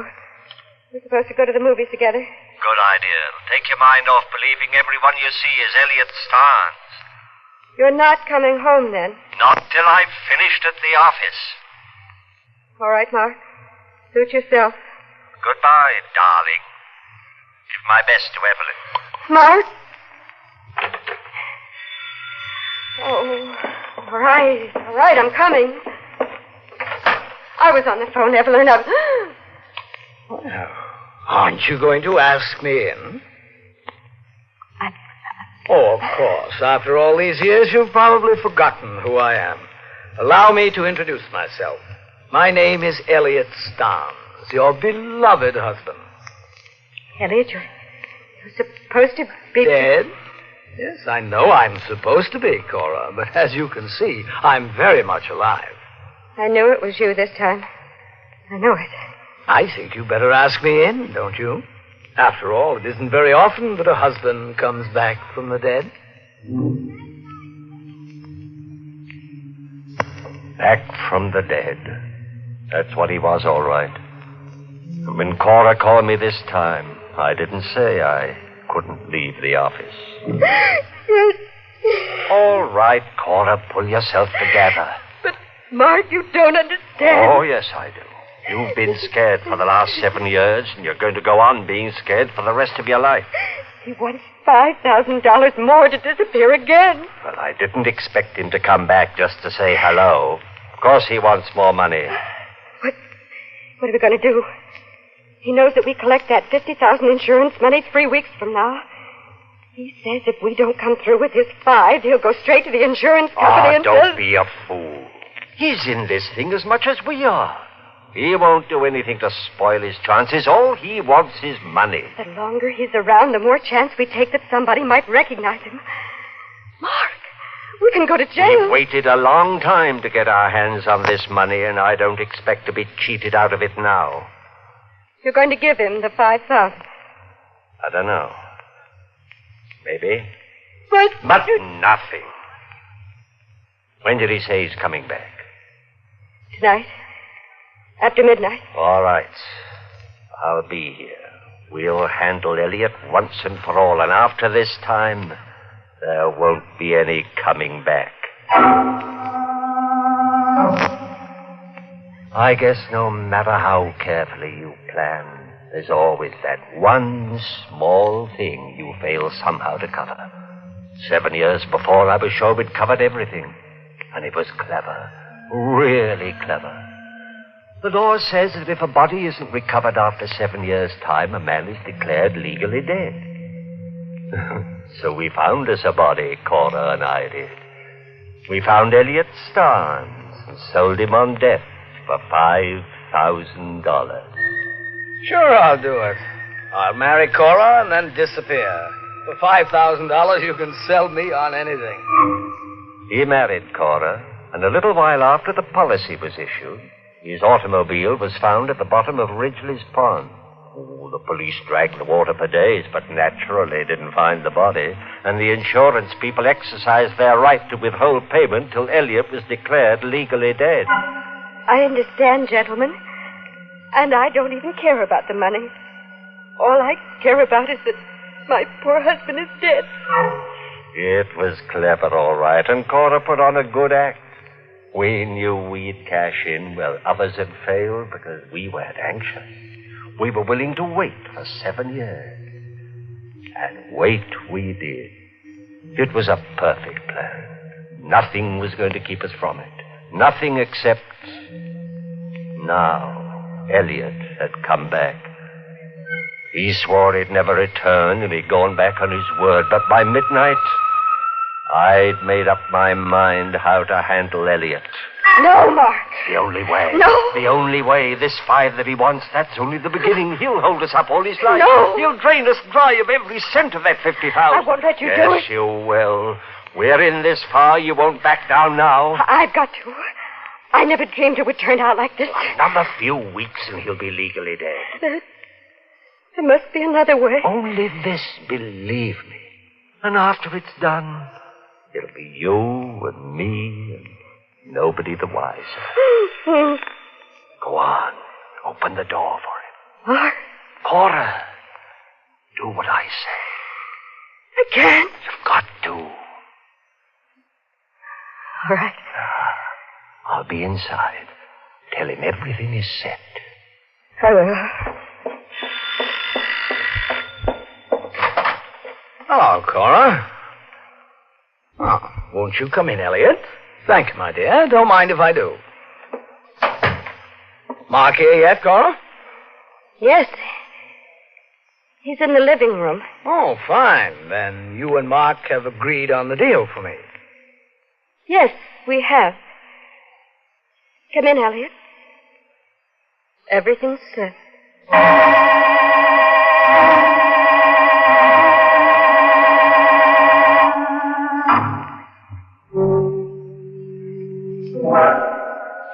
So Mark is waiting for Elliot in the, you'll pardon the expression, living room. Whatever happens to Elliot actually serves him right. After all, here in the sanctum, we don't go for live people walking around as if they were ghosts. It's enough to scare the death out of us. Poor Cora is so nervous. She just can't look a corpus delicti in the prima facie. Well, enough grave philosophy. Suppose we let our star, Boris Karloff, take up our stock story where we left off. Everything was said. I planned to kill Elliot with the knife I held behind me, and I felt absolutely no compunction about it. You're joking. No, Elliot. You're crazy. Cora, stop him. You'll never get away with it. Mark, no!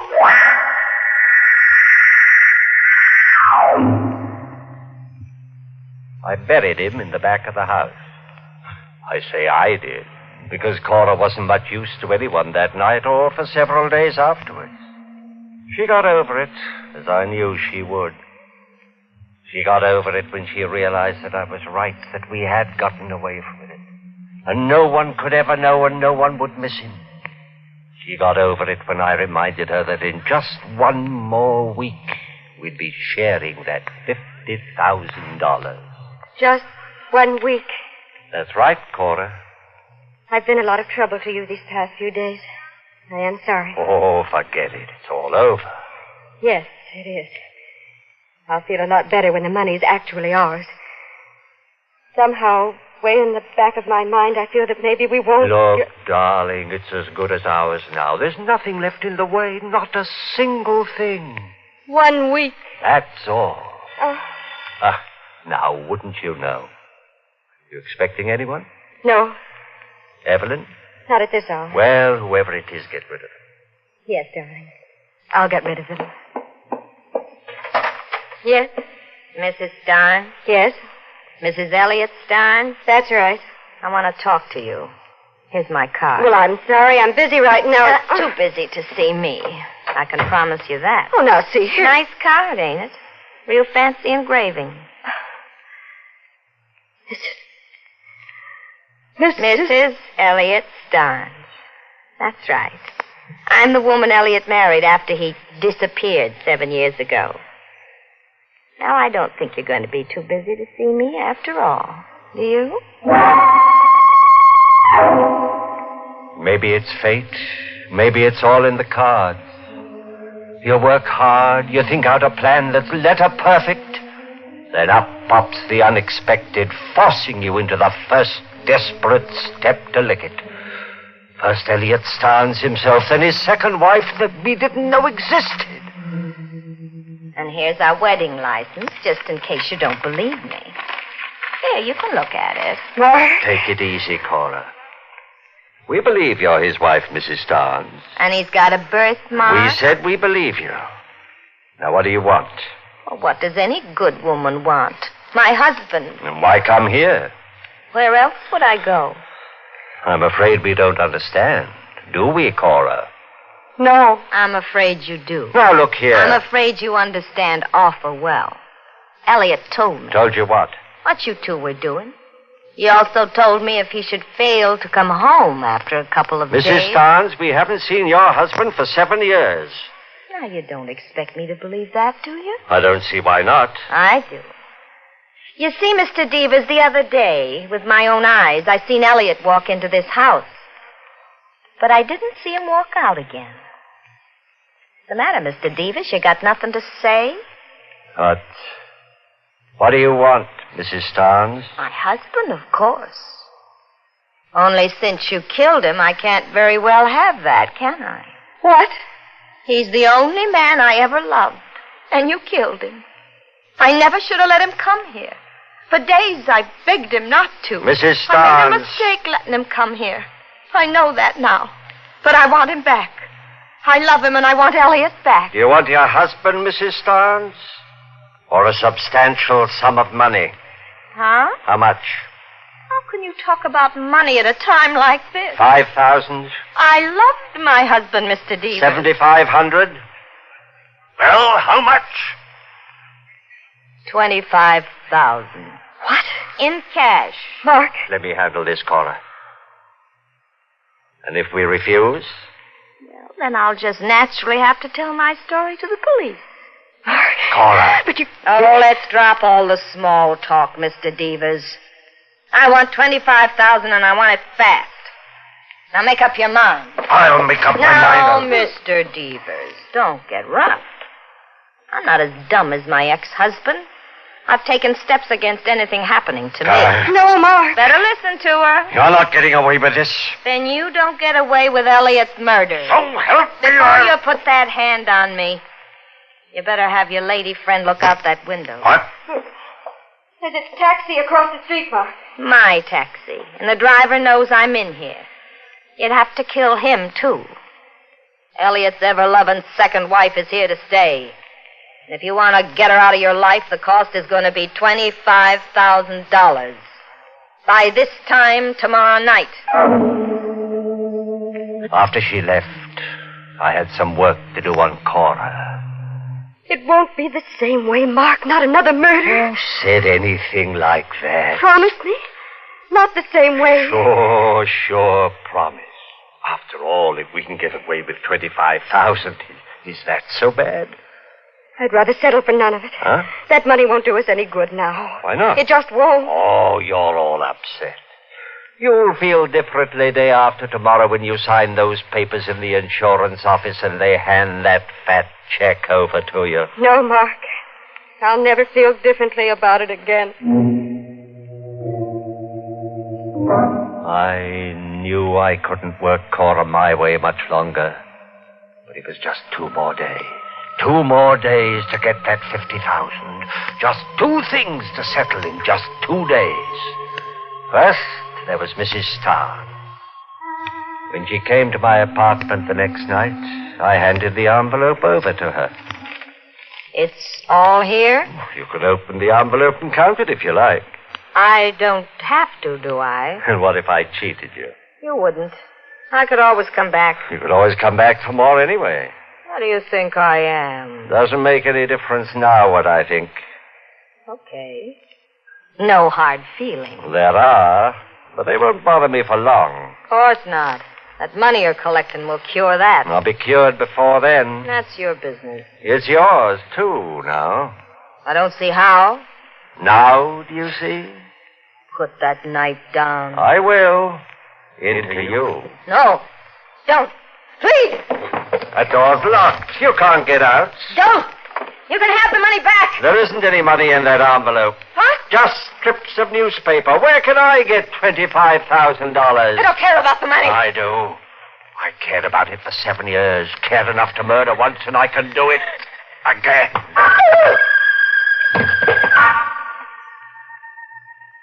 Now, Mrs. Starn, I've no hard feelings towards you. None at all. Just 2 things to take care of in just 2 days. The first, Mrs. Starnes was taken care of, and the second was now just an hour away. The 50,000 was waiting in the insurance office for Cora. All she had to do was sign her name on some papers to get it. Oh, you can imagine how relieved I was as I sat next to Cora when she drove to the insurance office. But it was different with Cora. Cora didn't say a word. There's nothing left to say, Mark. Oh, money will make you talk, Cora. You wait and see. After you get your hands on the... Hey, you're taking the wrong street. No, Mark. Sure you are. This is the way. It's the only way left for us, Mark. Huh? We're driving straight out of town. We're never coming back. There'll be no more murders. Cora. I know you killed that woman. Now, where did you ever get that idea? I paid her and she left. I was outside your apartment house last night. All right. So you know now. What did you expect? I couldn't let it all go down the drain, not after 7 years? Turn the car around. No. You're going to sign those papers. I want that money. It's too late, Mark. Like fun it is. Let go. You're turning this car around. Mark, the wheel, let go.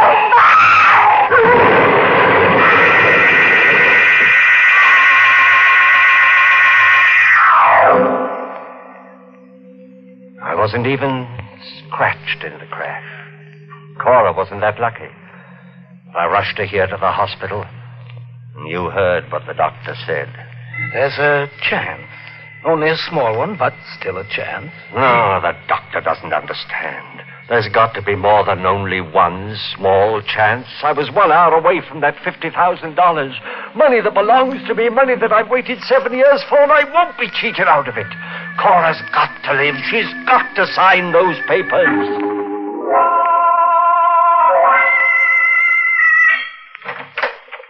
Well, Doctor? There's someone waiting for you down the corridor, Mr. Devers. What about Cora? There's still a chance, isn't there? No chance at all anymore. You're lying.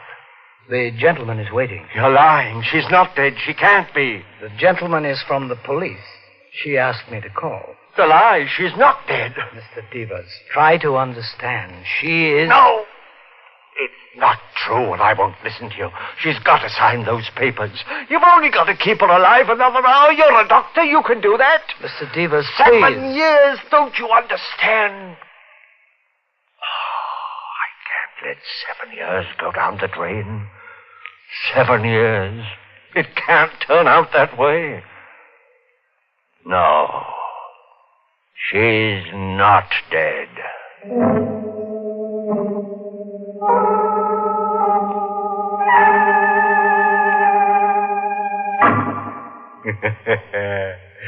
So Mark's 50,000 went down the drain after all. And Mark went down the hatch of a scaffold. You know, I can't feel sorry for Mrs. Starnes. She should have known that a rolling widow gathers only mausoleums. Yes, sir, when you use a dead husband for blackmail, you're bound to end up face down. Oh, a footnote. When you're dealing with life insurance, remember, honesty is the best policy. Well, friends, it's time once again to close that creaking door. Until next week at this same time, when we'll be back with a little hunk of horror. You'll be sure to listen, won't you? Until next week, then. Good night. Pleasant dreams.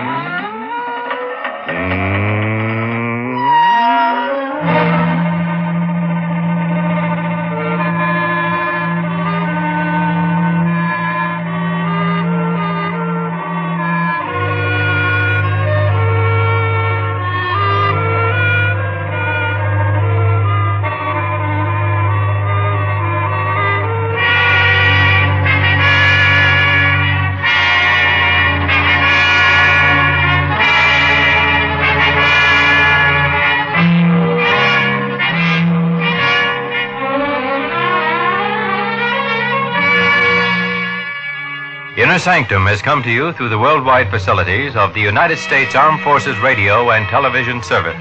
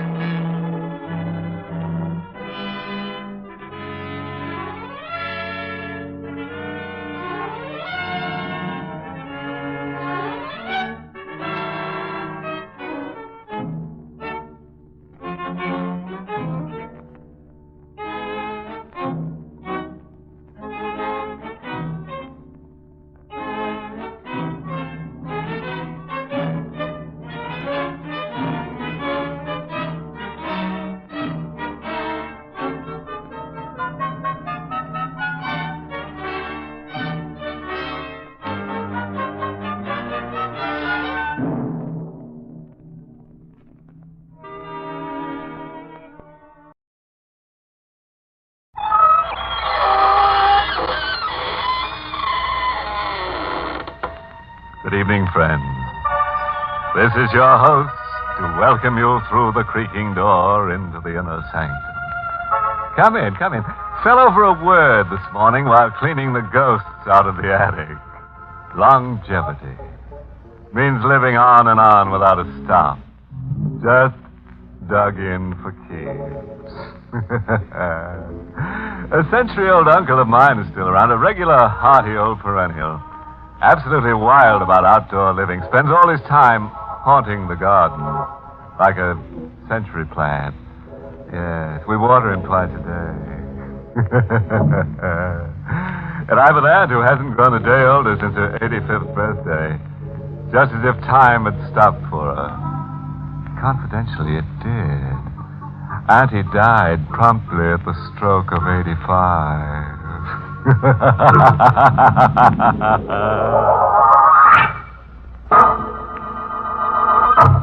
Tonight's Inner Sanctum mystery, Murder Comes to Life, was written by John Robert and stars Charles Irving in the role of Jean, with Santos Ortega as Sorrowful.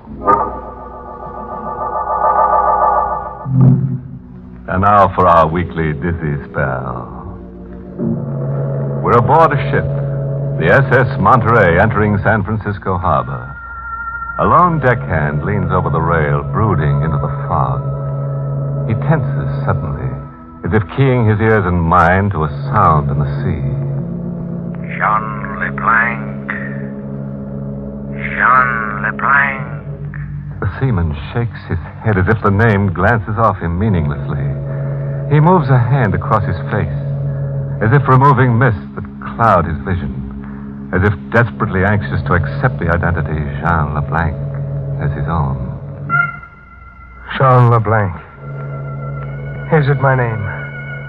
A name I forgot long ago when I fell apart. And if it is my name, why can't I accept it and believe it? Why do I insist I'm someone else and run? Jean LeBlanc.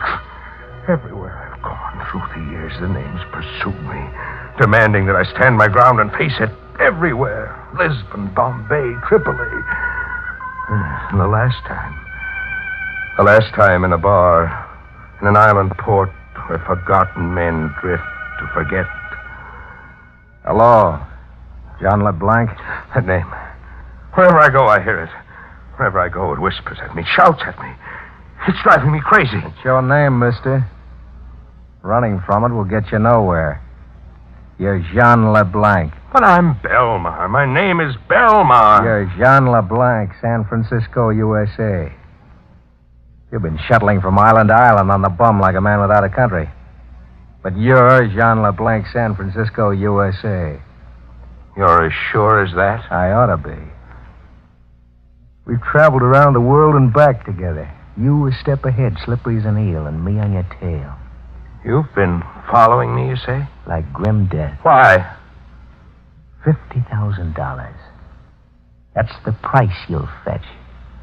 Look wherever you are. You've got to stop following me. Sure, I'll stop, LeBlanc. When you stop running. I'll make you stop if I have to kill you. A gun, huh? You're greased lightning on the draw. A killer. If you only had what it takes to pull the trigger. Go on. Try and pull the trigger. No. I can't. My fingers are numb. It's as if they were asleep. Yeller. When the chips are down, just as you've always been. Where my fingers aren't numb, here's proof. There was an iron bar crashing against my skull. A hole opened in the earth, and I plunged through it.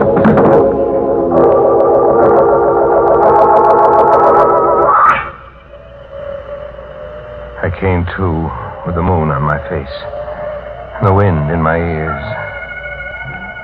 I was in an open field, in an abandoned quarry under a pile of rocks. It was like rising from the dead. A shadowy figure was standing over me. A sour little guy with a mournful look, as if he made a habit of crying. I watched him remove the rocks covering me, one by one, and tossed them into a pile.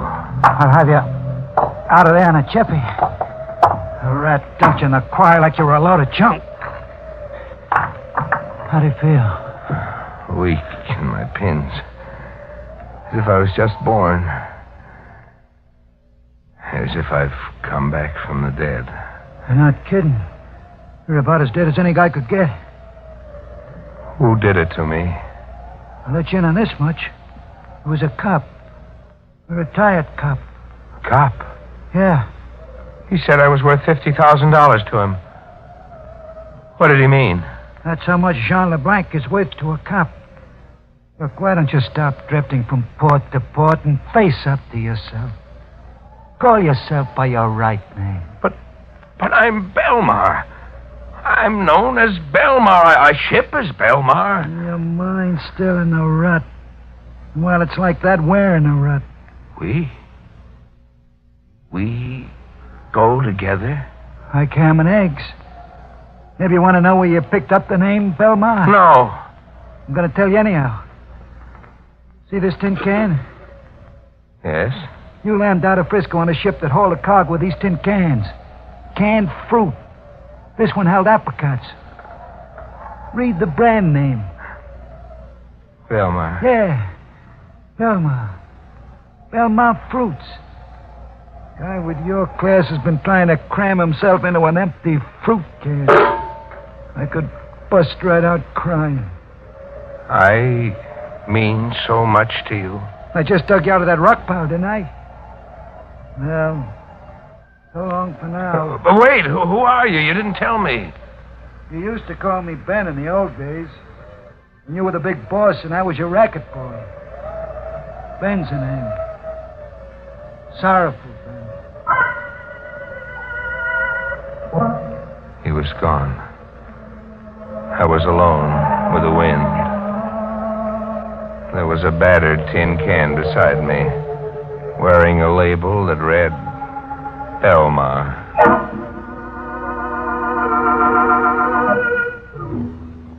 I went back to the club I'd blanked out in. There were questions I wanted answered. Want something, mister? You? Yes, me. Surprised? You were killed in here last night.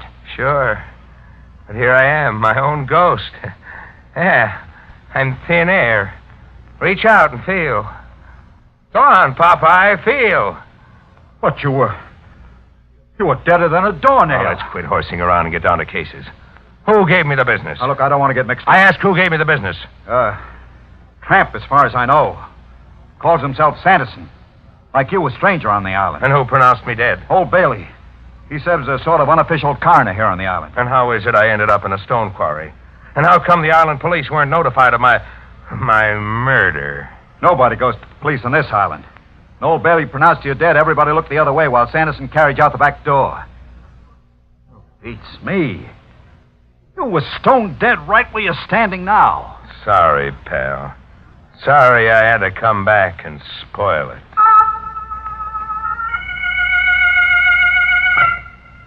I went looking for old Bailey, the coroner. I wanted to know why an unconscious man qualified with him as a corpse ready for immediate burial. I found him along the edge of the beach, living in a shack built of packing cases and old strips of cardboard. When the tide came in, the ocean soaked through the sides and up through the floor. It was as if old Bailey wanted the shack to wash out to sea. The tide was in when I got there. Well, you're here, son. What brought you?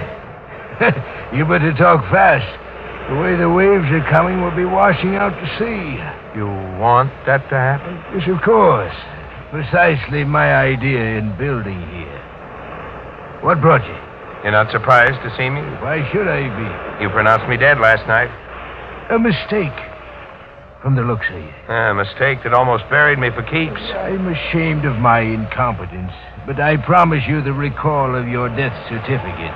The very next time I live. Look, Mr. Coroner, you know a dead man when you see one. And my idea is that somebody hired you to pronounce me dead. Maybe, and maybe not. Quit wriggling. How much did you get to pronounce me dead? Barely enough to free myself of debt. I asked how much? Paltry $50. Who from? Who wanted my death certificate, and why? Now you're asking an old sinner to play informer. I'm not asking, Bailey. You're demanding. On pain of death. You overestimate the price I put on my life. We'll see. We'll see if we can push the price up. You lose. Who bought that death certificate from you? The harder you squeeze, the lower the price goes. You're losing, LeBlanc. The storm's beating you.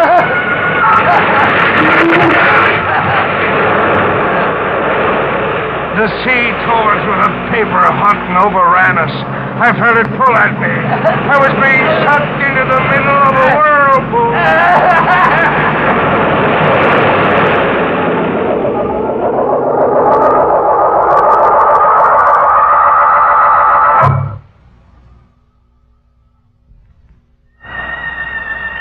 I came to, lying face up on the beach. The storm was over. The tide was out. Old Bailey was gone. And his paper hut, too. I could see the wreckage way in the distance, riding the ocean swell. I was half dead, but alive. A miracle. I gotta keep you alive and going, boss. Well, it happened, I'm to blame for the condition you're in. You're to blame? How? It was me who beat you over the head and sent your mind wandering. You really want to know about it? Yes. It was your last day in Frisco. The cops were around our hideout, setting up machine guns, tossing tear gas bombs, all ready to close in for the pinch. The only way out was to shoot our way out. And? You can't remember anything by yourself, huh? No. No, I try, but something gets in my way. It's all a jumble in my mind. I was the only one doing any shooting on our side. You were blowing your top, screaming like a crazy man. Gunfight. Guns always gave you the willies. I slugged you to shut you up. Later I got you out and smuggled the two of us aboard a ship. It was a freighter carrying fruit cans with the name Belmar on them. And blank. Strictly getaway. Not call it quits. Just get away and lay low. But you blanked out. Powerful. Yeah? Tell me, what was your Jean LeBlanc like before he began to scream that last day in Frisco? Oh, top man of the world. You had the world in your vest pocket, boss. You were the Jesse James I read about as a kid, only better. The stuff you pulled at Frisco on its ear. What sort of stuff? Banks, museums, mail trucks. Just theft? No murder? Murder was the rub. Like I said, guns gave you the willie. That last day in Frisco, police had our hideout surrounded, you said. How did they get that close? That's a question I was waiting for you to get around to. They were tipped off by a stilled pigeon named Queenie Simpson. The job you muffed on Queenie still needs to be done if you ever want to go home. Oh, it's a lot to remember all at once. A lot to remember. I mean, it's a lot to believe. You think maybe I'm working a gag. That I'm trying to swindle you into calling yourself Jean LeBlanc and work you for a fall guy. Okay. We'll find things out your own way. I'll be around. When you need me.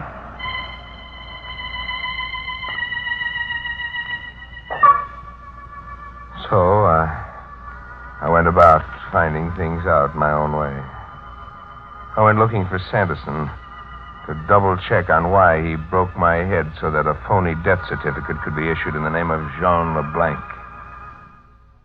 I found him camped in a hobo jungle 50 yards away from a railroad embankment. LeBlanc. Back from the dead. Can it? You never killed me. I didn't. No, you just thought you did.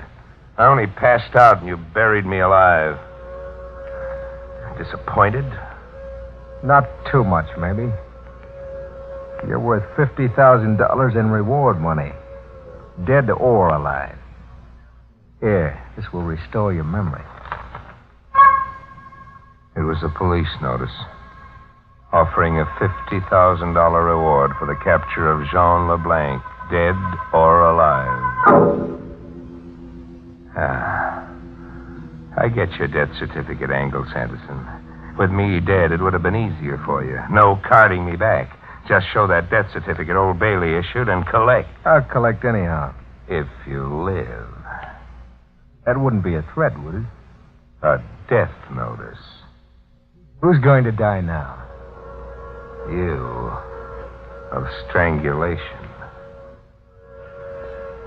I don't worry you, huh? Not a bit. I told you last night you weren't the killer type. You threaten, then you run. Yeah, but I've changed, Sanderson. I've stopped running, thanks to you. Thanks to me. Yeah, you opened my head last night and the fears ran out. I face crazy. up to myself now. I don't cry baby anymore. I'm not the killer type, but I'm going to kill you and laugh until I blow a fuse. I had the strength of 100 men in my hands. My fingers were steel claws. Sanderson didn't have a chance. In the struggle, the black patch he wore over one eye slipped. I was staring into an empty eye socket, looking for the last glimpse of myself that would finally stitch broken fragments together into a single piece. Who was I really, and what was I all about?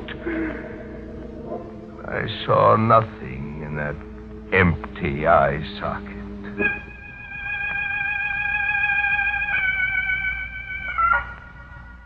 I sat around with Sanderson, fascinated by the face of death, waiting for Sorrowful's approval. A nice night's work, boss. What did you kill him with? My bare hands. I strangled him with my bare hands. He's dead, all right. That takes care of job number 1. Job number 2 is Queenie Simpson. Nobody else. This time, with a gun. Sure, with a gun. This time. Where do I find Queenie Simpson? Where she's always been. The Wonderland Arcade. She works a shooting gallery there, the way she always has. Kill her and you've got the cops up a tree. She's her only witness against you. Kill her and you're the racket king of Frisco again, with the town eating out of your hand.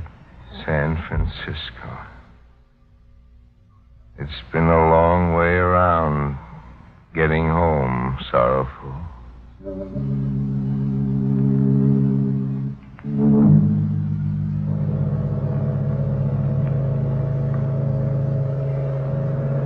I've come back to a forgotten world. Halfway around the globe to murder a forgotten woman. The Wonderland Arcade is a honky-tonk strip. There's a flea circus, a waxworks, a piano somewhere beating out ragtime, and Queenie Simpson's shooting gallery. I'm waiting, keeping out of sight, watching until Queenie Simpson is between customers. What's the tab for a rifle load, sister? 12 shots for a quarter. It's cheap enough. Watch me shoot. Bullseye. You're pretty good. Thanks. I'm even better with a revolver. What would it take to coax you to get up against that target? I'd say you got the coaxer right in your hand. Jean. Jean who? Jean LeBlanc. I've been expecting you to call sometime. You're sure I'm Jean LeBlanc? Must be Jean LeBlanc. Only Jean LeBlanc would come to kill me. Why? I tipped off the cops. Tell them all about you. Why? What game are we playing now? I double-crossed you and you're here to kill me. Now let's get it over with. You got 11 shots left, mister. She's up against the target. Indifferent to her fate. I stare at her, and then I lose her. My gun drops to my side. I can't shoot. My fears are back. I'm choked up with fear. The fear that drove me across the world. Pull the trigger, LeBlanc. Sorrowful. Yeah, me. Still Johnny on the spot. Go ahead, pull that trigger. You killed double-crosses. I can't pull the trigger, Sorrow. Don't turn yellow now. You come back a long way. Pull that trigger and you're the big boss again. I can't. My fingers are numb. My hands feel dead. I've stuck along with you. Crawled after you from Island Island. I watched over you, worried about you, waiting for you to come out of a brainstorm. But now it's over. Once and for all. Are you going to make like Jean LeBlanc and pull that trigger? I can't. I'm Jean LeBlanc, but I can't measure up to what you expect. I'm afraid. Give me that gun. Sorrowful shot Queenie as surely as I couldn't. I watch her stiffen while a red stain on her dress over her heart spins and spins into a wider and wider circle. You were somebody in my book once, LeBlanc. Don't blame me, Sorrowful. You built a statue in your mind. And now it turns out it's only a clay statue. Police cars. Hear the sirens. Take one more shot, Sorrowful. Let me shoot your statue down before the police come. I can't. You must. Either way, I die, but I'd rather it was you. This way, I won't die screaming. Shoot, Sorrowful, please.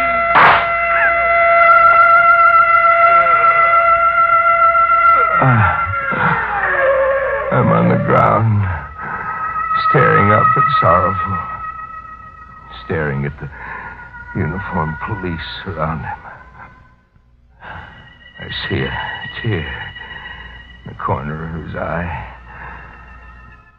as if he's going on a crying jag he'll never come out of. Poor Sorrowful, shaking his head, bewildered.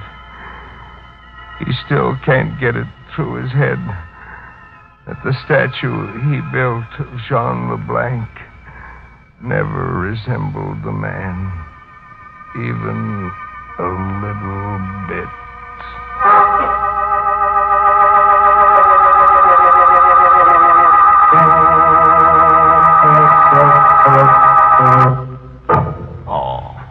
Poor LeBlanc. Even now, with his worries over, he's having himself a fit. Size 4x6, the cat could make a tough sleep. That old Bailey, $50 and he'll pronounce you dead any old time. Even if it kills you. I hear he's doing shady business as usual. His shingles hung on Davy Jones's locker. His engraved invitations to please call read, drop in any old crime.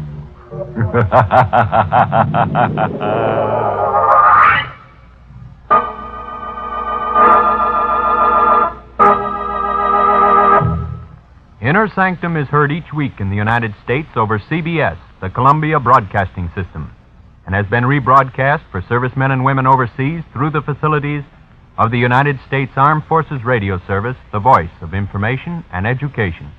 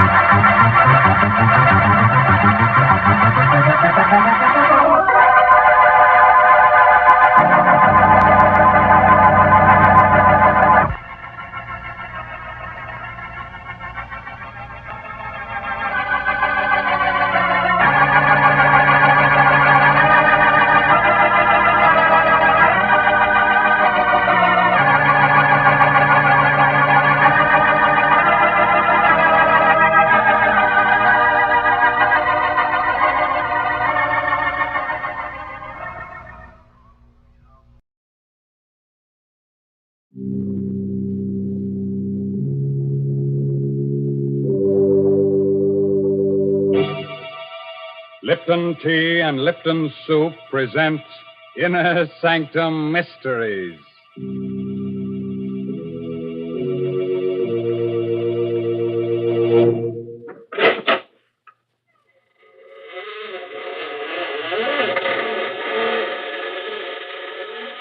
Good evening, friends.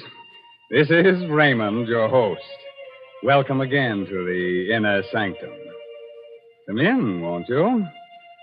You'll have to excuse me for not getting up, but I have an awfully stiff neck. You see, I was out with a certain lady last night who collects very curious things. She spent the first half of the evening telling me how wonderful I am, but after that, well, it's one thing when a girl tries to turn your head. It's another when she tries to twist it off. And now, friends, let me introduce someone who is a real lady. She must be a lady because she wants to reform me. Come in, Mary Bennett. Hello, folks. Draw up a coffin and sit down, Mary. Now, Mr. Raymond, please don't talk that way. It isn't nice. Why are you always pretending to be so cold-hearted and creepy? Underneath, I'm sure you're a friendly, good-natured sort of man. Yes, you are. Underneath, you're just like everybody else. I'll bet you like to come home in the evening, put on an old jacket and slippers, and then sit down to supper. Yes, sir, and I'll bet I know one of your favorite dishes, too. Noodle soup. Or most all men like noodle soup. That's why Lipton's is so popular. Lipton's noodle soup is real homemade tasting. It's got a grand chickeny flavor, and it's swimming with noodles. Egg noodles, too. You know, Lipton's noodle soup will bring a family swarming to the table quicker than a dinner bell. Mr. Raymond, someday I'm going to take you home with me and feed you a good hot bowl of Lipton's noodle soup. Well, thanks for the invitation, Mary. And now let me invite you to come to the desert and hear the story of Desert Death. It's an original tale written by that spinner of surprise stories, Robert Newman. And our star tonight is Horace Braham.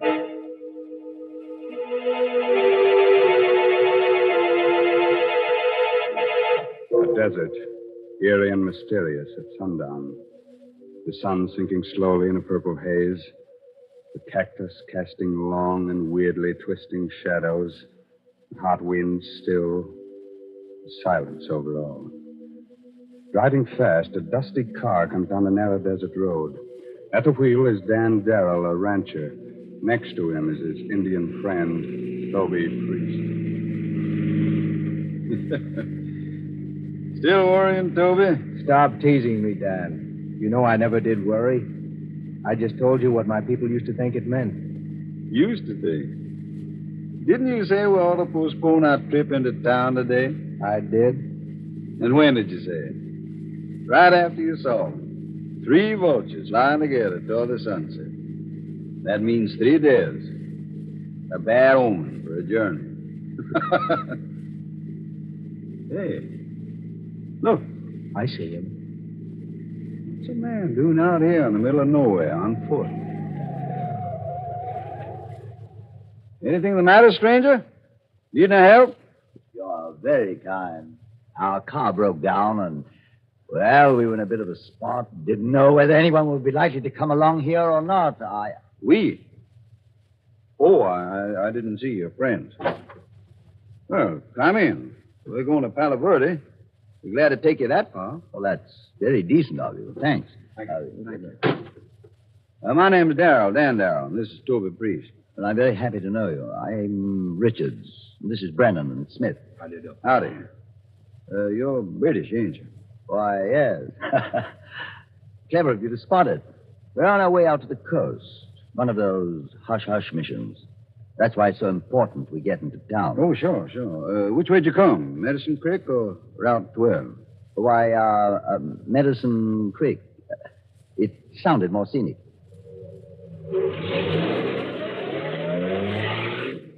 He's lying, Dan. You know that, don't you? What makes you say that, Toby? Use your head. He doesn't look. Mr. Darrow, surely it's considered rude to whisper in front of strangers, even here in America, isn't it? What? Oh, sorry. Yes, I'm sure you will be. But first I must insist on knowing what you were saying. Insist? What you mean, insist? This is my car, and this is a... I know. A free country. But this is a gun. That's why I can insist. And now, will you tell me what you were saying? I was saying it, so I'll tell you. I said you were lying, that you weren't British at all. No? Then who are we? I think that you're Nazi prisoners who escaped from that camp up near Post City. Oh? And what makes you think that? First, none of your clothes fit you, so they're obviously not yours.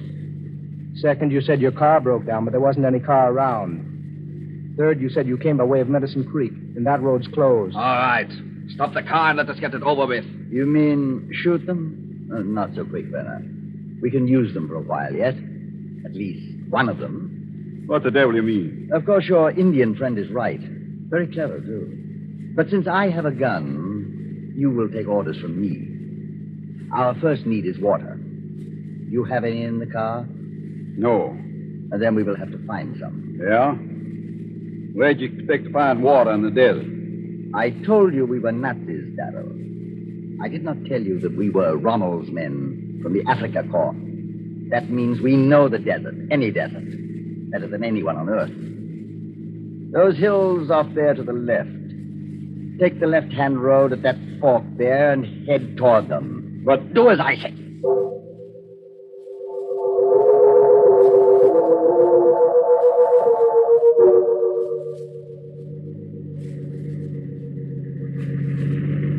How much further you want me to go up this wagon track? Slow up.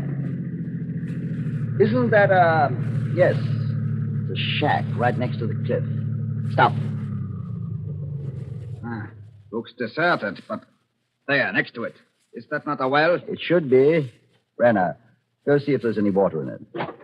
Jawohl, Herr Colonel. You two come with us. We'll go look at the shack. What is this place? Those terraces up there on the cliff? A pueblo. Cliff dwellings. Centuries ago, my people lived in villages like this. There is water in it, Herr Colonel. Even a bucket to get it up with. Good. Come into the house. Match, Schmidt. From the dust, I'd say no one had been here for a good many years. Prospector's cabin, wasn't it? Probably. That means... there's what I want. Shovel. What the devil do you want that for? To dig yourself a grave?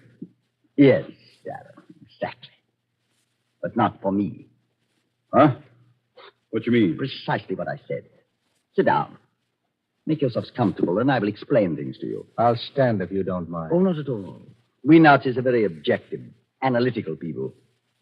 We decided we needed a car to make our escape in. Now we have one. We also decided we needed someone to drive the car and get us safely across the border.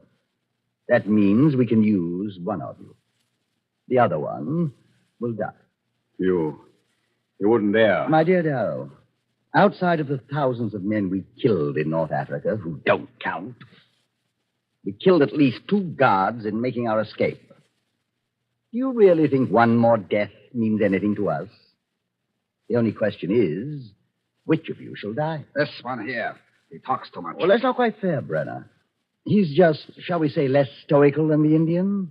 On the other hand, I think that in the long run, he would probably prove easier to handle, less dangerous. That means that the Indian dies. What? Why, you... Shut up, Thank you, Brenner. Schmidt, take the gun, the shovel, and our Indian friend, and watch over him while he digs his grave.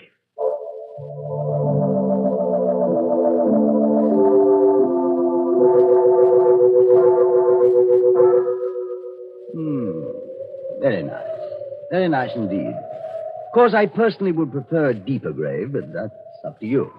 The depth is not important. The only thing that matters is that it faces west. That is why I dug it with the head against the cliff. An old tribal custom. Very interesting. Similar to the Egyptians. But of course, they believed in a life after death. My people believe in a life after death also, Colonel. And in this case, I think I can promise that I will not rest easy in my grave. Oh, I'm sorry to hear that. Hear this, too, men from across the seas. Men with death in your hearts. For the evil you would do, evil will follow you like a hungry wolf. What is that? What he just mentioned. A wolf. Though you bury me deep, the earth will not hide me till you have paid for your crimes. Here where you have killed, here too will you die. Now, Herr Colonel. Yes, Brenner. Oh, you can't, you. Very good, Schmidt. I'll take the gun now. Fill in the grave, then meet us back at the cabin.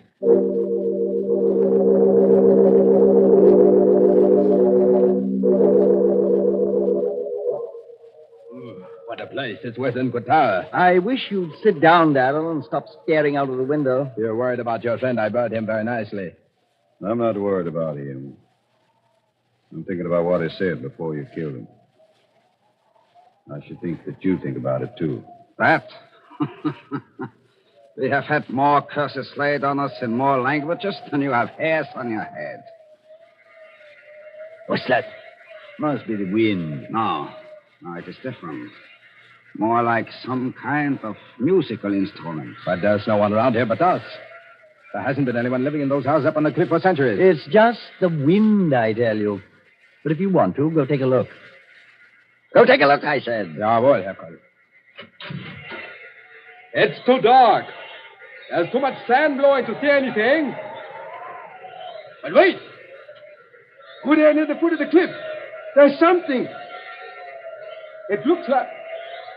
Lieber Gott! It's the Indian.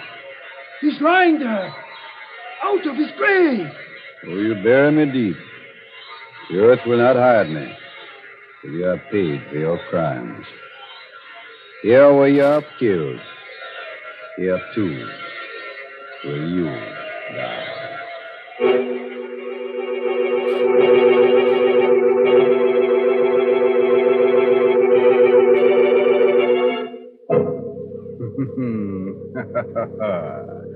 A 100 curses in a dozen different tongues.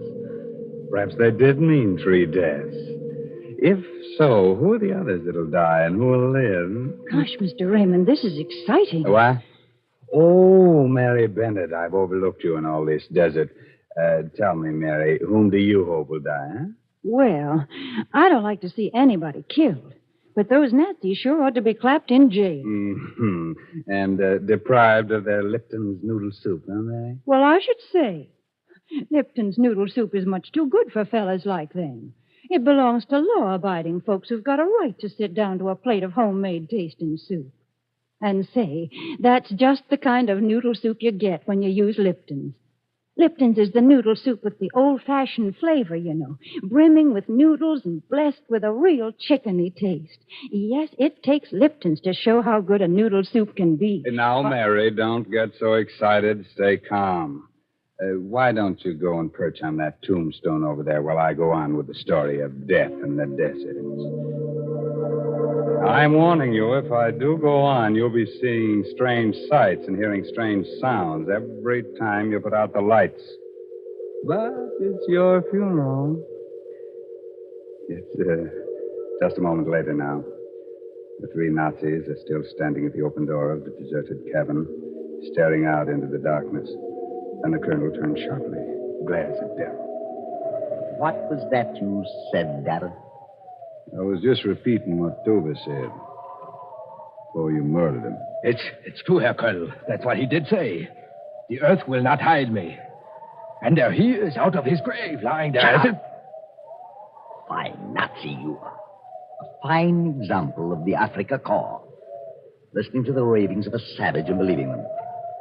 Schmidt, where did you bury the Indian? In the sand. Then this wind came along and blew the sand away. And that's all. And that strange wind? Another trick of the wind. But if it bothers you to see him lying there, go on out and bury him again. Deeper this time. No, Herr Colonel, no. Well, that's an order. Jawohl, Herr Colonel. Friend Schmidt seems to be getting a bit rattled. That's why I sent him out there. Nothing like facing a fear to overcome it.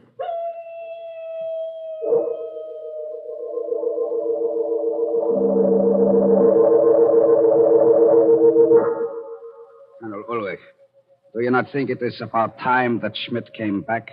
He's only been gone about 5 or 10 minutes. I told him to dig the grave deep this time. I know, but I do not see him out there anywhere. Well, how could you expect to when it's so dark and when the sand is blowing like that? Maybe we'd better go out and see what's taking him so long. And you too, Mr. Darrell, if you don't mind. Not at all. Schmidt! Schmidt, where are you? Blasted idiot. Probably wandered off into the desert. Schmidt! Well, look. The Indian. He is still lying there. He never did bury him. That means Schmidt never even got over there. Must have lost his way right after he got outside. Schmidt! I think you can save your breath, Colonel Ulrich. Come on over here. To the well. Huh? What are you talking about? Schmidt. Dead. Well, why are you looking at me like that, Brenner? Exactly as I said. He lost his way in the darkness, the sandstorm, fell down the well. Yeah, I guess that is what must have happened. As for you, Mr. Darrell, since you discovered Schmidt, you shall have the pleasure of burying your friend the Indian again. Jawohl, Herr Colonel. I'm sorry. I never did appreciate the American type of humor. Now get busy with that shovel. May I just point out that, while it's easy for you to knock me down when my hands are tied, it's not so easy for me to use a shovel. Oh, I intend to untie you. But please remember always that I have a gun, and that Brenner and I have every intention of getting away from here.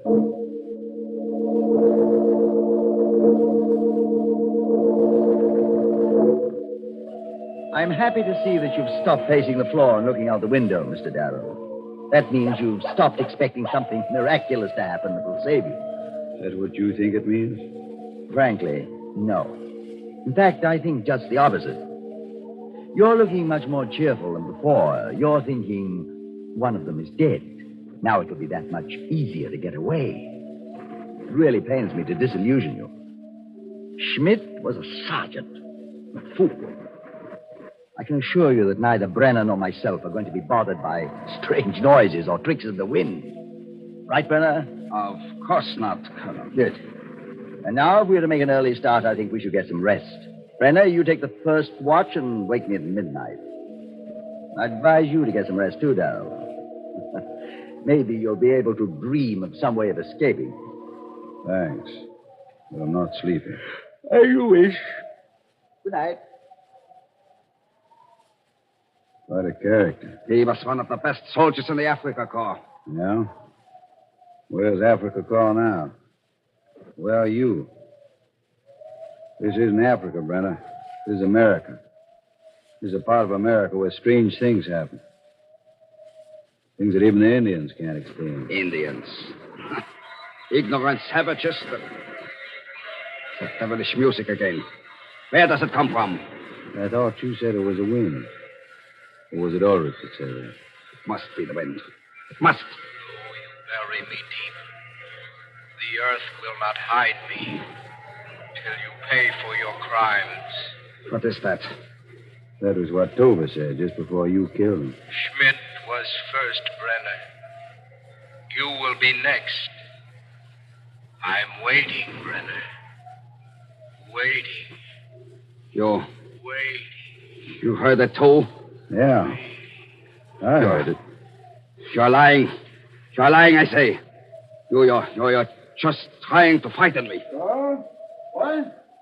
Who's trying to frighten you? What's going on? It is nothing here, Colonel. Just that music again. For a moment, it sounded as if someone was calling my name. Someone was calling your name, Brenner. A dead man. And you know you heard it. So? There it is again. You hear it? Just that same noise, the wind. Look, Ulrich, look. That Indian, he's out of his grave again. How can you tell? It's too dark to see. But I know he is. I know it. I'm very disappointed in you, Brenner. You're losing your grip, slipping. Sorry, Herr Colonel. It is just this place, the nervous tension, the mating. Just being sorry isn't enough. Fear is a weakness. As much of a weakness as pity. You know that as Nazis we cannot tolerate either one. And you also know what you must do, don't you? No. No, Herr Colonel. No. You must face your fear and overcome it. You must go out there and prove to yourself that you are not afraid. That you've just been imagining things the way Schmidt did. But Schmidt... Schmidt was a fool, and he had an accident. You are an officer, and you will not have an accident. Now go ahead and convince yourself that this is all nonsense. Jawohl, Herr Colonel. But leave the gun with me. What's out there is imaginary, but Mr. Darrell is very real. If I didn't have a gun, he might get ideas. Jawohl, Herr Colonel. Here. I will be back in a few minutes. You're looking at me very strangely, Mr. Darrell. Perhaps now you're starting to understand the fiber of the Nazi character. And perhaps now you're beginning to realize why you can never win this war. Because we allow nothing to defeat us or stand in our way. Any sign of weakness is ruthlessly stamped out. And... Abel! God, what's that? Sounded to me like Brenner. Outside, quick. And don't try to get away or I'll shoot you down in your tracks. Okay. Which way? Towards the cliff, where we buried the Indian. That's where he went, and... What's that over there? My guess is that it's your friend, Brenner. Maybe you'd better make sure. It is Brenner. Dead. Strangled. So it was all imagination, huh? Just face your fear and overcome it. Aren't you feeling just a little frightened, Colonel? Yeah. No.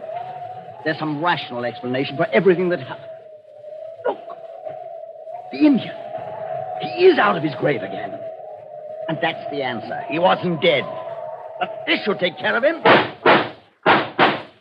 There. And you will notice that even at a moment like this, I look ahead. 1 shot before and 4 now. That still leaves 1 bullet for you, if it should prove necessary.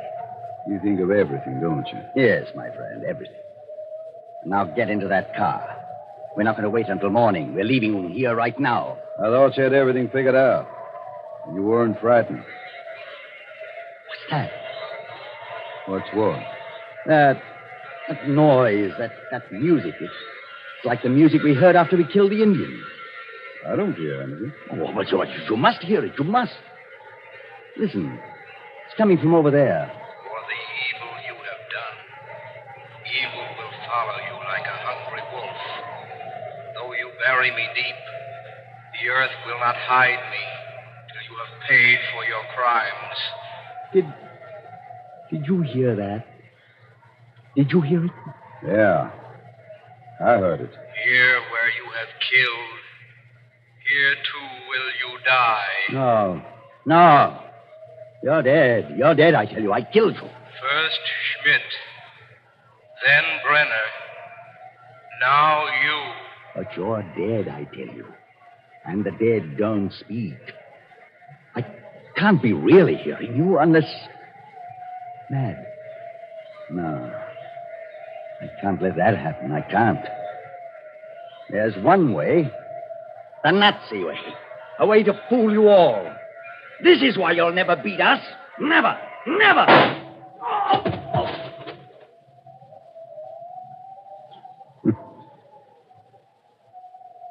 Toby! Toby! Where are you? Over here. At the foot of the cliff. Are you all right? That first bullet creased my head. I was already dropping by the time he fired. Outside of that, I'm all right. Figured that was what had happened when Schmidt went down the well. I knew it was an accident. I was pretty happy that it was you that buried me the second time. That you put my face against the cliff. Left a hole for me to breathe. The first time, well, it was pretty tough until the wind blew the sand off. Yeah, but what about when he shot you again? That ungodly music. It wasn't me he shot that second time. It was Schmidt. I pulled his body out of the well. I figured that in the dark, no one would be able to tell the difference. As for the music, that's why I dug the grave here. You see these holes here in that cliff? My people drilled them centuries ago. The wind blows through them. Makes weird music. This bottom hole was blocked up, but I opened it while I was digging the grave. Talking of graves, there's 3 of them we should be digging right now. Just one more thing I'd like to ask you, Toby. What's that? What you said this morning. Those 3 buzzards flying together toward the west. Does it really mean 3 deaths? There were 3 deaths. Weren't there, Dan?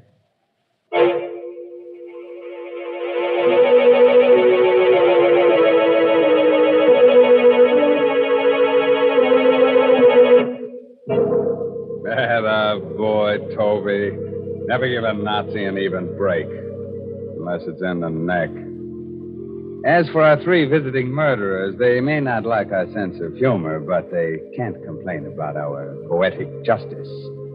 After all, it was in the desert that they got their just deserts.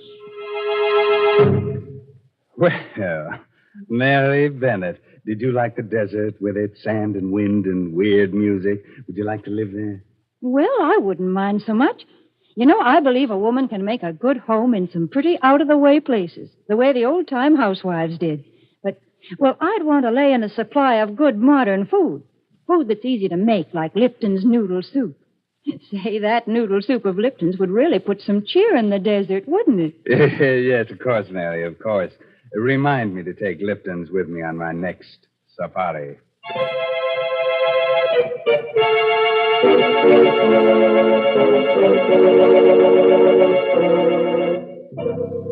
We must have a word of advice. Here it is. If you should wake up one of these nights in a cold sweat, convinced that there's something or someone in your room, and if, when you look toward the window, you should see a strange figure silhouetted in the moonlight, then pull the blankets up over your head and don't look out again. It'll be one of our 3 friends from tonight's story. One of the Africa corpses. By the way, this month's Inner Sanctum mystery novel is Puzzle for Puppets by Patrick Quentin. Well, now I guess it's time to close that there squeaking door until next week at this same time. So until next Tuesday night. Good night. Pleasant dreams.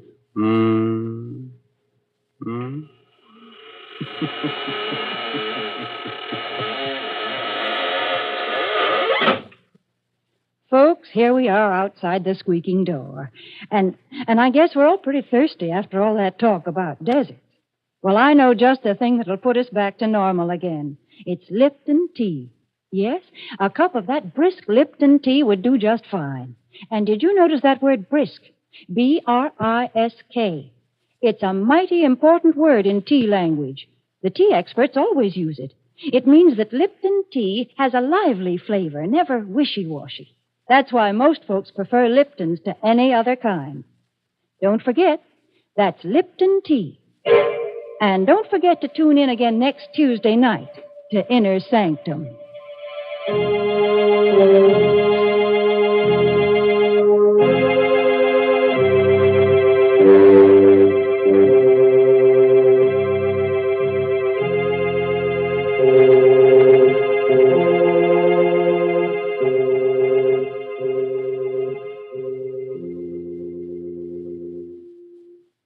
This is CBS, the Columbia Broadcasting System.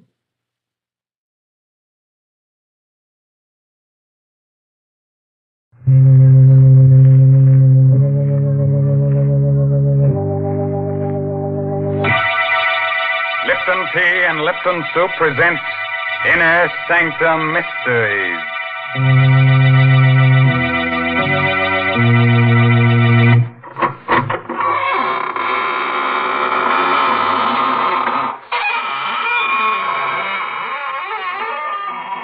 Good evening, friends of the Inner Sanctum. This is your host, Raymond, the gay ghoul. Friends, would you like to fly through the air with the greatest of ease? Do you think you'd enjoy being invisible, huh? Oh, it's easy. All you have to do is become a ghost. And to become a ghost, all you have to do is accentuate the ectoplasm and eliminate the protoplasm. Man! If that doesn't work, we'll introduce you to one of the characters on our show. He'll take care of you. And that's the truth. What awful people on this show. Wherever do you find them, Mr. Raymond? Well, it's simple.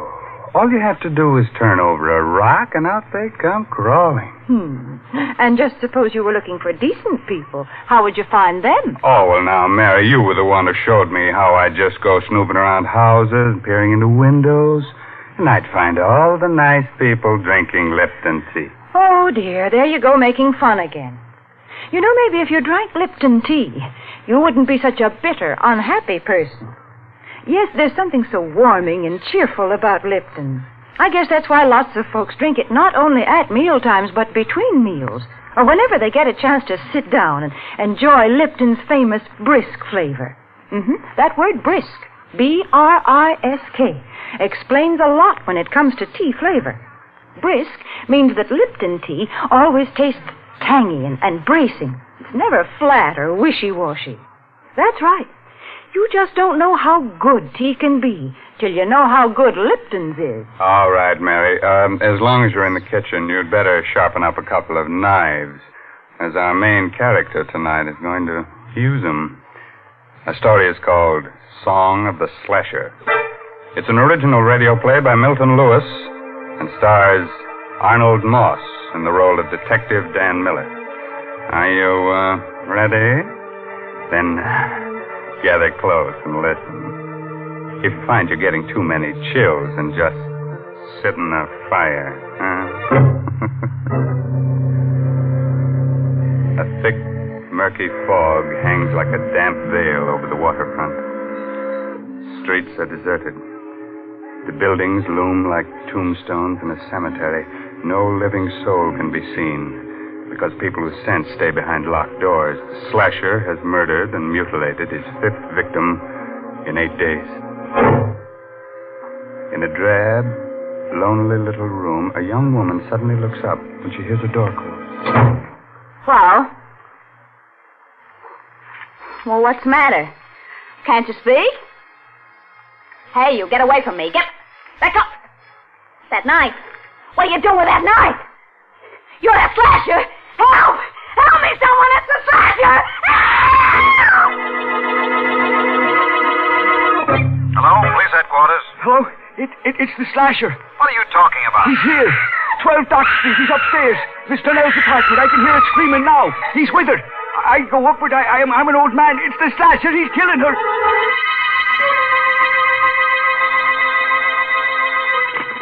Hello? Is that you, Miller? Speaking. This is Captain Quinn, headquarters. Here's the chance you've been waiting for. The slasher's at 12 Dock Street, right around the corner from you. On my way, Captain. Bye.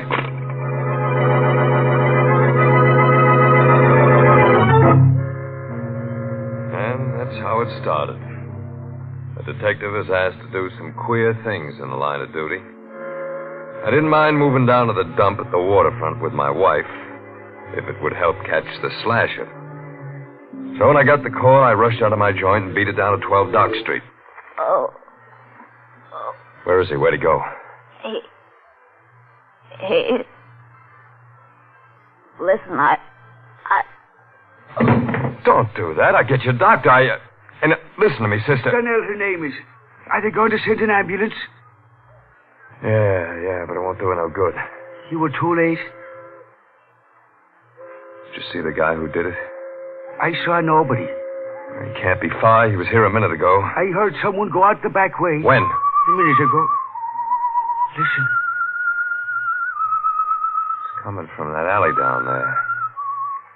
Fog's so thick you can't see 2 feet ahead of you. The back way goes into the alley. Well, then it's him. The slasher.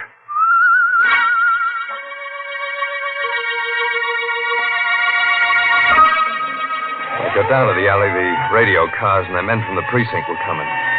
We went through that neighborhood with a sieve. But we couldn't find the guy who whistled that queer tune.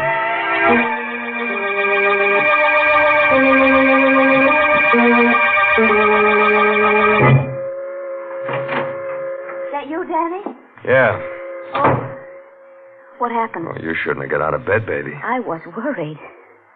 He got away. Did he kill another? Yeah, another dame. It wasn't so foggy I could have seen him. That's how close it was. Any clues? No, nothing to speak of. Hey, look, baby, don't you worry about this. You go back and get some sleep. I'm frightened, Danny. That man is somewhere in this neighborhood and us living here. I shouldn't have brought you down here. You're going back to our old place tomorrow. No, I'm not. I don't want you here alone, and I want to stay with you. Shut up. Danny. Listen. You hear that, don't you? It ain't something I'm hearing in my head, is it? Danny, what are you... Answer me. I want to make sure I ain't hearing Well, things. of course I hear it. It's someone whistling, but why are you acting like this? The slasher whistles that tune. Are you sure? Yeah, I heard him tonight. Then the killer... The slasher must be somewhere around here. I'm going out, baby. Lock the door.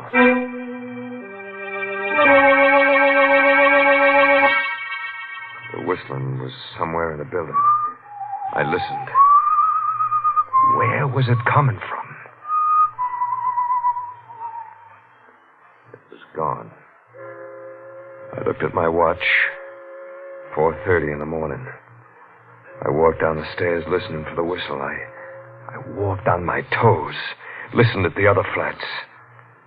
I didn't hear a thing. I went down into the cellar. There was someone there, all right. Oh? Who's there? It was Sykes, the janitor. I came closer. Oh, it's you, Mr. Miller. Yeah, Mr. Sykes. Hey, what's the matter? You're shaking like you got a fever. You frightened me. Why? I thought you were the slasher. Yeah? He's around here, you know. He might be hiding in these shadows. He might be anywhere. Everybody's afraid of him. Everybody. Yeah, so I hear. What time did you come down here? 4:30, like I do every morning. Why? See any stranger in the building? No, I didn't see anyone. Who lives in the flat below us? Mr. Trevelyan. Reginald Trevelyan. Funny name. He's a funny fella. Never sleeps at night. Wanders around the building whistling to himself. Whistling to himself? Yeah. He writes music or something. He got a piano in his place today. He talks crazy sometimes. Think he's up there now? Yeah, he never sleeps. Here. $20? Yeah, it's for you. Why are you giving this to me? I want you to tell me when Mr. Trevelyan leaves his apartment. Do you get it? Yeah, but why? I ain't paying you $20 to ask questions.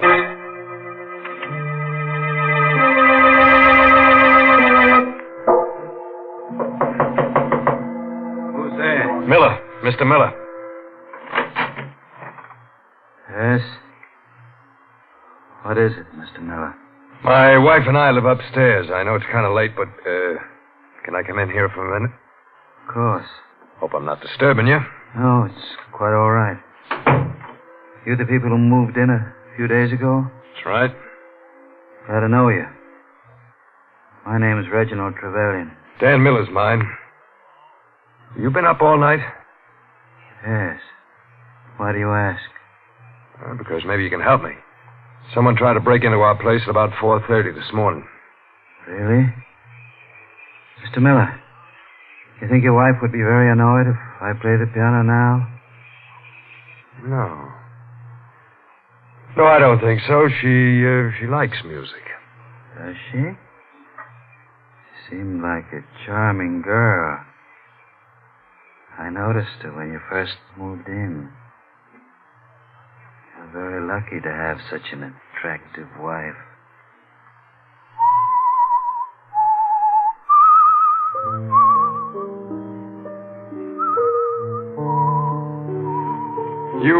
You whistle yourself like that very often?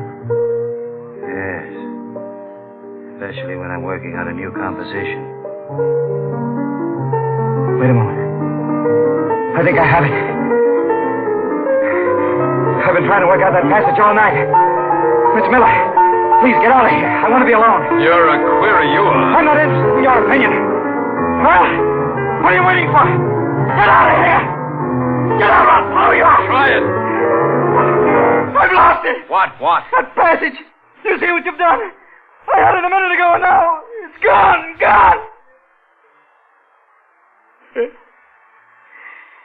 That's how it's been lately. I keep forgetting things. I'm sorry if I was rude to you. I didn't mean to be. Just a minute. Good night. Mr. Miller. Is it really true what it says in the papers about the slasher? That he has the whole neighborhood trembling in terror? Yes. Lovely. Trembling for their miserable little lives. Worried about their dirty little souls. Shivering in fear in their ugly little rat holes. If I knew who the slasher was, I'd embrace him. And give him every penny I have. Why? Because I hate them. Because they laugh at me. Because... Good night, Mr.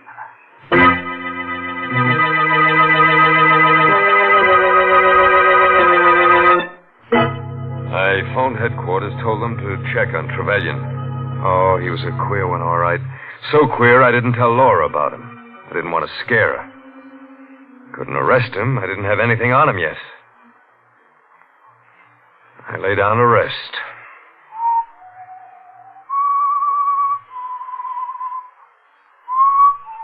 Maybe I heard it in my dream. Maybe not. But I heard that whistling again. That same tune. I think that's what woke me. I looked around. Laura. She was gone. And the door was open.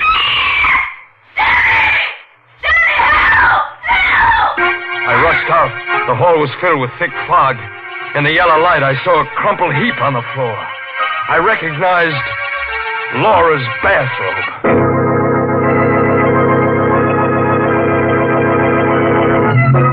Ah, the slasher, that's my boy. He's not the type of low character who goes around murdering his friends and relatives. No, he's so big-hearted he murders anyone. Even people he was never introduced to. He's no snob. Snob? He's much worse than a snob. He's a lunatic. Oh, Mary, you're so unsympathetic. He's just lonely. He wants to get close to people with a knife. Well, if he's so lonely, then why does he go around cutting people? You see, Mr. Raymond, I can say the same kind of things you do. Don't you dare just be your sweet, practical self, or else... You can't frighten me, Mr. Raymond. But as a matter of fact, I do have something practical to say. I'm going to suggest that all the folks who drink Lipton tea should buy the larger, more economical size packages. Not only because they're thriftier, but for another reason. You see, if you have a large package of Liptons at home, then you're not likely to run out just when you need it. For instance, when folks happen to drop in unexpectedly some evening. And of course, Lipton's is a grand drink to serve your guests. It goes so well with cake or sandwiches. It just seems to make everything taste better.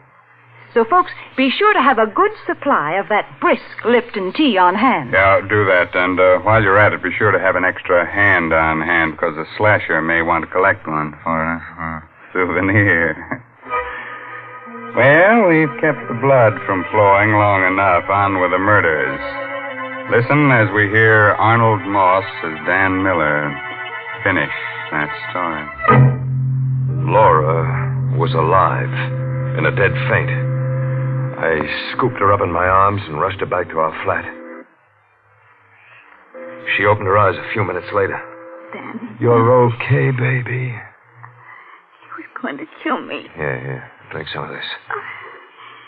Thanks. Oh, Danny, it was awful. What happened? Well, you were asleep. I went out to get the milk, and I heard someone whistling. Do you remember what? That same queer melody we heard before, the one the slasher whistled. So I thought I'd help you. Help me? I thought I'd see him.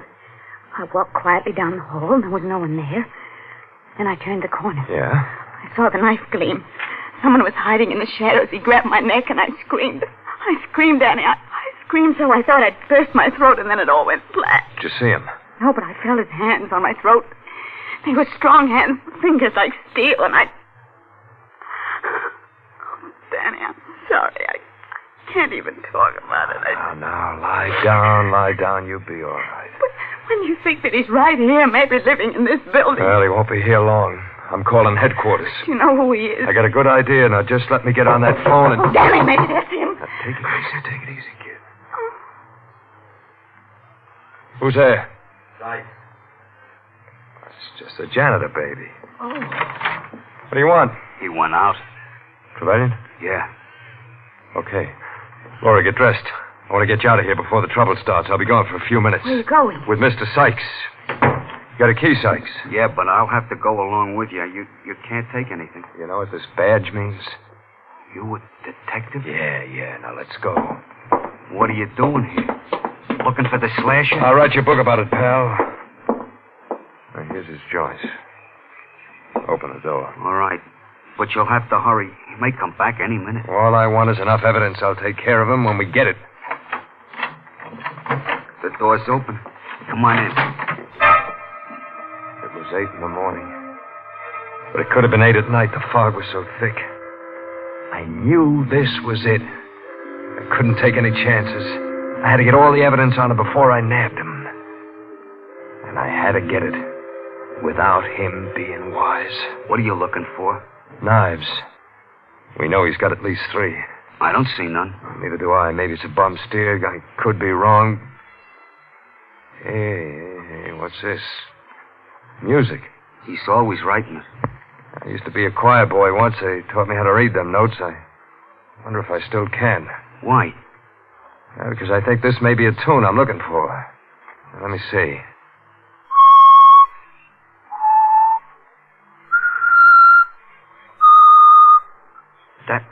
That song. Did you ever hear it before? Yeah. Bet you did. He's always whistling it. I heard it myself when he killed the last one. You gotta find those knives. You better hurry. I think he just went out to get some breakfast. I looked everywhere. Couldn't find the knives. I couldn't bring a guy in just because I heard a song. I found a bunch of keys. They were trunk keys. But there was no trunk. I think I hear him coming. Never mind what you think. Where does he keep his trunk? In the storeroom in the cellar. He's always going down there for things. Hold it. That's him. Yeah. Come here. There's room behind this upright piano for both of us. What, the piece to Shut up. Get behind here and hurry.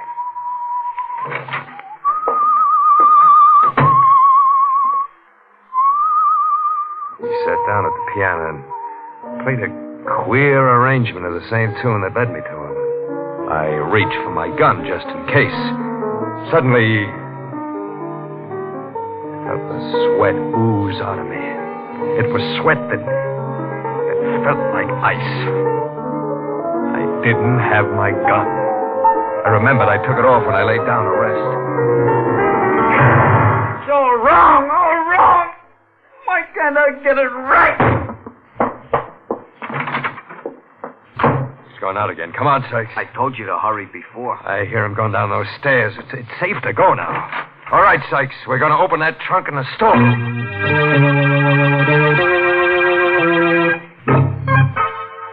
Here's his trunk, Mr. Miller. This key should open it.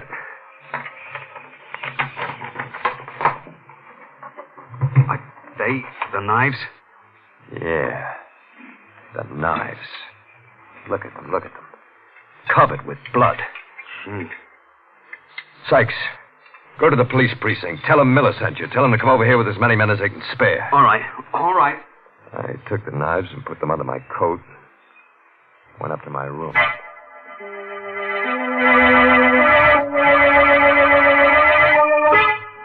Yes, I'm leaving. I'll be home soon. I could hear Laura talking on the phone with someone. I opened the door. Oh, of course. I better hang up now. Danny just came in. Goodbye, darling. Who are you talking to? Mother, I'm ready to go. Oh, wait a minute. There's no rush. Listen, Danny. It's that man at the piano. Sounds like the Slasher song. Yeah. What have you got there? My gun. Come on, baby, we're going. That man playing the piano. Are you sure he's the Slasher? Yeah. positive. Danny, you're hurting my arm. Oh, I'm sorry. I'm a little nervous. That's his place. Come on in with me. Come in with you. Yeah, I figured out a way to trap him. But Danny, Don't be scared, baby. You'll be okay. Oh. You? Yeah, Mr. Trevelyan. I'd like you to meet my wife. I'm delighted. How do you do? Would you like to hear something? It's a composition I've just completed. I've had a great deal of trouble with it. But I think I've got it right now.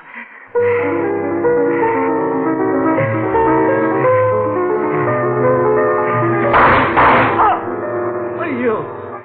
That gun. Yeah, you got it coming to you, Slasher. You stupid swine. You idiot. Why did you give me a chance? My music. Not even written down.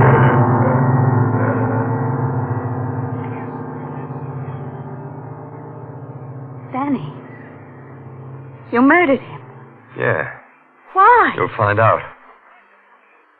What are you going to do with that knife? It's one of his knives.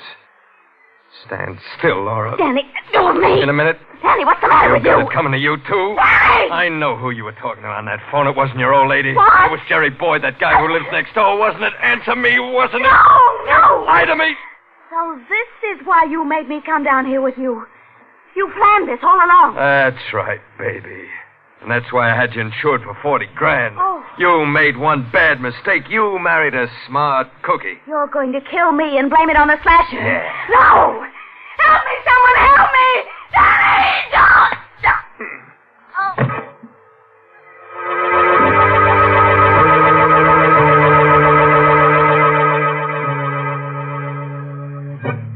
When it was over, I wiped the knife clean of fingerprints. And then I smeared Trevelyan's hand over the handle. I knew what to do. Made it look good, made it look perfect. There's a way to get away with murder. And I found it. I thought.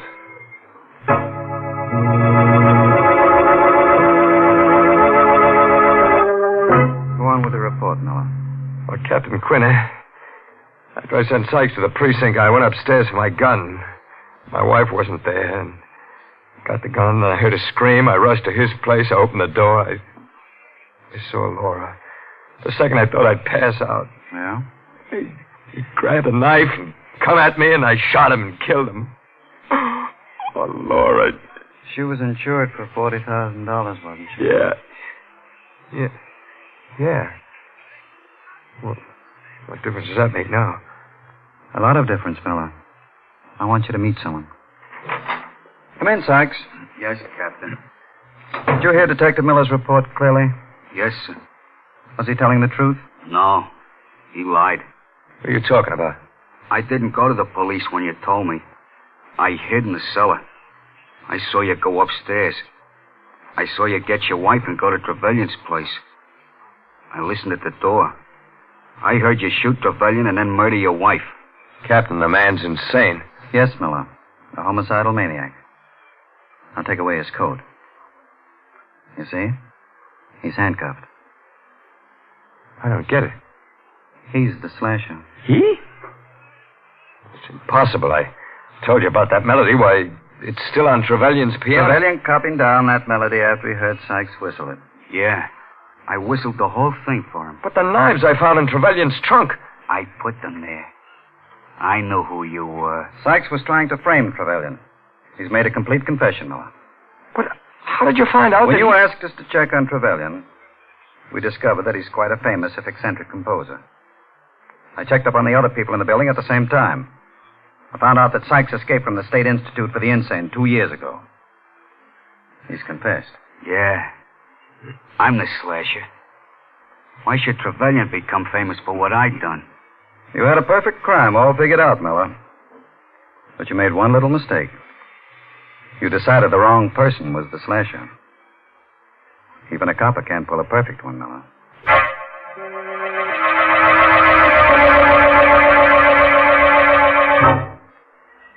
So I'm telling you all this because in 10 minutes I won't be able to tell Nobody, anything.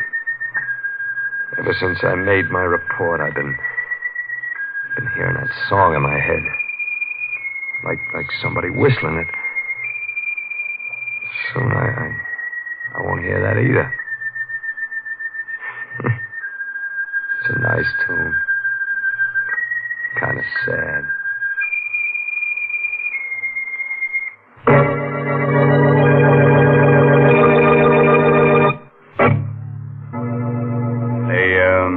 The moral for tonight's story is never quarrel with your wife. Avoid strife.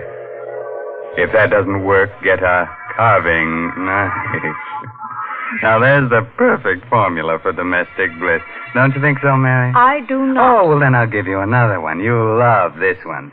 Beat her till she's black and blue. Break her arms and legs in two. Then tell her to brew a cup of Lipton tea for you. Oh, I give up. All I can hope is that folks don't pay any attention to all these peculiar things you say about Lipton. And I guess they don't. The proof is that more people drink Lipton tea than any other brand.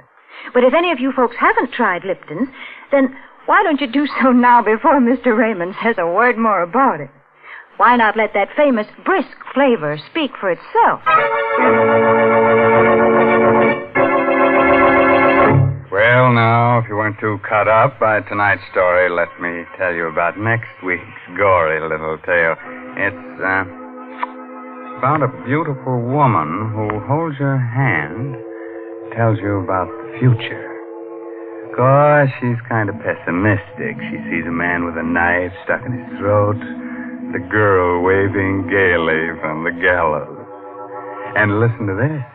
Our star will be the glamorous motion picture actress, Wendy Berry.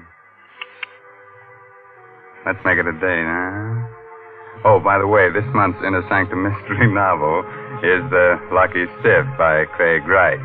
And now I guess it's really time to close that squeaking door until next week at the same time when Lipton Tea and Lipton Soup bring you another Inner Sanctum mystery directed by Hyman Brown. So until then, good night. Pleasant dream time.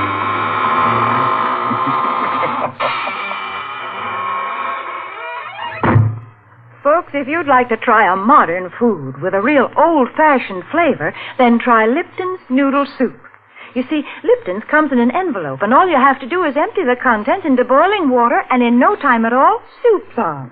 And what a delicious, chickeny-tasting soup it is. It really tastes homemade, and it's brimming with golden, tender egg noodles. Lipton's is economical, too. It costs less and makes more than canned soups. So, folks, don't forget to try Lipton's Noodle Soup. And don't forget to tune in next Tuesday night for another Inner Sanctum mystery. This is CBS, the Columbia Broadcasting System.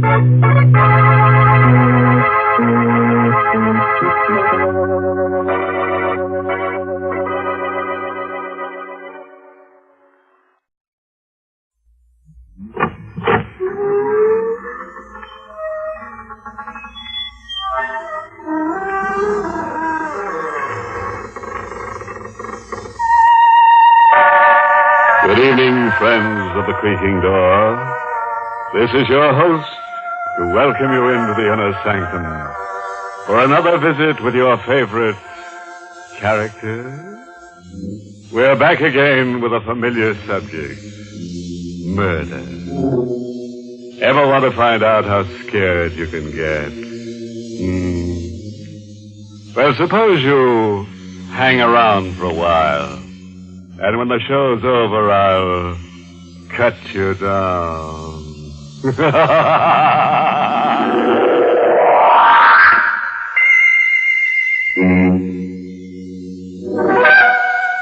All right. Suppose we get down to brass tacks.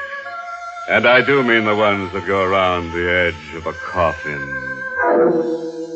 In a tiny cottage lost in a wild, desolate section of rural New England, Ellen Richards sits in a chair, listening. Approaching 60, white-haired, with eyes that dance nervously in the firelight, she listens. She hears the winds weeping and moaning, grim heralds of the bleak winter. But she listened for something else.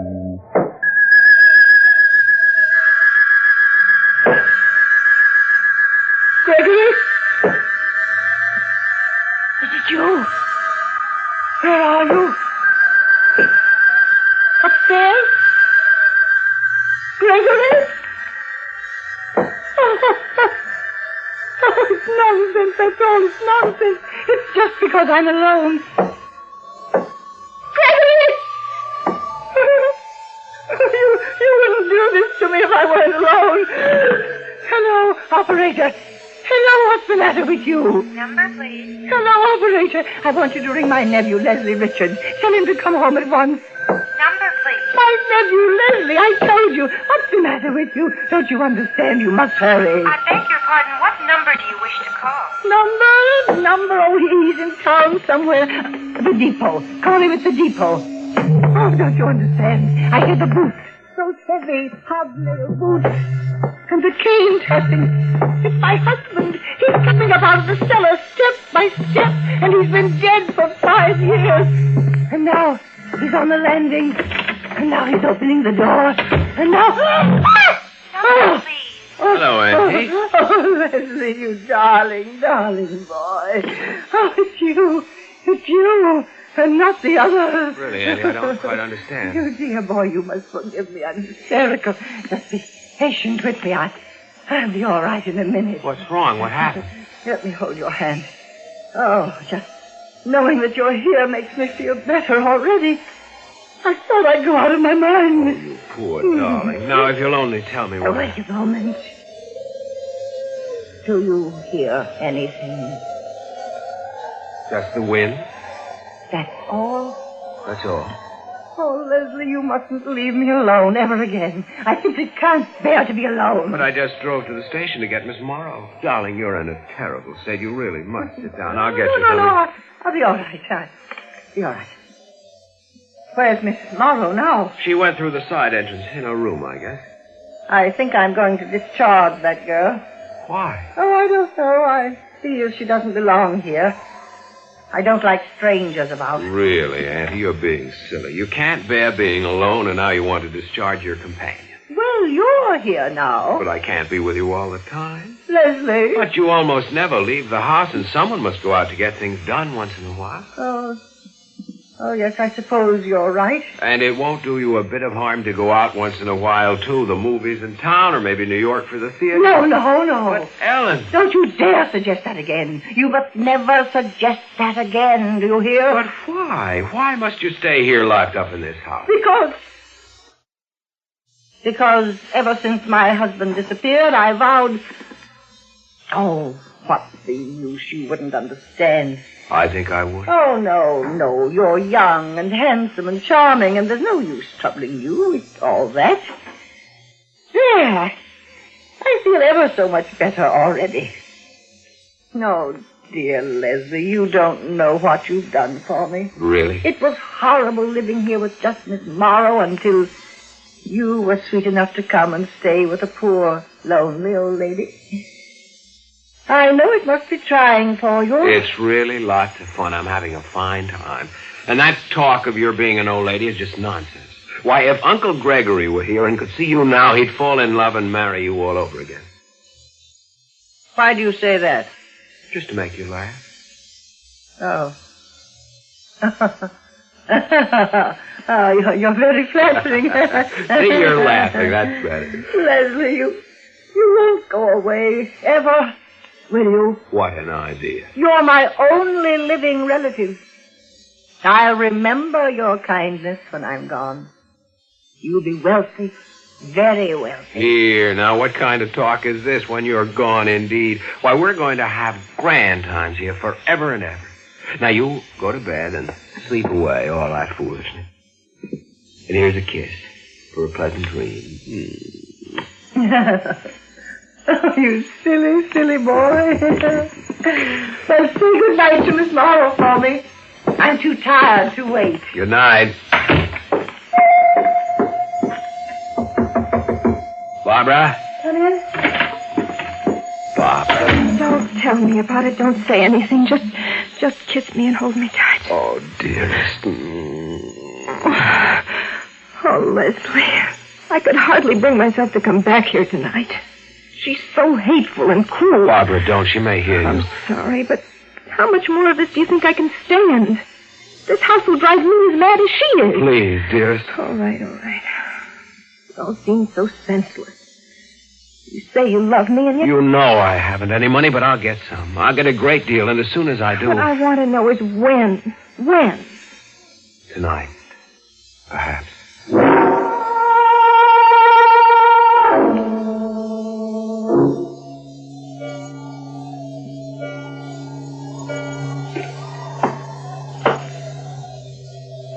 Gregory? No, go away. Leslie, come here at once. Leslie! Annie, I heard you calling. What is it? Listen. Do you hear it? Yes. Oh, thank heaven I'm not the only one. What is it? Gregory. Oh, no, Annie. I know it. That's the way he used to walk around the house, chatting with his cane. No, that's not. But I know. I heard it before while I was alone. He's come back somehow. Oh, Leslie, he's come back. Then why should he do this? If it's Uncle Gregory come back, why, he'd come right in the front door. But don't you see he can't? He's been dead these 5 years. Dead? You told me he disappeared. I know. I didn't want to shock you. Oh, Leslie, how much can I trust you? Trust me? Why, Auntie, you know there isn't anything I wouldn't do for you. There. Listen. Where's it coming from? The living room. Give me my robe. Yeah. But I don't see why you must get out of bed. I must know about this. I can't leave this house, Leslie, and if he's here... Why can't you leave it? You can sell it and go away. You don't understand. Yes, the living room. We're going in there. I'm not afraid to face anything if you're with me. Now, come. Very well. Do you see anything? There's nothing in the corridor. But I can hear it. It's closer. There's the living room. Not a soul there. Not so. Why'd you pick up that fireplace iron? You'll know in a moment. Can you move the piano? These old uprights are pretty heavy, but I think I can do it. There. Get that little shovel from the fireplace. Hurry. What's that? I don't understand. What are you doing there? What is it? Some kind of secret trapdoor in the floor you're trying to move with that iron? Yes, it's the floor. Oh, here, let me do it. All right. I think I have it now. There's nothing but dirt under there. Use the shovel. Very well. Leslie, I don't know. Listen. The tapping has stopped. Yes. Why? Perhaps this is why. Perhaps he wanted me to find his body. He's still there? Look.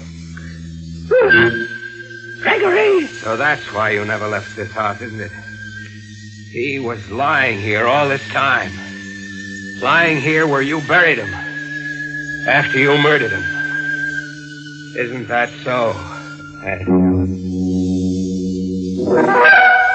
Now, who is bleeding last? Oh, yes. Auntie Ellen, the old darling, just had her nephew dig up her husband from under the floor. If you think she kept him there to make him stay home night, you're wrong. He'd been murdered. And Auntie Ellen's nephew just accused her of killing him. Yes. Yes, I killed him. Leslie, you mustn't tell anybody. I know you won't tell. Oh, it's been horrible living all these years with him right in the same house. I could never leave. Someone might find him, you see. And every time I heard a noise in the house, oh, it was frightful. I should think so. That's why I sent for you. I couldn't bear it alone. Now you know my secret, and you will help me. Will I? Of course, dear Leslie. I know you will, and... Won't you? Oh, it's Miss Morrow. Don't get her Quite all right, Auntie Ellen. Come in, Barbara. No, you can't. I've heard everything, Mrs. Richards. And I know everything. You know? You and Leslie. It was you who made those noises, that tapping. It didn't start until after you came. Yes, Auntie Ellen. You horrid boy. Why did you? How could you do this to me after everything I've done for you? I thought you loved me. I thought... Sit down. No, I will not. Sit down, I said. Barbara, get a checkbook. Okay. What are you going to do? Dear Auntie Ellen, you are going to write a check for $50,000. For you? For me. Here's a book and a pen. I see it all now. What a fool I've been, taking the two of you into my home, and now you do this to me just to get my money. You killed him for that money. You have no right to talk. You made him do this. Leslie's a good boy. You found out about this and you put him up to it. I'm going to call the police. You're a little thief. You're a murderer, Auntie Ellen. You won't call any police. In fact, you'll tell no one. And you'll write that check now. You understand? Leslie? Yes. You're quite right. I'm not in a very good position, am I? You hurt me deeply, Leslie. After I trusted you. After I... Leslie. What happened to her? What's the matter? I don't know. She just stood up and collapsed. Auntie Ellen. Is she dead? No, she's still breathing. But she's paralyzed, stiff as a board. Barbara, call a doctor. I'll fix that floor and push the piano back. You think it's safe? Absolutely. She won't say a word if she comes out of this. And if she does tell about the check, who will believe her? It'll be our word against the murderers. Come on, Barbara. We've got to get her well enough to write that check.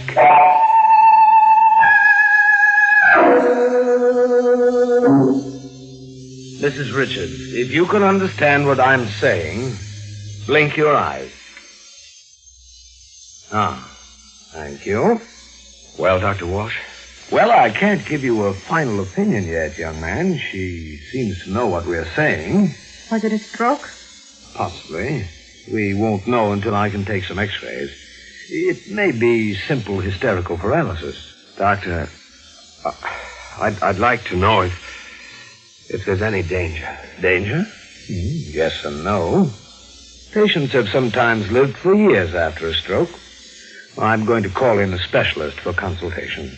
And I'll be back in the morning with x-ray equipment. Meanwhile, don't move her from that chair. Yes, Dr. Walsh. It was very kind of you to come so quickly. Mrs. Richards is an old friend of mine. Call me at once if she seems to get worse. I certainly will. Good night. Good night. Leslie. Oh, rotten luck, isn't it? Just when we had...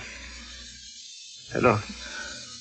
She seems to be smiling. Now be careful. She can understand everything you say. I know. And let her. Let her. You won't get away with it, Auntie. We still have you, you know. The will. You forgot about that will.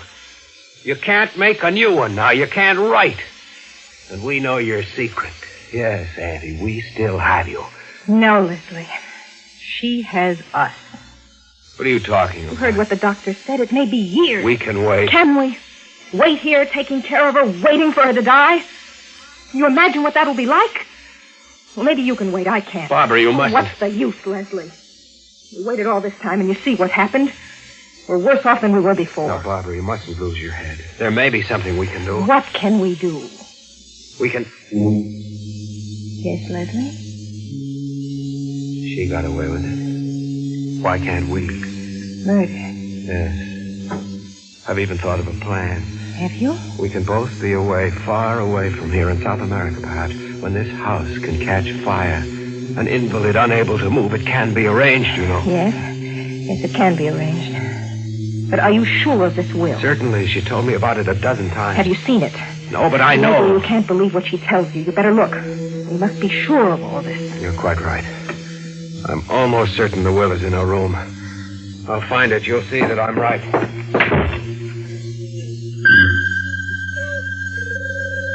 Did you say something, Mrs. Richards? I thought I heard you say something. Why are you looking at me that way? Mrs. Richards, I'm not afraid. I don't care if you heard everything. I'm not afraid of you anymore. You and your orders. Nothing I did was ever good enough for you, was it? Always telling me I was too common, too cheap for you. Well, I found out what you were tonight. And stop your staring at me.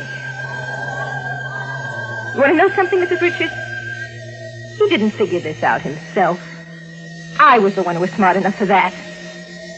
I kept wondering why you never left this house. Why your husband disappeared. And I told Leslie. You stop your staring at me! Barbara, what is it? I heard you scream. It's nothing. Nothing at all. Have you found it? No, not yet, but it's around somewhere, I'm sure of it. Do you want it? No. I'll find it in a minute, I'm sure. Mrs. Richards. The chair. The chair has moved. You moved it while my back was turned while I was talking to Leslie, didn't you? Didn't you? The andirons from the fireplace. There a minute ago. Did you take it? Did you? Near enough to rip. No! Don't! Barbara, I found it. She left me everything. Barbara, what happened to you? Auntie Ellen, where are you? I'm standing behind you, Leslie. What? Don't move. But Barbara... She's dead. I killed her. I have the andiron here in my hand. Don't move. Auntie, now please. Stay on your knees. Just where you are. Very well. If you wish. But... You were very anxious to find out what happened to my husband. Now you shall know everything. In fact, you shall know precisely because the same thing is going to happen to you. You see, I used this very same instrument, this poker. You and she will share his grave. It's all some silly joke, isn't it? You can't do this to me. You know that I love you. Don't move. But don't you see, Auntie? For heaven's sake, put that thing down. You don't know what you're doing. Don't!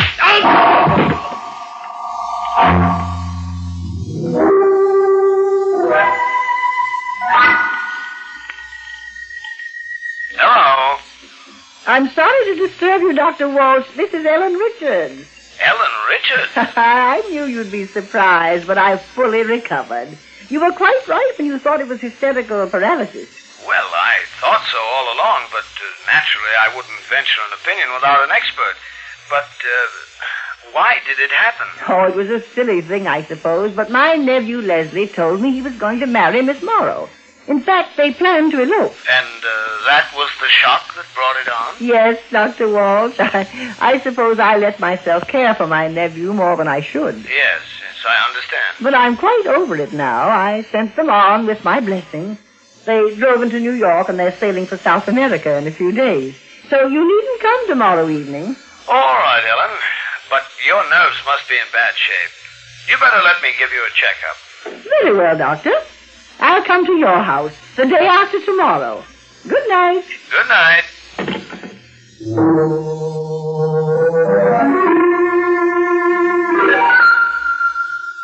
Oh, there, Ellen. That completes my checkup. And what's the verdict? You've got a constitution like iron. You'll live to at least 110. Oh, but, Ellen, you have to get out of your house. No, now, don't go into that again, Dr. Walsh. When Gregory disappeared, I made up my mind I would never leave, and I mean to stick to that vow. That's not what I meant, Ellen. Haven't you heard the news? What news? The new superhighway. It's going to be built right through your property. Your house is dead center of the roadway. They'll have to rip it down. What? Well, they can't do it.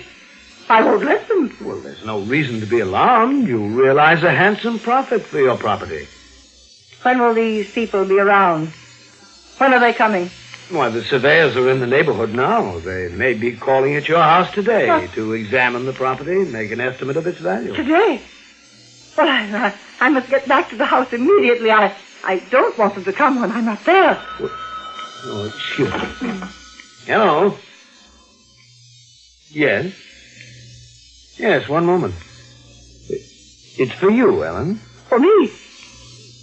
Who is it? Why, I believe the man said the state police. But what could they possibly want with you, Ellen?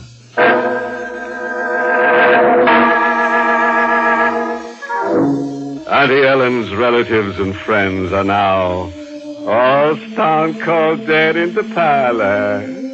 She bashing nobody's head but her husband's, her nephews, and his girlfriend.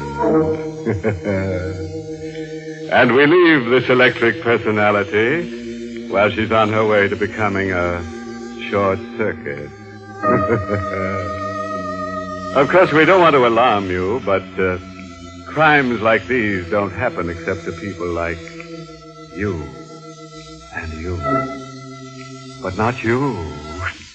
Well, friends, it's time once again to close that creaking door.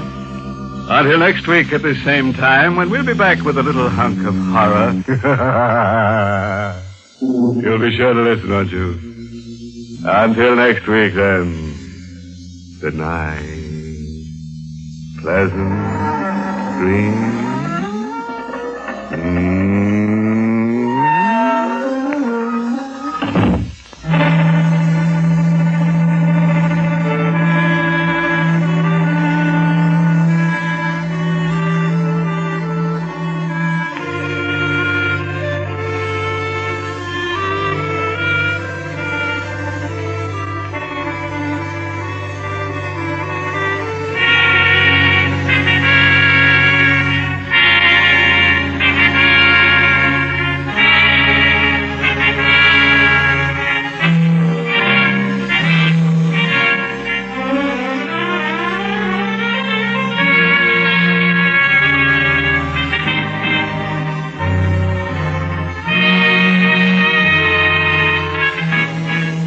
Inner Sanctum has come to you through the worldwide facilities of the United States Armed Forces Radio and Television Service.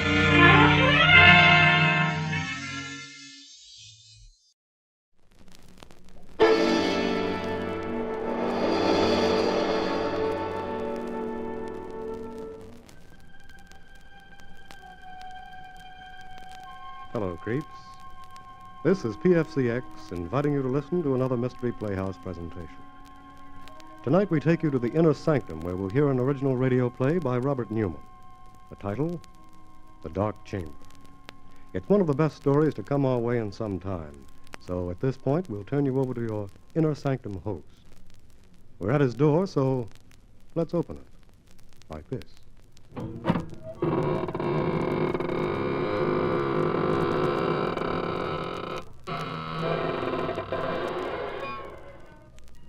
Good evening, friends of the Inner Sanctum.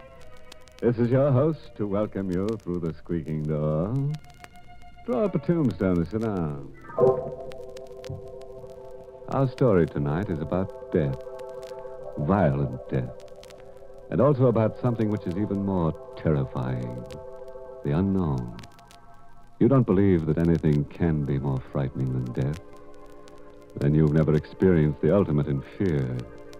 But you will within the next few minutes. If you'll put out the lights, pull your chair up close, and listen to the dark chamber.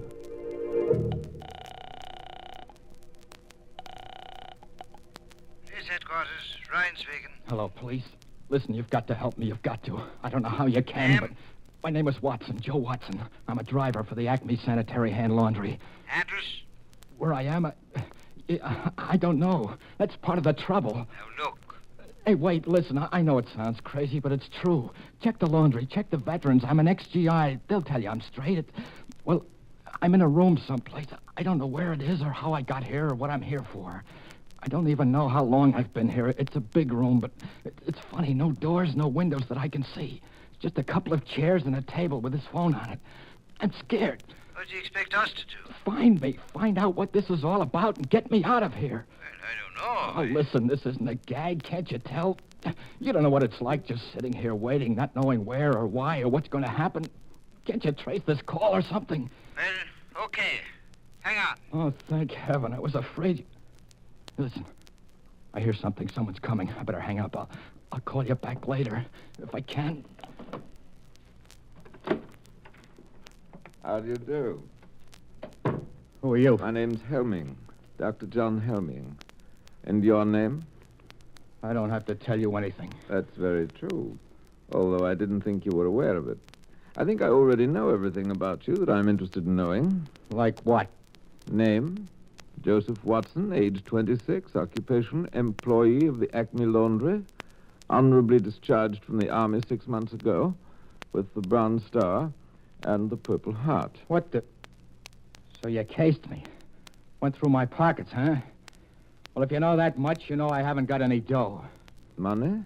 I'm not interested in money. Well, what do you want, then? And where is this place? The last thing I remember is making a delivery on Spruce Street, noticing that the lights were out in the hall and hearing a noise behind me. You or somebody slugged me. That's right. Well, will you stop grinning like that and tell me what this is all about? Of course. I brought you here because I need your help in an experiment. An experiment whose details I've already worked out with mice and rabbits and cats and other animals.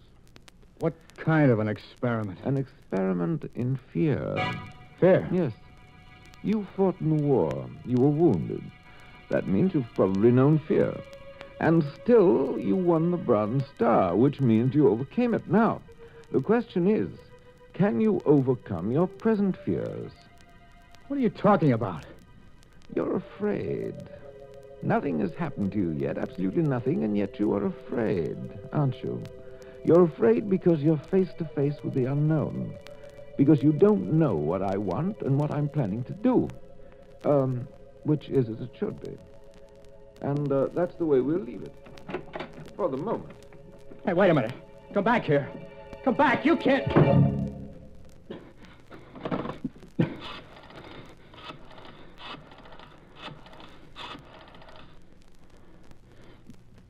Hello, police. This is Joe Watson again. Listen, I got a little more dope. I don't know if it'll help, but there was a guy in here just now. Said his name was Helming, John Helming. That's probably a phony. He's about 50, tall, over 6 foot, white hair and gray eyes. No, I still don't know what it's all about or what he's after, but have you been able to trace this number yet? Well, how long will it take?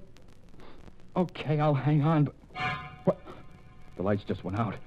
The room's pitch dark and somebody's coming in again. I better stop. But for Pete's sake, hurry!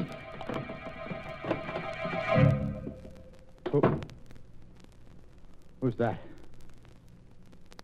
Who just came in? Who are you? A girl. Keep away from me. Keep away, do you hear? Keep away. What's the angle now? Angle? Why did you bring me here? Wait a minute. You mean he put the snatch on you, too? When I was on my way home, chloroform or something. And the next thing I knew... Why are you pretending? You're in on it, too. You must be. It's a trap. It's a trap, all right. But I'm not in on it. I'm in it, along with you. My name is Watson. Joe Watson. I'm Betty Grant. You swear? I swear. What would I lie about it for? I wonder why he put you in here. Put us together. Who is he? What's he going to do? I don't know. He said something about an experiment. An experiment in fear, but... Hey, listen, we've got to get out of here somehow, some way. He might be listening. Very astute, my dear. Of course I'm listening. What the... Where are you? Right here in the dark. I've been here all the time. Why are you... No, Joe, don't. He must want you to go for him. He's probably got a gun. Right again, my dear. Not that I'll need it. This is stage 2 of the experiment. A new stimulus to action has been introduced. Man against the unknown has become man and woman against the unknown. Look, let's get down to brass tacks. Be sensible about this. Thank you, Joe. That's why I won't need my gun. This new stimulus has been negated by an increased sense of responsibility. Responsibility towards the girl, and therefore by increased fear. Blast you, gun or no gun, if I get my hands on you! Where are you? Where are you?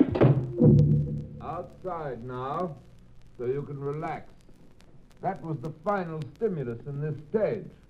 injured pride. The discovery that I could read your innermost thoughts and knew exactly what you were going to do. But you mustn't let that bother you. I already know everything you're going to do from now on. Till the end. Listen, you! Helming! Helming! He's gone.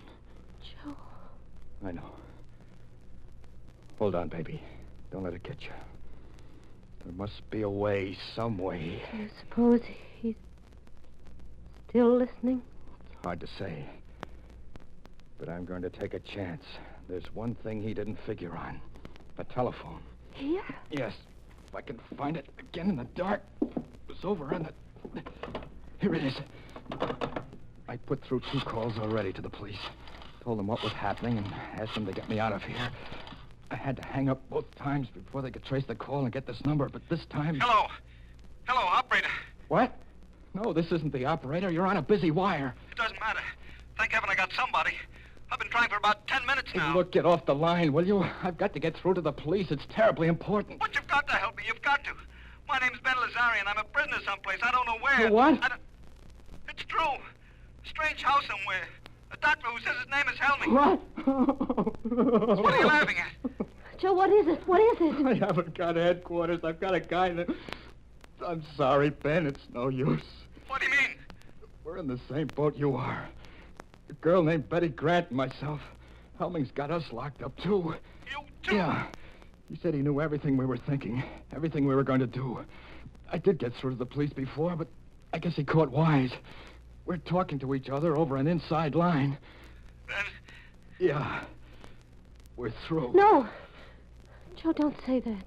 Don't even think it. Look, ask him exactly where he is. Just where are you, Ben? Do you know? It's hard to say. I was out cold when he brought me here. It's a kind of a hall, a passageway. Cement floor, ceiling, stone walls.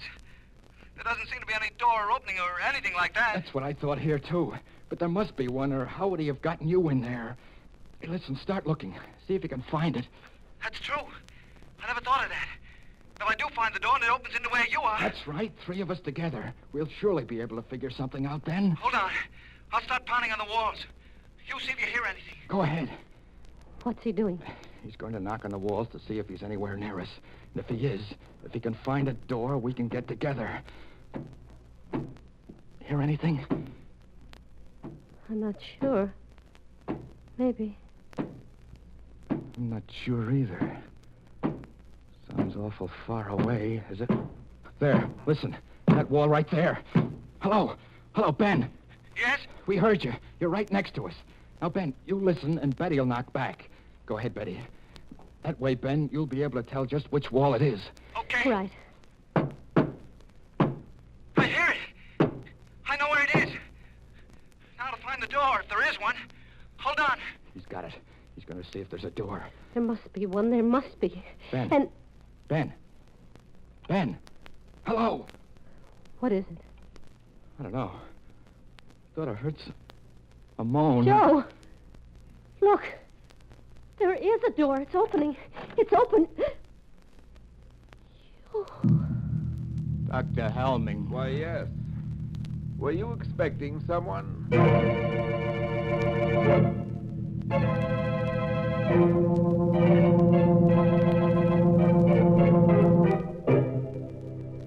Well, now that you mention it, Doctor, there was someone we've been expecting and waiting for since we first heard about that cozy little place of yours.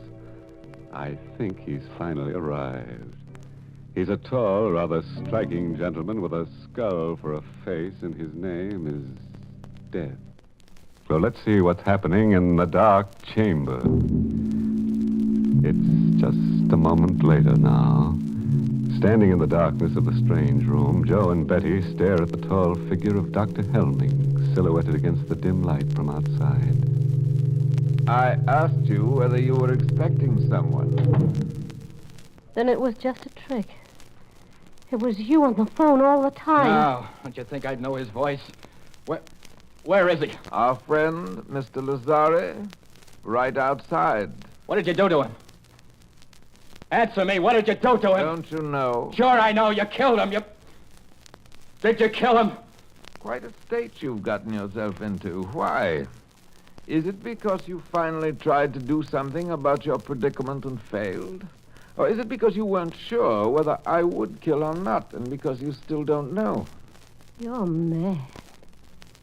Really mad. You'll be interested to know you have not done, nor will you do, one thing that I did not foresee. Every move you made, every emotion you felt, was charted, outlined, and... What's that? That, I think, is probably the police. The police? Yes. I know that you're very anxious to talk to them, and I'll see that you get a chance to. Soon.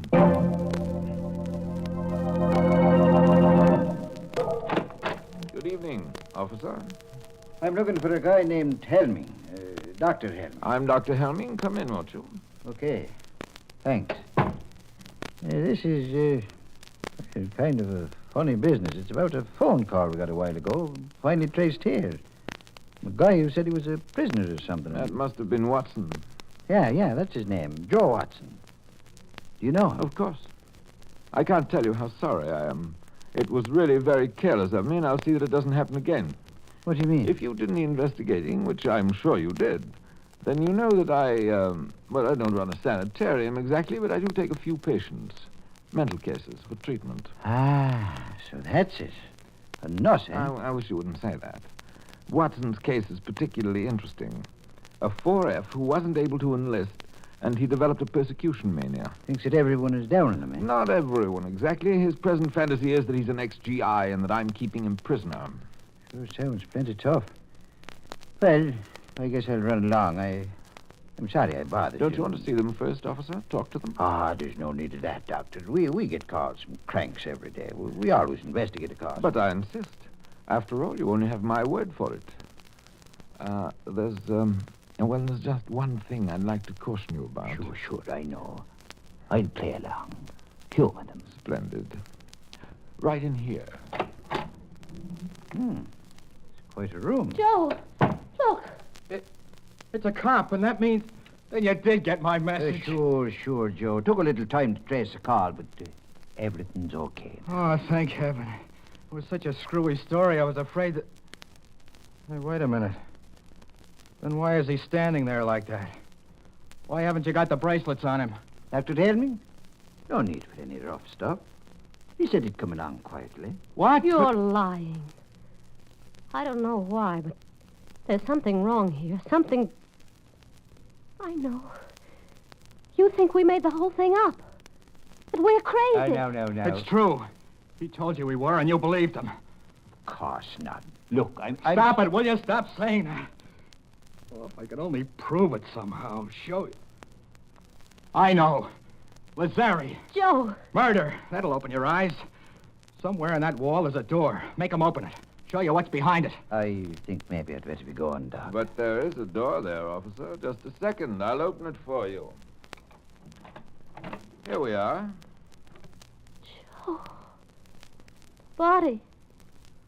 It's gone. These doctors are always hiding the bodies. If it turns up again later, give us another ring, huh? Maybe I shouldn't have said that. Can I go out this way, Doc? Down to the end of the corridor, then to your right.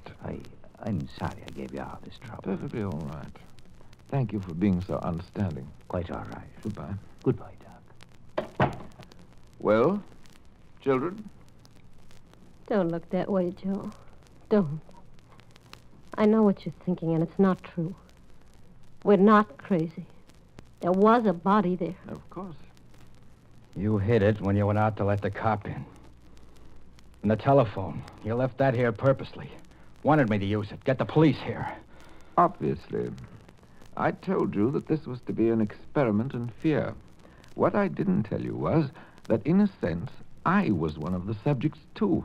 It was important for me to learn how I would function under pressure. And speaking objectively, I think I did rather well. Don't you? Why are you doing all this? What are you after? There's no reason why I shouldn't tell you.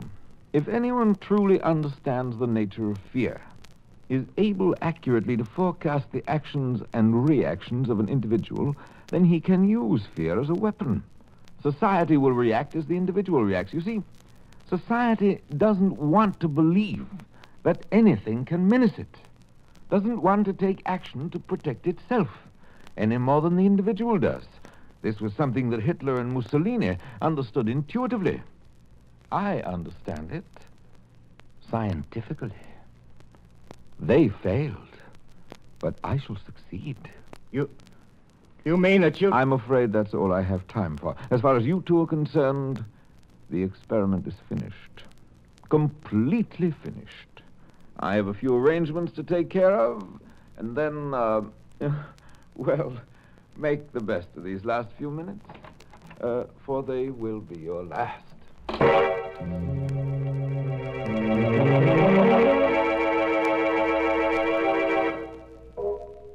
Joe, do you hear anything? Is he coming back? Not yet. He's going to kill us, isn't he? Just the way he killed Lazare.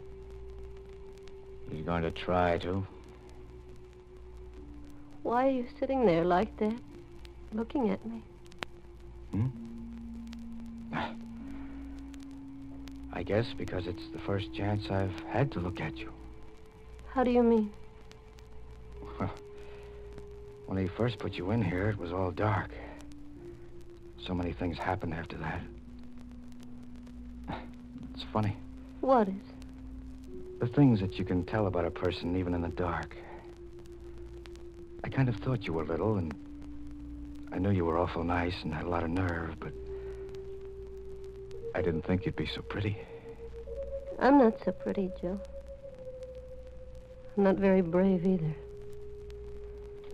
I'm scared. I'm awful scared. And I don't want to die. Don't worry about it, baby. Don't think about it. Sitting here like this, waiting. And there's nothing we can do. Every time we did try to do something, it was something he knew about. He was expecting us to do. Please, baby. Joe, something happened to you. You were scared before, too, but now... It was not knowing that was scary. Not knowing what was going to happen or why or what you could do about it. But once you do know, once you make up your mind, then you've got to forget about it. Forget about everything. Make up your mind about what? This is going to sound kind of funny, especially now, but... Well, do you have anyone special? A fellow, I mean, that... Why... Oh, no. That's good. I mean... Well, gee, it's a shame we never met before. If we had, we wouldn't be here now. I mean, we probably would have been out together someplace, and... What time do you get through work, usually? About 6. The store closes at 5:30, but... Me too. I could have picked you up at about 6. Joe, I hear something. He's coming. Yeah. Okay, get up. Over in the corner of the room so that he'll see you as soon as he opens the door. What about you? I'll be waiting over here, behind the door. Joe, you're not going to... Yeah, I know I haven't got much of a chance, but... Well, wish me luck.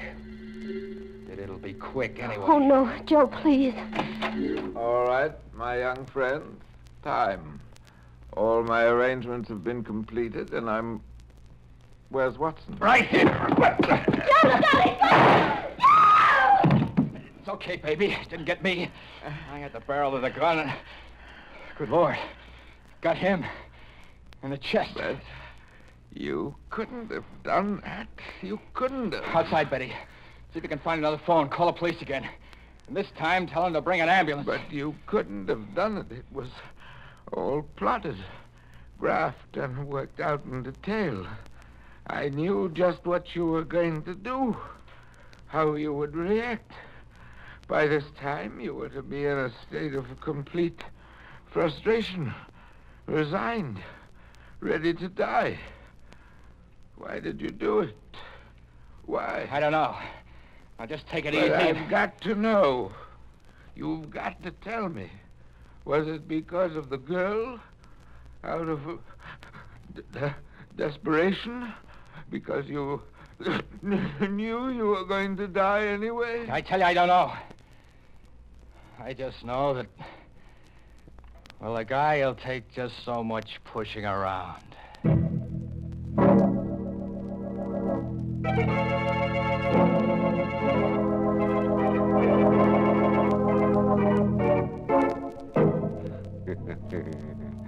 Pushing around, eh? Well, it sounds to me as if one of our characters is going to get a lot of pushing around at the end of a pitchfork and in a very warm climate. Yes, good old Helming's finished. He's got to be if we're to have at least 2 corpses, the Inner Sanctum minimum. Oh, you think that's a little arbitrary? Not at all. We've got to have at least 2 corpses to play our theme song, When a Body Meets a Body. Well, creeps, now you know what we meant when we said that Robert Newman's story was one of the best plays Mystery Playhouse has had the pleasure of presenting in some time. Hope you liked it. The title of the story, in case you've forgotten, was The Dark Chamber.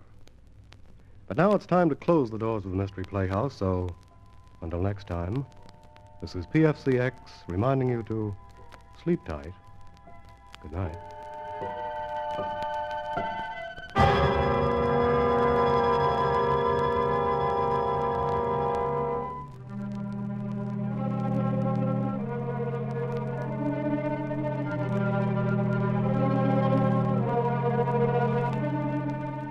This is the Armed Forces Radio Service.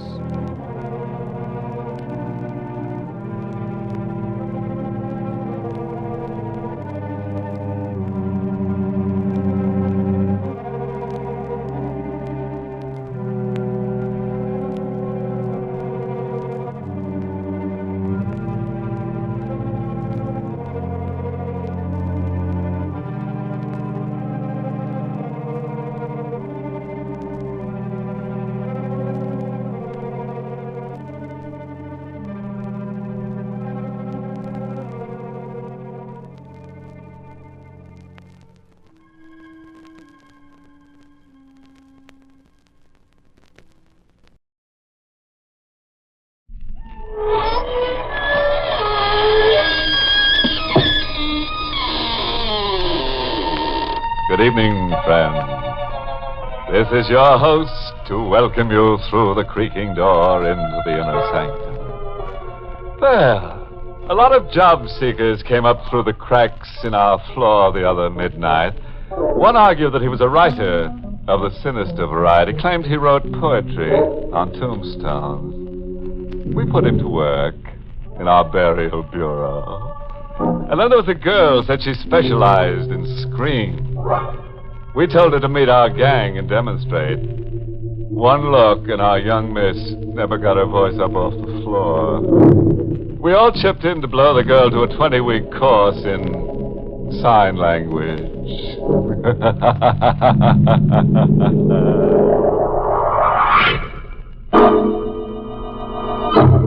Tonight's Inner Sanctum mystery, Appointment with Death, was written by John Robert and stars Charlotte Holland in the role of Janet, with Carl Swenson as Richard. Tonight's story is custom tailored for the timid. We guarantee a fit. Manhattan's East River Harbor. Cold gray granite, an architectural eyesore imported from the old world. A high wall and iron fence hide its secrets from the city's teeming millions.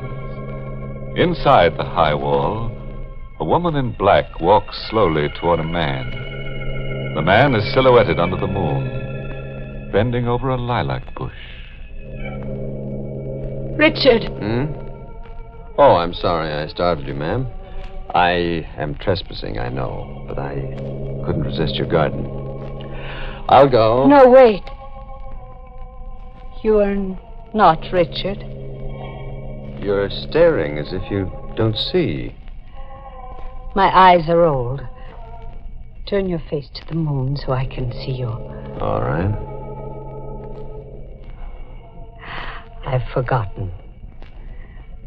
So many faces have been Richard's. So many, many faces everywhere. Everywhere? What does your Richard do when he isn't roaming about? He sleeps. Right where you stand, there is a grave. And in it, Richard sleeps.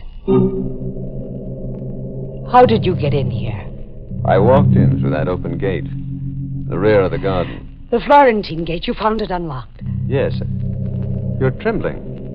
There's something wrong? The open gate means the last Lowell is about to die. I am the last Lowell. I am about to die. There were 5 of us. My brother Tom, my sister Melanie, and me.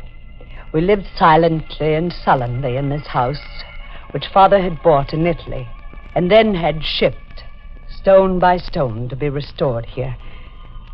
It was as if a dark plague hidden in the ancient granite had infected us all.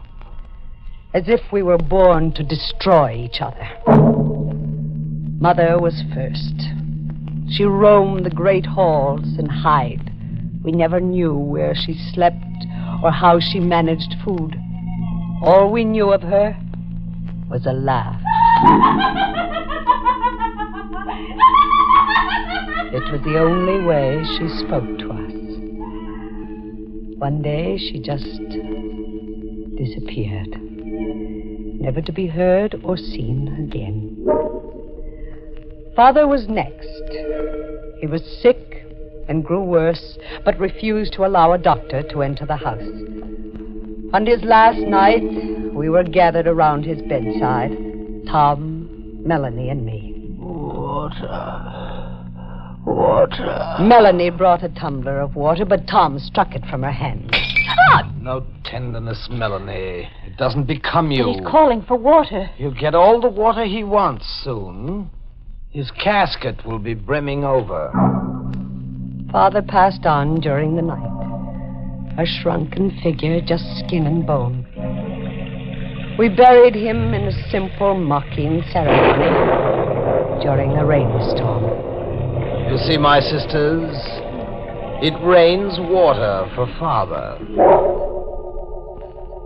Father was gone, but he lived on in Tom. With the same dark, brooding obsessions we had known in Father, Melanie, and I were there in Tom. We'll go on rotting away exactly as we have. Nothing's changed. Tom, we don't have to go on like this. Don't we, Melanie? No, with Father's death, we're free. And this new freedom, Melanie, what would you do with it? I asked, what would you do with it? Just live, Tom.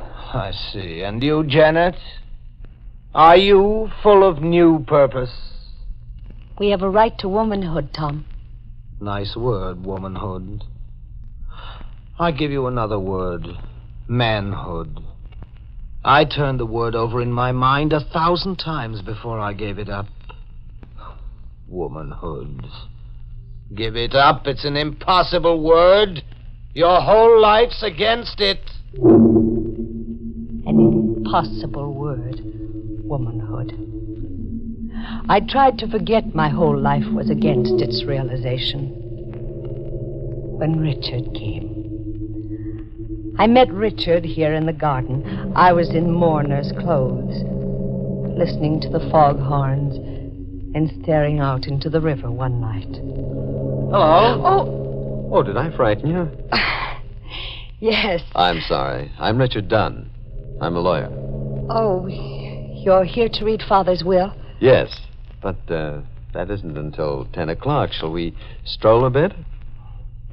You mean pace, from wall to wall? Well, a drive, then, if the garden's too confining. We can leave through that rear gate. The Florentine gate, no. What, did I say something wrong? That gate must never be unlocked. Hey. Oh, I'm sorry. Are you kind of in the dumps over your father's death, huh? Richard. He had come into my life like a gust of clean wind. Shut away here in a granite tomb like a dead woman. Come alive, Janet. How, Richard, how? Just get up and leave. There's nothing here to hold you. But there is. What? Well, Father, Mother, the past. That's imaginary rot. You've all cast a spell over yourselves. Why, forget the past. Think of the future. Can there be a future for me? Give me half a chance and I'll show you. Show me, Richard. Show me. But Richard never got that half a chance. My life was against it, and my fears, and Tom, my brother. One night, Tom saw to it that Richard or I would never get that half a chance. I was asleep in the grip of an old nightmare, an old fear that haunted my sleep. In my dream, there was a knife, a cold, cruel steel blade, moving across my face, marking me, and I screamed. I awoke with my face aflame, and Tom standing over me in the pale morning light. You have no beauty anymore, Janet. No beauty? Oh, Tom, I dreamed of a knife branding me. An old dream with you, Janet. Tom, my face! The scar will heal, and you'll wear a black veil. No one will look upon your face. The scar healed. I wore a black veil, and no one looked upon my face. I hid as my mother hid. I hid and spied and eavesdropped. I hid from Richard, too. In time, Richard stopped asking about me as his infatuation for Melanie grew. I eavesdropped on 100 intimate talks they had, Melanie and Richard. But I remember one. They were in the music room. Melanie, come away with me. You're just speaking to Janet through me. No, I've forgotten Janet. She's disappeared. She's gone. It's you that I want. Why, Richard? Why do you want Janet or me? I don't know. Sometimes I feel compelled, as if somehow I was fated to come here. I feel that I must pull one of you from this contamination. Melanie, say yes. Well, at least I need time to think. But I'm going away. Well, when you come back, if you come back... I'll come back. You write to me? Yes. Yes, Richard, I will write to you. Melanie and Richard. I had lost him. And I was lost. I had lost him, but Melanie would too. Melanie must lose him too. I stole Melanie's letters to Richard before the postman could pick them up. Finally, I intercepted a letter from Richard to Melanie, steamed the envelope open, and substituted a typewritten letter I had written. And then I watched Melanie tear the envelope open. It's a letter at last from Richard. I watched her read it eagerly, then silently. I could hear the words I'd put into Richard's mouth whisper in my brain. Melanie, if you can ever forgive me. But here, out in the world, it's as if I'd never known you. I see men at play and I hear women laugh, and I remember that these are the things that are really me. If you can ever forgive me. Oh, no. Bad news, Melanie?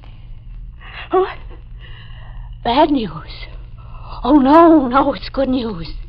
The best for Richard. He's escaped. He almost became one of us, but he escaped. Melanie. It's a wonderful world he's escaped into. A world of laughing women. Laughing women, Janet. When did you laugh last? Laughter isn't for us. Nor marriage, Melanie. Nor escape? Nor escape. Oh, but you're wrong, Janet. There is escape for both of us. Your escape is the Florentine Gate. The gate opens and you escape into death. Melanie, stop. Your heart cannot stand the strain. Oh, but that's my escape. My heart. My poor, wonderful, unpredictable heart.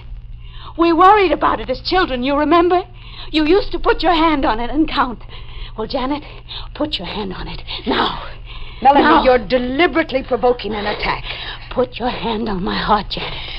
Just one last time. Melanie, now stop it, please.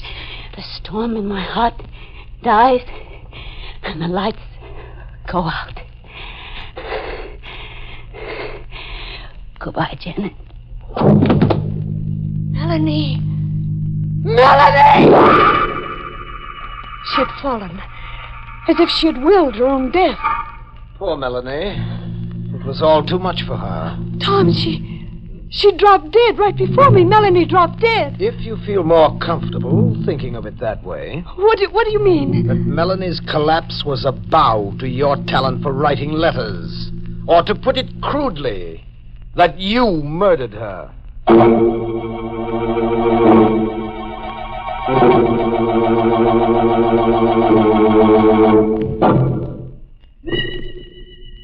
I lived on with an hourly wish for death, wishing Melanie's escape for me, too.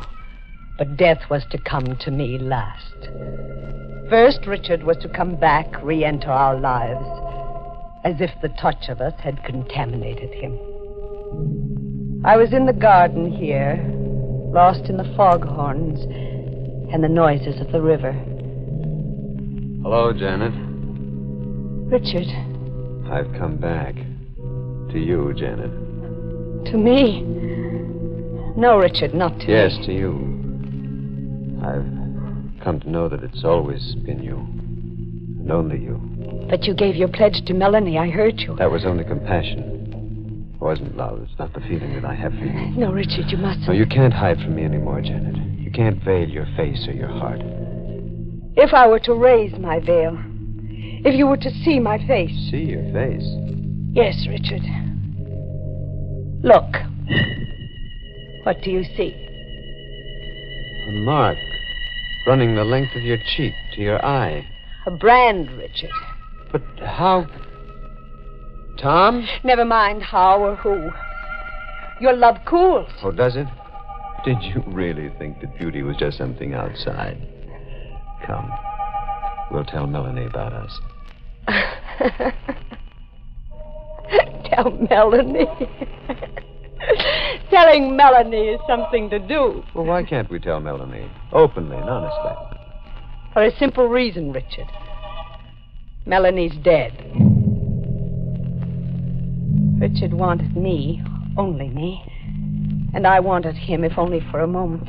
It was an impossible wish, but I turned my thinking aside. I packed to elope. You're forgetting, Janet, that your whole life is against it. Now, Tom, don't try to stop me. Don't pull me deeper into your insanity. Third finger, left hand. When he slips the wedding band on, how will you keep him from seeing the blood? Tom, please. And the uninvited witness standing between you. How will you stare Melanie down when you say, I do? Now, Tom, stop. Stop playing on my feelings. And how will Richard take the dowry you bring him, Janet? A dowry of murder, blood, and guilt? Tom went straight to Richard. And it was another Richard who came to me. His face was grim, the gentleness gone. His eyes were bright and hard. Change your dress, Janet. Change it, Richard? Yes. You will be married in the blackest black. We have an obligation to the dead.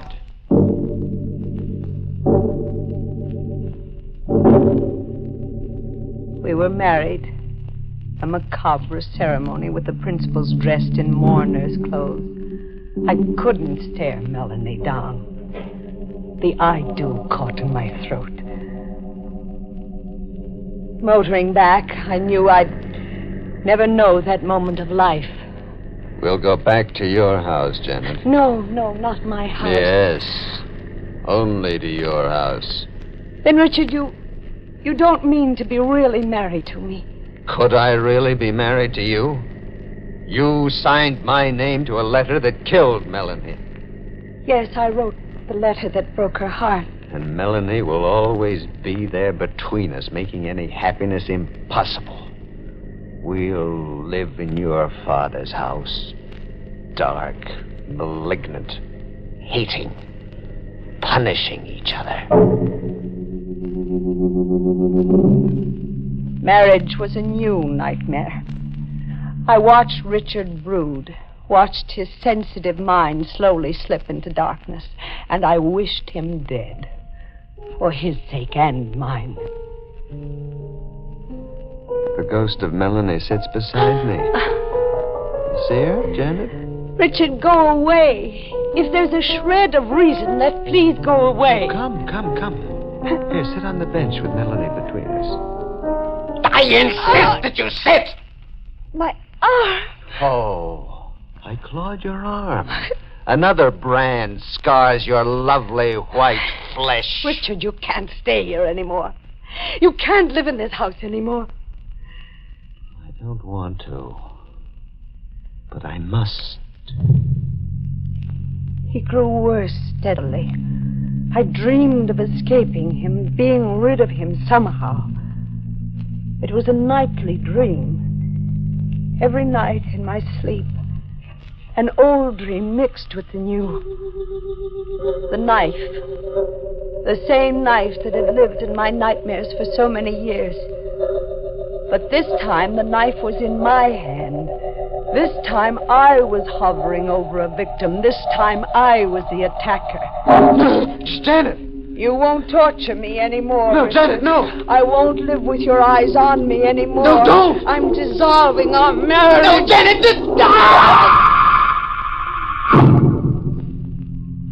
Dawn came in a sick gray haze.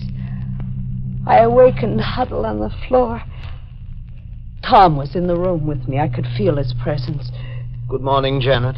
Oh, Tom, I had a terrible dream. A dream, Janet? Oh, in my dream, I was in Richard's room, and I must see Richard. You mean the remains of Richard? No. Yes, Janet.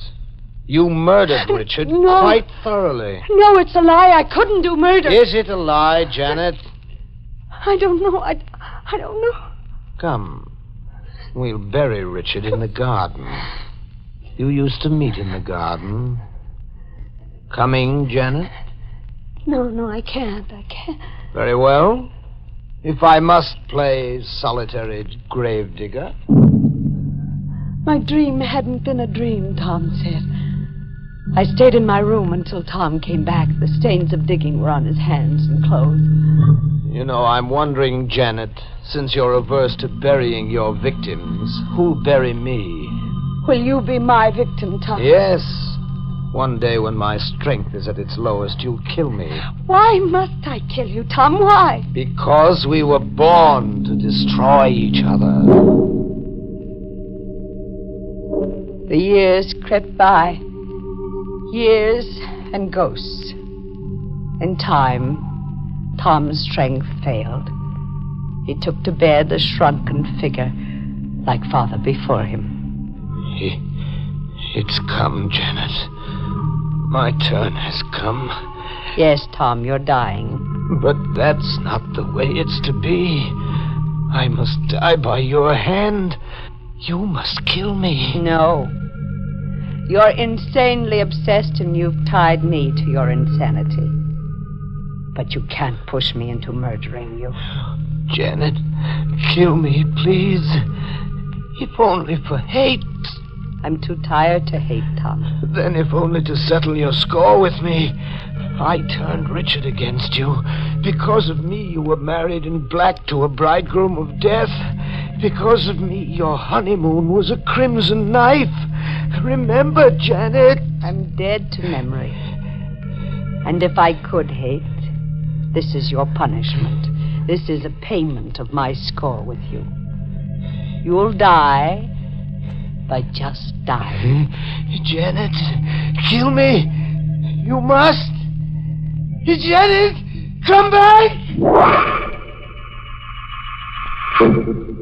I turned away and never came back.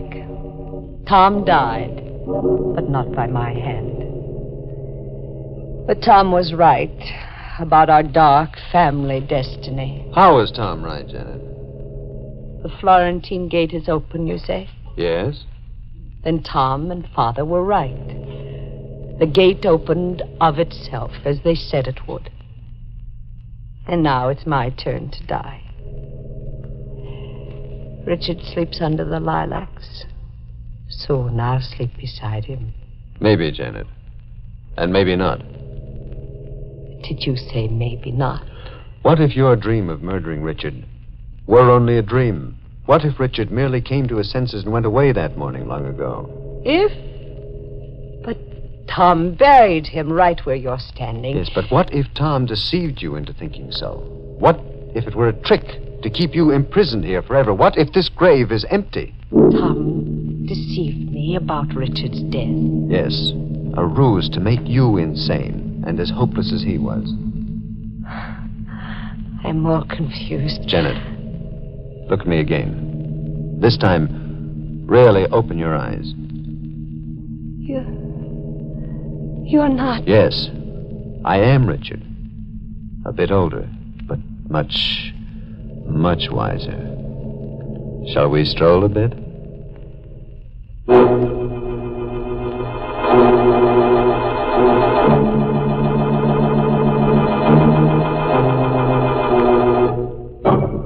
That's one way of getting out from under a lilac bush. Tender love story. Dream girl and rover boy. A love so haunting that everyone round it was touched in the head. Though they picked up where they dropped off, bet they make a charming picture walking Earth's last mile together, strolling into eternity one day. Arm in armature, two gay, skittering skeletons, and pressing so close, their two sheets flap as one.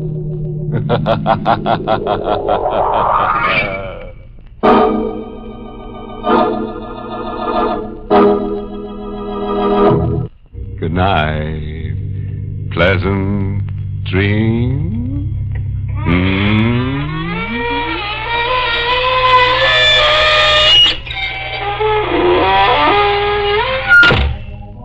Inner Sanctum was heard in the United States over CBS, the Columbia Broadcasting System, and has been rebroadcast for servicemen and women overseas through the facilities of the United States Armed Forces Radio Service, the voice of information and education.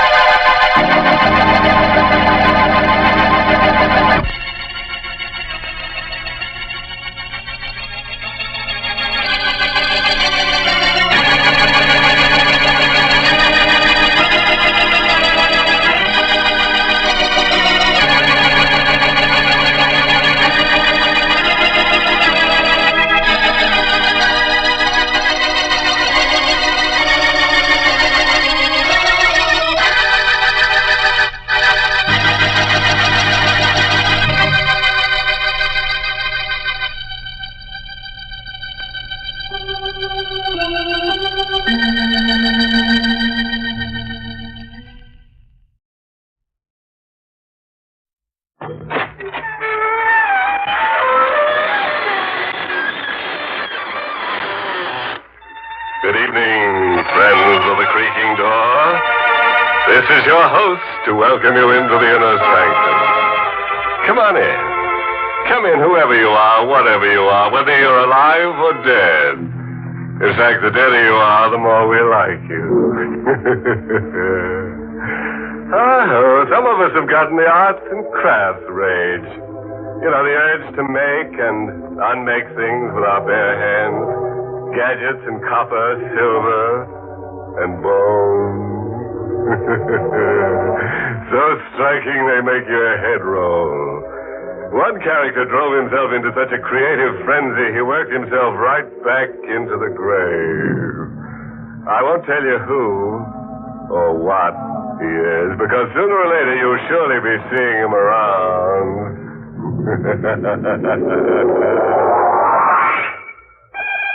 And now for tonight's torment.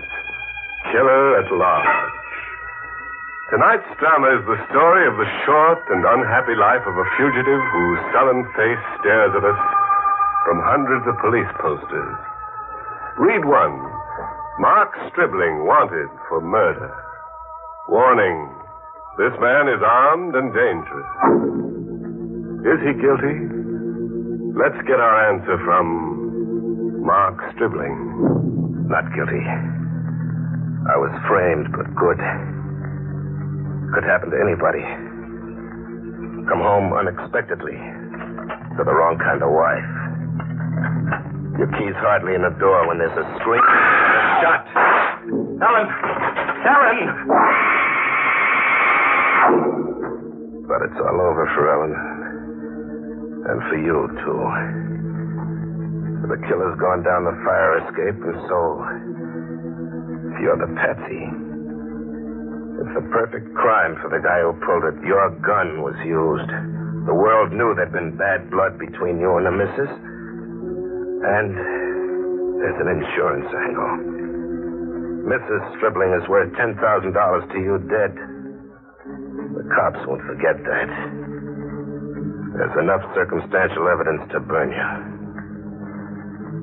So you run. You don't face the music. You don't dare. You hide and drift all the time looking for Mr. Other Man. I found him. 6 months and 10,000 miles later in a tourist town over the border. I found him in a club called the Casa Real. I got behind him and rammed a gun into his back. Who? Guess who, Davis? Don't turn around and don't stop smiling. Stribling in person. I got a message for you from Mrs. Stribling. She wants you to join her as fast as you can go. Stribling, no, don't.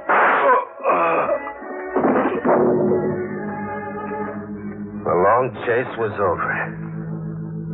I'd gotten my man. I ditched the gun and got away without being identified. I'd won, and I'd lost. I was really wanted for murder now. I got off the streets into another club, one with a jukebox that talked United States this time. I wanted to forget murder. I wanted to find a girl and find something to laugh about. And then one came in the door, a real looker. I watched her come right at me, like she'd picked me, just as I'd picked her. Hello. New York? Frisco. Stribling's the name I use. And you? Maxine. Fancy name. Can I buy you something? Coffee. Black. Black coffee for the lady, amigo. Thanks. Now, can I sell you something? Well, it depends. What are you selling? Blind packages, like this one. For you, special. And don't be fool enough to open it here. Fool enough? What's in it? Your hammer's in that package. The one you use nailing up coffins. In other words, Stribling, your gun. Is this some kind of gag? No. Where'd you get the gun from? Out of the ash can I saw you throw it in. Why? That's a long story. Why? I want somebody to confide in, somebody I can trust. Trust with what? I'll tell you some other time. Come see me tomorrow morning, room 110, the Hotel Chico. Bye now. I didn't wait for tomorrow morning. You don't when you're suddenly sitting on a keg of dynamite labeled Maxine. I followed her out instead and tailed her through the streets. I didn't have to tail her far, just about 10 blocks to a club I recognized. The Casa Real. I'd run out of it only an hour ago, with a smoking gun in my hand. I didn't wait until morning to go to Maxine's room in the Hotel Chico. I went right to it to wait for her, to surprise her. I didn't bother going up the usual way. I went up by way of the fire escape in the back. I found room 110, but the window was sealed tight. I had to kick it in. Inside, I found an easy chair and a deck of cards. I played solitaire, with my gun in my lap, waiting for Maxine. morning was an hour old when Maxine came home. She had a camera slung over her shoulder, a big one, like she made picture-taking a business. She saw me and didn't bat an eyelash. How's your solitaire game? I'm ahead. Don't you come home nights? I work nights. What at? With this camera, I've got the picture-taking concession in the Casa Real. You saw me shoot somebody in there? I did. Then you followed me out. That's how you came to fish my gun out of that ash can, huh? That's right. Why'd you really trail after me? To return the gun? To get an idea across to you. What idea? That I own you from now on. Body and soul and gun. Here's my life insurance policy. A picture? Pop your eyes over it, killer. It's my life insurance and your death warrant. You were fast on the trigger in the Casa Real last night, but I worked with a fast camera lens. How many prints of this have you got? Just the one you're holding. Doesn't flatter me. Where's the negative? In an envelope addressed to the police. To be delivered if. If what? If a friend holding it doesn't see me around for a while and gets to think I've been murdered for taking pictures. What are you after? Money. Ever dream of having all the money in the world? Not enough to lose any sleep. Where do we get all this money? Deep into the interior. And from there, a week's climb on foot with a mule pack. Climbing Monte Muerto. Monte Muerto? That's a lot of climbing. The mountain goes up 14,000 feet. We'll climb it. Who's got all that money up there? An old hermit. An American originally. Ever hear of Teacher Jonas? Never. Neither had I until I went to a library. Teacher Jonas was a multi-millionaire Oklahoma oil man once. Back in 1914, before we were born, oil poured for him like rain from heaven. And then a plague killed his family, his wife, his mother, his daughter. Right after that, his only son committed suicide. Guy blows his top when hard luck piles on like that. Yeah, that's just what happened to Teacher Jonas. His mind cracked. Oh. So he took himself out of the world. He packed up and climbed out as high as he could get. Teacher Jonas came to Monte Muerto with everything he owned converted into cash, into gold. He's up there somewhere, dribbling an old lunatic of 80 with more money than he can count. How'd you tumble to Teacher Jonas? Listening in on table talk at the Casa Real. A tramp pilot named Wiley Scott was boasting to a companion, a ship's cook from Veracruz named Genesee. Wiley was trying to get Genesee to stake him to provisions, a pair of mules, and a guide. How'd Wiley find out about Teacher Jonas? He piloted a monoplane on a run from Tampico to San Jose in Guatemala. Plane developed engine trouble, and he had to make a forced landing. You can guess the rest. How do we find Teacher Jonas? And while he got his plane repaired, he flew over Monte Muerto again and made a detailed map. Map making's his business. He carries the map in a pouch around his middle. Job number 1 scheduled for me, huh? I'm to get the map from Wiley. Maxine laid out the strategy for surprising Wiley Scott. She was going to invite herself up, a decoy, with me behind her. It worked just like that. Wiley opened the door.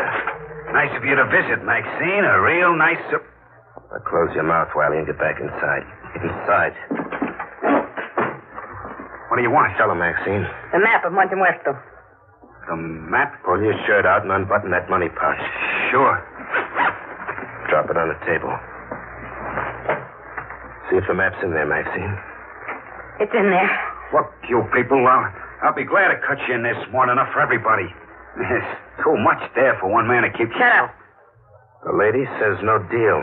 Now, Stribling. No, I don't mind a minute.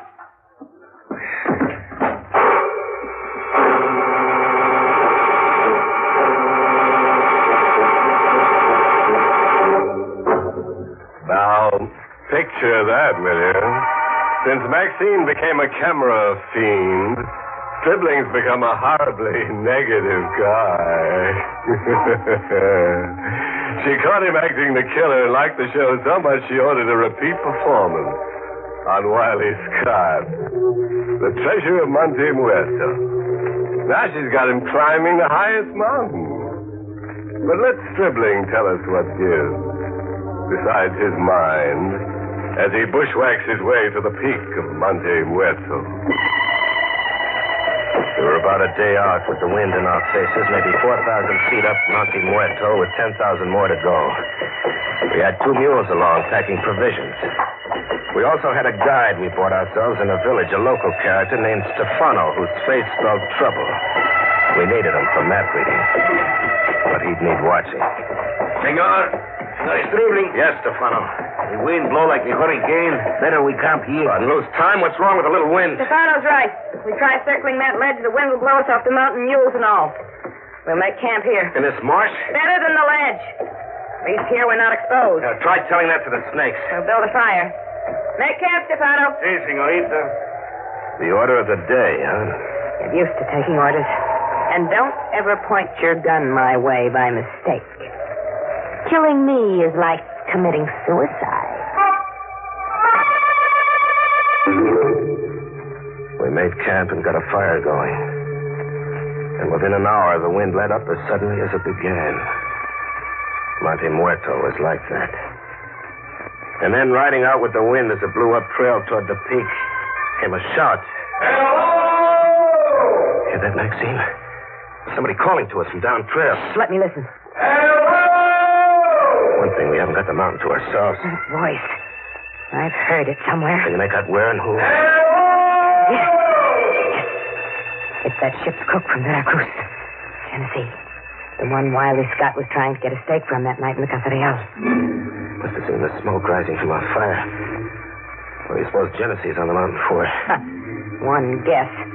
He pumped Wiley Scott like you did, huh? And he's out to make it in his own, like we are. But he doesn't make it, eh, Maxine? When he appears, you order me to give him what Wiley got. No. Not when he appears. Not with Stefano here watching. You go down to Genesee instead. I hurried through the brush, and then after a ways, I slowed down, stalking like a hunter stalks. There was no sound now except birds screeching. No sound of Genesee. And then, all of a sudden, I heard all the sound Genesee had in him. He was screaming somewhere on the trail, screaming like a guy gone crazy with fright. I cut in the direction of the screams as fast as I could go. I reached to where Genesee figured to be. But there was no Genesee. Only a pack mule at the edge of what looked like a shimmering bed of hot sand. Quicksand. It looked like Genesee had fallen in. All that was left of him was a hat sitting on the edge. But as it turned out, that was what Genesee wanted me to think.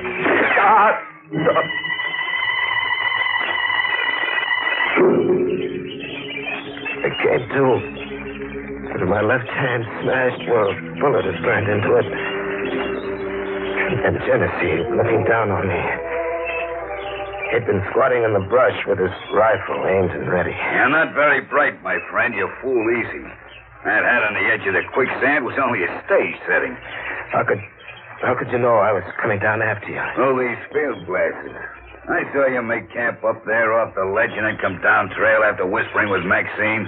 I guessed you were coming down to kill me. Maybe not. Don't lie to me, my friend. I know Maxine. Roll. Roll? Into the quicksand. I ain't got any bullets to waste. Roll. Okay, if you want it like that. I rolled, slowly. I was damn sure, but Genesee wasn't very bright either. Rolling, my good hand under me closed on the 38. A 38 and a shoulder holster. Coming up on the roll, a shot from the hip. Genesee never even knew what hit him.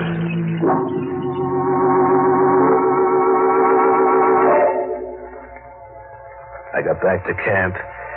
Maxine was all smiles. She washed my hand and tied it up. Then we all turned in for the night. The last thing in my ears was Stefano snoring. And then the fever throbbing in my hand rose to my head, and I passed out. I came to wondering why Stefano wasn't snoring anymore.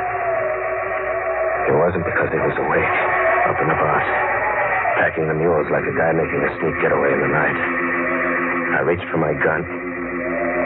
No gun. My gun was gone. I see you are awake, Senor Stribling. For good sake, quiet. You will awake the señorita. Please do not do nothing foolish, senor. Stefano does not want to harm you and the charming señorita. What does Stefano want to do? To take the mules and himself to the senor teacher Jonas. What do you know about teacher Jonas? As much as you do, senor. You see, the senor Wiley Scott also tells Stefano everything when he asks Stefano to work for him. He's a guide to the top of Monte Muerto. Adios now, senor Stribling. I have a long way to go. Stefano had left us to what seemed sure death. Either starvation, one of those sudden quicksand beds, an animal, or a snake. But we kept pushing on, Maxine and me. 3 nights and 2 days. With Maxine breaking into laughing jag after laughing.